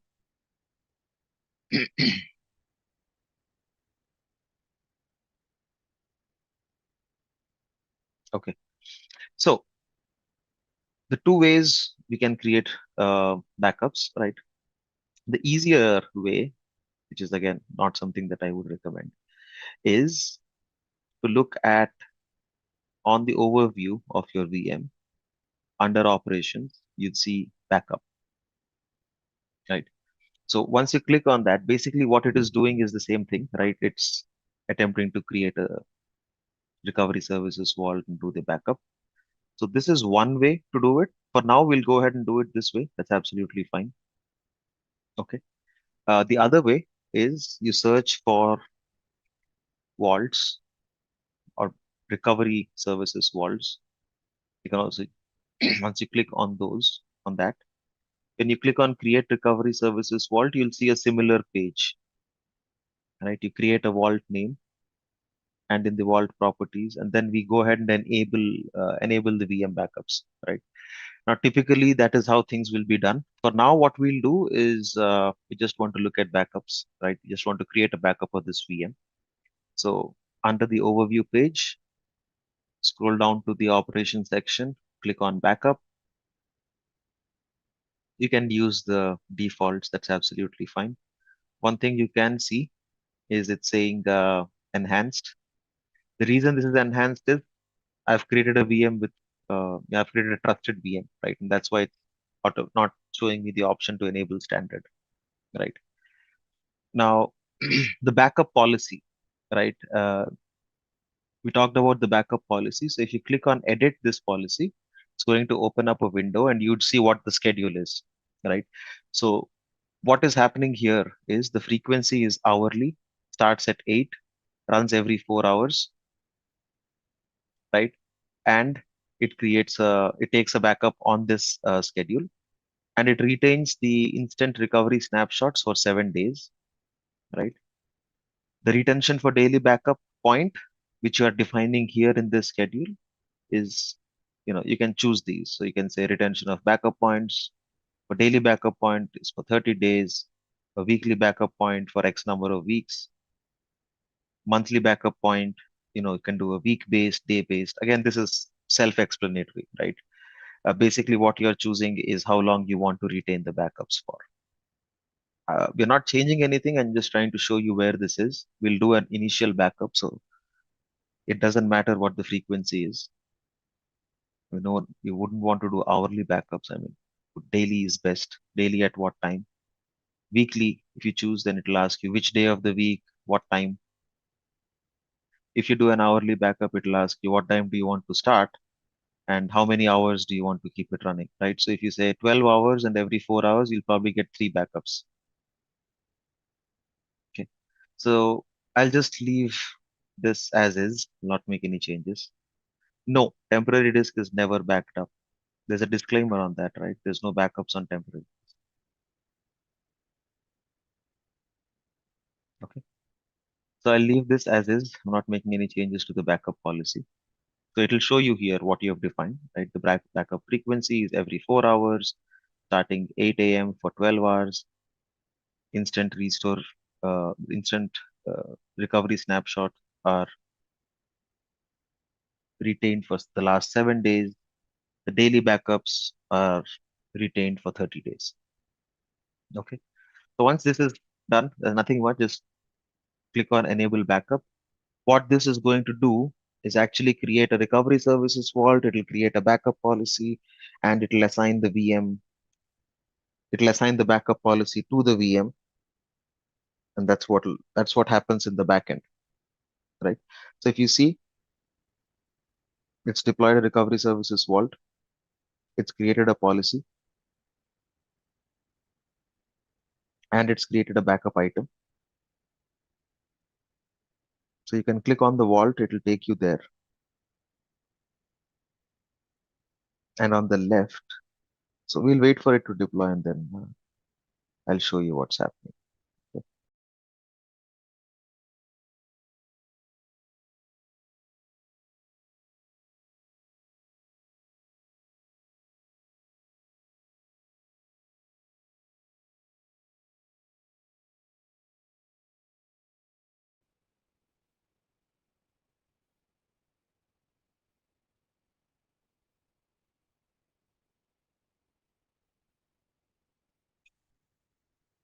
What is this consisting point? What point in edit policy? We'll take a look. Give me a second.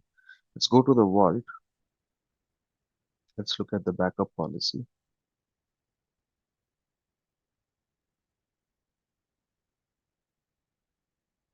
Yeah, so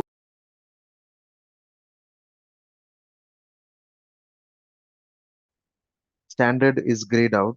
It's visible on your end, then it's fine. You can choose that. For trusted VMs, there would be no green checkbox, right? It shows you everything. There will be a green checkbox on the left which says what is available on standard versus what is available on premium tier. Okay, so once you've deployed, click on your vault, right? On the left, scroll down to protected items section and click on the backup items. You will see a list of all backup types with one showing up beside Azure Virtual Machine. So you can click on Azure Virtual Machine and you will see your virtual machine, which resource group it is in, right?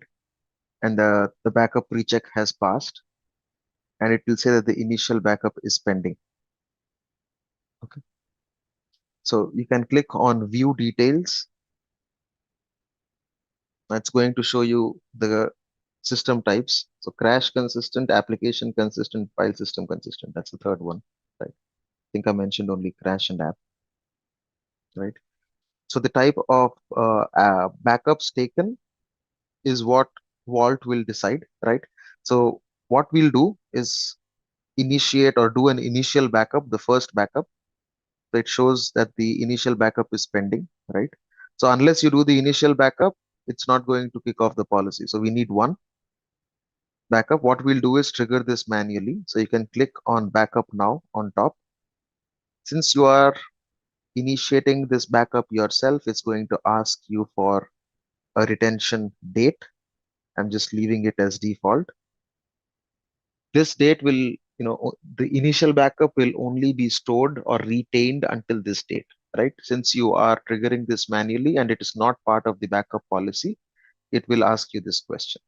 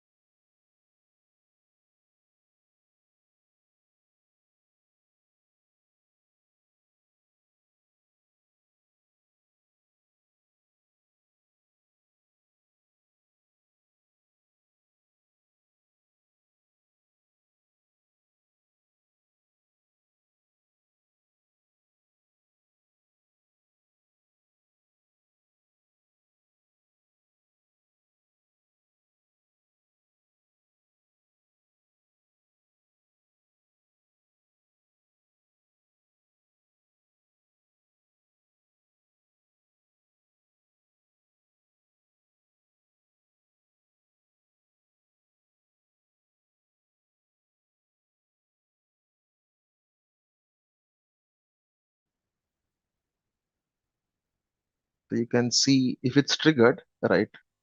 You can, on the overview page, scroll down, and under monitoring, you can see backup jobs. I tried to trigger it again, that's why it failed, but there is a backup that's in progress.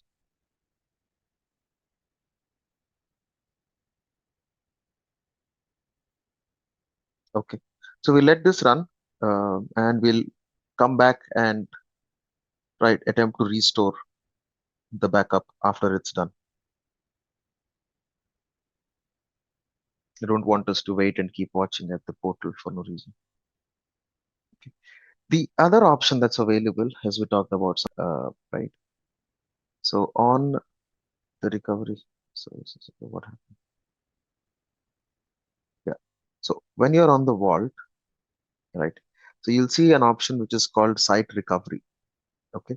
So if you click on that, what you can see, so this is primarily called Azure Site Recovery. Now you can prepare, or you can use Azure as your disaster recovery site for your physical or virtual servers on-prem, right? So what you can do is enable replication if it is Azure virtual machines. It's pretty easy and straightforward.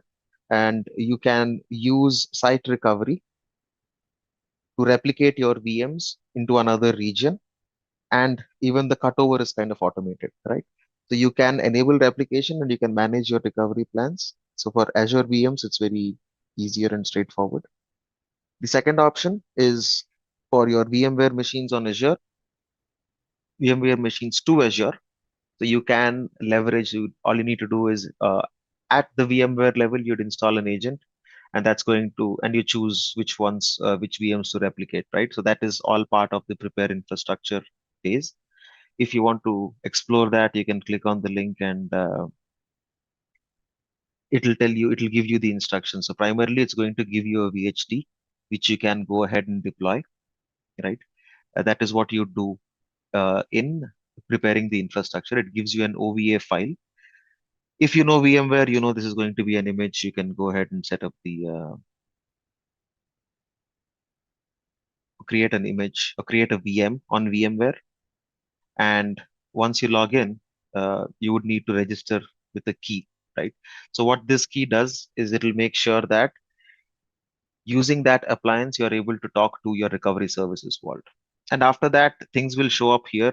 Your VMs will show up here. Once you select your source, you can choose which VMs you want to replicate for your DR scenarios, right? There's also an option for your Hyper-V machines. So you can start replicating those as well. So you get a similar thing for Hyper-V. You need to ensure bandwidth, whatnot, and this is going to still give you an agent to configure. If you have a single instance to move to the cloud, then you use the physical server option. So you'd have to install an agent and then start enabling replication, right? So a single VM, you still can move by installing the agent, uh, and that's going to replicate, right? So typically, again, as the name itself suggests, this is primarily a site recovery operation, right? Or it's typically used for site recovery. Yes, there are people, I mean, earlier, uh, Azure Site Recovery was also used for migration scenarios, right? Because it replicates the VMs on Azure and you can do a cutover, etc. So such kind of migrations were called lift and shift migrations, right? Uh, Very specifically for virtual machines, right? Nowadays, it's all bundled into Azure Migrate. That's the service. But essentially, in the backend, it uses site recovery and replication. Okay. Let's look if our backup is complete. The backup. It's still running. I'll let it run. We'll keep moving on. Ah, it's complete. Taken a snapshot. Now it's transferring the data to the vault. Snapshots. Yes, it's taken. We can check what kind of snapshot it is by going into backup items, clicking on the virtual machine. Last backup status failed. Yeah, it's an application consistent snapshot that we have, right? So here there are two options. You can, using this snapshot, you can restore the VM or you can restore the files, right? So if you click on restore VM, it'll ask you to choose a snapshot, right? You can choose the existing snapshot. And this is what we were talking about. The restore configuration, you can choose to create a new disk or you can replace the existing disk, right? So if you choose create new, it's going to create new disk or it can create a new VM for you, whichever works for you. You can either restore disks or you can create a new virtual machine.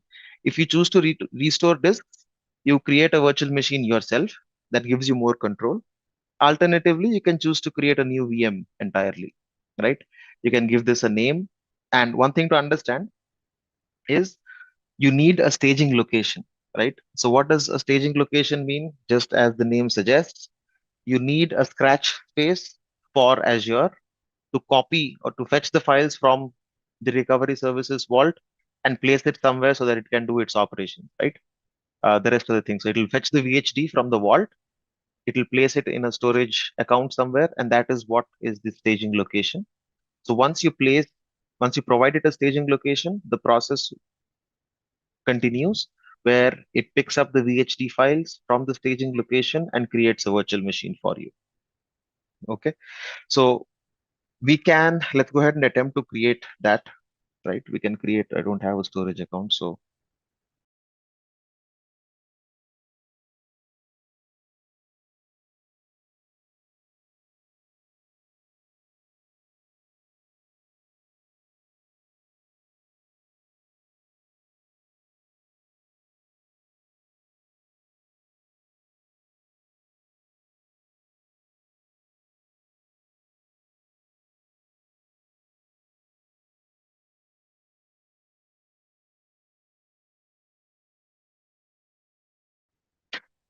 storage account is deployed. So now let's attempt to restore.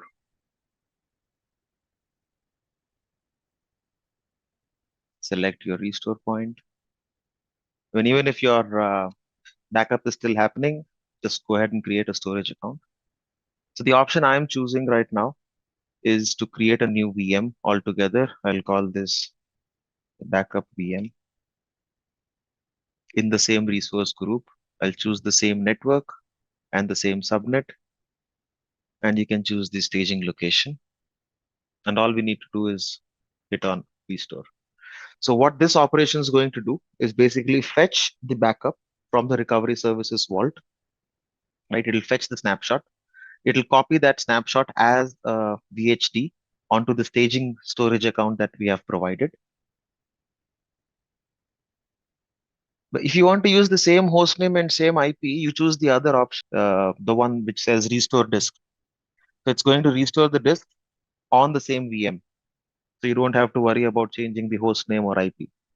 Now, if there is really a need of hostname and IP, then I'd act or let the app team know that it's a technical debt they'd have to solve, right? Because ideally, applications should not depend on the host name of the VM or its IP address. It should rather depend on a DNS entry, right? An FQDN or a fully qualified domain name. Yes, I'm not saying some applications, you don't need it, but if they do need it,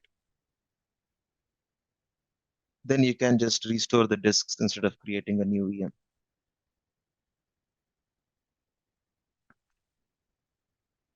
Let's see, triggering restore. The restore is in progress.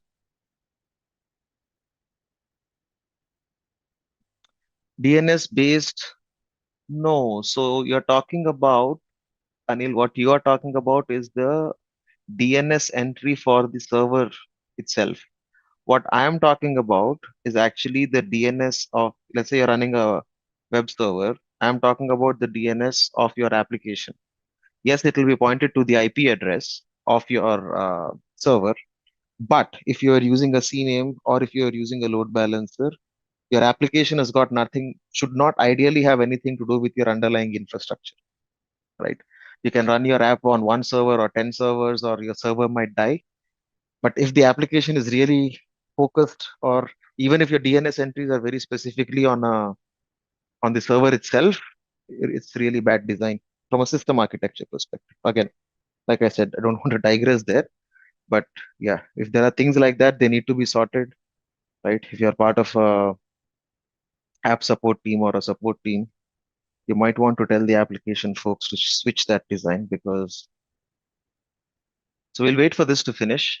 Um, Meanwhile, we can proceed and we can come back and take a 127 gigs. Let's take a look at the resource group. And there you go. The backup VM is ready. It has its own NIC, it has its own OS disk, right? So that's how you restore. Backup is in progress, that's fine, right? So whatever that might be. All right.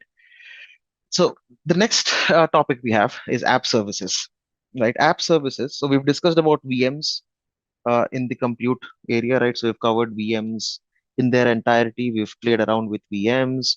We've created, tested them. We've looked at scale sets. We've explored scale sets. We've created custom images. We've deployed VMs using custom images. We have looked at backups, right? Of course, backup of few still in progress, but we've backed up a VM, we've restored a VM, right? Now, all of this at scale uh, needs a lot of planning. However, these are the fundamentals. So we've explored Azure Virtual Machine.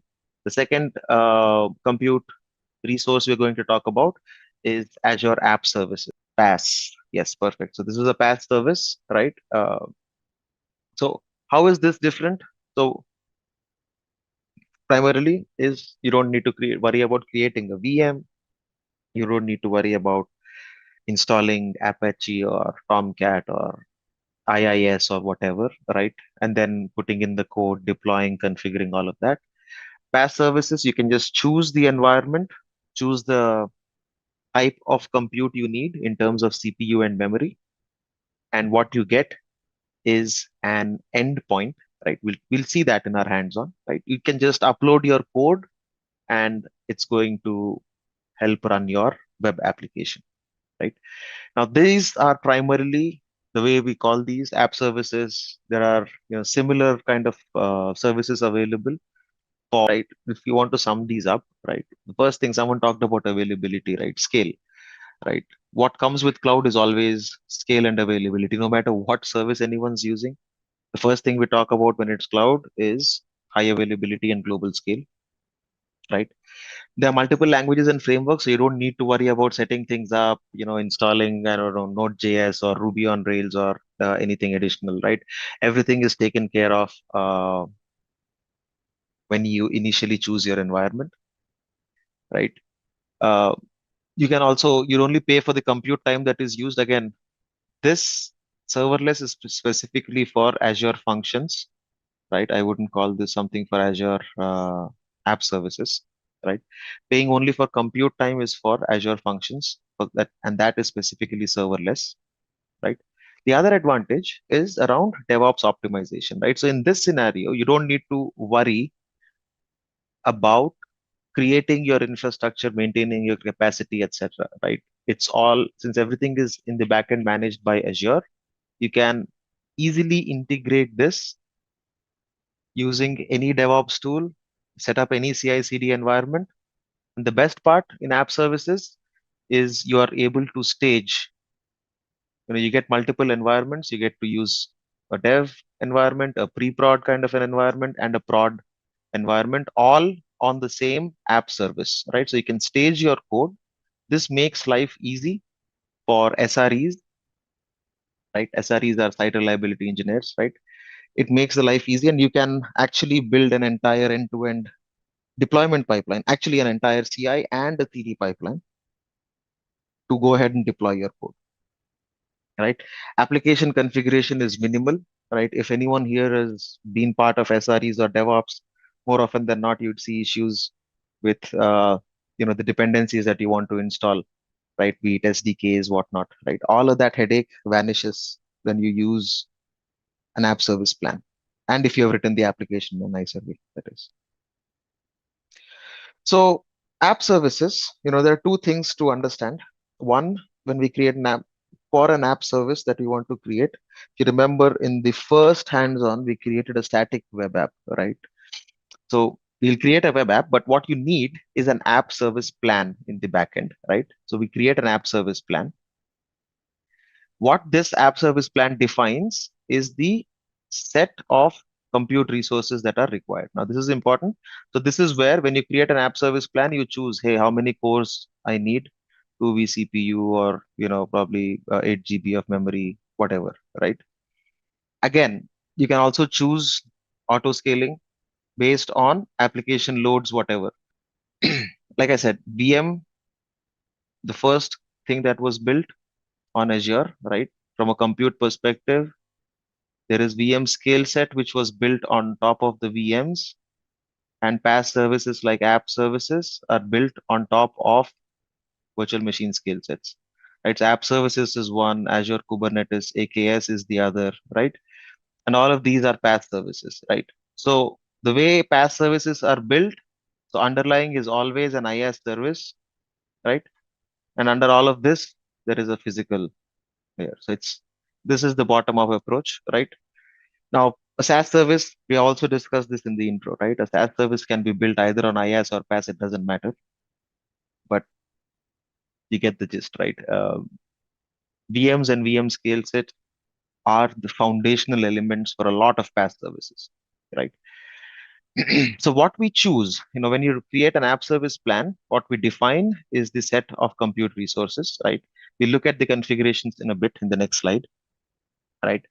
Now, what this means is basically you're building a conventional server farm, right? This is what they call it, right? So you've got n number of web servers.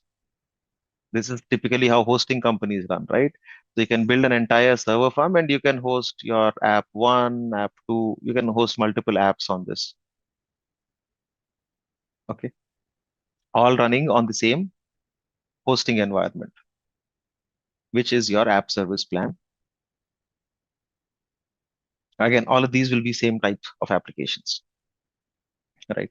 Same technology stack. If it's .NET, you'll have one stack. If you have Linux, you'll have another stack, right? I wouldn't say Linux, but maybe PHP or something, right?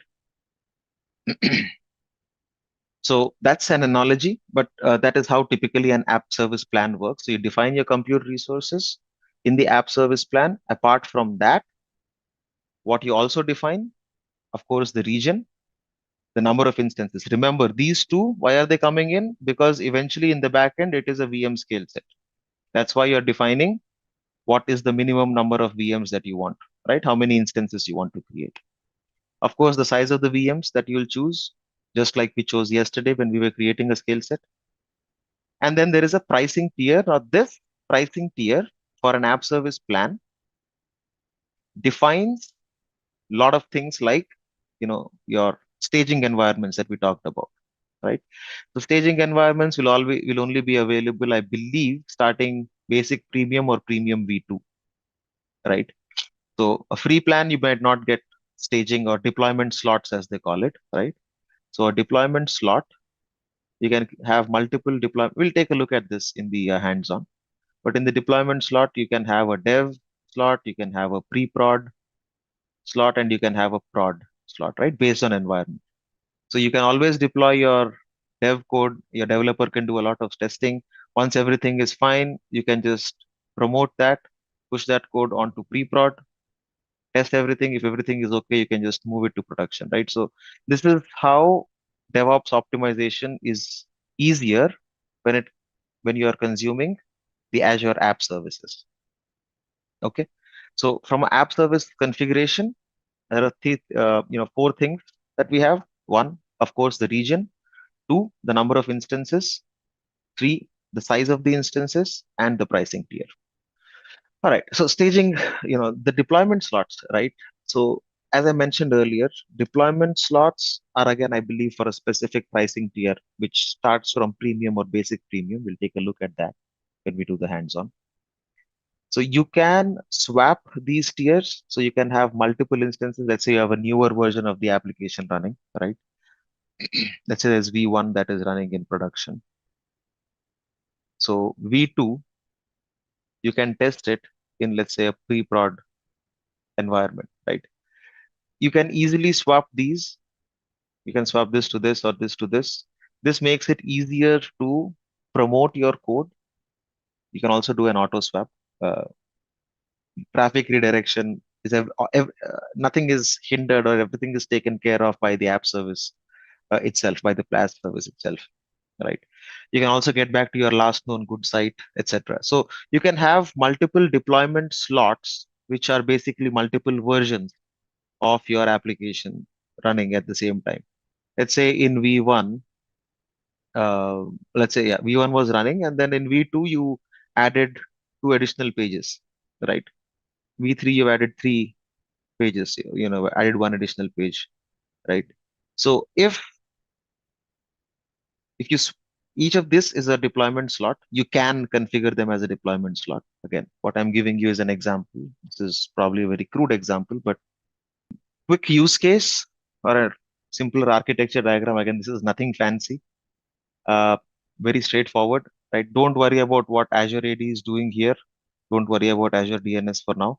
Let's assume traffic is coming in. You've hosted your website here. There's storage blob that you're using. This is for your static content, right?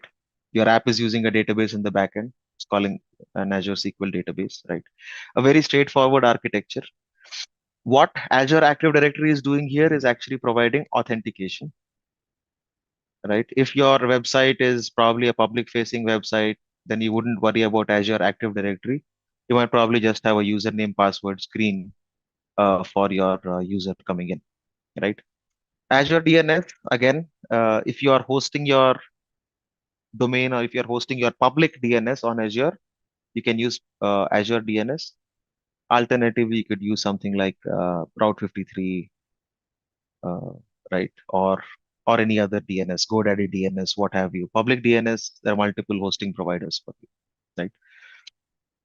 But this architecture is primarily for a cloud native Azure web app solution. So where it's saying, and that's why you have these dotted lines here, right? So you may or may not have these. It can be there, it need not be there. This can be there, this need not be there. But your web front end is hosted on a app service plan.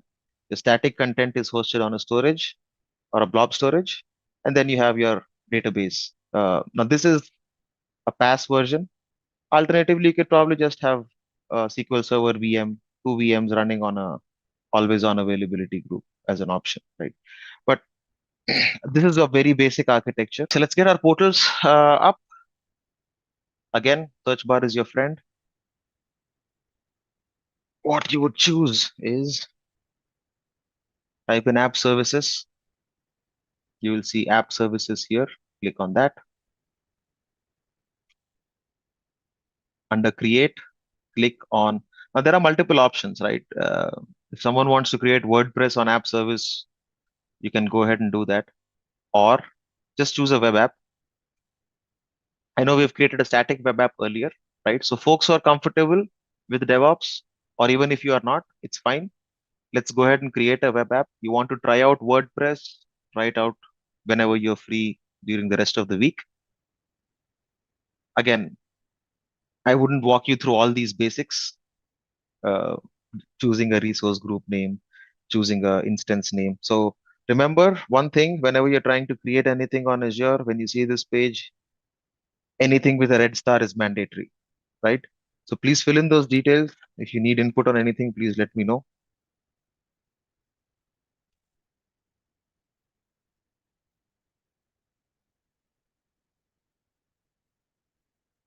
Right? So publish, you can run a code, you can publish the code, you can publish this using a Docker container, or you could do a static web app. So I'm just choosing code. Please choose code. What kind of app are we creating? It's up to you. If you have a hello world image or a hello world code, you can use that. Uh, Choose anything. It's absolutely fine. The code that I have, I believe it's PHP, so I'm just choosing PHP 8.2. Okay. For those who do not have a hello world code, or you can explore what kind of versions are available, right? And what kind of environments are available. So choose any of the environment. It wouldn't matter if you're not deploying code. If you are deploying code, of course, you should know which runtime stack you need. Okay. I'm deploying this in central India. Yeah, simple HTML page is also fine. Now, if you look at this, be careful on the pricing plan. Okay. So there are multiple options that you see here. There's a free plan for folks who are cost conscious. Choose the free plan. I'm choosing a premium one primarily because I want to show you how the deployment slots look like. So the cost is also visible here. It says about 9,400 per month, whatever. I'm choosing the premium slot, premium pricing plan. You can choose free or basic. Uh, if you're not deploying code, I'd just say go ahead, choose free. That's absolutely fine. Right. Zone redundancy, I'm not enabling it currently. Okay. So I'll leave it as is.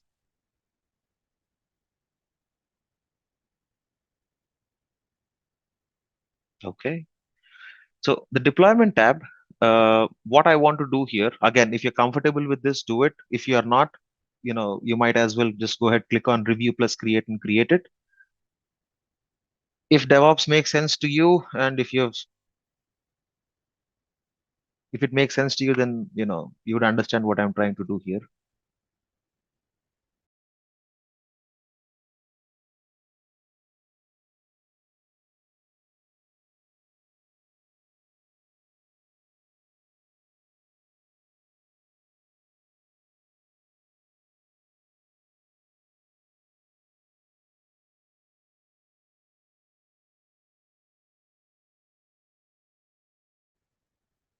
And if everything is okay and your validation passes, go ahead, create your web app. Right? If you have not chosen to deploy any code, it's absolutely fine. You will still get a URL. And if you open it, you'll still get a web page. If you are deploying code, your website will open. If you're not deploying code, absolutely fine. No harm, no foul.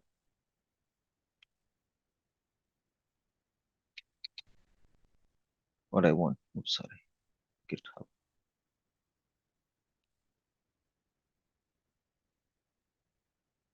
Okay, let's see.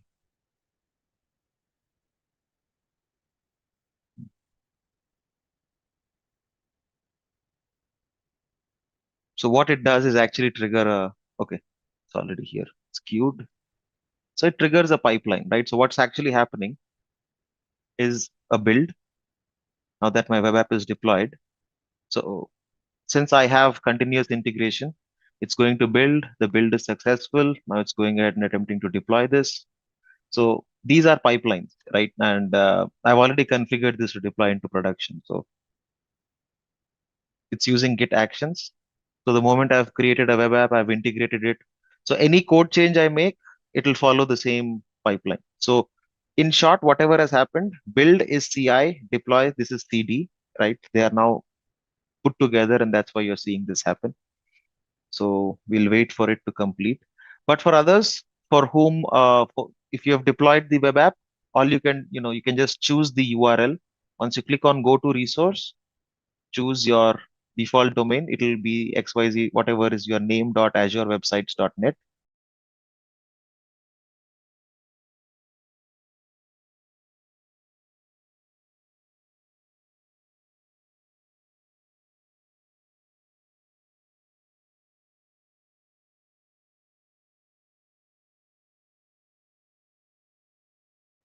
What I have done is primarily I've tied that to a GitHub project, right?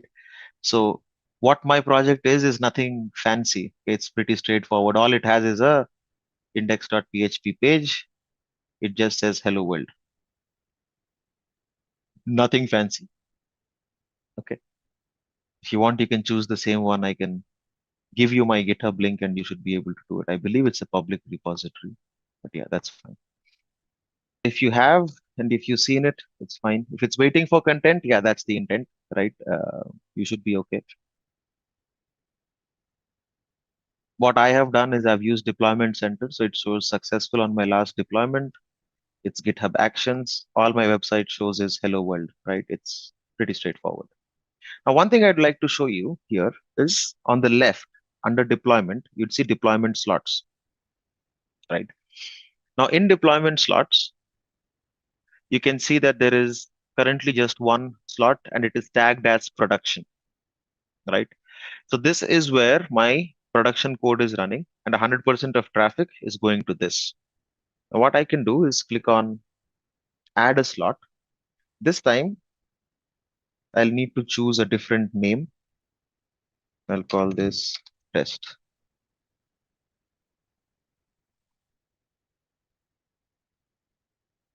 Okay. I can clone the settings as is and then click on add. Now what this is going to do, now ideally someone asked for a branching, does this look similar to branching? So if you're aware of Git of DevOps, yes, you can have a different setting altogether and point it to a different branch. But all of these slots, you can test them directly on the same app service environment. Okay. So now I've created a new slot. This is the test slot. Now this will probably trigger another build. It hasn't yet. Yeah, no deployments found. I haven't created a deployment for it. Now let us say this was another version running, okay, in my deployment slots. Okay. Now one way, what you can do, the moment I click on swap, it will ask the source and the destination, right? So source and target. If you swap these, you can also choose to run different traffic percentages here, right? So this is purely from a DevOps perspective. We are trying to show you how it makes your lives easy. It is kind of like a blue-green deployment, yes, right? But otherwise, I would recommend, if you want to understand deployment slots better, if you read up a bit on DevOps, at least level 100, this would make much more sense. Okay. So you see also on the app service plan, you've got scale up, scale out. Okay. So here you can choose what types you want. Now these are for your app service plan itself, right? Cores, memory. You can scale out also onto a different plan. Let's just check. Yeah, here you go. So this scale out actually is exactly similar to what we have done on the VM scale set, right? Now, you can do a rule-based scale out, right? Rule-based scale out is very similar to what we've configured, CPU, memory, whatnot. You can choose automatic. Again, this is very new. It's in preview. Enterprises wouldn't use it, right? Again, you've got a limit, always ready instances, max burst. These will all make sense if you've understood VM scale sets properly, right? Again, please understand cloud, the number of services that keep coming on the cloud, as long as your fundamentals are clear, anything would make sense. Everything would make sense. Okay. So again, the way it makes life easy, app service plan, you wanted to set up a PHP application, simple, just configure it, point it to your source code, run your deployment, all good, right? That's how simple and straightforward an app service plan is. But yes, you can configure your own, you can bring in your own custom domain in here.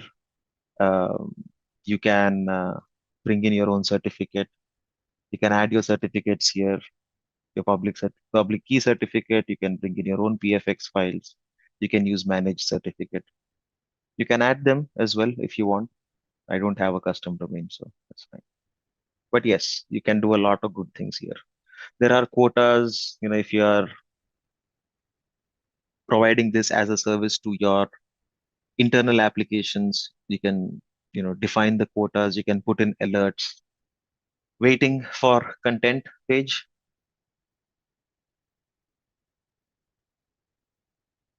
Okay. Either if people have done it or you have not, and Just a quick info guys, Intellipaat offers Microsoft Azure course training and certification. Through this course, you will be able to prepare for AZ-104 Microsoft Azure Administrator exam and much more from the top industry experts.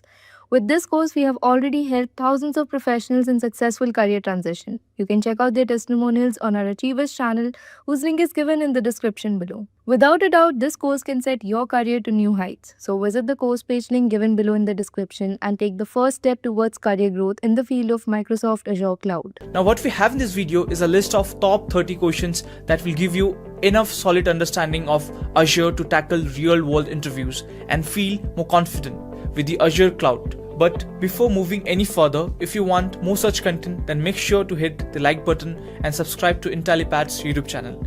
Now let's take a look at our agenda for the day.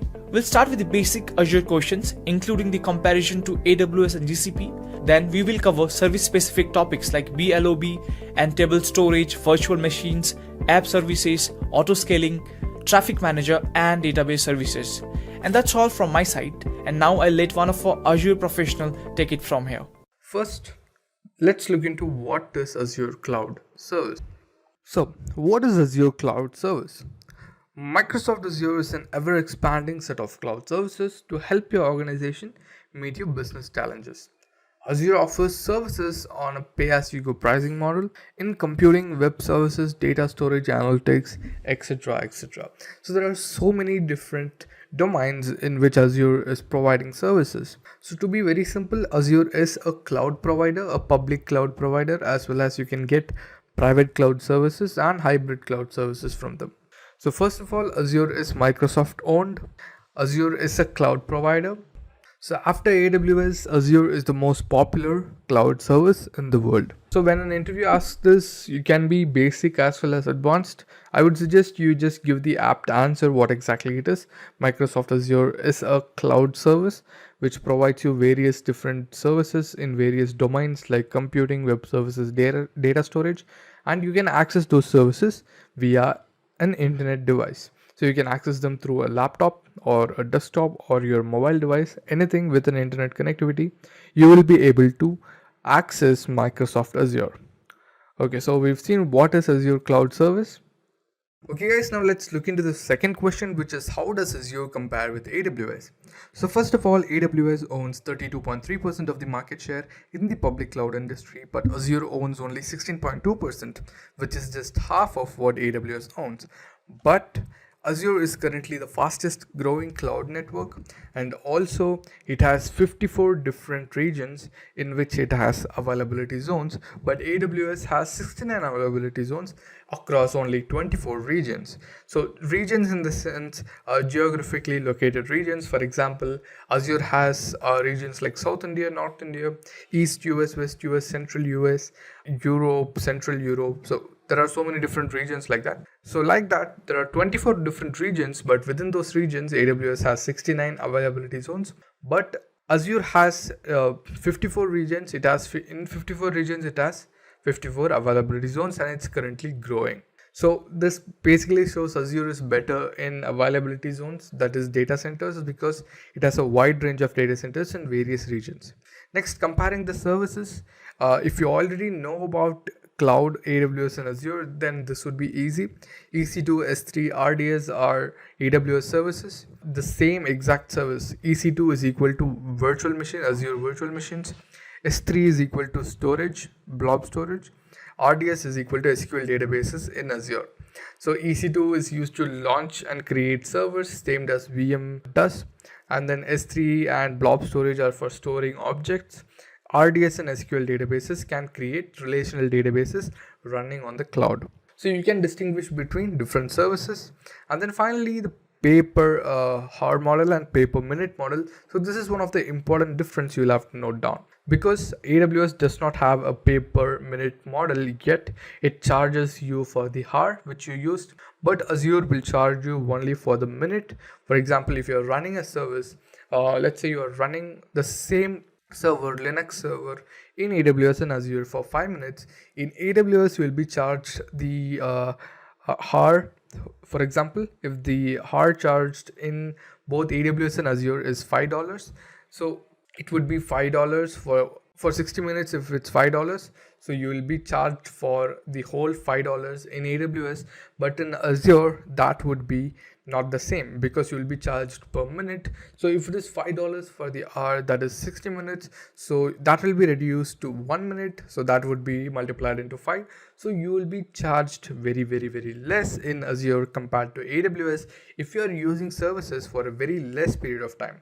So if you're using some service for 2 to 10-15 minutes, then go with Azure, because that will not charge you as much as AWS. Okay, so we've seen the second question. So I think you can coagulate into an answer and give it. I'm just explaining you the differences, but you'll have to provide it more of a answer. Okay guys, a quick info. Intellipaat provides an end-to-end training course on Microsoft Azure, and if you want to take it up, you can check those details in the description. Now let's continue with the session. And then comes the roles implemented in Microsoft Azure. So there are three main roles: the web role, the worker role, and the virtual machine role. First, the web role. This gives a web solution, that is the front end. This is like an ASP.NET application, while under facilitating, Azure provides IIS, which is basically a web server and required services. So web role provides a web solution. Basically, it's a front end. It can be a website's front end. The worker role is a solution for background service. It can run long activities. For example, if you have a log activity, if you want to monitor the log activity, you can use a worker role. And then finally, a virtual machine role. So this can act both as a web and a worker role, and this is executed by virtual machines. The virtual machine role gives the client the capacity to modify the virtual machine on which the web and worker roles are running. So for example, web role only contradicts to the website, the front end. Worker role only contradicts to the business logic, which is the background or the backend part. So in virtual machines, you can run both a web role and a worker role, which means you can have a website running as well as a background process running. So these are the three main roles which are implemented in Microsoft Azure. So I think you get the point of this. So basically in Azure, mostly it is used to launch applications. So for an application, obviously there will be a web role, which would be the application itself hosted, and then the worker role, which is background processes. For example, if a person wants to retrieve an image from the website, so they'll enter the information, click a button, and a background code will run. So that code would be your worker role, and these both can be run on a virtual machine, which makes it a virtual machine role.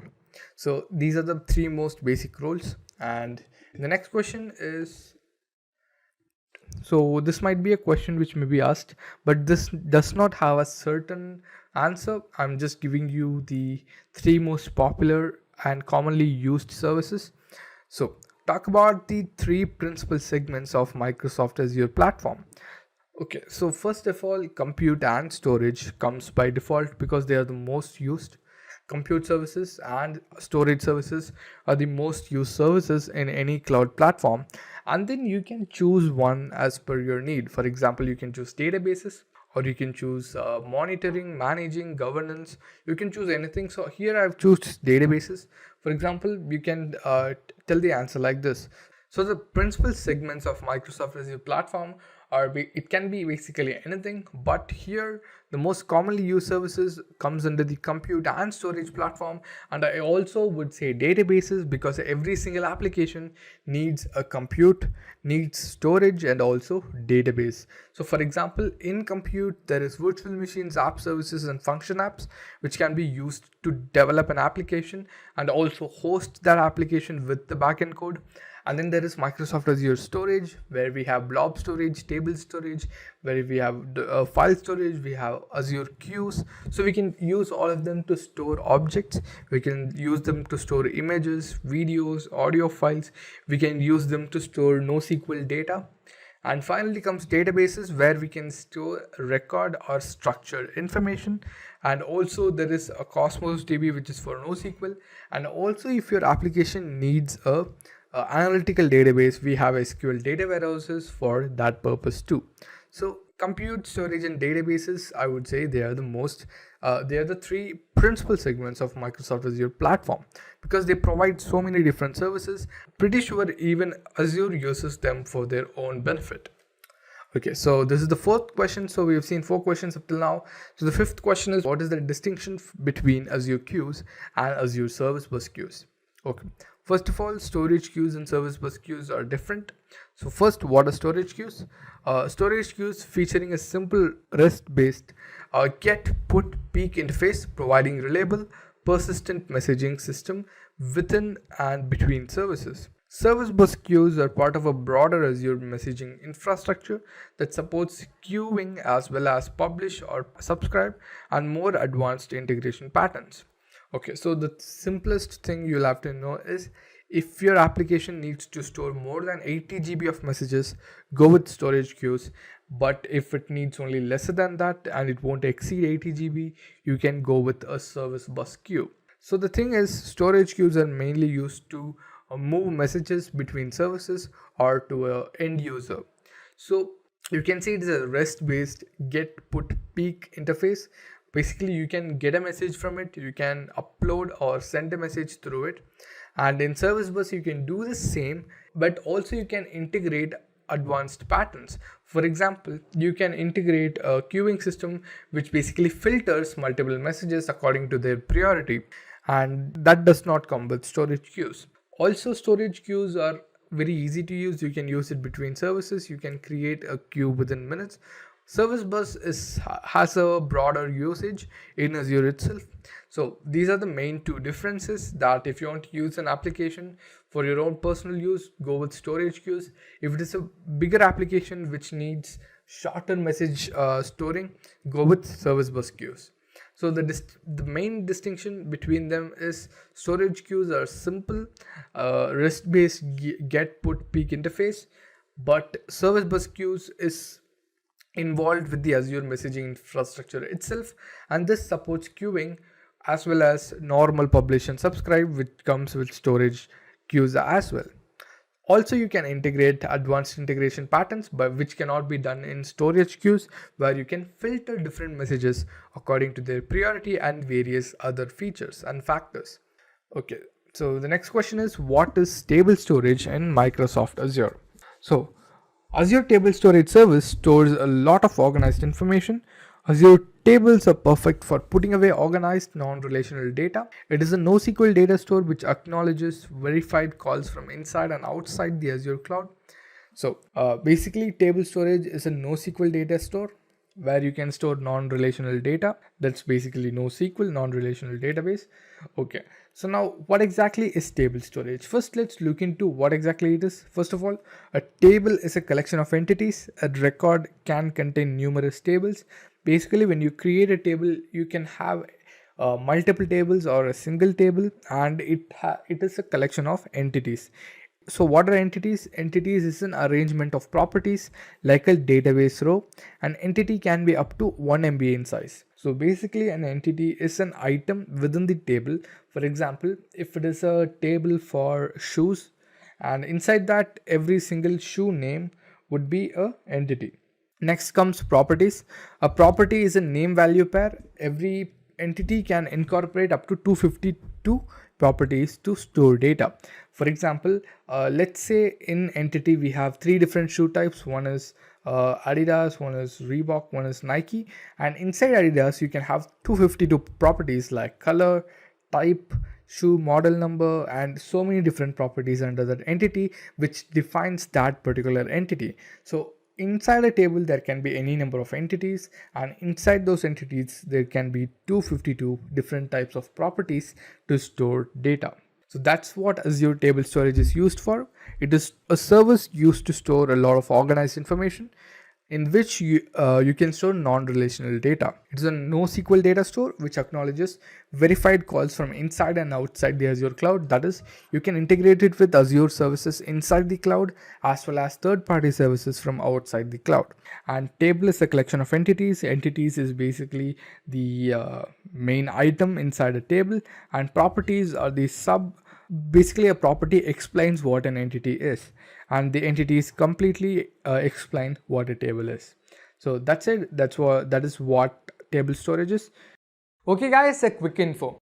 Intellipaat provides an end-to-end training course on Microsoft Azure, and if you want to take it up, you can check those details in the description. Now let's continue with the session. The next question is, what is auto-scaling in Azure? So what is auto-scaling in Azure? Scaling by including extra instances is frequently referred to as scaling out. So this is a commonly used term which is called scaling out. So Azure likewise supports scaling up by utilizing bigger role rather than more role instances. An auto-scaling solution reduces the amount of manual work engaged in dynamically scaling an application.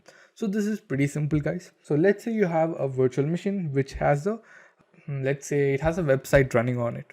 Now there are a lot of users using it right now, but that one particular virtual machine is able to handle them. So let's say there are 20 users. Now right now this particular virtual machine is able to handle all the 20 users and the website is not crashing. But suddenly your website has gone viral and there are 200 users. Now your virtual machine will not be able to handle because there are more users and the CPU utilization will go high, the traffic, the overload of your server will go high. Because of that, the usage also will increase and then your website might crash. So what you'll have to do, you'll have to again start up a virtual machine or another server. Once you've done that, you will have to configure your website and make it run again. So this will take some time. Until then, you would have lost a lot of users. So instead, you can start off with using auto scaling. So for example, you can see the image in the right corner below, in which to the left there are two virtual machines which is written as minimum 2. That basically means let's say you have a website and right now your website has two virtual machines and that is the minimum number of virtual machines and it will never go below that. Even a virtual machine is let's say even a virtual machine has been terminated accidentally, it will launch one more virtual machine within a span of a minute and that will be ready for your website. So now to the right side, you can see virtual machines as needed and maximum is equal to 5. So the maximum number of virtual machines you will get is 5. The minimum number of virtual machines running will be 2. And there you can add or subtract 3 virtual machines. For example, if you have 2 virtual machines right now, you can add 3 more or 2 more or 1 more, or you don't need to add at all. But you cannot go below number 2 or you cannot go above number 5. You can use auto scaling solution to do this. For example, right now you have 2 virtual machines and the work overload goes very high. So right now you want 1 virtual machine, so it will launch 1 virtual machine. Now it will monitor all of the 3 virtual machines. Again, if the user count is completely increasing, it will launch 1 more, and again if the users are increasing, the traffic is overloading, then again it will launch 1 more virtual machine. So here the maximum is number 5, so it will launch up to 5 virtual machines. After that, even though the user base is increasing, it won't go above that. You'll have to change that in the configuration. For example, max is equal to 10, so it can launch up to 10 different virtual machines. Okay, so got it?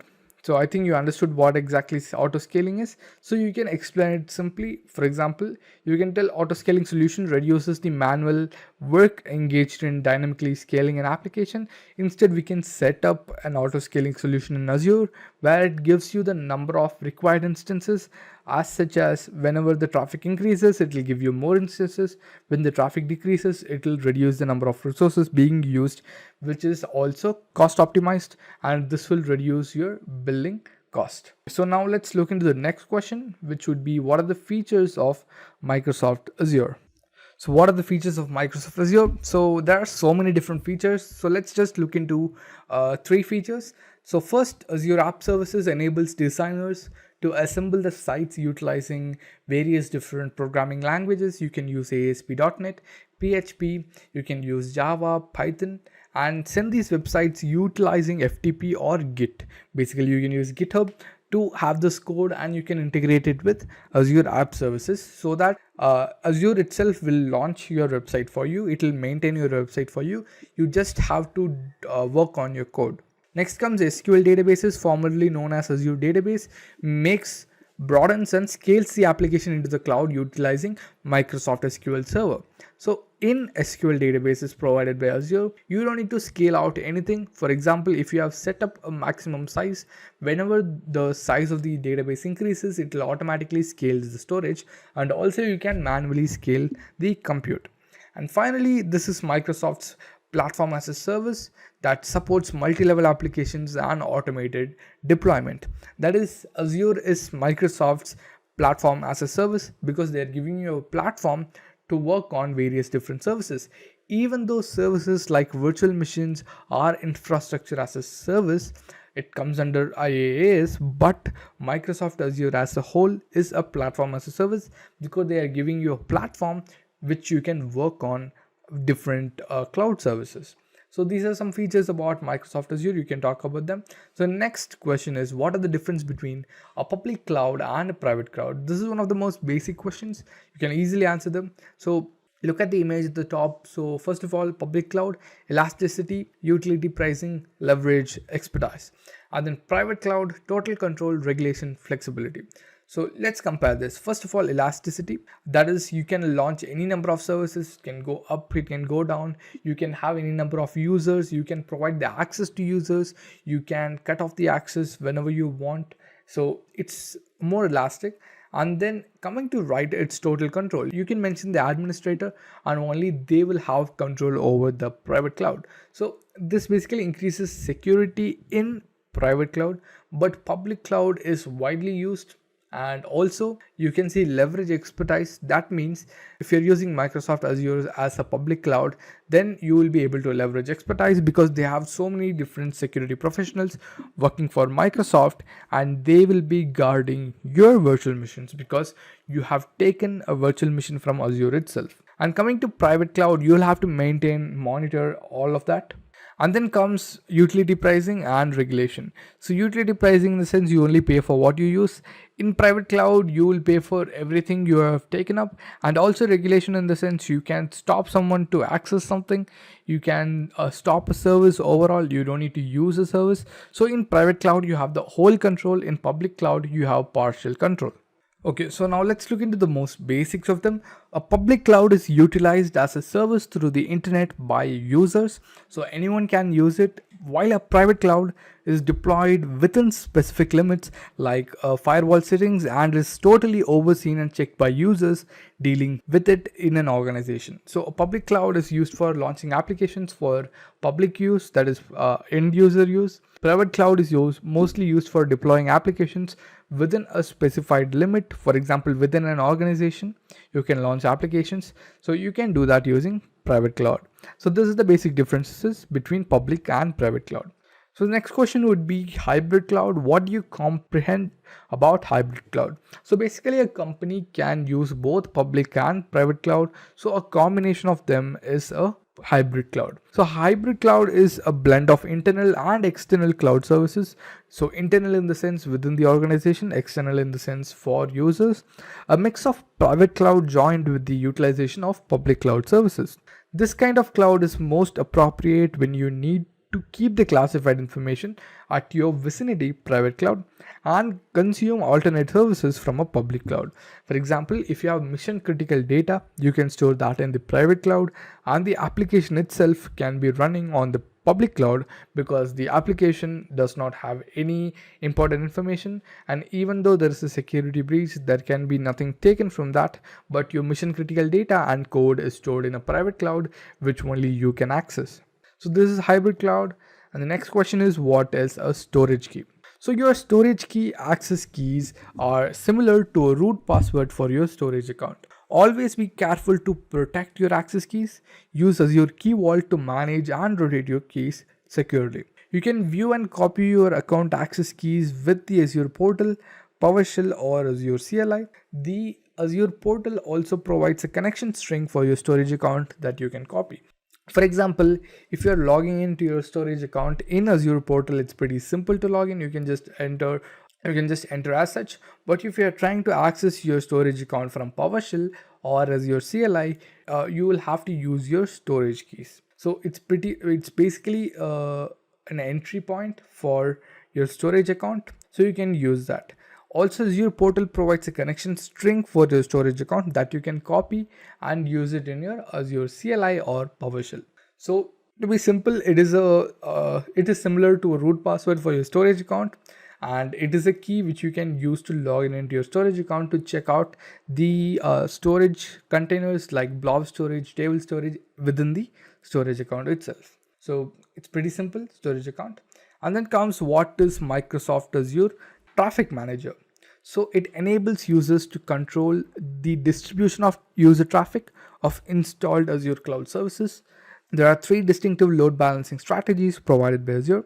The manager who uses on traffic applies a routing policy to the domain name service, questions on your domain names, and maps the DNS courses to the apt instances of your application. So let me explain to you in simple words. So first of all, Azure Traffic Manager is a DNS based traffic load balancer that enables you to distribute traffic optimally to services across global Azure regions while providing high availability and responsiveness.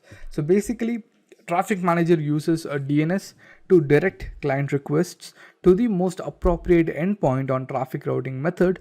So basically, let me explain to you this. So let's say you are trying to access a website using a website's URL name. Now when you type that, your first point of entry would be the Traffic Manager. So once you hit that, the Traffic Manager will use DNS and it will check to which IP address should this particular URL name is should be redirected.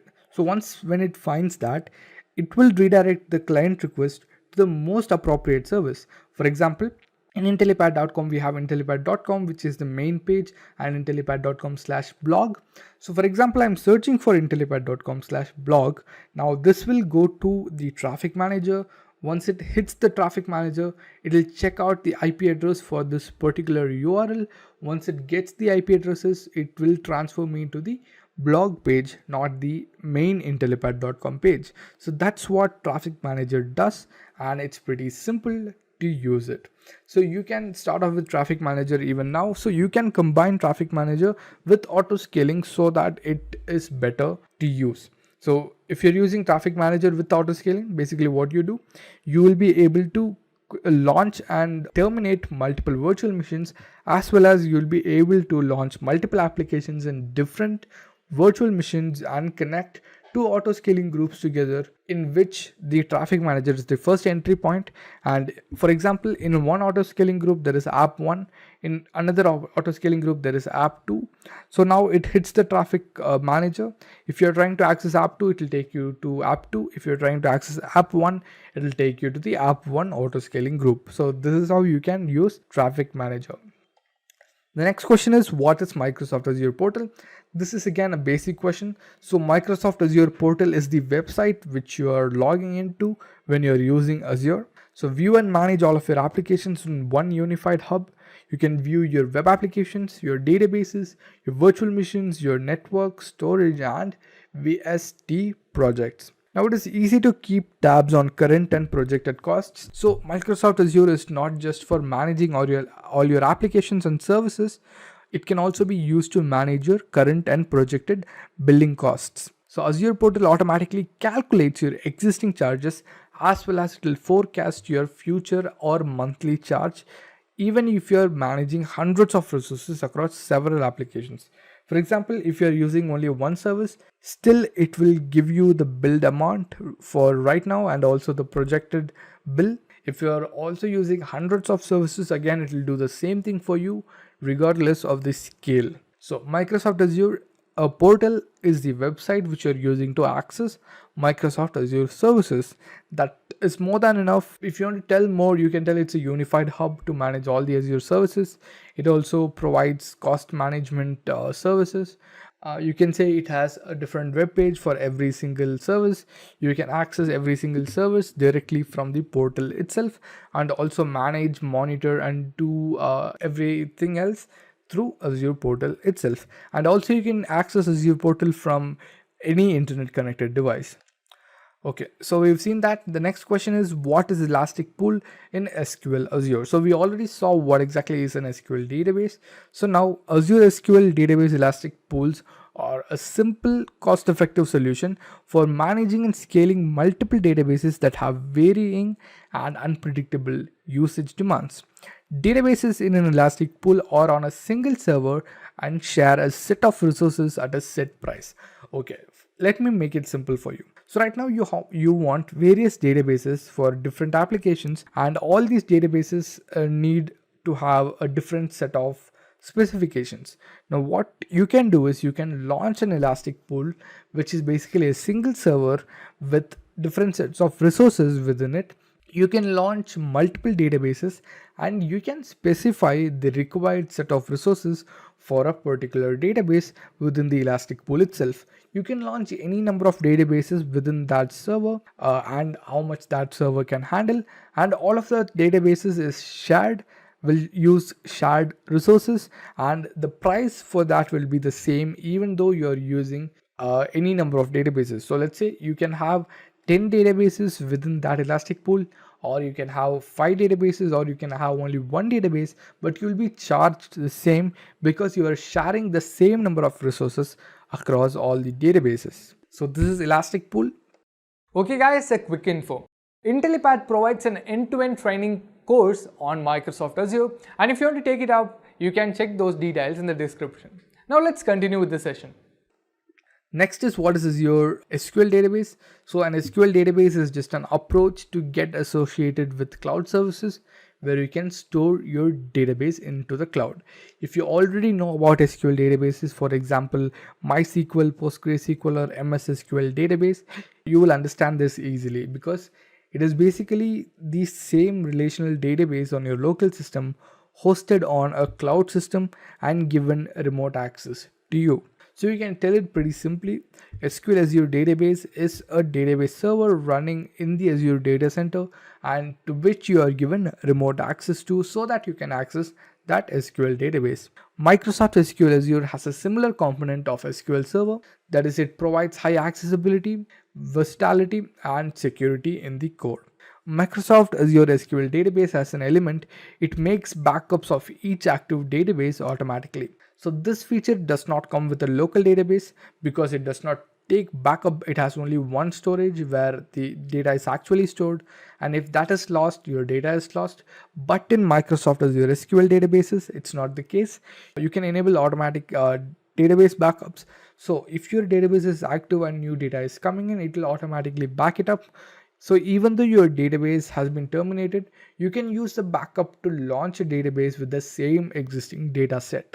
So this is Azure SQL databases. Now let's look into the next question, which is, what are the different types of storage areas in Microsoft Azure? So there is blobs, there is table storage, there is queues, and there are still more, but you can talk about 3 maximum. So there is also file storage, which is basically a shared access file storage. So you can also talk about that if you want. But right now we'll be looking into blob, table and queues. So queues we already looked into. Now we'll just look into blobs and tables. Even table storage was a separate question, so you can also answer that. So first of all, what is blob? So blob is the most commonly used storage type in Azure. So the full form of blob would be binary large objects. So you can see that BLOB, which is basically binary large objects, blobs. So blobs are a component for storing a lot of content or binary data. You can store pictures, audio, visual documents, you can store video, you can store any type of data. They can scale up to 200 terabytes and can be acquired by utilizing REST APIs. Very simple to start off with blob storage. You can create a storage account and create a blob container in which you can upload images, videos, documents, anything you want. You can store any type of binary data within blob storage. So that is one of the main area in Microsoft Azure. Next comes table storage, which is a non-relational data store where you can store organized information, and also you can store them using a format which is table, entity, and within entity you can have properties. So that we saw. Next is queue. The sole target of a queue is to empower communication among the web and worker role instances.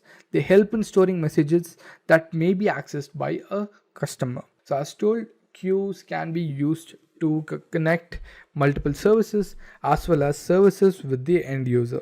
So these are the 3 main storage areas. One more is a file storage, which is basically a shared storage access which you can use to connect the same storage to multiple virtual machines. So every single user in every single virtual machine will be able to access the same data store, which will save you a lot of storage as well as cost. Next question is, what is the concept of blob storage? I explained to you what exactly is blob. So let me just go into that more. So blob, as told again, it is binary large objects and includes text files, images, audios, and videos. Azure Blob is a service that stores massive unstructured data that can be accessed from any place via protocols like HTTP or HTTPS. So how does this work? How can you access these objects using HTTP or HTTPS? So it's pretty simple. Whenever you upload an object like image or audio into the blob storage, it will have a URL. So it will be provided a URL and you can use that URL to access that particular object. For example, if I'm uploading an image, that image will have a URL for that image itself. Now you can use that URL to access that particular image. So how will you access that? Using protocols like HTTP or HTTPS. So now what else you can use Azure Blobs for? Storing data for disaster recovery, backup and archiving, also storing files for shared access. Shared access in the sense, if you upload an object and you have a link for it, you can share that link with multiple users so that they all can use that particular blob storage as a shared storage. So that can happen. Also, you can use it for disaster recovery. That is, you can store data in different regions in blob storage itself and use it for backup and then also archiving data. So this is blob storage. Now let's look into the next question. So now this question is, what is Azure DevOps in Microsoft Azure? So if you are already familiar with DevOps methodologies, then this would be easier to understand. If you're not, I'll explain to you what exactly is DevOps in a few sentences. So first of all, DevOps is not a tool. It is a methodology which companies follow and implement in their software development lifecycle to automate the entire lifecycle. So Azure DevOps is not a methodology, it is a service. You may be confused by the name, but DevOps is the methodology, but Azure DevOps is a DevOps service provided by Azure and it is developed by the Microsoft team. It was previously called as VSTS or Visual Studio Team Services. Azure DevOps provides easy automation by having predefined build options for the deployment of applications. For example, if you're trying to launch an Angular application, it already has build options for it. It has npm packages in build. You can have a build. You can basically create a build in a matter of minutes. For example, if you're also launching a Java application, it has a Maven build option. You can use that to build that application. So that's why they are saying it provides you easy automation and also predefined build options. And finally, it also monitors your tools and it uses monitoring tools to monitor your application or your project which you have launched within Microsoft Azure DevOps. Okay, so Azure DevOps has various different tools. So let me explain to you those tools. So one tool is Azure Repos, which is a repository like GitHub. So it's pretty similar. It's basically the same. And then comes Azure Pipelines. Pipelines is the tool which you use to implement a CI/CD pipeline. A CI/CD pipeline is the one which you use to automate the software lifecycle.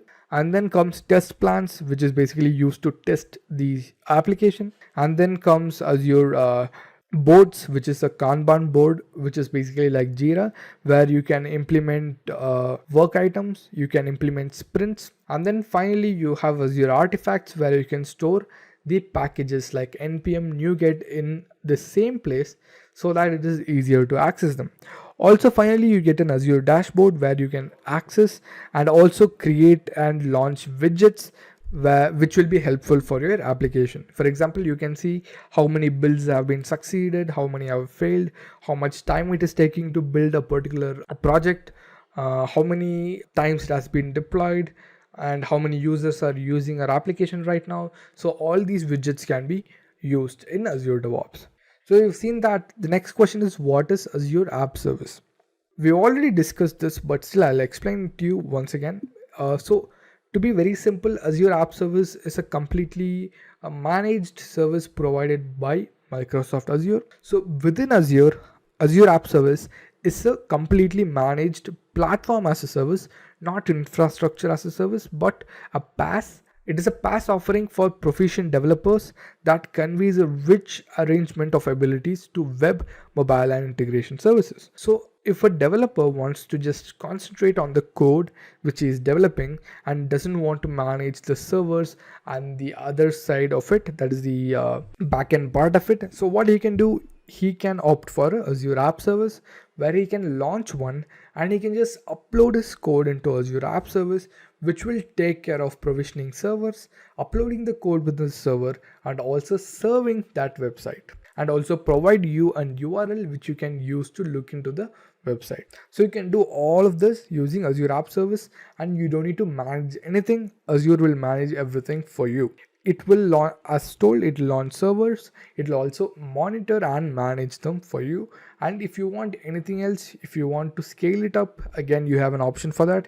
If you want to look into the server which it has launched, again you have a shell option for that. Mobile applications in Azure App Service offer a very adaptable, universally accessible mobile application development platform for enterprise developers and system integrators that conveys a rich set of capacities to mobile engineers. So basically, using Azure App Services, you can not just launch websites, you can also launch mobile applications, and they are very adaptable and universally accessible mobile application development platform. For example, you might be using Android Studio or Xcode. So in this, you will be able to launch both of them and they will run successfully. So next we'll look into CMD let in Azure. So it's a pretty simple answer. So CMD let is a command, basically it's a PowerShell command, and this is utilized as a part of the PowerShell environment. So CMD lets, command lets are summoned by the Windows PowerShell to automate the scripts which are in the command line. For example, you have created a script, now you want to automate the script, you can go with command let. Windows PowerShell runtime additionally invokes them automatically through Windows PowerShell APIs. You can also automate CMD let commands which will automate other scripts using PowerShell APIs. So to be pretty simple, CMD let is a lightweight command which you can use in the PowerShell environment, and it is used to automate scripts. For example, if you want to launch virtual machine at a particular time, or if you want to monitor a virtual machine at 5 p.m. in the evening every single day, you can launch that script and you can automate it using CMD let, and it will run that script every day at 5 p.m. Okay, so the next one is Microsoft Azure Scheduler. So Azure Scheduler enables you to invoke activities, for example, calling HTTPS endpoints or presenting a message on a storage queue on any schedule. With Scheduler, you make jobs in the cloud that dependably call services both inside and outside of Azure and execute jobs on demand on a routinely repeating schedule or assign them for a future date. So in the name itself, you can understand Microsoft Azure Scheduler. So it basically schedules certain things for you. But what does it schedule? It schedules jobs on the cloud. So it can be within Azure or outside of Azure, and as mentioned, it will execute those jobs on demand, and it can be done on a repeating scale, that is, for example, every day or every week, or you can assign them for a future date to run only once. So that you can do using Microsoft Azure Scheduler. For example, it can call an HTTPS endpoint, or it can present a message on a storage queue on any schedule. So you can use the scheduler for any service on Azure or outside of Azure. So it's pretty simple. It is explainable by name itself. So to be simpler, you can tell this Microsoft Azure Scheduler is a service which you can use to schedule a certain task in Microsoft Azure or outside of Microsoft Azure to execute a job on demand, which can be executed repeatedly, or it can be set to a future date for execution only once. So the next question is, how can you create an HD Insight cluster in Azure? So let me explain it to you in a very simple way. So you can tell this because this is an interview, you will be asked questions, you will be able to answer them with words. So to make an HD Insight cluster, first of all, you'll have to open Azure portal, then click on new, you can select data services and you can click on HD Insight, or you can just search HD Insight and get into it. So once you get into it, you will have multiple options. You will have Hadoop, you will have HBase and Storm and more options as well. So Hadoop is the default and native execution of Apache Hadoop, and HD Insight provides you Hadoop as the default option. And then comes HBase, which is an Apache open source NoSQL database based on Hadoop that gives random access and solid consistency for a lot of unstructured data. Storm, as such, it is a distributed fault-tolerant open source computation system that enables you to process data in real time. So the thing is, I'm not going to explain Hadoop, HBase, and Storm right now. I'm just going to explain to you what is HD Insight. So HD Insight is an analytics service which you can use to launch Hadoop on the Azure cloud or other Hadoop ecosystem services like HBase, Storm, or Spark on Azure cloud. So to launch HD Insights, it's pretty simple, but to work with it, it is a little tough. So to launch HD Insight, you'll just have to go to the HD Insight cluster, and you can choose the service which you want and you can launch it. So HD Insight, again, it's an analytics service, and you can launch the big data or analytics service which you want from it. Next question is, what is Text Analytics API in Azure Mission? So let me put it simply. First of all, Text Analytics APIs comes under cognitive services. So API, the application program interface. So this particular API is for text analytics, which can be used to search a particular word, or it can be used for keyword mining. Okay, now let us just read this once. The API can be used or utilized to analyze unstructured content for tasks such as sentiment analysis and key phrase extraction. Sentiment analysis, in the sense, let's say you have a complete page of content.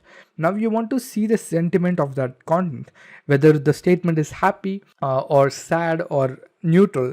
So you can check out that using various keys, and you can enter those words into the API so that when it runs, it will check whether it is positive or negative.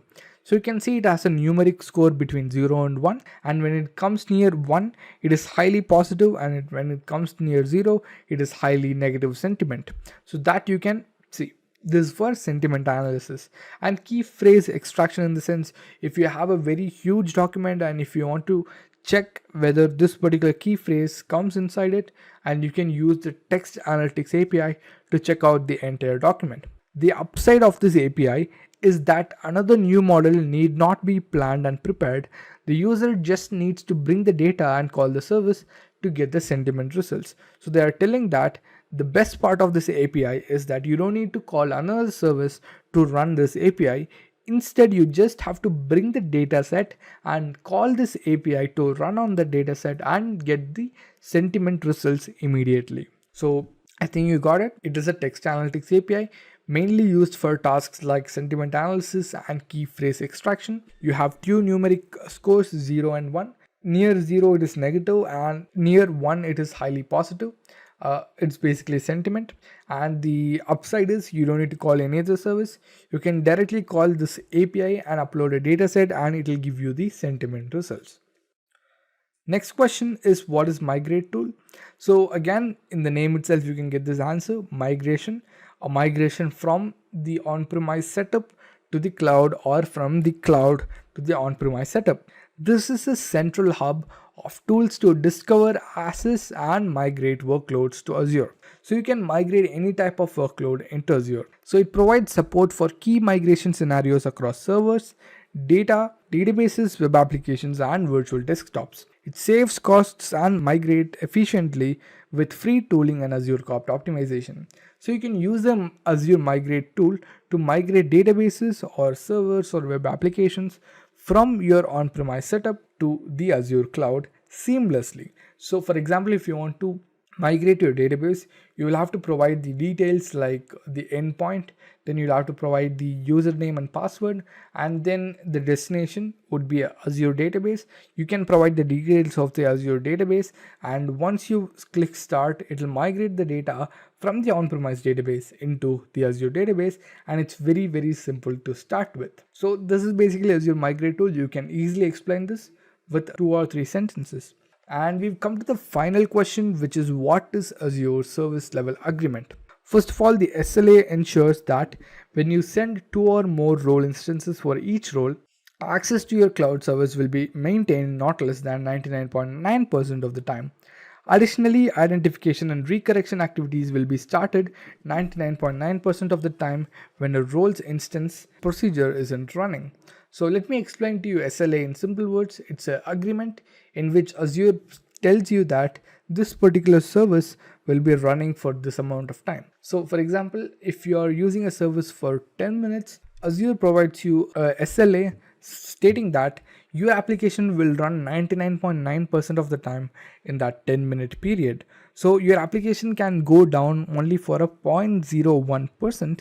That's very less. So like that, Azure will provide you. If you are using a free trial service, they don't mention an SLA because it's your free trial and they don't give you any benefit for you. But if you have a paid Azure account, if you're paying every single month, they will provide you an SLA for every single service, which will mention that this particular service will run for this amount of time. So for storage, it's basically high. For example, it would be 99.9999% of the time. It will be always up. It will never go down. So SLA is a statement which tells you this particular service will stay up for this amount of time and it will not go down. For example, if you're using it for 1 hour, it will stay up for 99% of the time and it may go for 1% of the time. It's not that it will go, it may go. So this is Azure SLAs. So we've come to the last question of this session, guys. I hope you understood all of the questions which we've taught. Just a quick info, guys. Intellipaat offers Microsoft Azure course training and certification. Through this course, you will be able to prepare for AZ-104 Microsoft Azure Administrator exam and much more from the top industry experts. With this course, we have already helped thousands of professionals in successful career transition. You can check out their testimonials on our Achievers channel, whose link is given in the description below. Without a doubt, this course can set your career to new heights. So visit the course page link given below in the description and take the first step towards career growth in the field of Microsoft Azure Cloud.